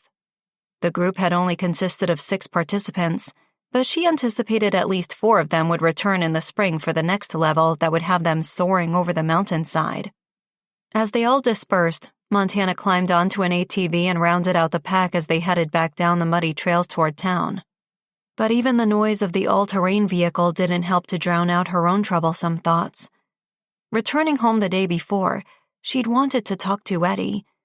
The breakfast mimosas and the clarity she'd found that day gave her confidence and courage to go to him and tell him how she felt, and she was hoping to coerce him into telling her why Kaya had gone to see him. But Eddie's van hadn't been in his usual stall, so she'd try to keep herself busy cleaning the apartment, doing laundry, even cooking the one meal he'd taught her, all while checking for his vehicle or listening for sounds of him next door. But by midnight, he still wasn't home. She hadn't been able to break up with Lance by text message, so she sure as hell couldn't tell Eddie she loved him through one. She suspected he was at the station, which she was happy about. He was ready to go back to work. He was feeling better, ready to continue his life. She hoped it wasn't too late to be a part of it. Her cell phone vibrated in her pocket, and she pulled the ATV to the side of the trail, flagging the rest of the group to continue on. She cut the engine and reached for the phone. Tank's cell number lit up the screen. "Hey, Did you pick up Kaya from school today?" Her eyes widened. Shit. Had she mixed up their days? She'd been so preoccupied that it was possible. But a quick mental tally revealed that no, it was definitely not her day to pick her daughter up. "No, it's not my day. I just finished up a training course. Everything okay?" "I don't know. She didn't get off the school bus 10 minutes ago, and I thought maybe I'd messed up our schedule." "No, she's not with me." Her pulse started to race, and she forced a calming breath. "Maybe she was going to a friend's house today?" "Maybe," he said, but he didn't sound convinced. "She may have told me, but I forgot. Whenever I try her cell, it goes straight to voicemail, so I'll call around to some parents." "Let me know what you find out, please." "Of course," he said before the line went dead. An hour later, he opened the front door of his house right as she reached for the doorknob. The worried expression on his face was a mirror image of her own. "Still nothing?" "No, and she's not answering her phone or messages," Tank said, instantly redialing Kaya's cell phone. Even Diva paced the hallway back and forth, sensing something was wrong. The husky brushed against Montana's leg and gave a small whimper as she lay on the floor, ears still perked and tail swiping nervously. "I even tried blocking my number to see if she was just ignoring us for some reason, but still nothing," Cassie said, joining them in the entryway. "Was she in school today? Or did she skip class again?" Maybe if she thought the school had called them to rat her out, she'd be nervous to come home or answer them. Preteen minds didn't always make the best logical choices. "She was there. We called her teacher already. She said she saw her head out to the bus with the other kids after the last bell," Cassie said, biting her lip and peering out the front door, scanning up and down the street. "We checked the mall and the snack shack already, and Reed's heading over to the station now to see if she had a wilderness training thing she forgot to tell us about. Where else could she be?" Montana had stopped by her place before coming to Tank and Cassie's, but Kaya wasn't there either. "Have you tried tracing the GPS on the phone?" Tank and Cassie exchanged guilty looks. Her heart fell into the pit of her stomach. "What?" "She said it was an invasion of her privacy and gave a very compelling argument about why it should be disabled," Cassie said. "How about our very compelling argument that we are the parents and we can track her ass all day long every day to make sure she's safe?" Montana sighed. Since when was she the hard-ass parent? And the fact that Tank and Cassie hadn't discussed this with her prior to doing it annoyed her. She needed to step up more and be more vocal. Sure, in the past she was the lenient one, but if the last few months had taught her anything, it was that Kaya's strong will and determined, stubborn nature needed to be matched, not caved to. "I know, it was dumb. Lesson learned not to get schooled by our kid anymore," Tank said, looking devastated and severely on edge, so Montana let the lecture about co-parenting communication slide for now. "Well, do you think she did that on purpose? Do you think she was planning this, whatever this is, and that's why she didn't want us to know where she was?" Montana's mind immediately went to that kid that she had a crush on, and she started to pace. Tank either read her mind or he'd had a similar feeling. "Don't worry, I called that Tommy kid's parents. They are on a dart league at the bar. They're away in Florida for a funeral. Tommy's with them. What about those other boys that Eddie mentioned were bothering her at the haunted trail event? She said they weren't bugging her anymore since Eddie put the fear of crazed, chainsaw-wielding madmen in hockey masks into them. The mention of Eddie had Montana feeling even worse. He'd helped Kaya that night. He'd be such a great role model for their daughter. Her gaze landed on the photo she'd bombed of Tank and Cassie and Kaya on the fridge, and her chest tightened. She could see Eddie as the fourth adult in their family photos. So, where could she be? I don't know, but this is out of character, Tank said. A lot has been out of character lately, Montana said. She told him about the brunch the day before, and Kaya's reaction to Lance's father and the way the old guy had stared at her. She seemed nervous, scared even. Tank's fists clenched at his sides as he paced the living room, dialing one new parent after another. Has she ever met Lance's dad before? Cassie asked. I haven't even met his dad. Since Lance fired him as a coach, the two men haven't spoken. At least that's what Lance said. They were definitely arguing, though. The way he'd gone on the extreme defensive when she'd asked him about it the day before had the hair on the back of her neck standing up now. There was definitely something going on. Could Kaya somehow know something about it? I'm going to the police station, she said, heading for the front door. She's only been gone an hour. Will they do something this quickly? Cassie asked, right on her heels. Tank followed, the cell phone to his ear, the sound of Kaya's phone ringing and her not answering terrifying all three of them. Montana swallowed hard. The station might not, but Eddie will. Eddie hadn't left his desk at the station for over 24 hours. 6 half-empty coffee cups littered the space between folders of convicted drug dealers in the state and beyond. Words started to blur on the page, made even more difficult to read due to his dyslexia. But despite the exhaustion creeping in from hours of research, he was feeling better than he had in days. Working again was giving him back some of what the breakup with Montana had taken away. Some. Staying busy and away from the apartment building kept him from being consumed by thoughts of her, or the sight of Lance having brunch with her family the day before. So much for ending things with the other guy. Eddie backing away seemed to have given Montana the green light to continue pursuing a relationship with Lance instead. Which was for the best, really, and all he had to do was keep repeating that to himself whenever the urge to reach out to Montana was overwhelmingly tempting. Like every 5 minutes, when he wasn't engrossed in a police file. Unfortunately, he'd yet to make a physical description match to the man Kaya had described. Research into Olympic coaches hadn't provided much clarity either. The only recent scandals were stories about sabotaged efforts or, like in Lance's case, big public disputes after a high-profile firing. Drug testing policies in these elite-level sports were intense and taken very seriously. The day before, he'd taken a break from the files and had stopped by both the community hall where most of the teens hung out on the weekend and the snack shack to ask around about the drugs showing up at camp and at the school. But he'd been informed that Tommy was away with his family, and of course, all the other kids claimed to know nothing about it. Apparently, Kaya was the only one brave enough to come forward. Eddie ran a hand over his face and blinked the tiredness from his eyes. More coffee. He needed more coffee. He went down the hall to the vending machine and waited for the dark roast to brew. He still wasn't sure what to do about telling Montana and Tank and Cassie about Kaya coming to him with the lead. He hoped to talk to the little girl again and convince her that telling her parents herself was the right thing to do. "Eddie!" Montana's voice made him drop the coffee cup as he reached for it. "Shit," he mumbled as hot coffee hit his legs. He reached for the cup and several napkins, happy to have a distraction while he composed himself over the unexpected sight of her. He hadn't showered in 3 days, and he was now smelling like dark roast coffee. Probably an improvement, though. "Sorry for startling you," she said, quickly helping him clean the dark liquid. "No problem," he said, staring at her.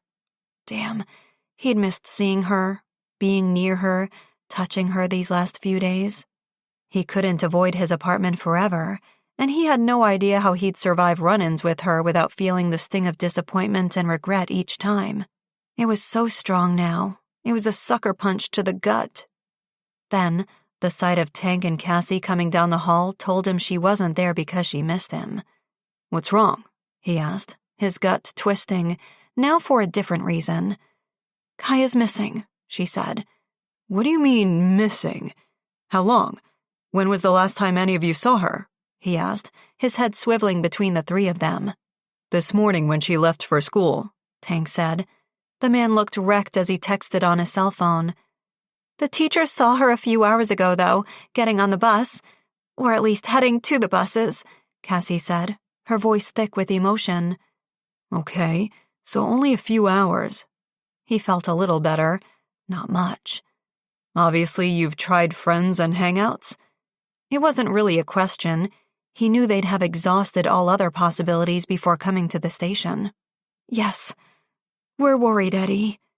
The deep concern in Montana's dark eyes made him instantly want to fix things. He was no longer tired as he headed back to his cubicle. "Follow me." At his desk, Eddie grabbed a pen and paper. "What was she wearing this morning?" "Her usual. Jeans, ball cap, sweatshirt," Tank said. "Colors?" "Blue. Light blue hat and black hoodie," Cassie said. "I remember because she was looking for her green one in the laundry. I said she couldn't wear the same hoodie to school 4 days in a row, so she wore the black one." "Great. This is helpful, Cass," Eddie said. "Was she upset this morning? Other than about the hoodie?" He doubted Kaya would run away, but he needed to eliminate all possibilities. Tank and Cassie shook their heads. "No, she seemed fine," Tank said as a call came into his cell. "It's Reed," he told them before taking the call. "Hey man, any sign of her at the station?" They all listened, waited, hopeful. "Okay, thanks anyway." Tank sighed as he disconnected the call. "Nope, he's going to head to the hospital. He said he texted Erica already and she said she hadn't seen her." Relief and fear washed over Eddie, and he could tell the rest of them were battling with the same conflicting emotions. "Okay, any idea where else she might have gone?" They all shook their heads. "There was an incident yesterday at brunch with Lance's dad," Montana blurted out. She looked sheepish, but right now, the fact that she appeared to still be seeing the guy and he was integrating into her family took a back seat. "What happened?" Eddie asked. "I don't think it's anything really, but Kaya saw them fighting at the resort. It was the way she looked at his dad that stood out." Montana shivered. "And the way he stared at her." She shook her head. "Probably nothing, but it was as though he knew her or something." Eddie's heart raced. "She looked at him as though she'd seen him before as well?" he asked, typing Ralph Baker into a Google search as he asked. The man was notorious for being a loudmouth and disgruntled ex-coach. He was constantly on the media discrediting his son's talent. Real nice guy. "Yeah," Montana said. The image loaded on the screen, but the man really wasn't a fit for Kaya's description. That's why Eddie had already dismissed the idea. Still, he turned the monitor to Montana. "This guy?" She leaned closer and frowned. "That must be a really old picture. He's skinny now with long, white hair," Eddie finished. Shit. Of course the man would be older now. He hadn't been coaching his son for a few years, and this picture was from the last Winter Olympics.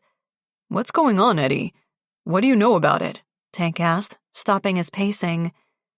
"Kaya saw this man at camp. She said he's the one supplying the kids with the new performance enhancement drug that's been circulating," Eddie said. That's all he'd say for now.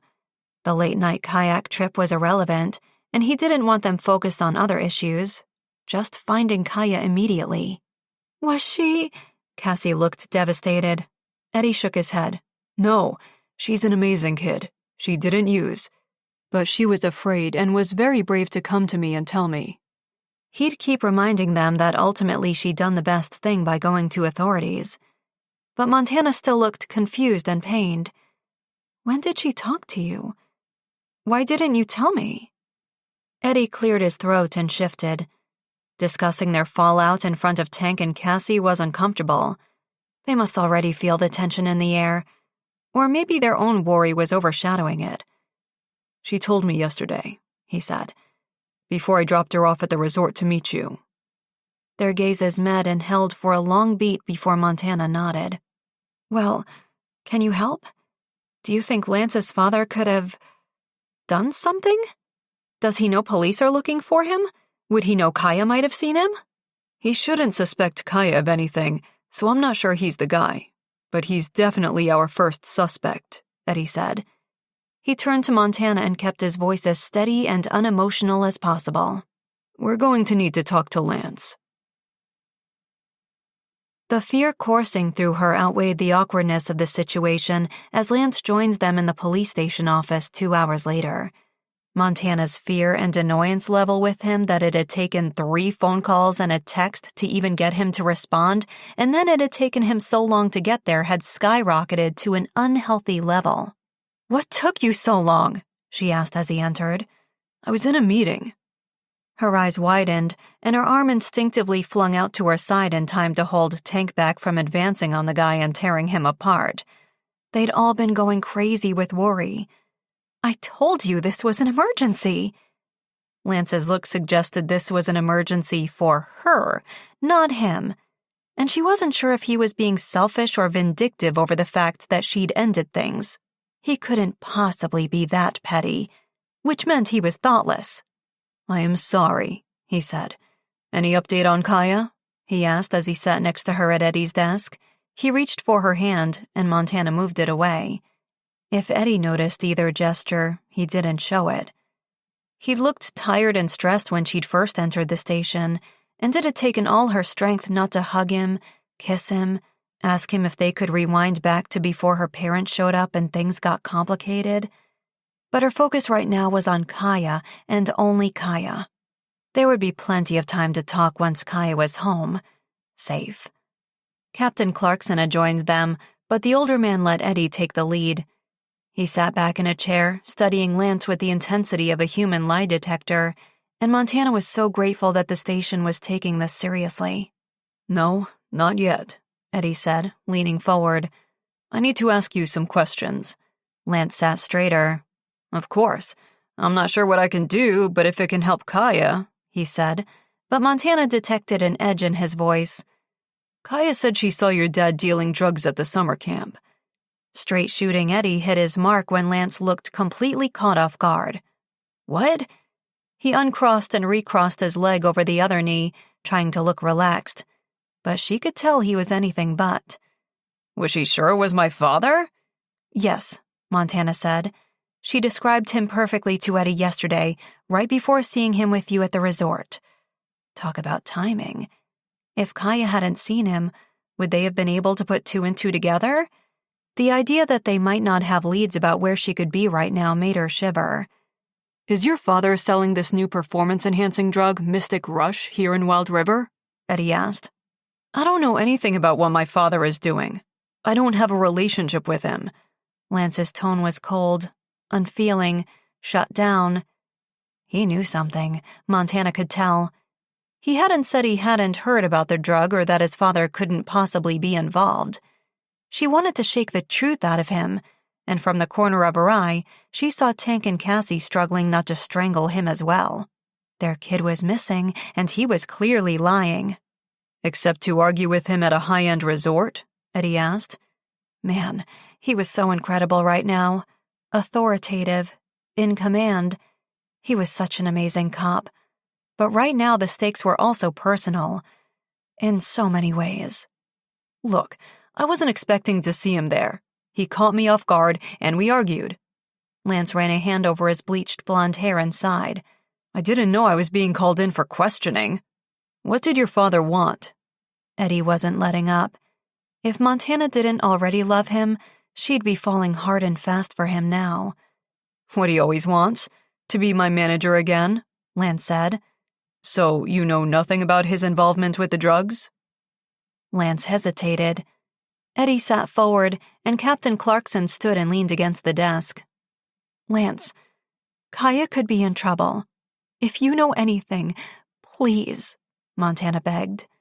Tank moved closer, taking a more aggressive approach as he laid a hand on Lance's shoulder, and Montana wasn't sure which appealed to Lance's sensitivity, but he sighed before saying, "Yes, fine, okay," I know of his involvement with selling these drugs.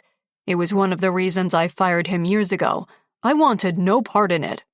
"You never took the drugs yourself?" Eddie asked. "Once, but only in training. They worked. Too well. And I'm not an idiot. I've worked my ass off to get where I am in the sport. I'm not about to throw it all away because my father thinks I'm slipping, that my talents and skill are waning." The bitterness in his voice was something Montana had never heard before, so off-brand for his laid-back snowboarder persona. "Do you know where he is?" Eddie asked. Lance's jaw tightened. "I know where they make the drugs. It's on the other side of the lake near the summer camp. But I don't know the exact location." Eddie was already on the move as though he knew exactly what Lance was talking about. Montana wondered how much more Kaya had confessed to and confided in Eddie. The thought both made her chest tighten and her heart hurt. Eddie had connected with Kaya, enough that her little girl had gone to Eddie with this instead of her parents. She understood. Eddie was the definition of good and right, and hell, Montana had even gotten ahead of herself, envisioning him in their lives someday. "I'll put in the official word. And Tank, can you get the search and rescue for assistance? If their operation is in the woods, we could use the backup." Tank was already dialing the station. "Look, my father is a lot of things, but he's not a kidnapper. I don't think he'd do something to Kaya." Montana swung toward him. "You don't think? That's not good enough. My daughter could be in danger right now." Tank looked close to knocking Lance out, and no one would blame him if he did. "I hope you're right," Eddie told him. "But either way, we're headed out there." Montana's gaze met Cassie's, and the double mama bear stare would make anyone who messed with their daughter afraid. Eddie didn't need any mystic rush to have his blood pumping and adrenaline coursing through his veins as they approached the area of the woods where the drug operation was taking place. He leaned on his crutches as he directed the members of his team to surround the small cabin where Ralph Baker and his crew allegedly were. Snow was falling in small flakes all around them, and smoke from a wood stove belched into the air on the chilled evening.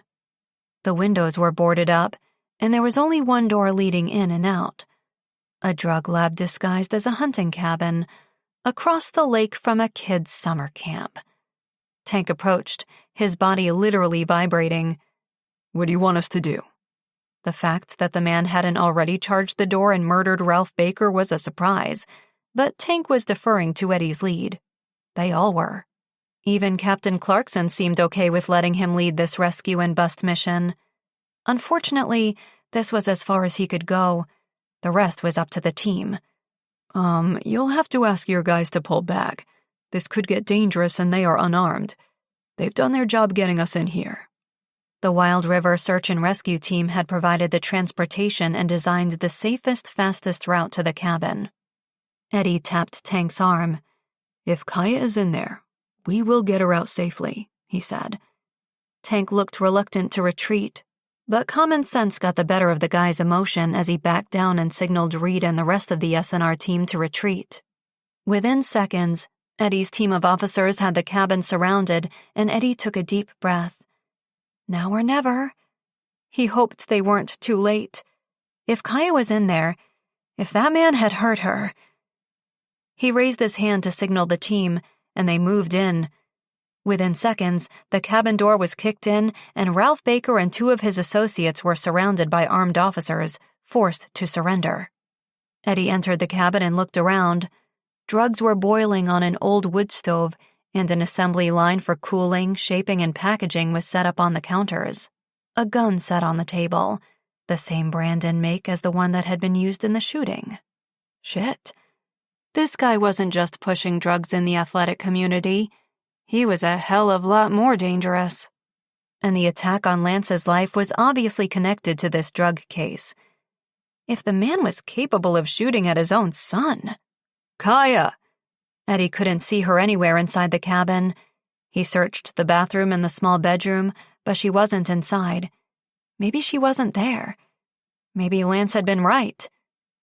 But then he saw her unicorn keychain with her name on it lying on the cabin floor, the one that used to hang from her backpack. His heart rate spiked as he picked it up and hurried back outside, grabbing Ralph Baker by the collar of his jacket. Where's Kaya?" "Who?" the old man asked as he was being handcuffed. His long hair fell into his face, and his eyes were red and bloodshot, pupils dilated. He reeked of smoke and bad breath. Eddie held up the keychain. "The little girl, Kaya. We know she was here." Seeing it, Tank stepped forward, his long stride full of intimidation. "Where is my daughter? I'm only going to ask once." Ralph looked at Eddie for protection, but Eddie just looked away. For once, maybe he wouldn't play so close to the rule book.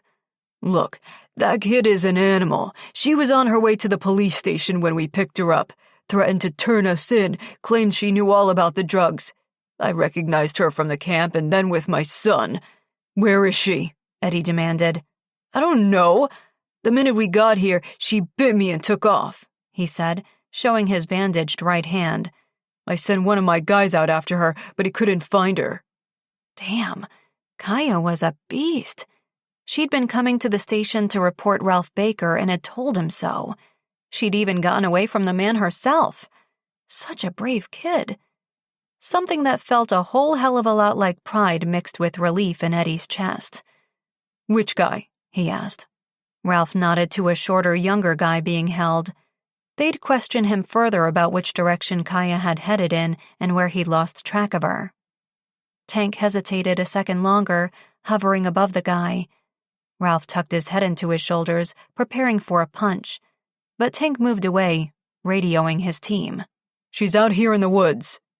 Eddie allowed Sanchez to lead Ralph away and turned to Tank. "The main thing is that she got away," he told him. "Don't worry, we'll find her." Unfortunately, after hours searching the woods, they still hadn't. When she'd applied to the search and rescue team, Montana had never imagined that her first real search would be for her own daughter.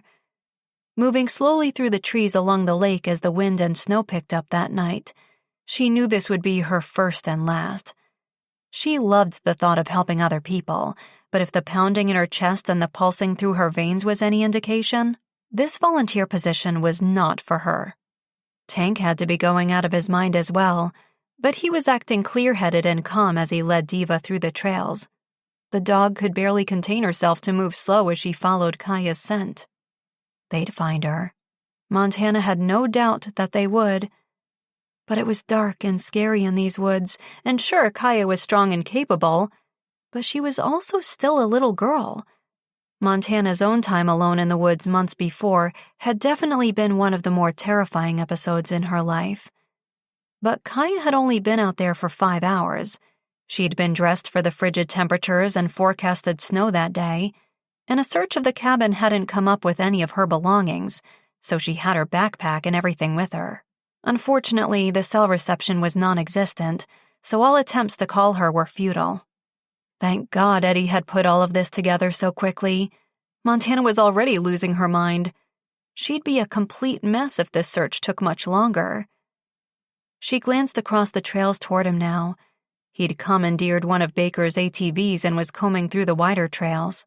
Montana felt a whole hell of a lot safer and more confident with him there. Would her debt of gratitude to Eddie ever stop growing? Her feelings certainly hadn't. Being away from him the last few days had only solidified how she felt about him. Diva barked, and Montana's shoulders sagged with relief. She'd found something. 2 more barks, and then she was leading Tank closer to the water's edge. There was a small drop-off at this point in the trail, and the light dusting of snow they'd had all evening might make the slope slippery. They followed Diva through the trees into the small clearing on the other side, and Montana saw her daughter's bright blue scarf tied around a tree branch, obviously as high as she could climb.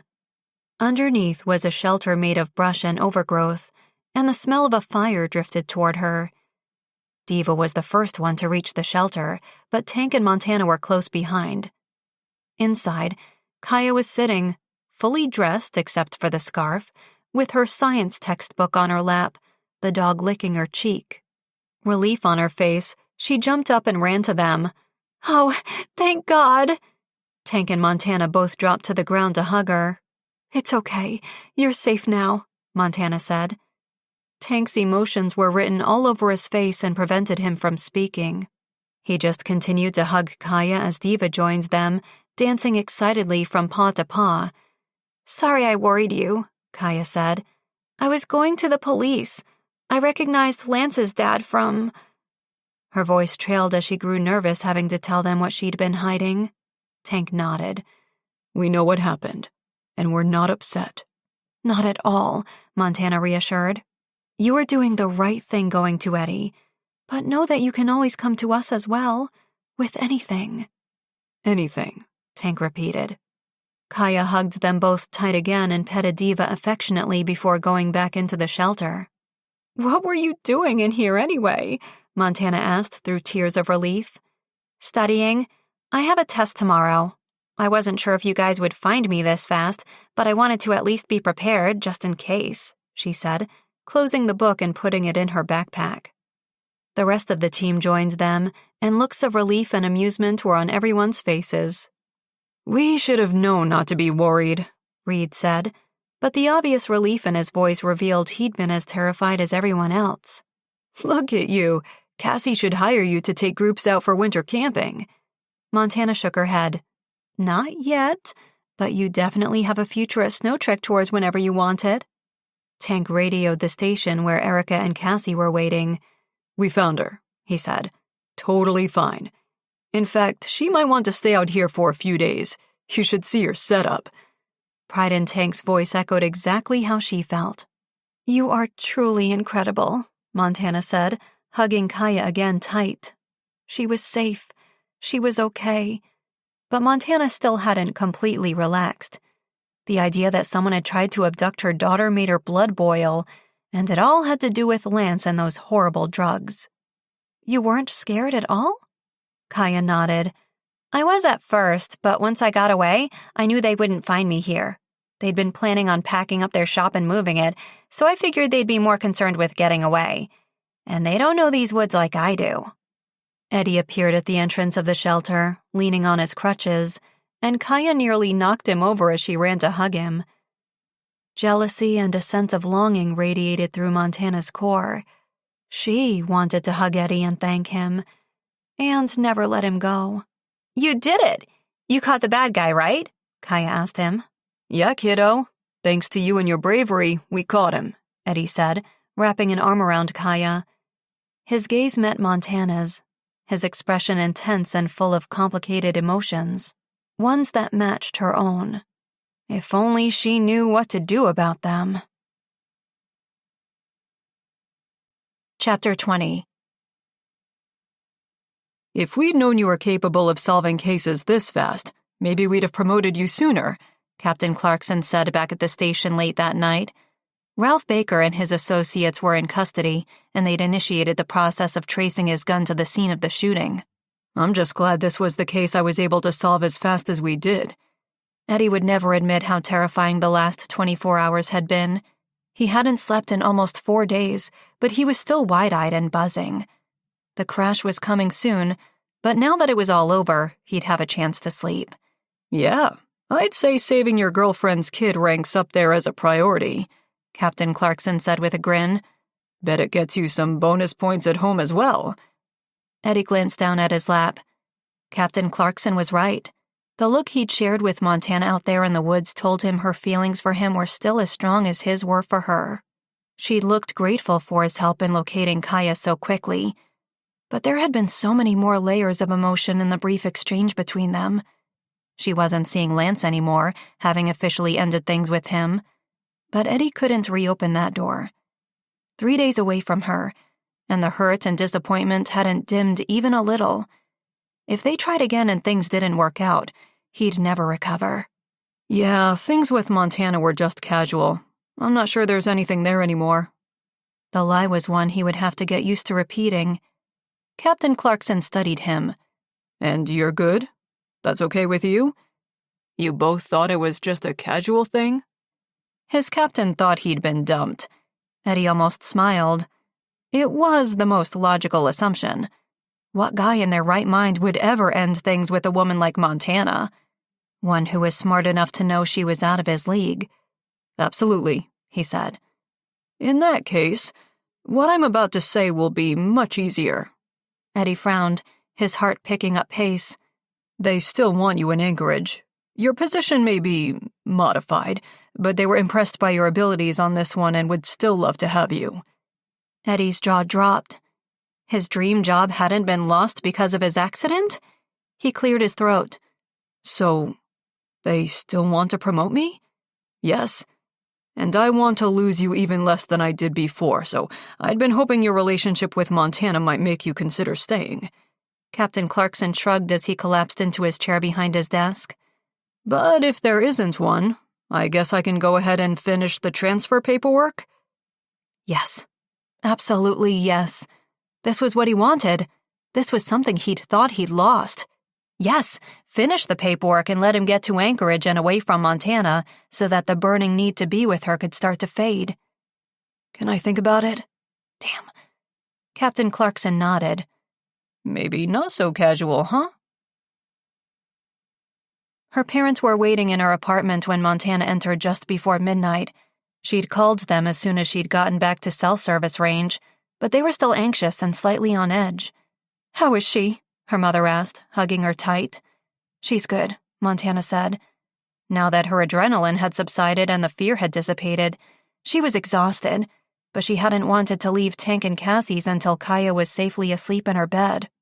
"She was studying by campfire," she said with a tired laugh as she removed her coat and flung it over the back of a chair. Her father chuckled softly. "She reminds me of you so much," he said. Montana sat on the arm of the chair her dad was sitting in. "Really? I'm not sure I was ever as competent as Kaya is already." Her daughter had done all the right things out there in the woods to keep herself safe, calm, and visible until help arrived. She was brave and smart and capable. Her father took Montana's hand in his. "Oh, you were, still are. But I mean her spirit," he said. "She's so full of life, and she's up for any adventure, just like you." Across the room, her mother smiled. "And we're sorry that we tried to curtail that after your sister died. We were just so devastated and worried about losing you too," she said. "I know, Mom." She did know, and she hadn't let her parents' fear stop her from living her life the way she wanted. And she couldn't let it now either. "I'm not moving back to Denver. Not now or ever," she said gently. Her father squeezed her hand. "We don't want you to. You are exactly where you should be." "We're proud of you, darling," her mother said, moving closer as they wrapped Montana in a group hug. The sound of the elevator doors opening in the hallway had her pulse racing. Then the sound of Eddie unlocking his apartment door made her chest tighten. She'd only had a moment to thank him out in the woods, but it had been brief and not exactly private. She wanted to thank him properly, but her parents were there. "Is that Eddie?" William asked. Yeah, I think so," she said. Eleanor stood. "Let's go see him. I want to thank him," she said, heading for the door. "No, Mom, it's late." Her father stood as well. "He's obviously still awake." Montana sighed. There would be no deterring them. "Okay," she said, following them out into the hall. Her father stood back from Eddie's apartment door and gestured for her to knock. She knocked gently and waited. "We really shouldn't be bothering him." "I thought you were seeing him," her mother said. "This shouldn't be a bother." Montana stared open-mouthed at her mom. Was she serious right now? Their arrival in town had upset everything, and now they were cool with Eddie? Eddie opened the door, and a look of surprise flashed on his face. "Hi." "Hi, sorry. I know it's late, but my parents and I just wanted to thank you again," she said. Damn, all she wanted to do was rush forward into his arms, cuddle into him and show him how grateful she was for him, and how in love she was with him. "Yes, that's right," her father said from behind her. He stepped forward and extended a hand to Eddie. "We can't thank you enough for everything. You're an amazing officer, and we're proud to know you," he said. "Montana's lucky to have you living next door. And in her life." Eddie nodded, surprised at the unexpected gesture. "Thank you, sir." Eleanor smiled as she reached out to gently touch Eddie's arm.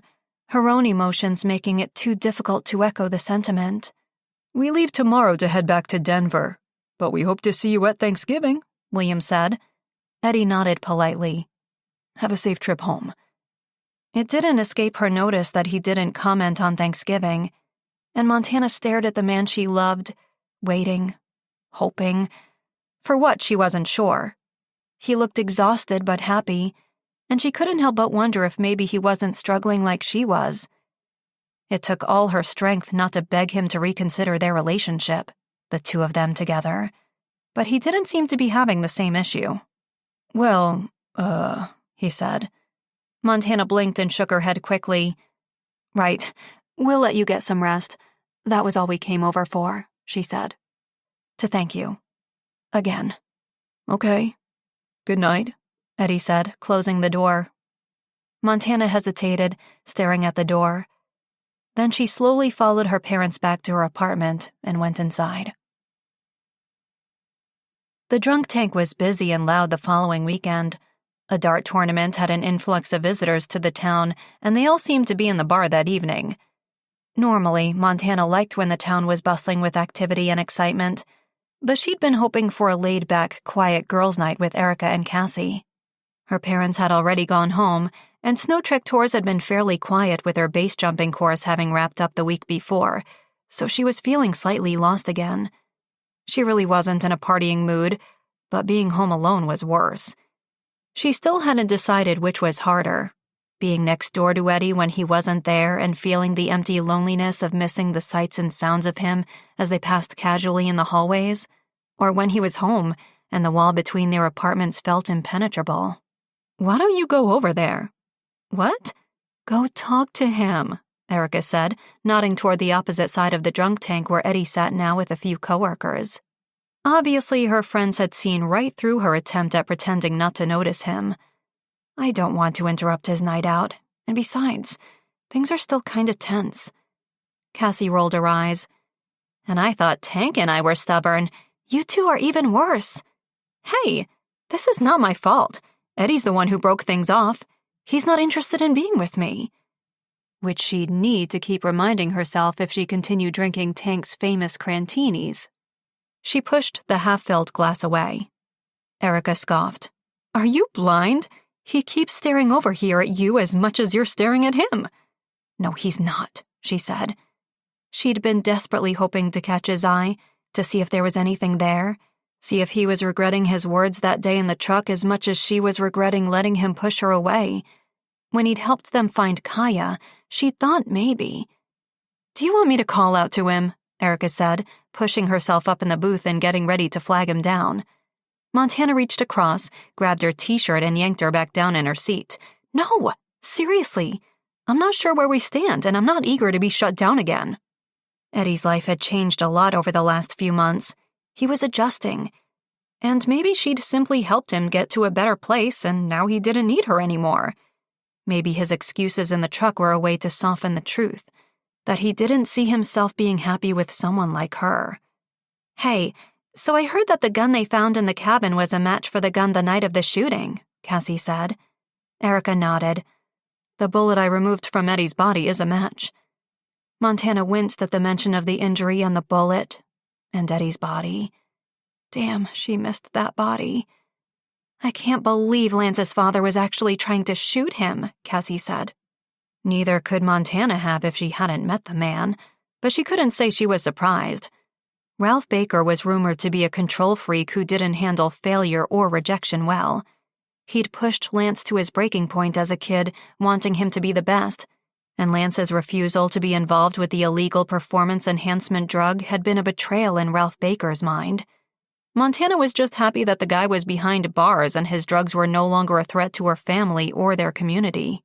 "Have you talked to Lance?" Erica asked her. "No. He texted to say sorry about his father, but we'd ended things before, so..." She didn't want to talk about Lance. Her friends had been right about him. He wasn't the right man for her, and she hadn't really given him a second thought. Eddie, on the other hand, she couldn't stop thinking about. Montana checked her watch. "I have to pee, then I think I'll call it a night." She'd been wanting to escape since Eddie and the others had walked in, but she didn't want it to look like she had trouble being around him. She'd already started to look for a new apartment. She couldn't continue sharing a wall with him when she wanted to share so much more. Her heart, her bed, her life. Damn, she'd fallen hard for him. So hard.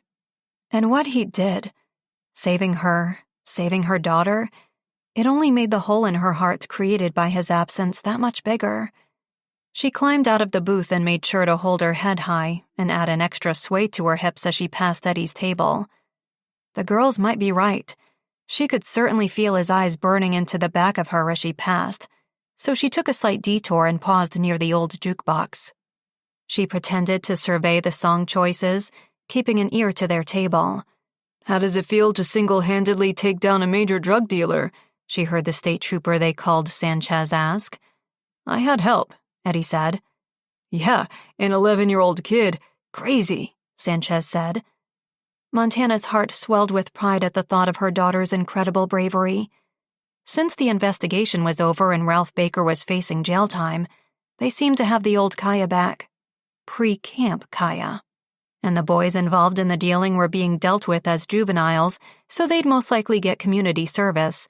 But the surprising thing was how relieved those kids seemed that this was over. They'd known what they were doing was wrong, but they'd been afraid and caught up in the criminal activity and weren't sure how to get themselves out. "Kaya's pretty amazing," she heard Eddie say. "Well, Captain's pissed at the thought of losing you," Adam said, and Montana's ears perked. Losing him? "Yeah, we're going to miss you, man, but you more than earned the position in Anchorage," Sanchez said. Eddie was going to Anchorage? He was still up for the promotion to the drug division. Montana was simultaneously thrilled for him and devastated for herself. She'd thought maybe, eventually, he might have a change of heart about them.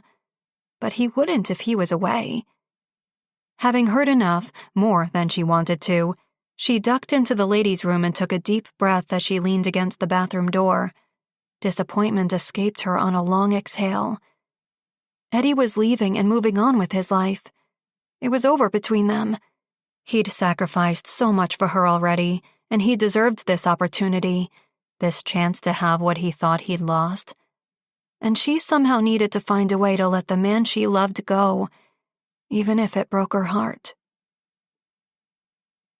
Breakups in a small town had to be so much worse than breakups in a big city where waves of strangers and the fast-paced lifestyle could help sweep away lingering feelings.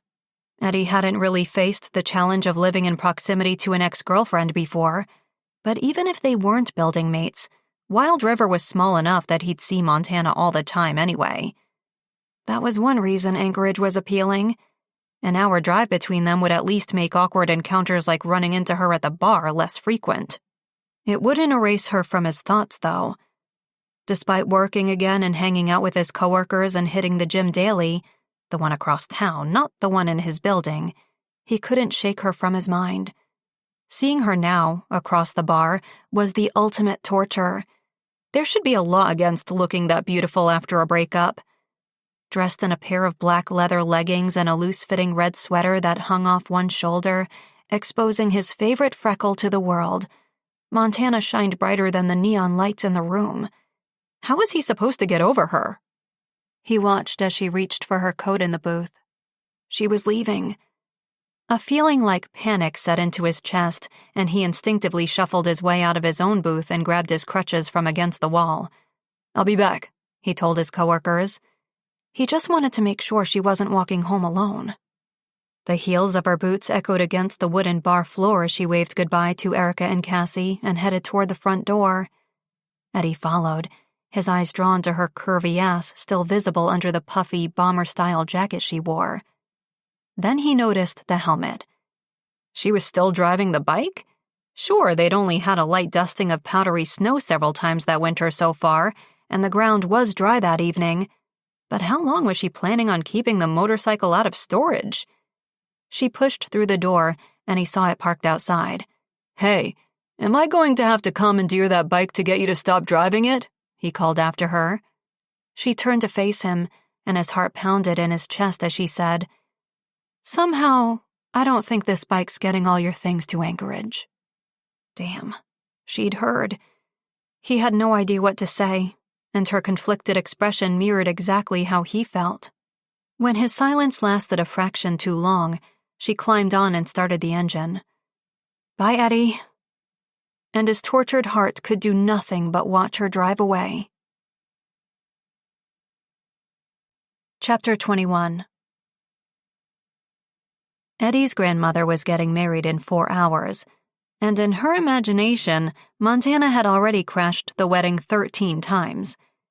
He hadn't exactly uninvited her to the wedding as his date, but she assumed she wasn't still expected to go, or that he wanted her to go. But she desperately wanted to go. Weddings weren't her thing, but she wanted to be with Eddie. They'd barely spoken since the rescue and Lance's father's arrest, and she had no idea if he was still planning to take the job in Anchorage or not. He didn't owe her an explanation or clarification. He'd certainly done enough for her, but she longed for something from him. Anything.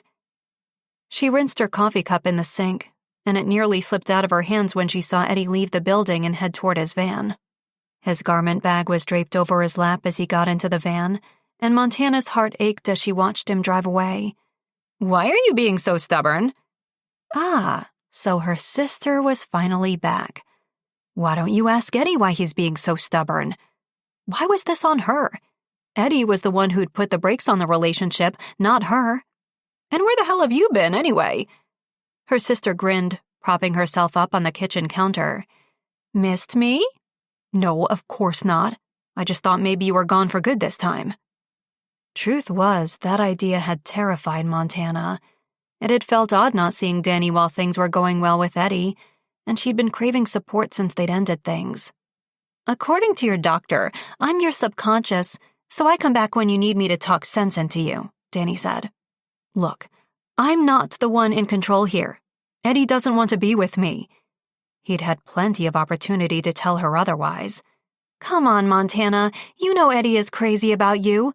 He only pushed you away because he feels like he's not good enough for you. Mom and Dad didn't help. Funny that you stayed away during their visit, Montana said with a raised eyebrow. We're talking about your issues, not mine. All I'm saying is that you're not one to not chase after what you want. What do you want me to do? Run after his van? Confess my undying love for him? Yes! Montana set the mug in the cupboard and turned away from the sink. Call me crazy, but I'm not in the habit of putting myself out there like that. Why not? Because I'm afraid of getting hurt, that's why. You? Since when do you let fear stop you from doing anything? You're the most fearless person I know. Maybe at one time, but since arriving in Wild River, she'd learned that there were very different kinds of risks in life. Some cost more than others. My body and my heart are two very different things. Her sister shot her a look of sympathy. You haven't put yourself out there or opened up to anyone since I died. That's not true. She'd put herself out there and opened up to Eddie, hadn't she? Maybe not when it truly mattered. I know this is tough on you, but you have to learn to trust and be willing to get hurt. Otherwise, you won't ever be truly happy. I died from my accident. You didn't. And I know that you think your limitations define you, but they don't. You are more than just an extreme athlete. She'd started to see that when she was with Eddie. Being in Wild River, close to Kaya, and taking on the new challenges of parenting had helped her realize that. But now she was struggling to remember it. Like what? Are you serious? You're running your own training camp and working with the best adventure tourism company in Wild River. But that's because it's still something I know, something I'm still technically good at. Relationships are not my forte. I disagree. Since you've been here, you've made some really fantastic friends in Cassie and Erica. Female friends. That's something that you weren't great at before. You've developed an amazing co-parenting relationship with Tank, and Kaya is benefiting from that. And Kaya, oh my God, Montana, you've become the best version of yourself in the way you are with her. You think? She felt it too. Being a parent had changed her in so many ways, and she knew Danny was right. She was a good mom. At first, she wasn't sure if she could be or would be what Kaya needed, but she believed she now was. Their connection had grown so much and continued to grow. "You know I do," Danny said gently. She reached out as though to touch Montana, but settled for a warm, encouraging smile instead. "And if you can make these changes in yourself to grow in these other important ways, you can figure things out with Eddie." Montana was quiet for a long moment. What her sister said was true, but how could she go after Eddie when he'd made it quite obvious that a relationship with her wasn't what he wanted? No matter what his reason, whether he wasn't ready to open up or if he was simply trying to protect her, it didn't matter. What if he doesn't want me? Mon, that guy has been head over heels for you since you moved in next door to him. Montana swallowed hard. Memories of the last 6 months came flooding back. The flirty banter, the accidental touches that resulted in unexpected sparks, the connection between them the first time they'd kissed, the way Eddie made her feel when he made love to her, held her, listened to her, looked at her. She wanted that feeling again. She straightened her shoulders, feeling her determination and confidence coming back. "What do I do?" Danny laughed. "You're asking a 16-year-old ghost for advice on men and relationships?" Her sister had a point. "Okay, well, at least help me decide what to wear to crash this wedding," she said. "That I can do," Danny said. Eddie entered the bridal dressing room at the back of the venue 20 minutes before the ceremony was scheduled to start. He leaned against the wall and watched as his sister Leslie snapped several photos of their grandmother in her wedding dress and ballet flats. Gran was right to assume that Leslie would eventually agree to the job. Of course, Leslie had flown into Anchorage earlier that day and was leaving tomorrow. They all knew being in Wild River was tough on her, even though she refused to open up and talk about her fiancé's death, so no one gave her shit about her infrequent whirlwind trips. Eddie was just happy she'd made it home for the event. "One looking into the mirror," his sister said, refocusing her camera lens, "and then glance over your shoulder." As she did, his grandmother spotted him in the room. "Is it time?" she asked. "Almost," he said, moving toward them. Leslie checked her watch, a thick, black-strapped military-looking thing that didn't go with her purple dress and fancy hairstyle at all, but that she wore all the time. "I'll go take a few shots of Melvin at the altar," she said, hugging her grandmother tight. "See you out there," she told him as she passed on her way out of the room. "Wow, you are stunning," he told his grandmother as the door closed behind Leslie. His grandmother smiled, but she looked nervous as hell. 5th wedding. Successful or not, and she was still nervous. "You like Mel, don't you?" "Yes, I do. He's a great guy." A little crazy to be marrying into their family, but he'd fit right in. "But is he the one?" Eddie couldn't suppress the laugh, and his grandmother scowled at him. Then her face gave way to laughter as well.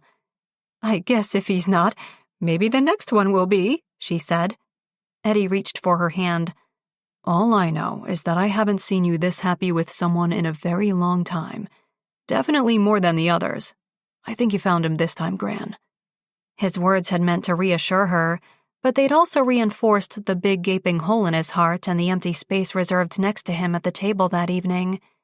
He'd toured the reception area earlier that day, and seeing Montana's place card next to his had resulted in a lot more emotion than he'd expected to feel being there without her. His grandmother squeezed his hand. "You know, speaking of finding the right one..." He shook his head, but kept his tone light as he said, "Nope, no trying to matchmake today. This is your day. We'll worry about me later." "Okay, but, Gran..." She sighed but nodded. "Fine, but the conversation's not over." She stared at him for a long moment. "I'm happy you decided to wear your uniform," she said, tears of joy forming in her eyes. "Do not cry. Those fake eyelashes you sent me out to buy last minute aren't the best quality," he said, desperate to lighten the mood and his heart. He heard the music start to play in the great hall. "Ready to do this?" "I am," she said. She held his hand tight as they took their positions at the back of the room, and the traditional wedding march started to play. Everyone stood as they made their way down the aisle, And as usual, his grandmother was right. All eyes were on her as she made her way toward Mel. Nothing and no one could steal the show from her.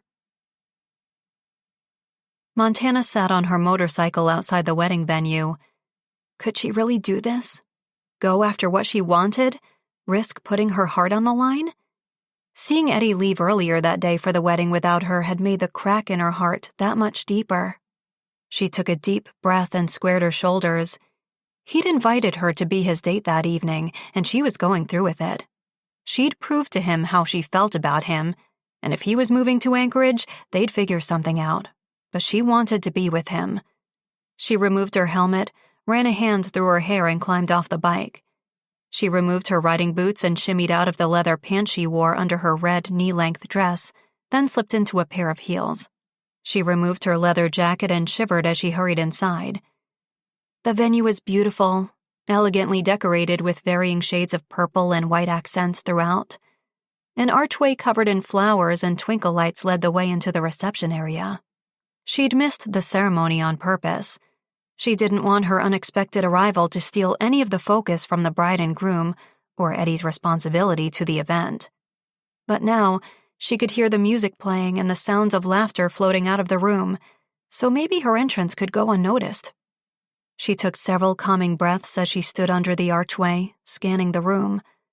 A private 2-seater table for the bride and groom was set up in the center, and tables of 8 draped in white satin with flowers and tea lights floating in glass bowls surrounded it.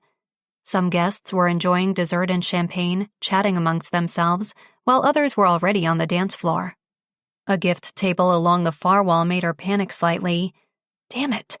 In her apprehension and second-guessing, she'd forgotten a gift, and if she thought about it long enough, she'd allow it to be her excuse to leave.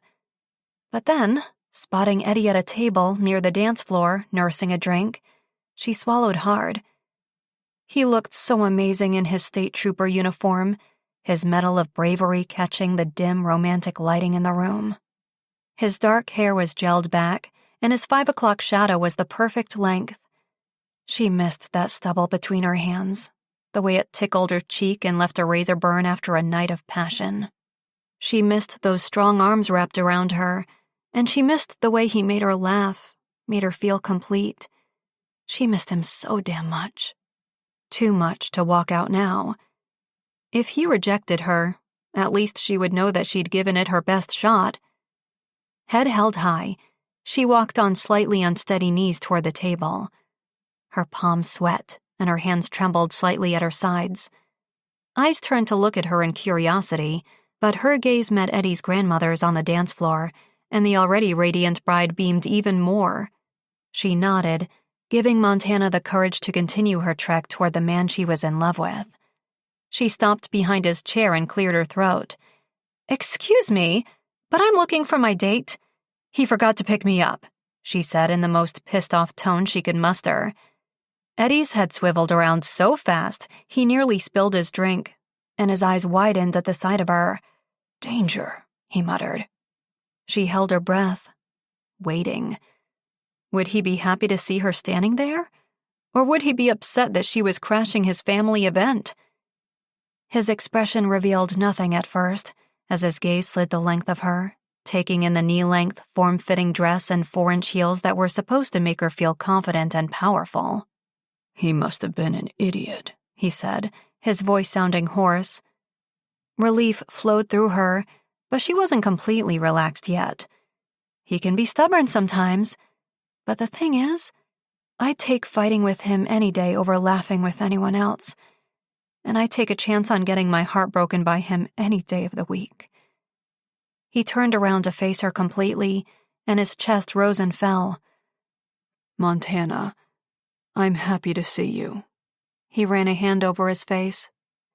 "I've been going crazy not seeing you." That made 2 of them. "But I meant what I said about us not working, and I mean what I say when I call bullshit," she said. She'd made it this far. There was no turning back now.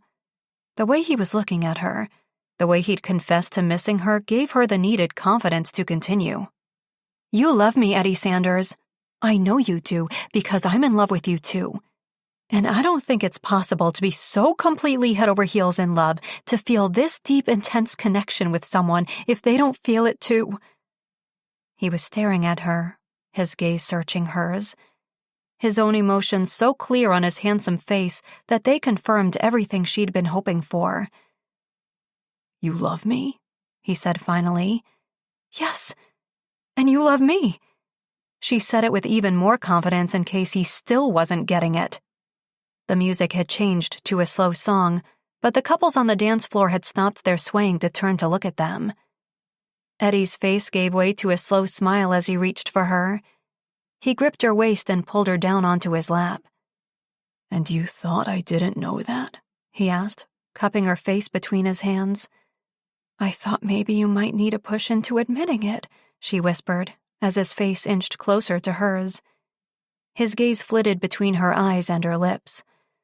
"I'm going to kiss you now," he said, and her heart felt like it might explode. Audience or not, she wrapped her arms around his neck and pressed her lips to his, a satisfying sigh escaping her at the feel of his warm, welcoming mouth. She'd been missing this so much, and now that she was back in Eddie's arms, he wouldn't be pushing her away again. He reluctantly broke away. "You're sure this is what you want?" "You are what I want."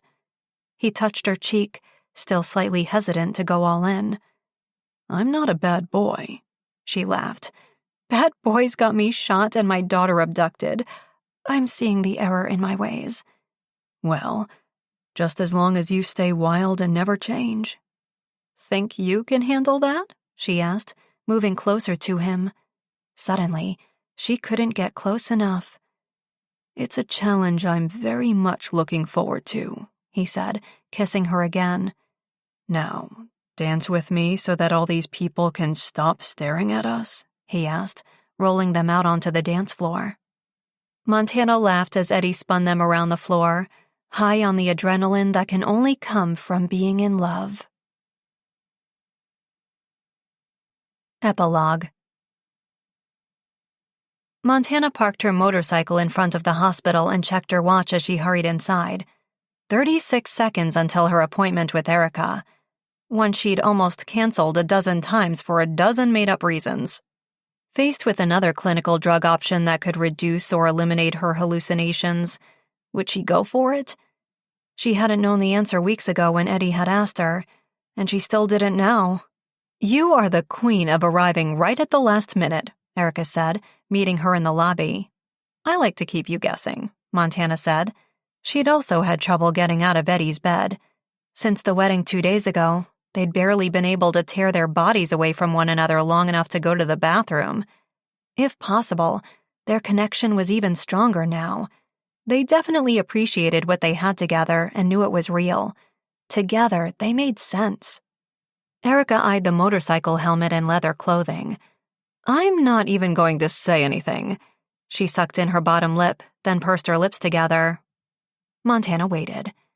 "But there is snow on the ground." "Thought you weren't going to say anything," Montana said with a grin. "Don't worry, I'm just driving it to a storage facility. Eddie's picking me up there in an hour." He was at the station, and Montana was almost more nervous about his meeting with Captain Clarkson than she was about her doctor's appointment. She swallowed hard. They'd make it work if he moved to Anchorage. It was only an hour away by train. She'd spend the weekends there with him on the alternate weekends when Kaya was with Tank and Cass. He'd come back here to visit. His family was still here. She wasn't losing him. They were both getting everything they wanted. Still, the knot in her stomach grew, knowing he was across town accepting the new promotion and that within a few weeks, he wouldn't be just a wall away anymore. She followed Erica into her office and took the seat across from her. "So, all your tests look good. No real change?" Montana nodded. She'd gotten used to hearing that. It used to bother her that her progress had essentially reached its potential, but now, as long as she wasn't digressing, she was happy. She was able to live a completely independent, fulfilled, happy life. She was lucky. It had taken her far too long to realize just how lucky. "We do have a new drug we can try," Erica said, opening the file on her desk. The one I mentioned to you a few months ago when it was still in trials. It's been FDA approved.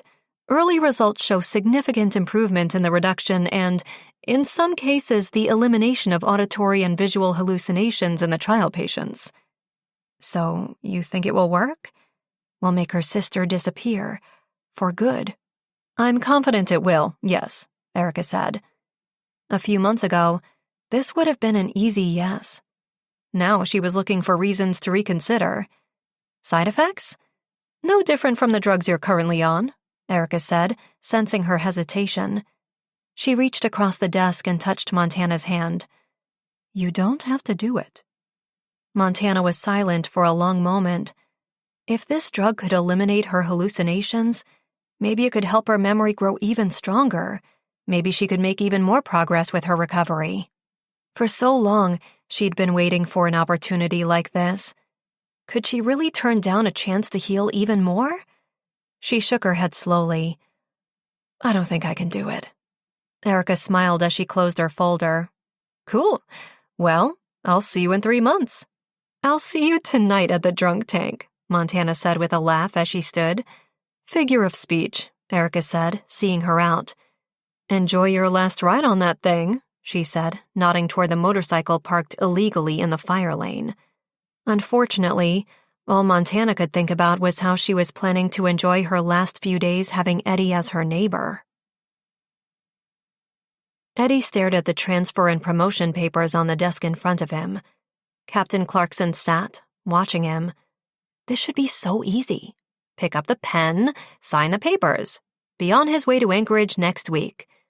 So why was he hesitating? Because 2 nights ago, everything changed for him. In truth, things had been changing for him for a while now. He'd always known what he wanted to do with his life, and he'd always known it wouldn't come easy. What he hadn't expected was a tall, gorgeous bombshell to walk into his life and turn it all upside down. He'd tried pushing her away, claiming it was the best thing for her, that she deserved better, but he knew he'd been afraid. Afraid that he'd disappoint her, but also that he might have to choose. He stared at the choice in front of him now, memories of the night before, lying in bed with her in his arms while she slept, and then waking up to her that morning, the only thing on his mind. She loved him. He loved her. They'd talked all night about this decision. They'd make the long-distance thing work. It was barely even a long distance. A little over an hour was nothing. "We're not forcing you to go," Captain Clarkson said, only adding to Eddie's confused heart. He knew the department wanted him to stay. But what did he want? If he could have it all, what would make him happiest in the end? He picked up the pen, and the tip hovered above the line. Then he put it down. "I want to stay," he said. The sigh of relief from the other man erased any doubt still lingering. This was the right thing to do. "You're turning down the promotion?" He nodded slowly. The money had never been his driving motivation for the new position. It had just been a perk. He'd wanted to do more, give more, by being involved in things that made a real difference in the community. "I want to stay in Wild River, but I want to start a juvenile drug education program." Captain Clarkson sat back in his chair and nodded. "Okay. Yeah, let's talk about that. There's obviously going to be a lot of paperwork involved and a lot of ground floor work to launch something like that, but it's been done in other communities, so I don't see why we couldn't do it here." Eddie felt his hope rise and any anxiety he'd been battling evaporate. Indecision was always the worst, but he'd made a decision, and it was the right one. He wanted to be here with Montana, full-time. A part-time relationship with her would never be enough. "Can I ask if this change of heart has anything to do with a certain neighbor of yours?" "Nah, but it has everything to do with the woman I'm in love with," he said with a grin as he left the office. Montana took her time locking the storage unit. She could hear Eddie's van running in the lot behind her, but she wasn't sure she was ready to hear him say that it was official, that he was leaving Wild River. Having him next door had driven her batshit crazy, but even during the times he was playing his horrible guitar or singing the wrong lyrics to songs or making her jealous and/or hungry with the delicious smells coming through the vents of her apartment. She'd always had a thing for him. Not having him so close all the time would be hard. But this wasn't about her. It was about Eddie and what he deserved, and this promotion and opportunity meant everything to him. He'd almost been forced to give it up once before for her. She'd never expect him to again. She took a deep breath and forced a smile, one that turned 100% genuine when her gaze landed on him through the windshield of the van. Damn, he was so sexy. Dressed in his uniform, his hair messy, the stubble along his jawline just the right length. Her heart quickened at the sight of him. She wouldn't waste a second of their remaining time together being sad or anxious or depressed about it. Anchorage was only an hour away, and in the summer months on her motorcycle, she'd cut that time in half. She opened the passenger door and climbed in, and he immediately reached for her. "I missed you." Think of how much they'd miss one another when he moved. She shook the thought away as she laughed. "You saw me 2 hours ago." "Too long," he said, cupping the back of her head with his hand and drawing her face toward his. The smell of his cologne and the warmth of his breath against her cold cheek made her shiver as she wrapped her arms around his neck and moved closer. His lips met hers, and she savored the feel of them, the taste, trying to commit it all to memory, trying to slow down time. The week would fly by, their time together already slipping away too fast, and she was desperate to live in each and every moment. She wanted to be with him as much as possible in the next week and deepen their growing connection so the distance had no chance of severing the ties between them. He kissed her harder, more urgently. She could sense his apprehension and need to get in as much of this physical touch as possible before they had to rely on phones and Skype chats. It was with major reluctance that she pulled back and took a deep breath. "How did it go?" He smiled, and he looked so freaking happy she couldn't be upset. This was what he'd wanted for so long. "Good, but I want to hear about your appointment first." He studied her, looking deep into her eyes. "It was good. No significant changes on my tests. Erica said the new drug is available now and that it showed significant success in the trial candidates." "No more hallucinations?" he asked gently, running his thumb along her jawline. She said there was a very good chance that they would go away. She paused. But I said no. Eddie's smile was full of understanding. "I've decided to let my sister stick around," she said, knowing it was really the only choice. She'd lost her sister once before, beyond her control, and whether what she was seeing now was real or just a product of her head injury and a manifestation of her stress or deepest emotions, she couldn't willingly give her up. "I think you made the right choice," Eddie said, and his words meant everything. So what about me? Do you think you'd be okay with me sticking around?" Her eyes widened, then narrowed as she frowned. "What? Didn't you sign the transfer papers?" "No." Her pulse raced.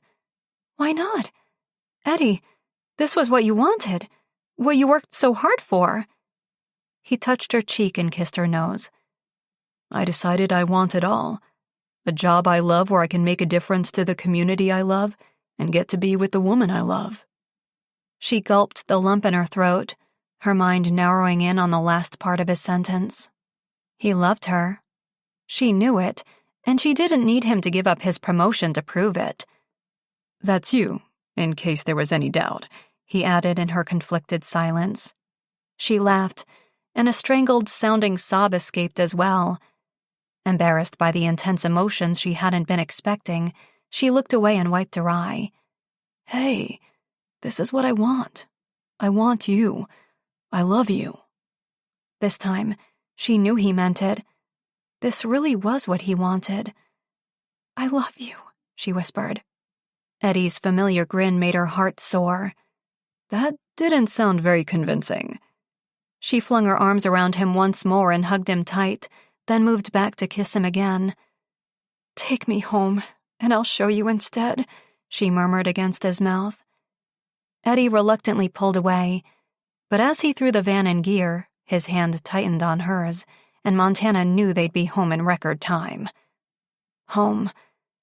Home was where her heart was, and Wild River would always be her home.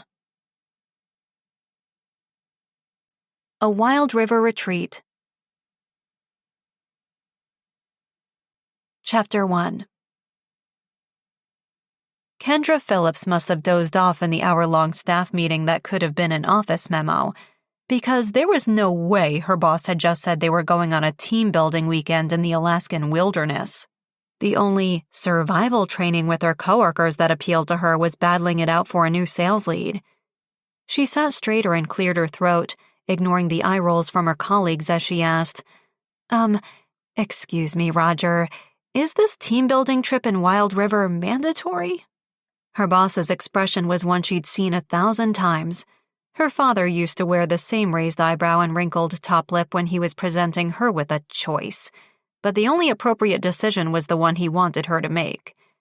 Well, I can't force anyone to participate, because everyone needs to sign an individual waiver from Snow Trek tours, but it is highly recommended that all staff participate. In other words, it was mandatory. Of course, I'm happy to attend. I was just asking for the room, she said. That weekend, she'd been planning on working on several new accounts she was targeting. As one of Weber Pharmaceuticals' top sales representatives 3 quarters in a row, she'd hoped to continue her winning streak and prompt her boss to finally promote her to senior sales executive. The promotion meant that Kendra would manage the sales reps. It also meant she'd get a significant pay raise. Roger had dangled the position like a gold necklace in front of a cat burglar for months now, and with several of their senior team members, including himself, about to move into VP positions in the coming weeks, he'd have to make a decision soon. But until then, she couldn't ease up or take her foot off the gas. She'd just have to find time to work around the survival training. Surely they'd have some downtime she could use to do her follow-ups. Was there cell service in the Alaskan wild? How long could her laptop battery last? Here is the information packet with all the details of the training. What to bring, what to expect. Roger handed the packets around the table, and no one looked particularly excited. But Kendra's eyes widened as she scanned the printout. A pocket knife, a water bottle, and a piece of rope. That was all they were allowed to bring. She raised her hand.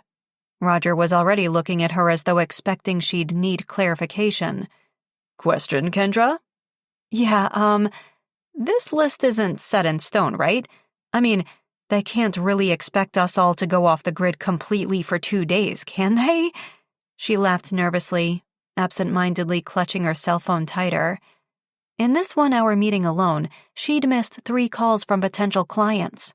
3 sales that could have gone to a competitor. The pharmaceutical business didn't take a day off, and to be out of reach for a whole weekend? Okay, just breathe. Save the anxiety attack for the privacy of your own office. Of course not, Roger said. Huge sigh of relief. The guides will be prepared with emergency supplies and a cell phone in case there are legitimate calls that you need to make, he continued. Well, everyone's definition of emergency is different. To her, lost sales resulting in a lost promotion was a big enough reason to borrow a cell phone for an hour or 2. The idea is to unplug. Unplug. May as well tell her not to breathe. Look, we can all be successful when we have all the tools available, Roger said. This weekend, I want to test resourcefulness among the team. How you adapt in new surroundings and situations will show me, and more important, yourselves, what you're truly capable of, beyond self-limiting beliefs. Kendra nodded slowly. Okay, so it was essentially another opportunity to prove herself. If she framed the weekend that way, she wouldn't lose her mind. Okay, yes, you're absolutely right, Roger. I know, he said with a smile. And before you all rush off, I have another announcement to make. Kendra held her breath. Here it was. The promotion announcement.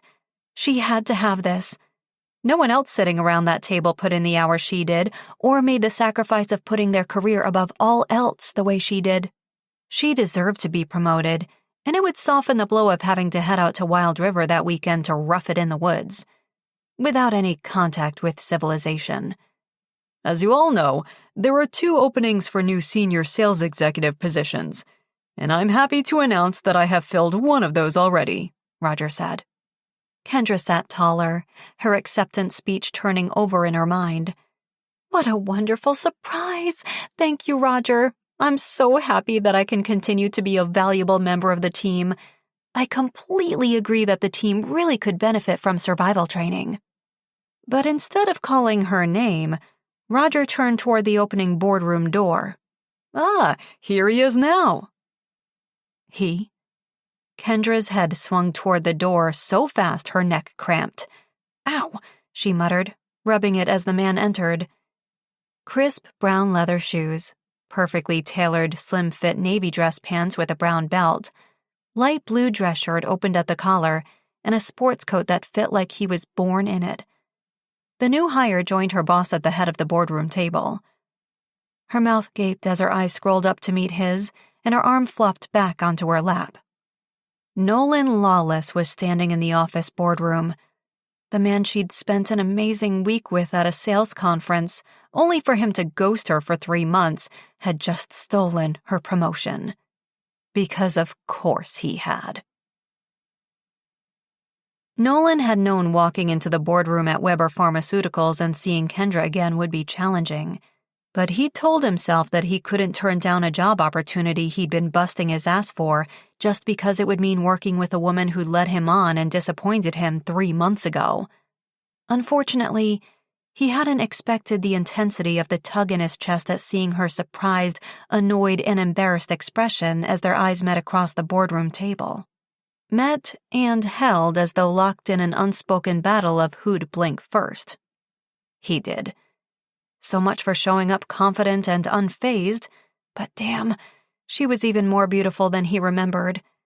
Dressed in a dark charcoal suit and white blouse, her straight silky blonde hair swept into a high ponytail, she was intimidatingly professional, which was what had attracted him to her in the first place at the conference in Seattle. But he also knew the fun and relaxed side hidden beneath her polished exterior, and that knowledge had him wiping his sweaty palms on his lap. Nolan could hardly resist this intoxicating woman, but he had no choice. He hoped anyone hearing his pounding heart would assume he was simply nervous to be starting a more senior-level position at a new company. Everyone, welcome Nolan Lawless, his new boss Roger said. Everyone around the table applauded, but Kendra kept her hands clutched tight in her lap. She avoided Nolan's gaze and continued to shift in her seat like she had ants in her underwear. Great! Now he was thinking about her underwear, the pale pink silky ones that had somehow ended up on the ceiling fan of the conference hotel room. Had she ever gotten them back? He liked to think they were still there, the only remaining evidence of their wild whirlwind affair. He felt his neck grow hot and he shook the memories of their time together away. He wasn't the one who should be sweating and uncomfortable. That honor was hers. She was the one who'd made him believe that what they had that week in Seattle was real. More than just a physical connection or a fling to bring excitement to an otherwise boring work trip. She had wanted more as well, or so she'd claimed. Then she'd given him a bogus phone number. So no, he shouldn't be the one feeling awkward in this situation at all. She should. He was mature enough to move on. Nolan comes to us from Pharmatech in Juneau, where he was the top sales rep last quarter, Roger told the group. Did Kendra just scoff? Well, Miss Top Sales Rep was in for some competition now. We agree that his joining the team here at Weber Pharmaceuticals will be mutually beneficial, Roger continued. Nolan can grow in this position while bringing a more intimate approach to the sales process. Intimate? Funny word choice. He'd already been intimate with one element of Weber Pharmaceuticals, as well as vulnerable and open. Roger was staring at him, waiting. Shit, right, he should say something. He cleared his throat as quietly as possible. Yes, that's right. I'm excited to work with this amazing award-winning team and hope I can bring a fresh approach to the table. Another scoff from Kendra? He'd totally call her out on it if it wasn't his first 5 minutes with the company. No one else seemed to notice. Maybe they were all used to her not being a team player. Nolan will start officially next week, but he will be joining us for the team-building event this weekend, Roger said. He what? His head swung toward Roger. Well, I'm not really officially part of the team just yet. He'd only accepted the company's offer the week before and moved from Juneau to Anchorage in record time. He'd planned on using the next few days to talk himself up to the challenge of pretending not to be infatuated with one of his sales staff.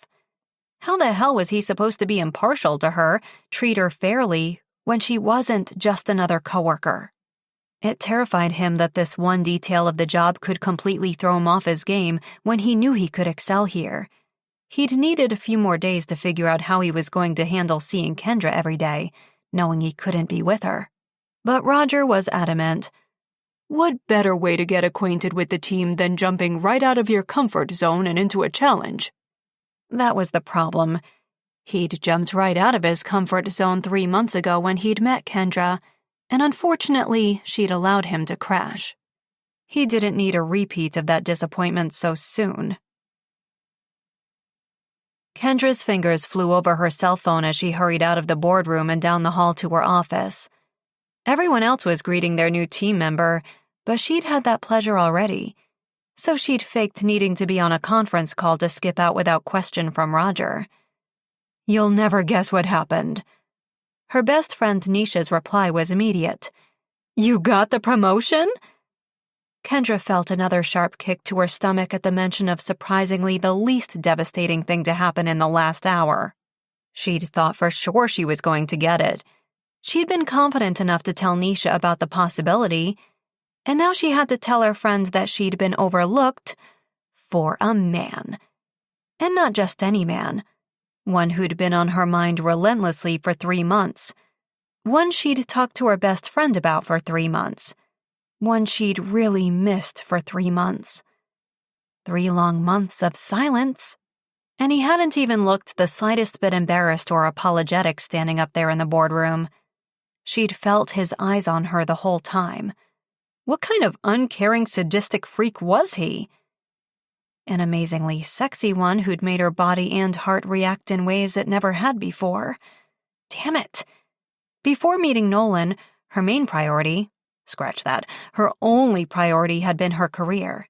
She loved her job. She was good at it.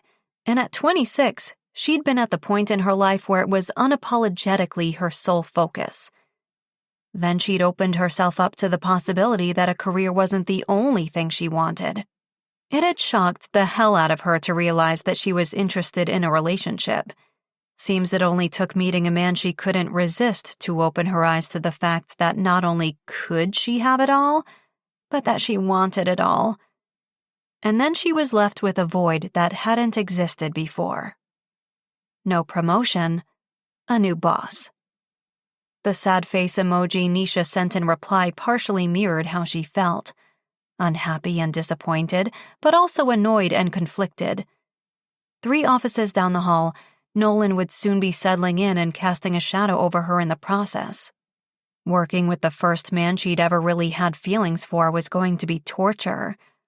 Her office had once been a second home, a place where she felt confident and secure. Now she felt as though it were being invaded, just like her heart had been.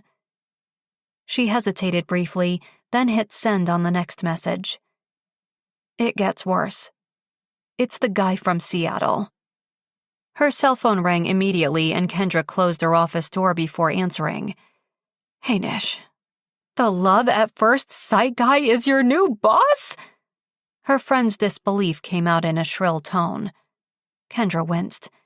Maybe she had to stop being so open with her friend. It was embarrassing that her gut feelings about situations and people were so off. From now on, she'd tell Nisha things after they happened. No more counting unhatched chickens for dinner. What the hell am I going to do? Working with him is going to be very difficult. Understatement? Especially since seeing him hadn't triggered feelings of rage or resentment. It had only brought back memories of how freaking great they'd been together. Sure, it had only been a week, but it had been the best week of her life. They'd met the first day of the pharmaceutical conference at the registration desk.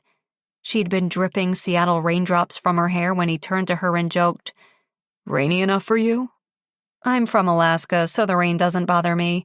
It's a nice break from all the snow," Kendra said, receiving her badge and attendee schedule. "You're from Alaska?" Nolan's voice had warmed her right away, and when she'd turned and met his friendly smile, she'd been hooked. Never one to believe in love at first sight, she'd definitely started to question her stance on the subject. "Yes, Anchorage. Where are you from?" "Juneau?" Had the planets actually aligned in her favor? A guy who was hot as hell and lived in her state? In her field of work? They weren't exactly neighbors. Anchorage and Juneau were separated by a 12-hour drive and a ferry ride, but she was already mapping the route in her mind and juggling her vacation days. "Which company are you here with?" And was he traveling with coworkers or was he up for a conference buddy? She wasn't prepared to share her leads, but someone to sit next to at the sessions and have meals with would be nice. Maybe explore the city with in the evenings after the networking sessions wrapped up. "Pharmatech." He glanced at her badge. "Wow, Weber Pharmaceuticals. Impressive. I think we might currently be up for the same client, actually." Interesting. Her competitive spirit was piqued, only enhancing her interest in the guy. "Well then, my condolences in advance." His grin was downright drool-worthy as he nodded. "Stiff competition for sure. Actually, I've been interested in working for Weber for years. Applied a few times." "Really? And relocating to Anchorage wouldn't be a problem for you and your family?" Okay, she was fishing. Could he tell? He wasn't wearing a wedding ring, but that didn't mean he wasn't blissfully betrothed with 6 adorable children. If he sensed the intention behind her question, he didn't seem to mind as he answered, "No family to consider. I mean, I have a family, like parents and stuff. Just not wife, kids, that kind of thing." He cleared his throat awkwardly. If she was still asleep on the plane and this was all a dream, Kendra was going to be severely pissed off when she woke up. But it hadn't been a dream. It had been the start of an amazing week together. They'd attended most of the same presentations and met up for lunch. They'd had dinner together every night and stayed up all hours talking and walking along the pier. And then their final night, they'd spent it together, in each other's arms. She'd never been someone who opened herself up easily, but it had felt natural and right with Nolan. It had seemed like she'd known him her entire life. Thinking that her life had changed that week had both terrified and excited her. They connected on so many levels, emotional and physical. He was the first man she'd met and been genuinely interested in who wasn't at all intimidated or put off by her drive and ambition. In fact, Nolan had been attracted to it. He'd hinted about seeing each other again when they got back to Alaska, and she'd eagerly agreed that she'd like to continue what they'd started that week. Figure out the distance thing somehow. She'd been more optimistic and excited about it than she'd been about anything in so long. Could she have found Mr. Right? And then her fantasy had evaporated when she never heard from him again. Until now. Had she read the situation completely wrong? Or had winning the clients they'd been competing for cost her the guy? She didn't want to believe that Nolan would be a sore loser, but admittedly she really didn't know him after a week, despite their connection. "When does he start?" Nisha asked, breaking into her thoughts. "Next week. But get this, Roger's sending us on a survival training team-building thing this weekend. How am I going to survive this?" She groaned, rolling her eyes toward the ceiling, hoping to find the answer written there. "This is actually perfect," Nisha said. Had her best friend lost her mind? "Did you not hear me? Wilderness survival training, 2 full days?" She gulped. "And nights stuck with him?" Exactly. Think of it as bypassing the frying pan and leaping right on into the flames. Her friend's analogy was spot on. Kendra was terrified of getting burned again.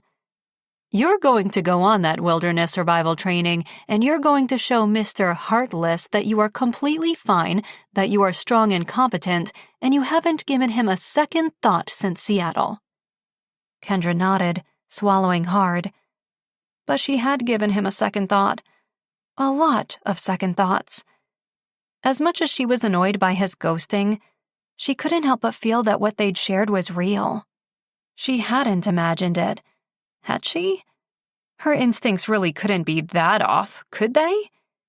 She hoped not, as she was going to need them to survive the Alaskan wilderness that weekend. "So, did Little Miss Wrong Number faint when she saw you walk into her office?" No, but Nolan almost had.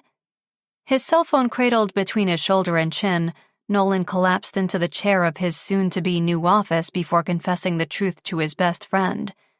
"Man, I did not think it was going to be so hard seeing her again. But damn." Being 14 hours away hadn't helped erase her from his thoughts, and now she was just a short hallway walk away. "But you held it together, right?" "Barely," he mumbled. His buddy didn't get it.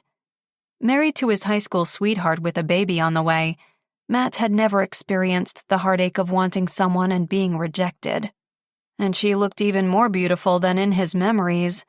That certainly hadn't helped mend his broken heart. She'd blushed when he walked in the room, which reminded him of another encounter that had her flushed and sweaty. A night of passion like none he'd ever experienced before. It had completely caught him off guard in the best way. For the first time in years, he'd allowed himself to fall. And then Kendra had let him fall further, down a dark hole of second-guessing and doubt. "Well, don't lose sight of your goals," Matt was saying. "You busted ass for years for this opportunity. You can't throw it away on some woman." If only she'd been just some woman. Yeah, I know. It'll be fine. We're both adults." Now coworkers who'd seen each other naked, who'd spent all hours of the night tangled up in one another, who'd had a hard time saying goodbye as she left his hotel room, knowing they were headed to different sides of Alaska. Damn, he'd replayed those final moments together so many times, and not once could he detect hesitation from her when she said she wanted to keep in touch, see him again. He prided himself on being good at reading people. So what had he missed? He swallowed hard. "We just need to survive this team-building event this weekend in Wild River." Tense, close quarters, stressful situations, all the ingredients for a recipe for disaster. "Hey, you got this, man." But even Matt's confidence sounded like it was wavering. Everyone knew feelings were less difficult to ignore in the light of day. Come sunset, all bets were off. "You're wiser now," he said. "Don't let her play you this time." Nolan suspected it was easier said than done. He'd fallen hook, line, and sinker for her the first time, and that was before he knew how incredible she was. "I don't plan on it," he said, but he was unsure if that call was his to make. The heart wanted what it wanted. Though Kendra's quick exit from the boardroom told him she might not be interested in playing any kind of games with him anymore. And while that should give him a sense of relief, it didn't. "The good news is that at least now you can put this whole thing to rest," Matt said. Nolan frowned. Seemed to him this whole thing was just beginning. "What do you mean?" "Well, you can't exactly date her now anyway if you're her boss, right?" His stomach dropped as though he'd plunged on a roller coaster. He hadn't really thought about it. He'd been too focused on getting through their first face-to-face encounter since the last time he saw her, when he'd kissed her so long in the hotel hallway that her taxi to the airport had almost left without her. But Matt was right. "That's true," Nolan said. And that should make things at least a little easier. So why did he suddenly feel less excited about this opportunity he just moved across Alaska for? Chapter 2. Snow Trek Tours was one of the best adventure tourism companies in Alaska. It might have been located in the heart of the ski resort town of Wild River, but its reputation for providing one-of-a-kind adrenaline-filled experiences for all athletic abilities was second to none. Still, that knowledge did not put her mind at ease as Kendra stood on the uneven, slightly muddy ground of base camp late Friday afternoon, with only her water bottle, a new pocket knife, and the required piece of rope as the company's tour guides unloaded the emergency-only supplies from the van. Not that there was much to unload. Just a few extra water bottles, a first aid kit, a flare gun, and walkie-talkies. Her boss had actually signed the 8 of them up for real wilderness survival training. Albeit a shortened 2-day version, it was still going to be a challenge, not some comfy glamping trip with inflatable beds and shower facilities. Kendra was about to spend a lot of time with Nolan, and she was going to look, well, like someone who hadn't had proper hygiene maintenance for 2 days. Not that he seemed to care what she looked like. He'd barely glanced her way at all on the uncomfortable drive from Anchorage to Wild River, where they'd carpooled in several SUVs. He'd sat in the front seat and made comfortable idle chit-chat with their boss, while she'd sat cramped between 2 other male sales reps in the back seat. She dared a quick peek at him now and immediately wished she hadn't. Dressed in a pair of gray sweatpants and a tight black Under Armour t-shirt, running shoes on his feet, and a Seattle Mariners baseball hat, the baseball hat he'd bought in Seattle that week, he looked too gorgeous to her broken heart. Sunglasses on, she couldn't tell if he was looking at her or at the guides as they called everyone in for a briefing. Secretly, she hoped the guides made him hand the sunglasses over, like they had with all their other personal items back at the shop. Without her own sunglasses, she was at a disadvantage, not being able to hide her emotions behind dark lenses. "Okay, is everyone excited to get started?" Cassie Reynolds, the owner of Snow Trek Tours, asked the group. So much energy in her 5'0" frame. She looked actually pumped to be spending 2 nights out there, roughing it. A low rumble of forced enthusiasm came from the group, but Cassie wasn't dissuaded as she launched into the safety briefing. Kendra tried to focus on information that could actually save her life, but her attention was elsewhere. For the next 48 hours, there would be no getting away from Nolan, no avoiding him. How was he feeling about this? Could he really just be okay forgetting about their time together and not even addressing it? Did Cassie have any really useful tips, like how to survive close quarters with an ex-lover? "And before anyone panics, you won't be taking on the next 2 days alone. We are going to pair everyone up for the weekend's challenges," Cassie's colleague, Mike something or other, she'd been distracted during the introductions, said.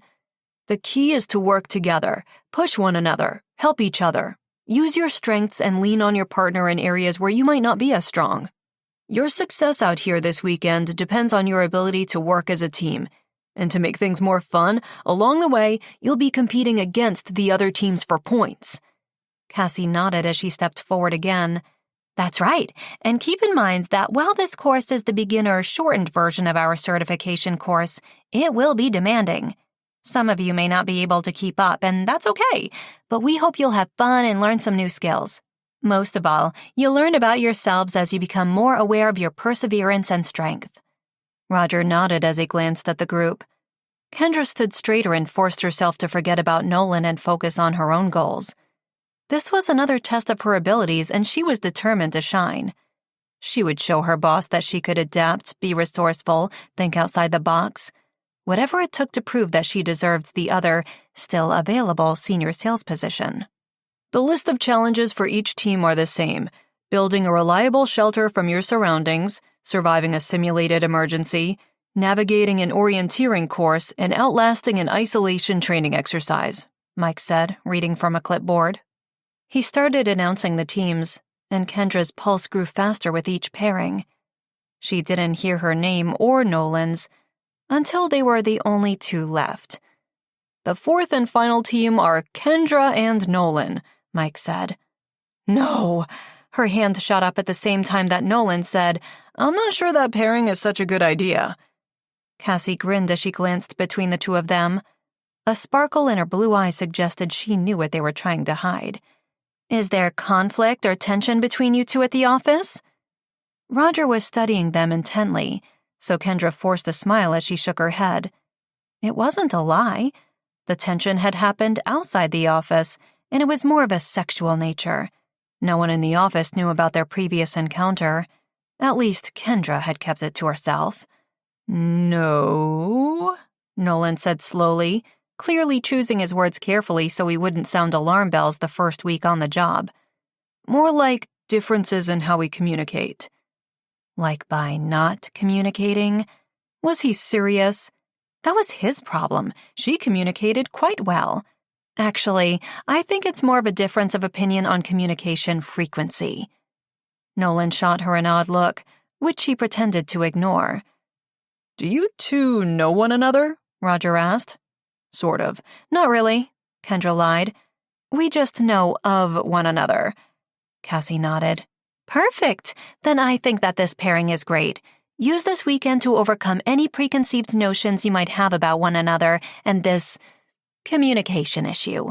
You'll see your working relationship in the office will be that much stronger. Damn. Looked like they were stuck together.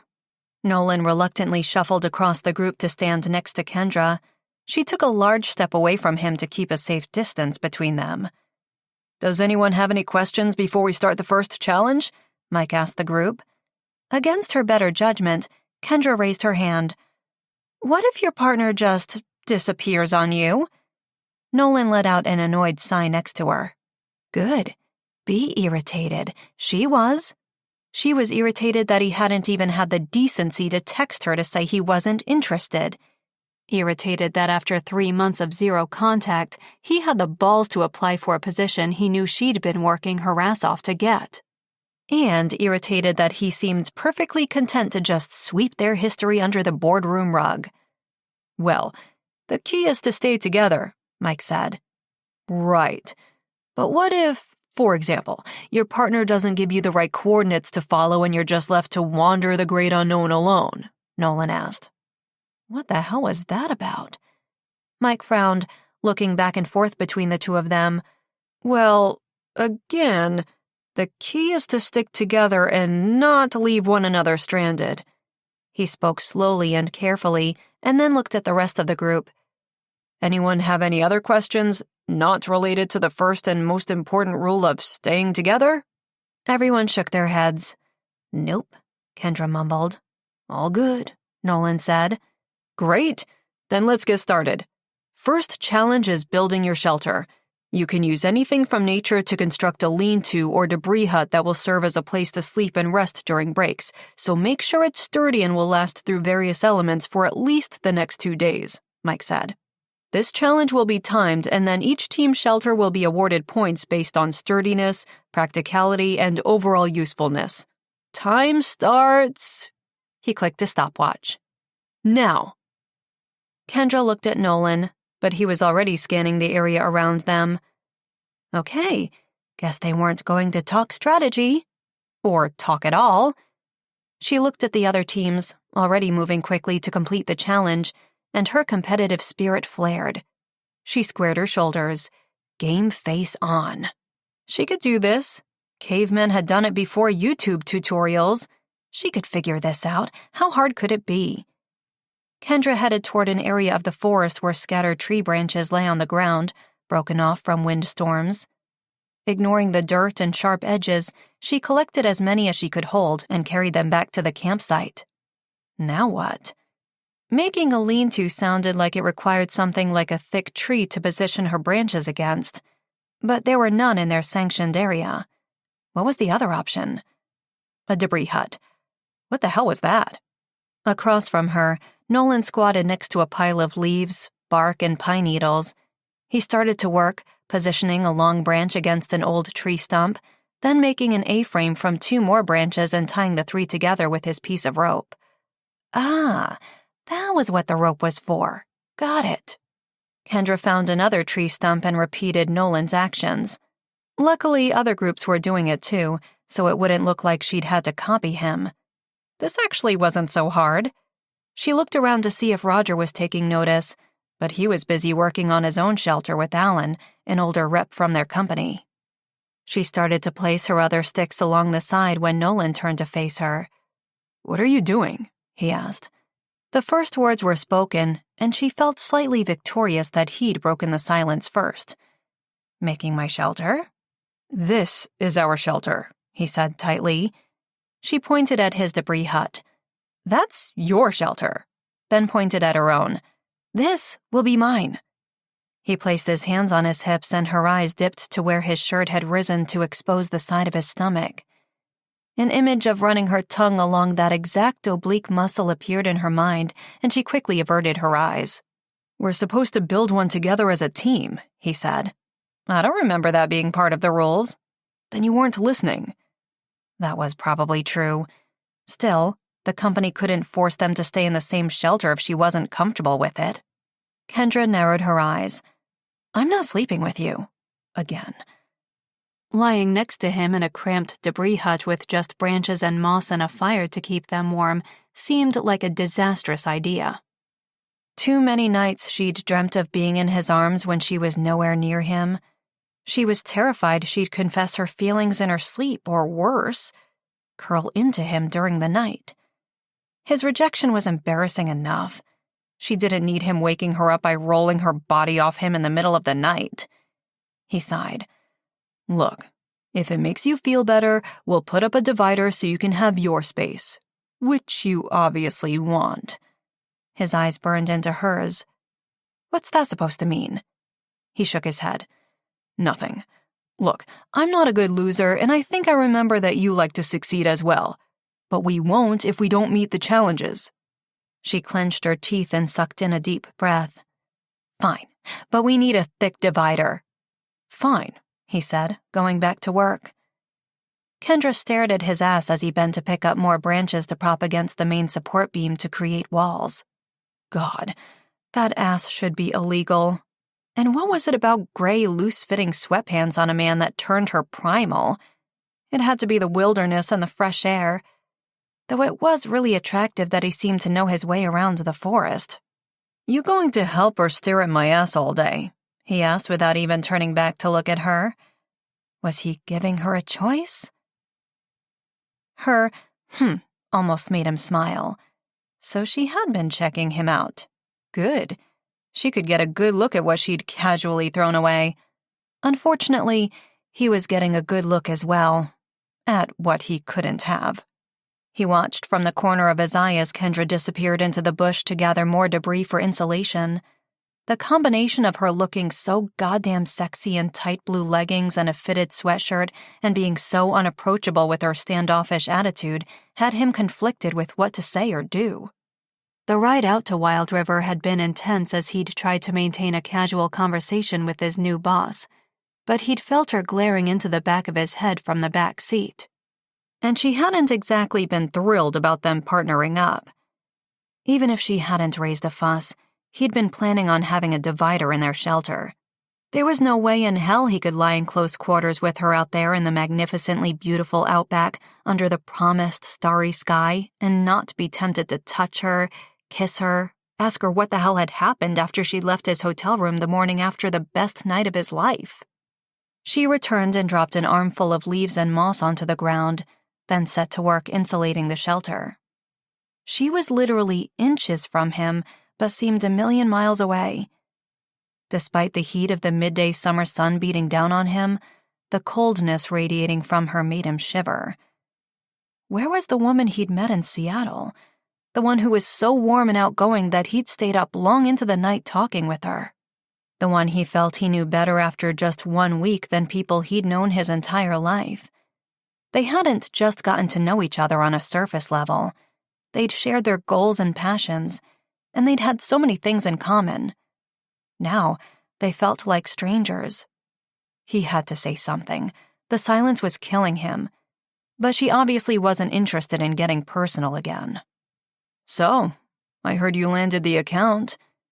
It had almost given him a reason to reach out, to congratulate her on the win, but he'd resisted. The hurt part of him wondered if that had been her strategy. Get close to him so he'd back off the account, but it had only fueled him to push harder, and deep down he knew that wasn't Kendra's way. She'd hate to have gotten the account by default. She'd gotten it because she was a kick-ass sales rep and Weber Pharmaceuticals was the best option for the client. That was why Nolan had been so eager to work there himself. Congratulations, he added. Told you I would, she said, weaving the moss through the branches to hold it in place.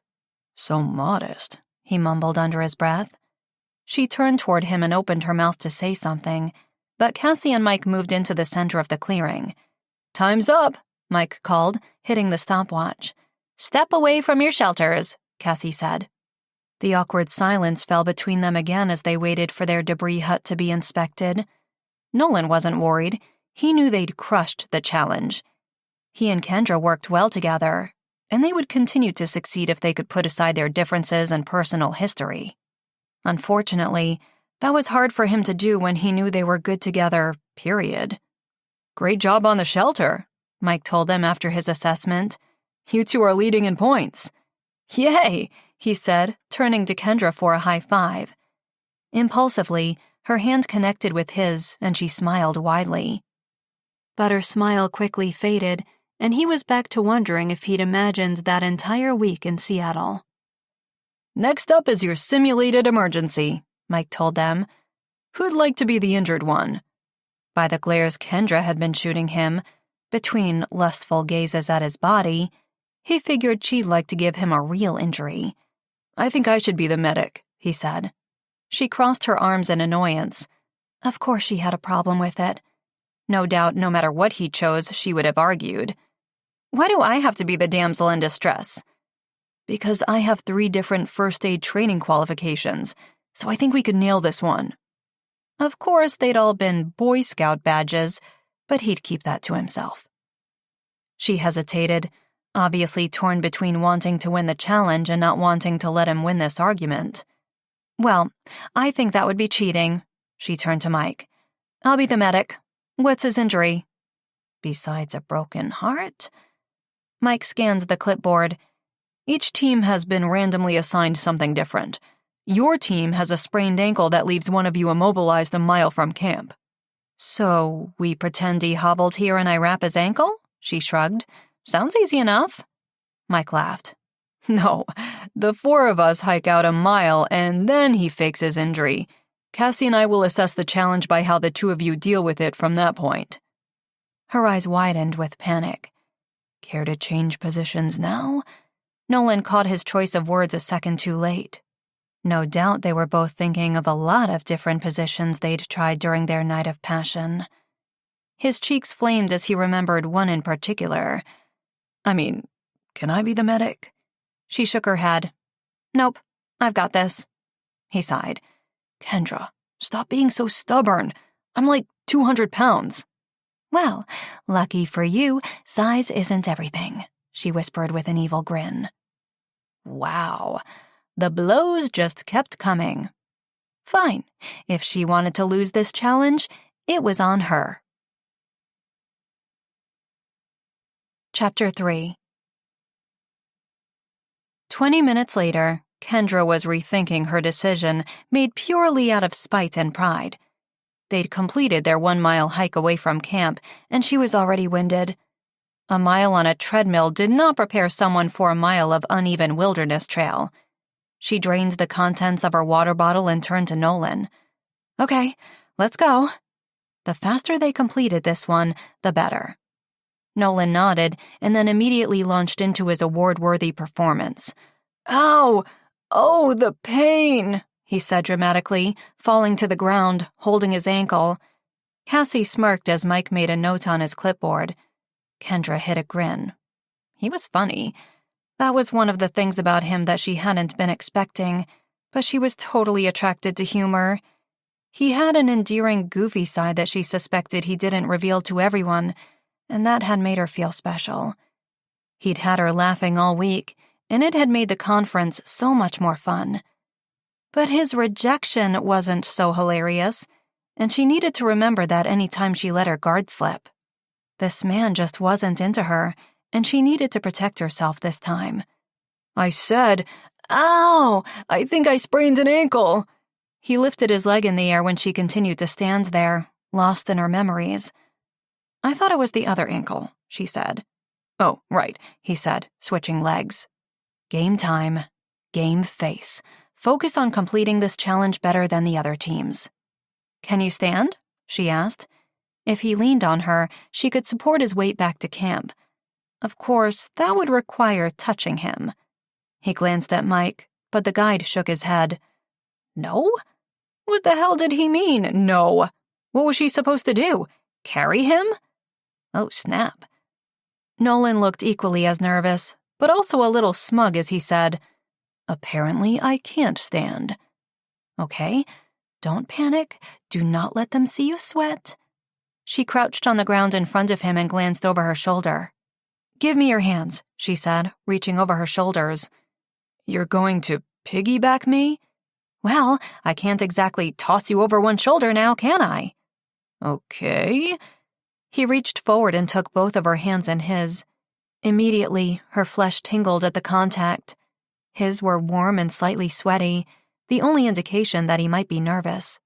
She was, and not because of the challenge.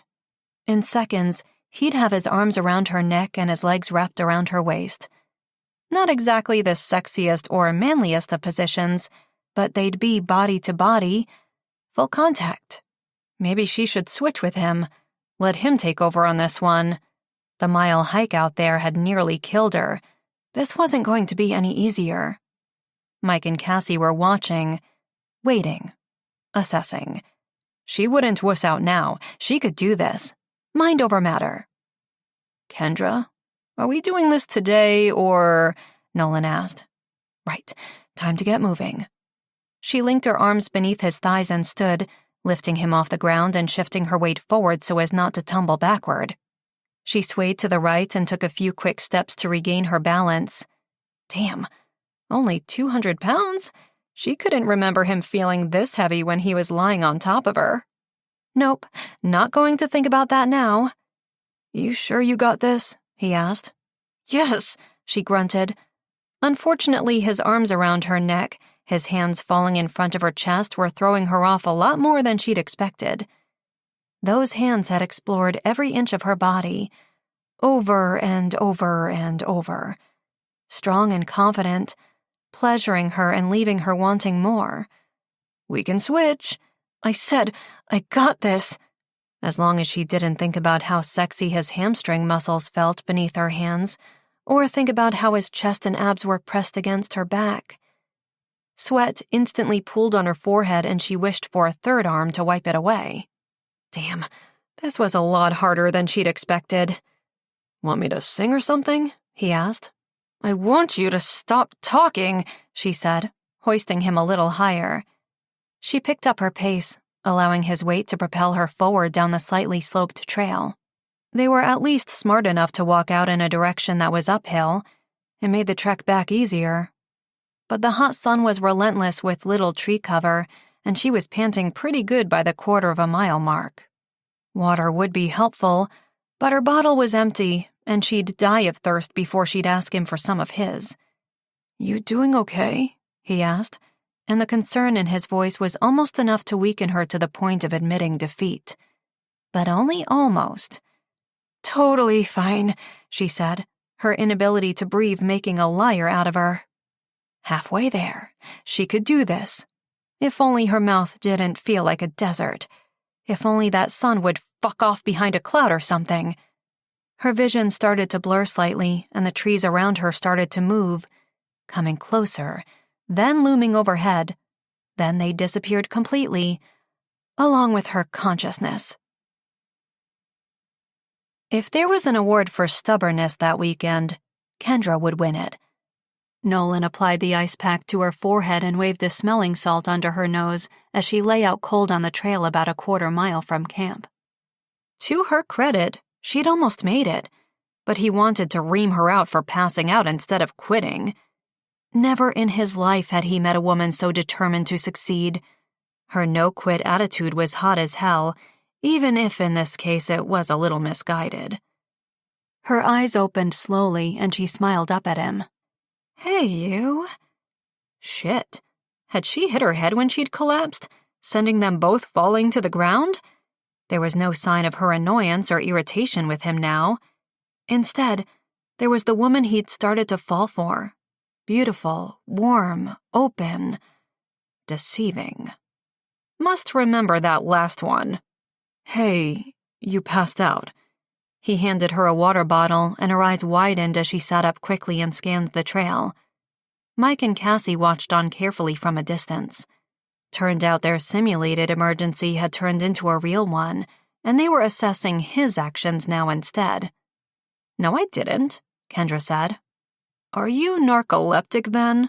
Otherwise you passed out from dehydration because you overdid it, he said, pressing the water bottle to her stubborn, sexy-as-hell lips. She glared at him over the rim of the bottle, but she drank.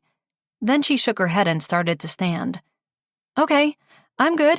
Jump back on, she said, crouching in front of him again. She wasn't a quitter, he'd give her that. Too bad that trait obviously didn't apply to her relationships. Instead of accepting her outstretched hands this time, he quickly scooped her up and into his arms. Her mouth dropped when her face was just inches from his. Do you want to get punched? Not particularly, he said, readjusting her in his arms. She was light, but she was hard to hold on to when she was squirming to get down like a toddler throwing a fit. Well then, put me back down. His grip on her only tightened as he started walking toward camp. Change of challenge. They are assessing us on this new situation. He nodded toward Cassie and Mike, who looked more interested in this turn of events than evaluating. We need to do what we would actually do in this scenario. We're being judged, remember? But shit. Could he actually carry her the rest of the way back to camp when the familiar smell of her was filling his senses now? When her neck was this close to his face and making him remember everything he shouldn't be? He'd been able to hold his breath when she'd been carrying him. He couldn't now. Both of them passing out in the one challenge would surely cost them a few points.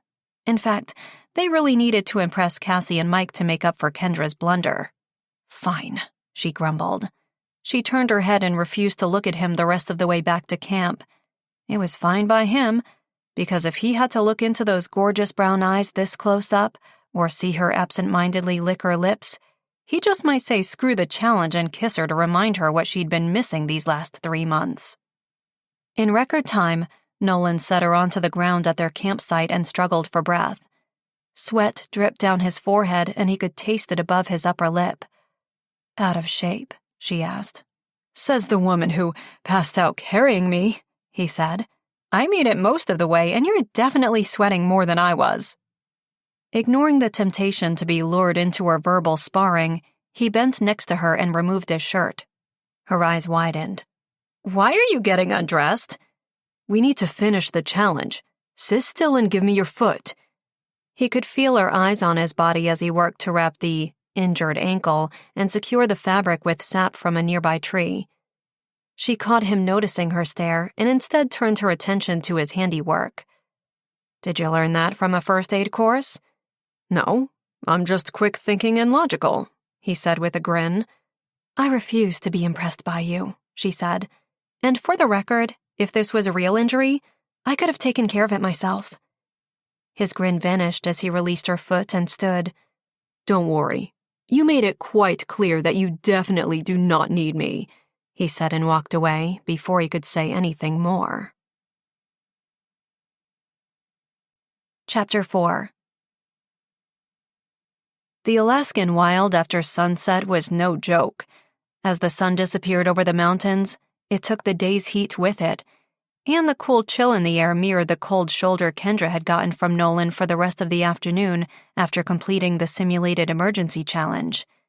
They'd rejoined the other groups to gather berries and refill their water bottles in the designated stream, and had the option to take a hike or just relax around the central campsite fire.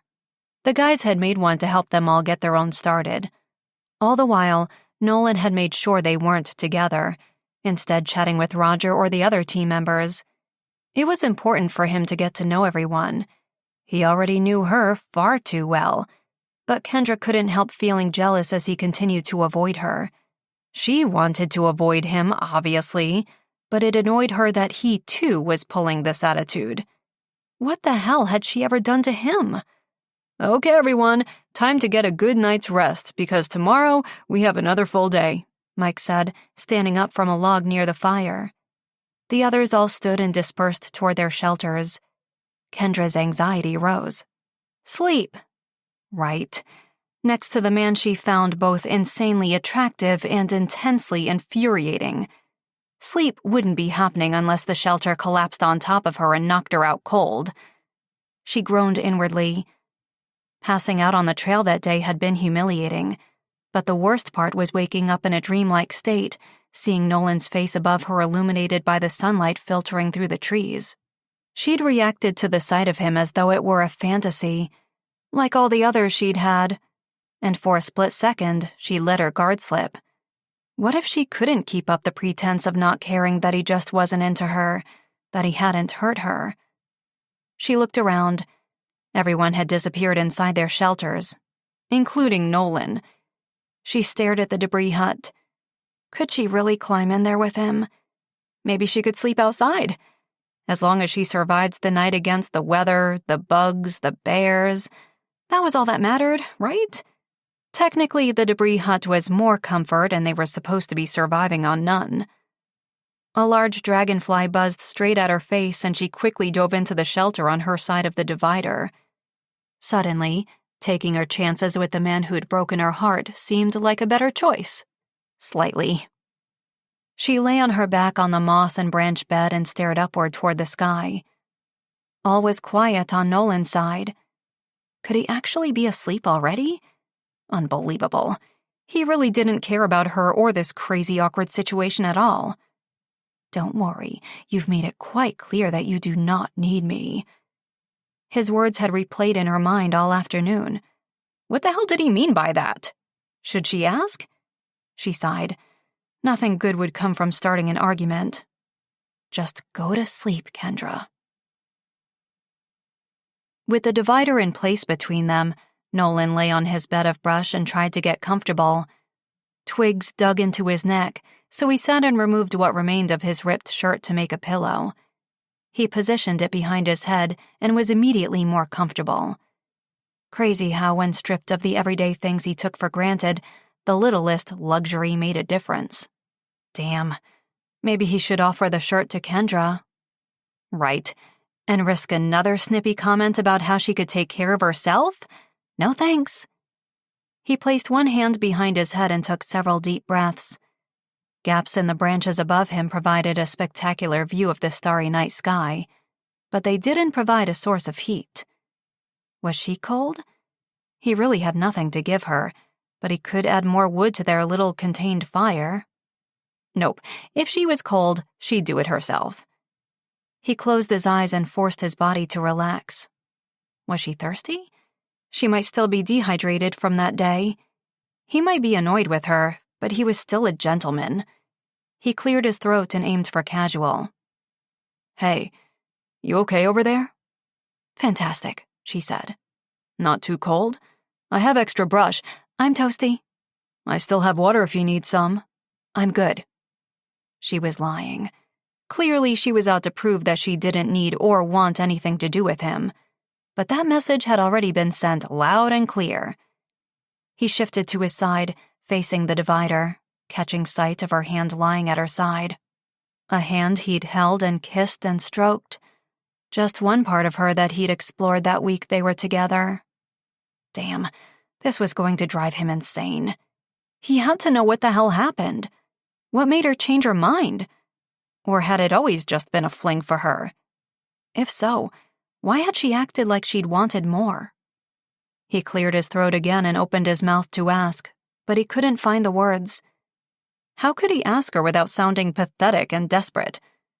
Best to let her believe he didn't care, that he hadn't been tempted to email her at the address on the business card she'd given him, or stop by her office that day a month ago when he'd been there for an interview. He had his pride. Still, this silence was torture. He deserved an answer. If they had any chance at a healthy working relationship, they needed to clear the air eventually. So, have you been? He asked. Are we seriously doing this? She asked, her tone cold. Guess not. Why the hell was she so annoyed with him? He was the one who'd been made out to be a fool. Was she really that upset that she hadn't successfully skirted him for the rest of her life? That he'd applied for and gotten a job at her workplace? It was the position she wanted, He did feel bad about that. It would explain her coldness toward him now, if not the 3 months of silence. Hey, if you're upset about me getting the senior sales position, I am sorry that the promotion didn't go your way, she scoffed. You're a man. Of course you were given the opportunity without having to prove yourself. Was that what she thought? Actually, I've been busting my ass for this for a long time. The edge that crept into his voice couldn't be helped. He'd explained all of this to her in Seattle, how he'd worked 3 jobs while finishing school and how he'd had to support his single mother when she was sick, how he'd go into the office before 7 a.m. every morning and was the last one to leave.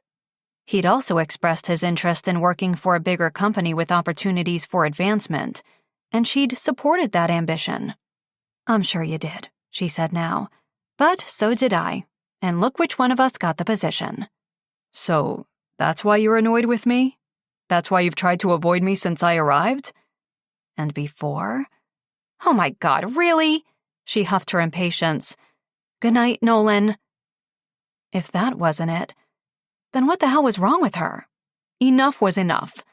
Sitting up, he yanked down the divider. Hey, I think we should clear the air about what happened in Seattle since we are going to be working together. She sat up and turned to face him. Her eyes clocked his shirtless state and her cheeks flushed slightly in the glow of the fire outside the hut, but her expression was challenging as she nodded. Okay, you start. Shit. He took a deep breath. Look, what happened 3 months ago is in the past, and I'm mature enough to move on and keep things professional in the office. Not that he wanted to, but what choice did he have? She'd made it clear she had no interest in pursuing things anymore. Great. Me too, she said, folding her arms across her body. He waited. No apology, no embarrassment, just still annoyed. I mean, it would help if there had been some sort of closure. She nodded. Yes, that would have been nice. So why the hell hadn't she made her intentions clear back then? An explanation of some sort. Did she need him to spell it out? I could use one. I mean, just for closure's sake. He frowned.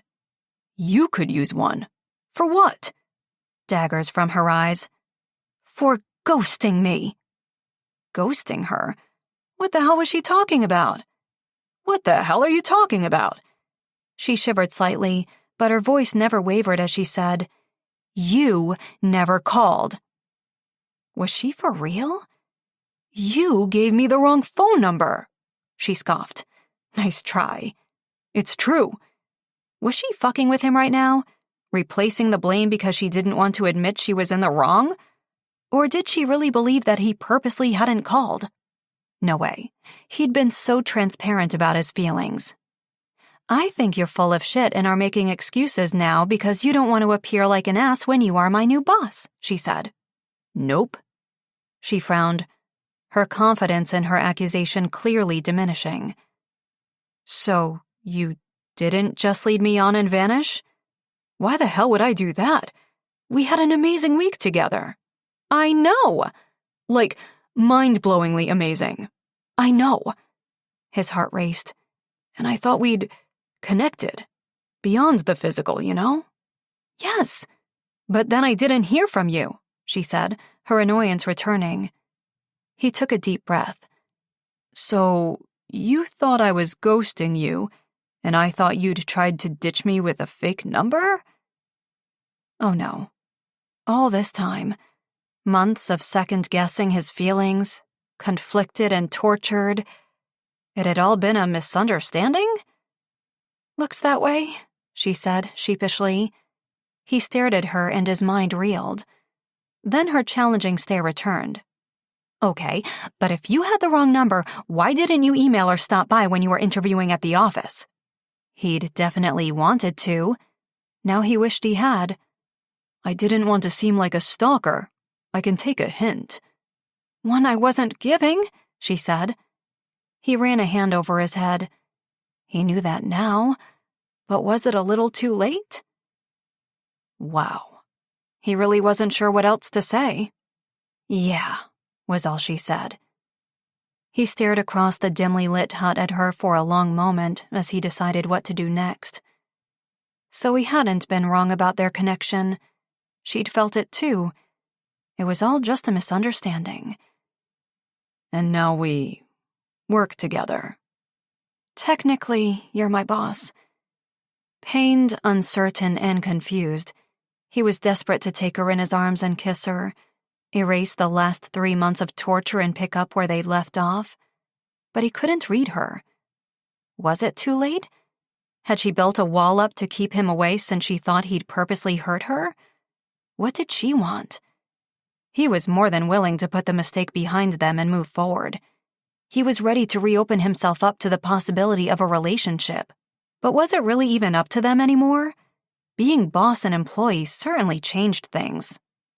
So, what now? She looked disappointed as she lowered her head. When she looked at him again, her expression matched his hopeless one. I think there's only one thing we can do. She replaced the divider between them.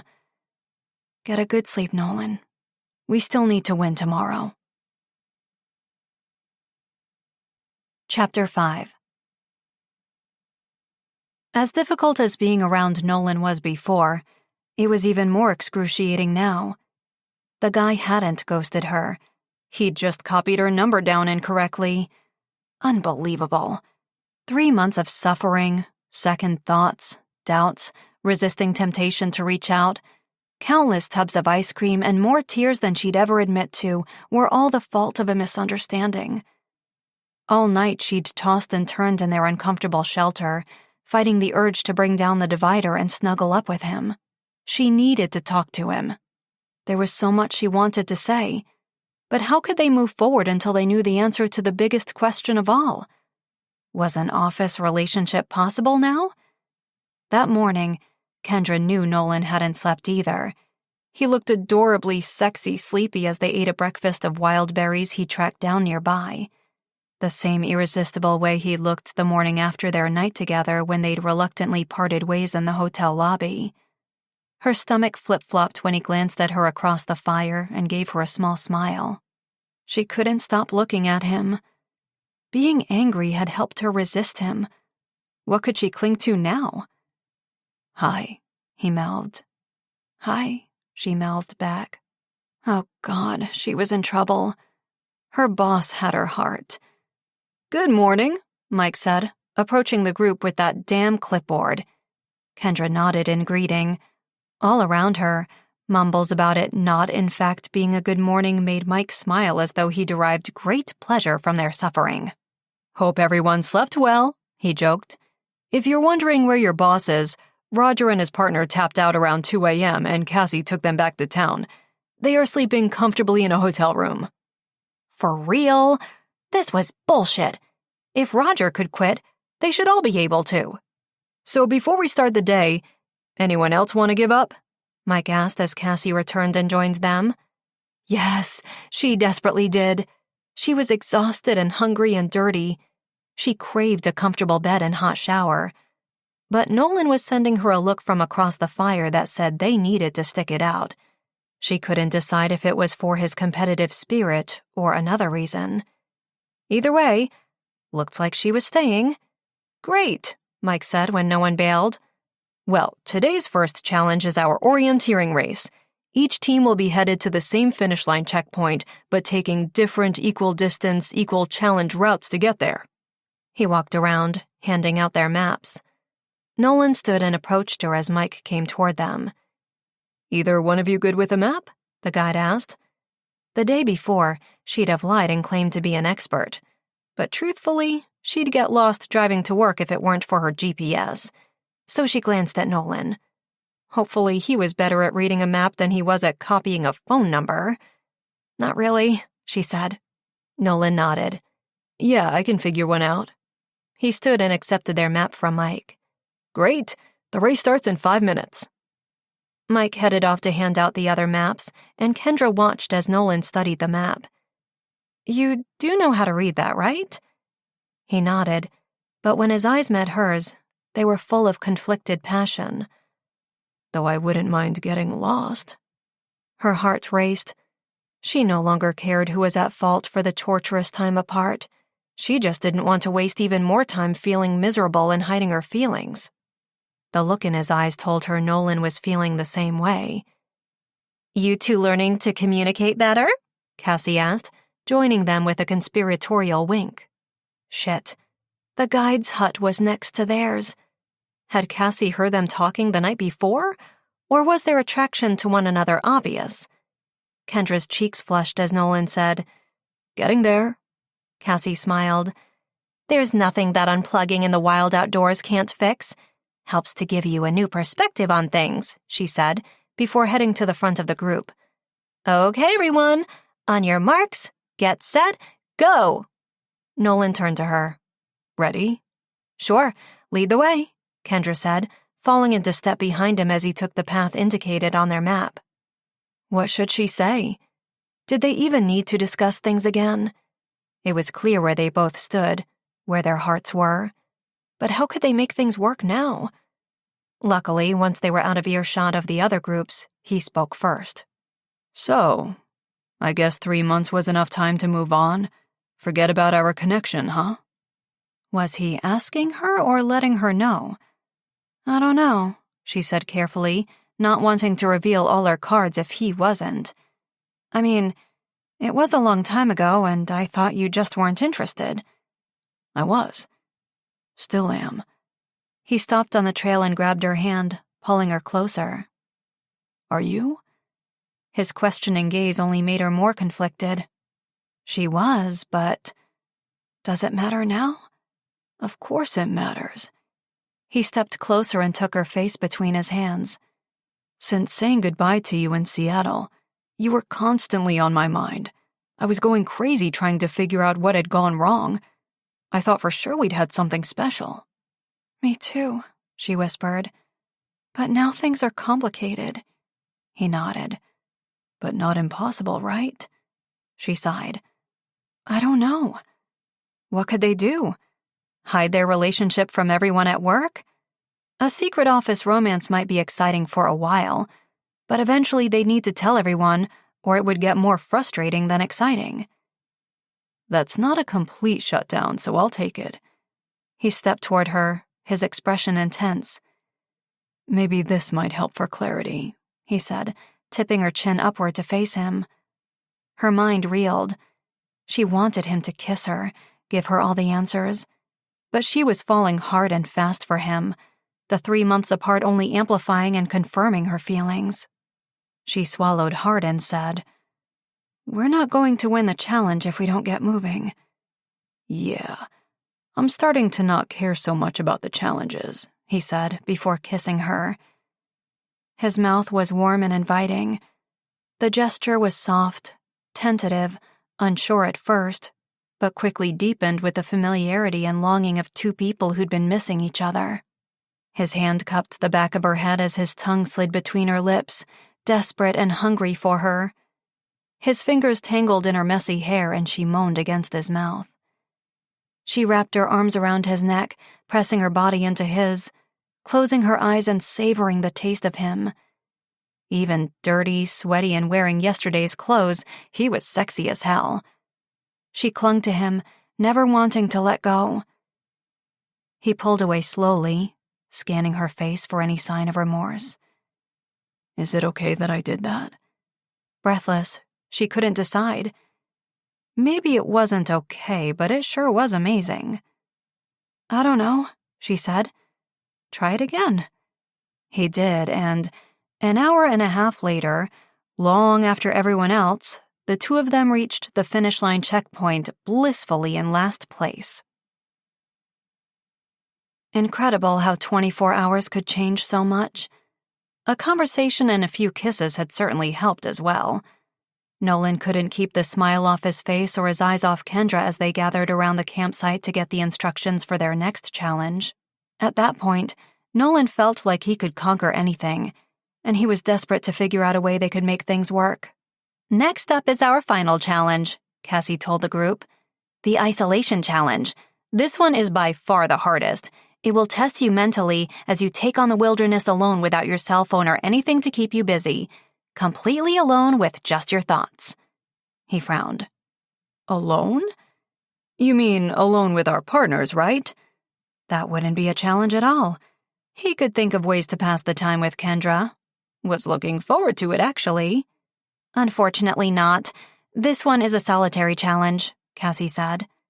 But we're supposed to work as a team, Kendra said. His heart soared, knowing she too had been looking forward to being isolated with him for hours. Your point system will still depend on how well you both individually complete the challenge, Mike explained. Damn it. Looked like he wouldn't get that alone time with her after all. Let's get everyone numbered off. We'll stagger everyone at different places in the forest, just slightly off the trail, about half a mile from camp. Mike made his way around the group, showing no signs of guilt as he split up Nolan and Kendra. Ones follow me, twos follow Cassie. After we lead everyone to their respective stations, Cassie and I will return to base camp. If you can't outlast the full challenge, you can forfeit and make your way back to us. When your 6 hours are up, we'll come get everyone and bring you back to camp. Nolan looked at Kendra as she followed Cassie and the others off into the woods to their isolation points. Her look of disappointment made his heart feel just a little bit better. At his own location a little later, Nolan forced himself to relax. He had to sit there for 6 hours. 6 hours without a phone, anything to read, anything to do. Just be present with nature and tap into a different part of yourself, Mike had said. He could do this, but 50 burpees, 50 push-ups, and 50 crunches later, he realized physical exercise after no sleep and barely any food was not a great idea. His stomach rumbled and he felt lightheaded. Nolan lay on his back on a grassy patch of ground and closed his eyes. A nap would pass the time quicker. Unfortunately, only images of Kendra appeared behind his closed lids, and the thoughts running through his mind and emotions running through his body prevented anything even close to sleep from taking over. Her kisses earlier that day had confirmed that the connection between them was still very real and very much alive. But what would it mean to move forward with her now? He was excited about this new opportunity at Weber Pharmaceuticals, but if his new career meant not being with her, would it really make him happy? He'd always known what he'd wanted out of his professional life, but until Kendra, his love life had never felt certain. He'd never had feelings like this for anyone. But he knew that no matter what it meant, he'd find a way to make this work, even if he had to sacrifice his dream job. Dusk was starting to settle over the forest, and thick clouds made the sky gray and overcast. The large mountain range around them was now a breathtaking yet ominous-looking dark image in the distance. The air smelled like rain was coming, and the breeze picked up, blowing Kendra's hair across her face. Kendra wasn't exactly loving being out in the middle of the woods alone. After almost 6 excruciatingly long hours, she understood why this challenge was the hardest. In a world where technology and social media consumed so much time and attention, it was almost impossible to figure out what to do without those crutches to help pass the time. Her short nap had been filled with images of Nolan and, now awake, she was struggling with an unsettled feeling in the pit of her stomach. In such a short period of time, she'd gone from being disappointed and heartbroken to relieved and hopeful, but still just as conflicted. Maybe they could talk to Roger, let him know what was happening between them, explain that they'd met and connected before Nolan had accepted the job there, see if there was some way company policy wouldn't stand in the way of a relationship. She didn't love the fact that Nolan was her boss, but she cared about him enough to get over it. Eventually. The sky above her opened and big raindrops fell, drenching her hair and clothing within minutes. She huddled under a large tree, hugging her knees to her chest and hoping there wouldn't be a thunder and lightning storm. It was almost over. It would be easy to give up at this point. She was hungry and tired and soaked to the bone. But she knew if she could make it through this challenge, maybe the strength and clarity she needed to follow her heart awaited her on the other side. Chapter 6. All the other teams had quit. Arriving back at base camp with Mike, Nolan wasn't completely shocked to discover that he and Kendra were the last team standing, which meant they'd won. Nolan watched Kendra approach camp behind Cassie, soaked and looking as exhausted as he felt. Pride surged through him. He hadn't doubted her ability to stick it out, not for a second. It had actually kept him going. He didn't want to disappoint her. "So, guys, what's it going to be?" Mike asked, standing near the fire that was almost out due to the torrential downpour that had now given way to a light rainfall. "Are we heading back to town?" Nolan hesitated, glancing at Kendra. She was shivering, and he fought hard to resist wrapping his arms around her. Damn, he just kept falling harder and harder for her. Her drive and spirit were attractive as fuck, and her no-quit attitude only made him want to work harder, achieve more. He knew what he wanted to do that evening. Stay out there with her. Finish this with her. Or maybe start over with her, but he'd call it if that was what she wanted to do. Instead, she shook her head. Nope, she said with chattering teeth. We've made it this far. I want to finish the weekend. Cassie shot them a knowing look. Okay, then. Let's see if you can make it through the night. She and Mike disappeared into their debris hut, and suddenly the woods around them felt quiet and intimate. The only sound was Nolan's thumping heart as he looked at the woman he was in love with. Should we get some sleep? Sleep? Probably not, but we should definitely get inside the hut, she said, the look in her eyes reflecting exactly how he felt. Her wet clothes clinging to her body, Kendra shivered as she climbed into the shelter. The cool evening air had chilled her to the bone, and she wasn't sure she'd ever get warm again.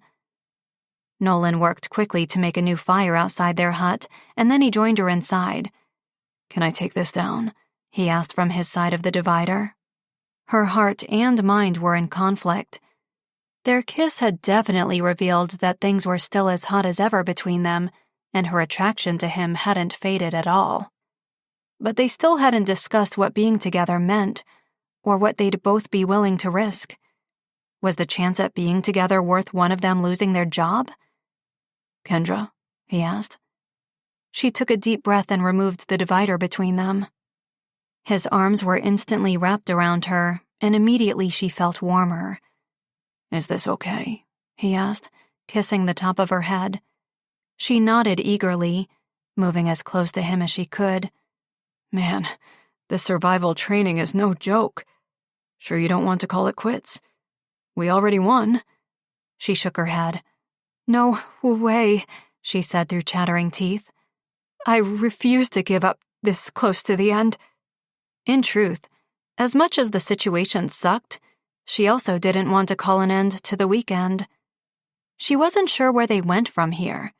Right now, his arms were around her, if only for body heat, and she never wanted that to end.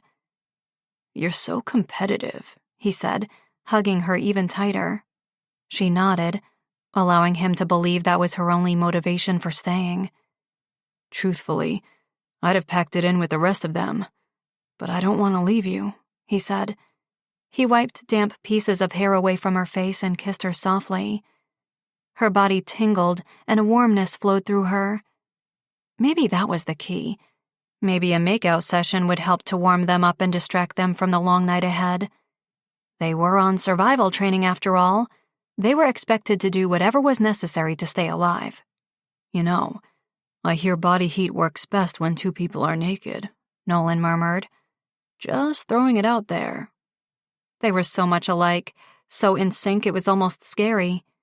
She moved away from him, lifted her shirt over her head and tossed it aside. "Then I guess we should get naked." The intense attraction in Nolan's eyes made her pulse pound even harder as she removed the rest of her clothing and watched him do the same. Tanned skin, muscular chest and shoulders and abs. He was so hot. He lay on the moss bed and his eyes scanned her body. "I have missed this view," he said, his voice slightly gruff. Yep, definitely not as cold anymore. Damn, he was sexy. She knew she couldn't have him right now the way she desperately wanted him, but there was no question that once this was over, they needed to find a way to be together. He opened his arms to her and she lay next to him and snuggled close. He was so warm and his body was unbelievable. She tangled her legs with his and rested her head on his chest, breathing him in. He smelled of summer rain and the outdoors, and when she placed a soft kiss on his chest, she tasted the salt on his skin.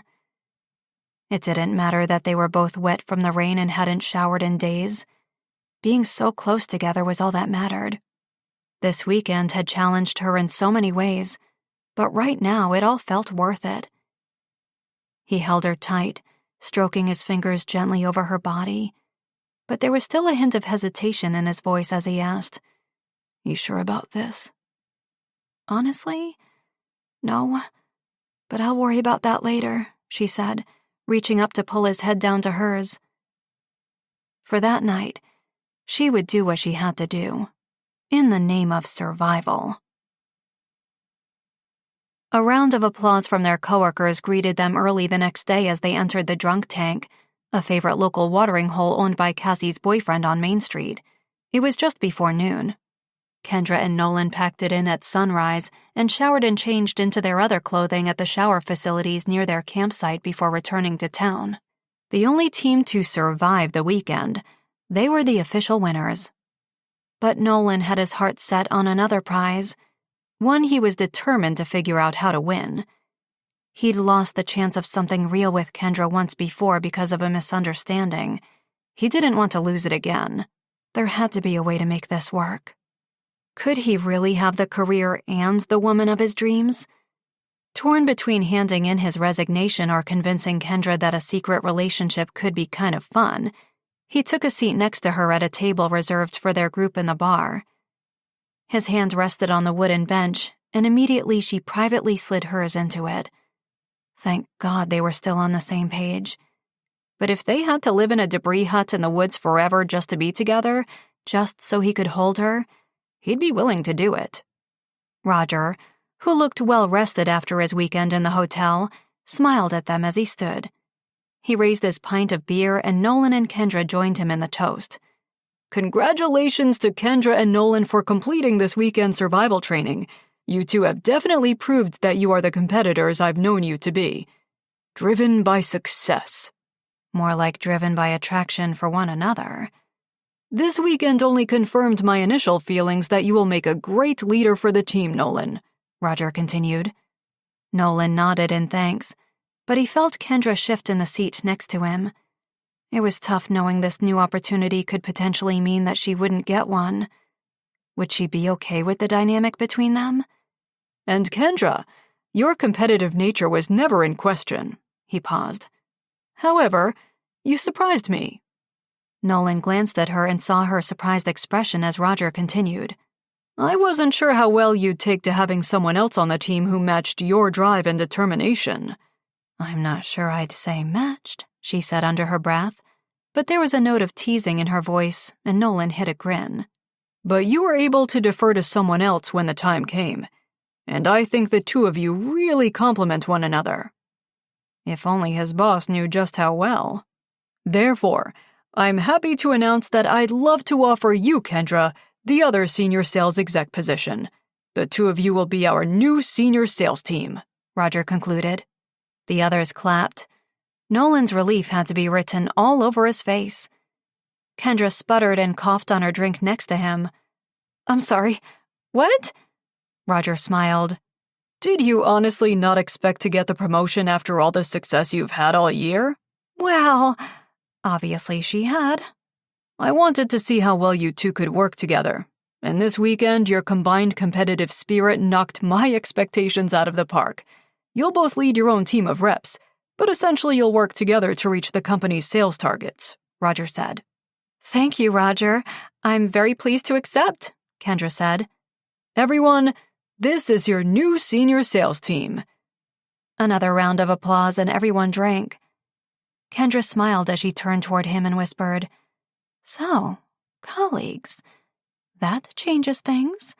The sparkle in her dark brown eyes had his pulse racing. "That's not as complicated," he said, squeezing her hand. Her smile faded slightly. "Yeah, but what if things don't work out between us? It will be awkward working together." No more awkward than having to fight these feelings for you every single day, he said quietly, staring at her apprehensive expression. Deep, real feelings. He knew he was falling for her. He had, the moment he'd seen her in Seattle. And now he'd be able to prove it to her.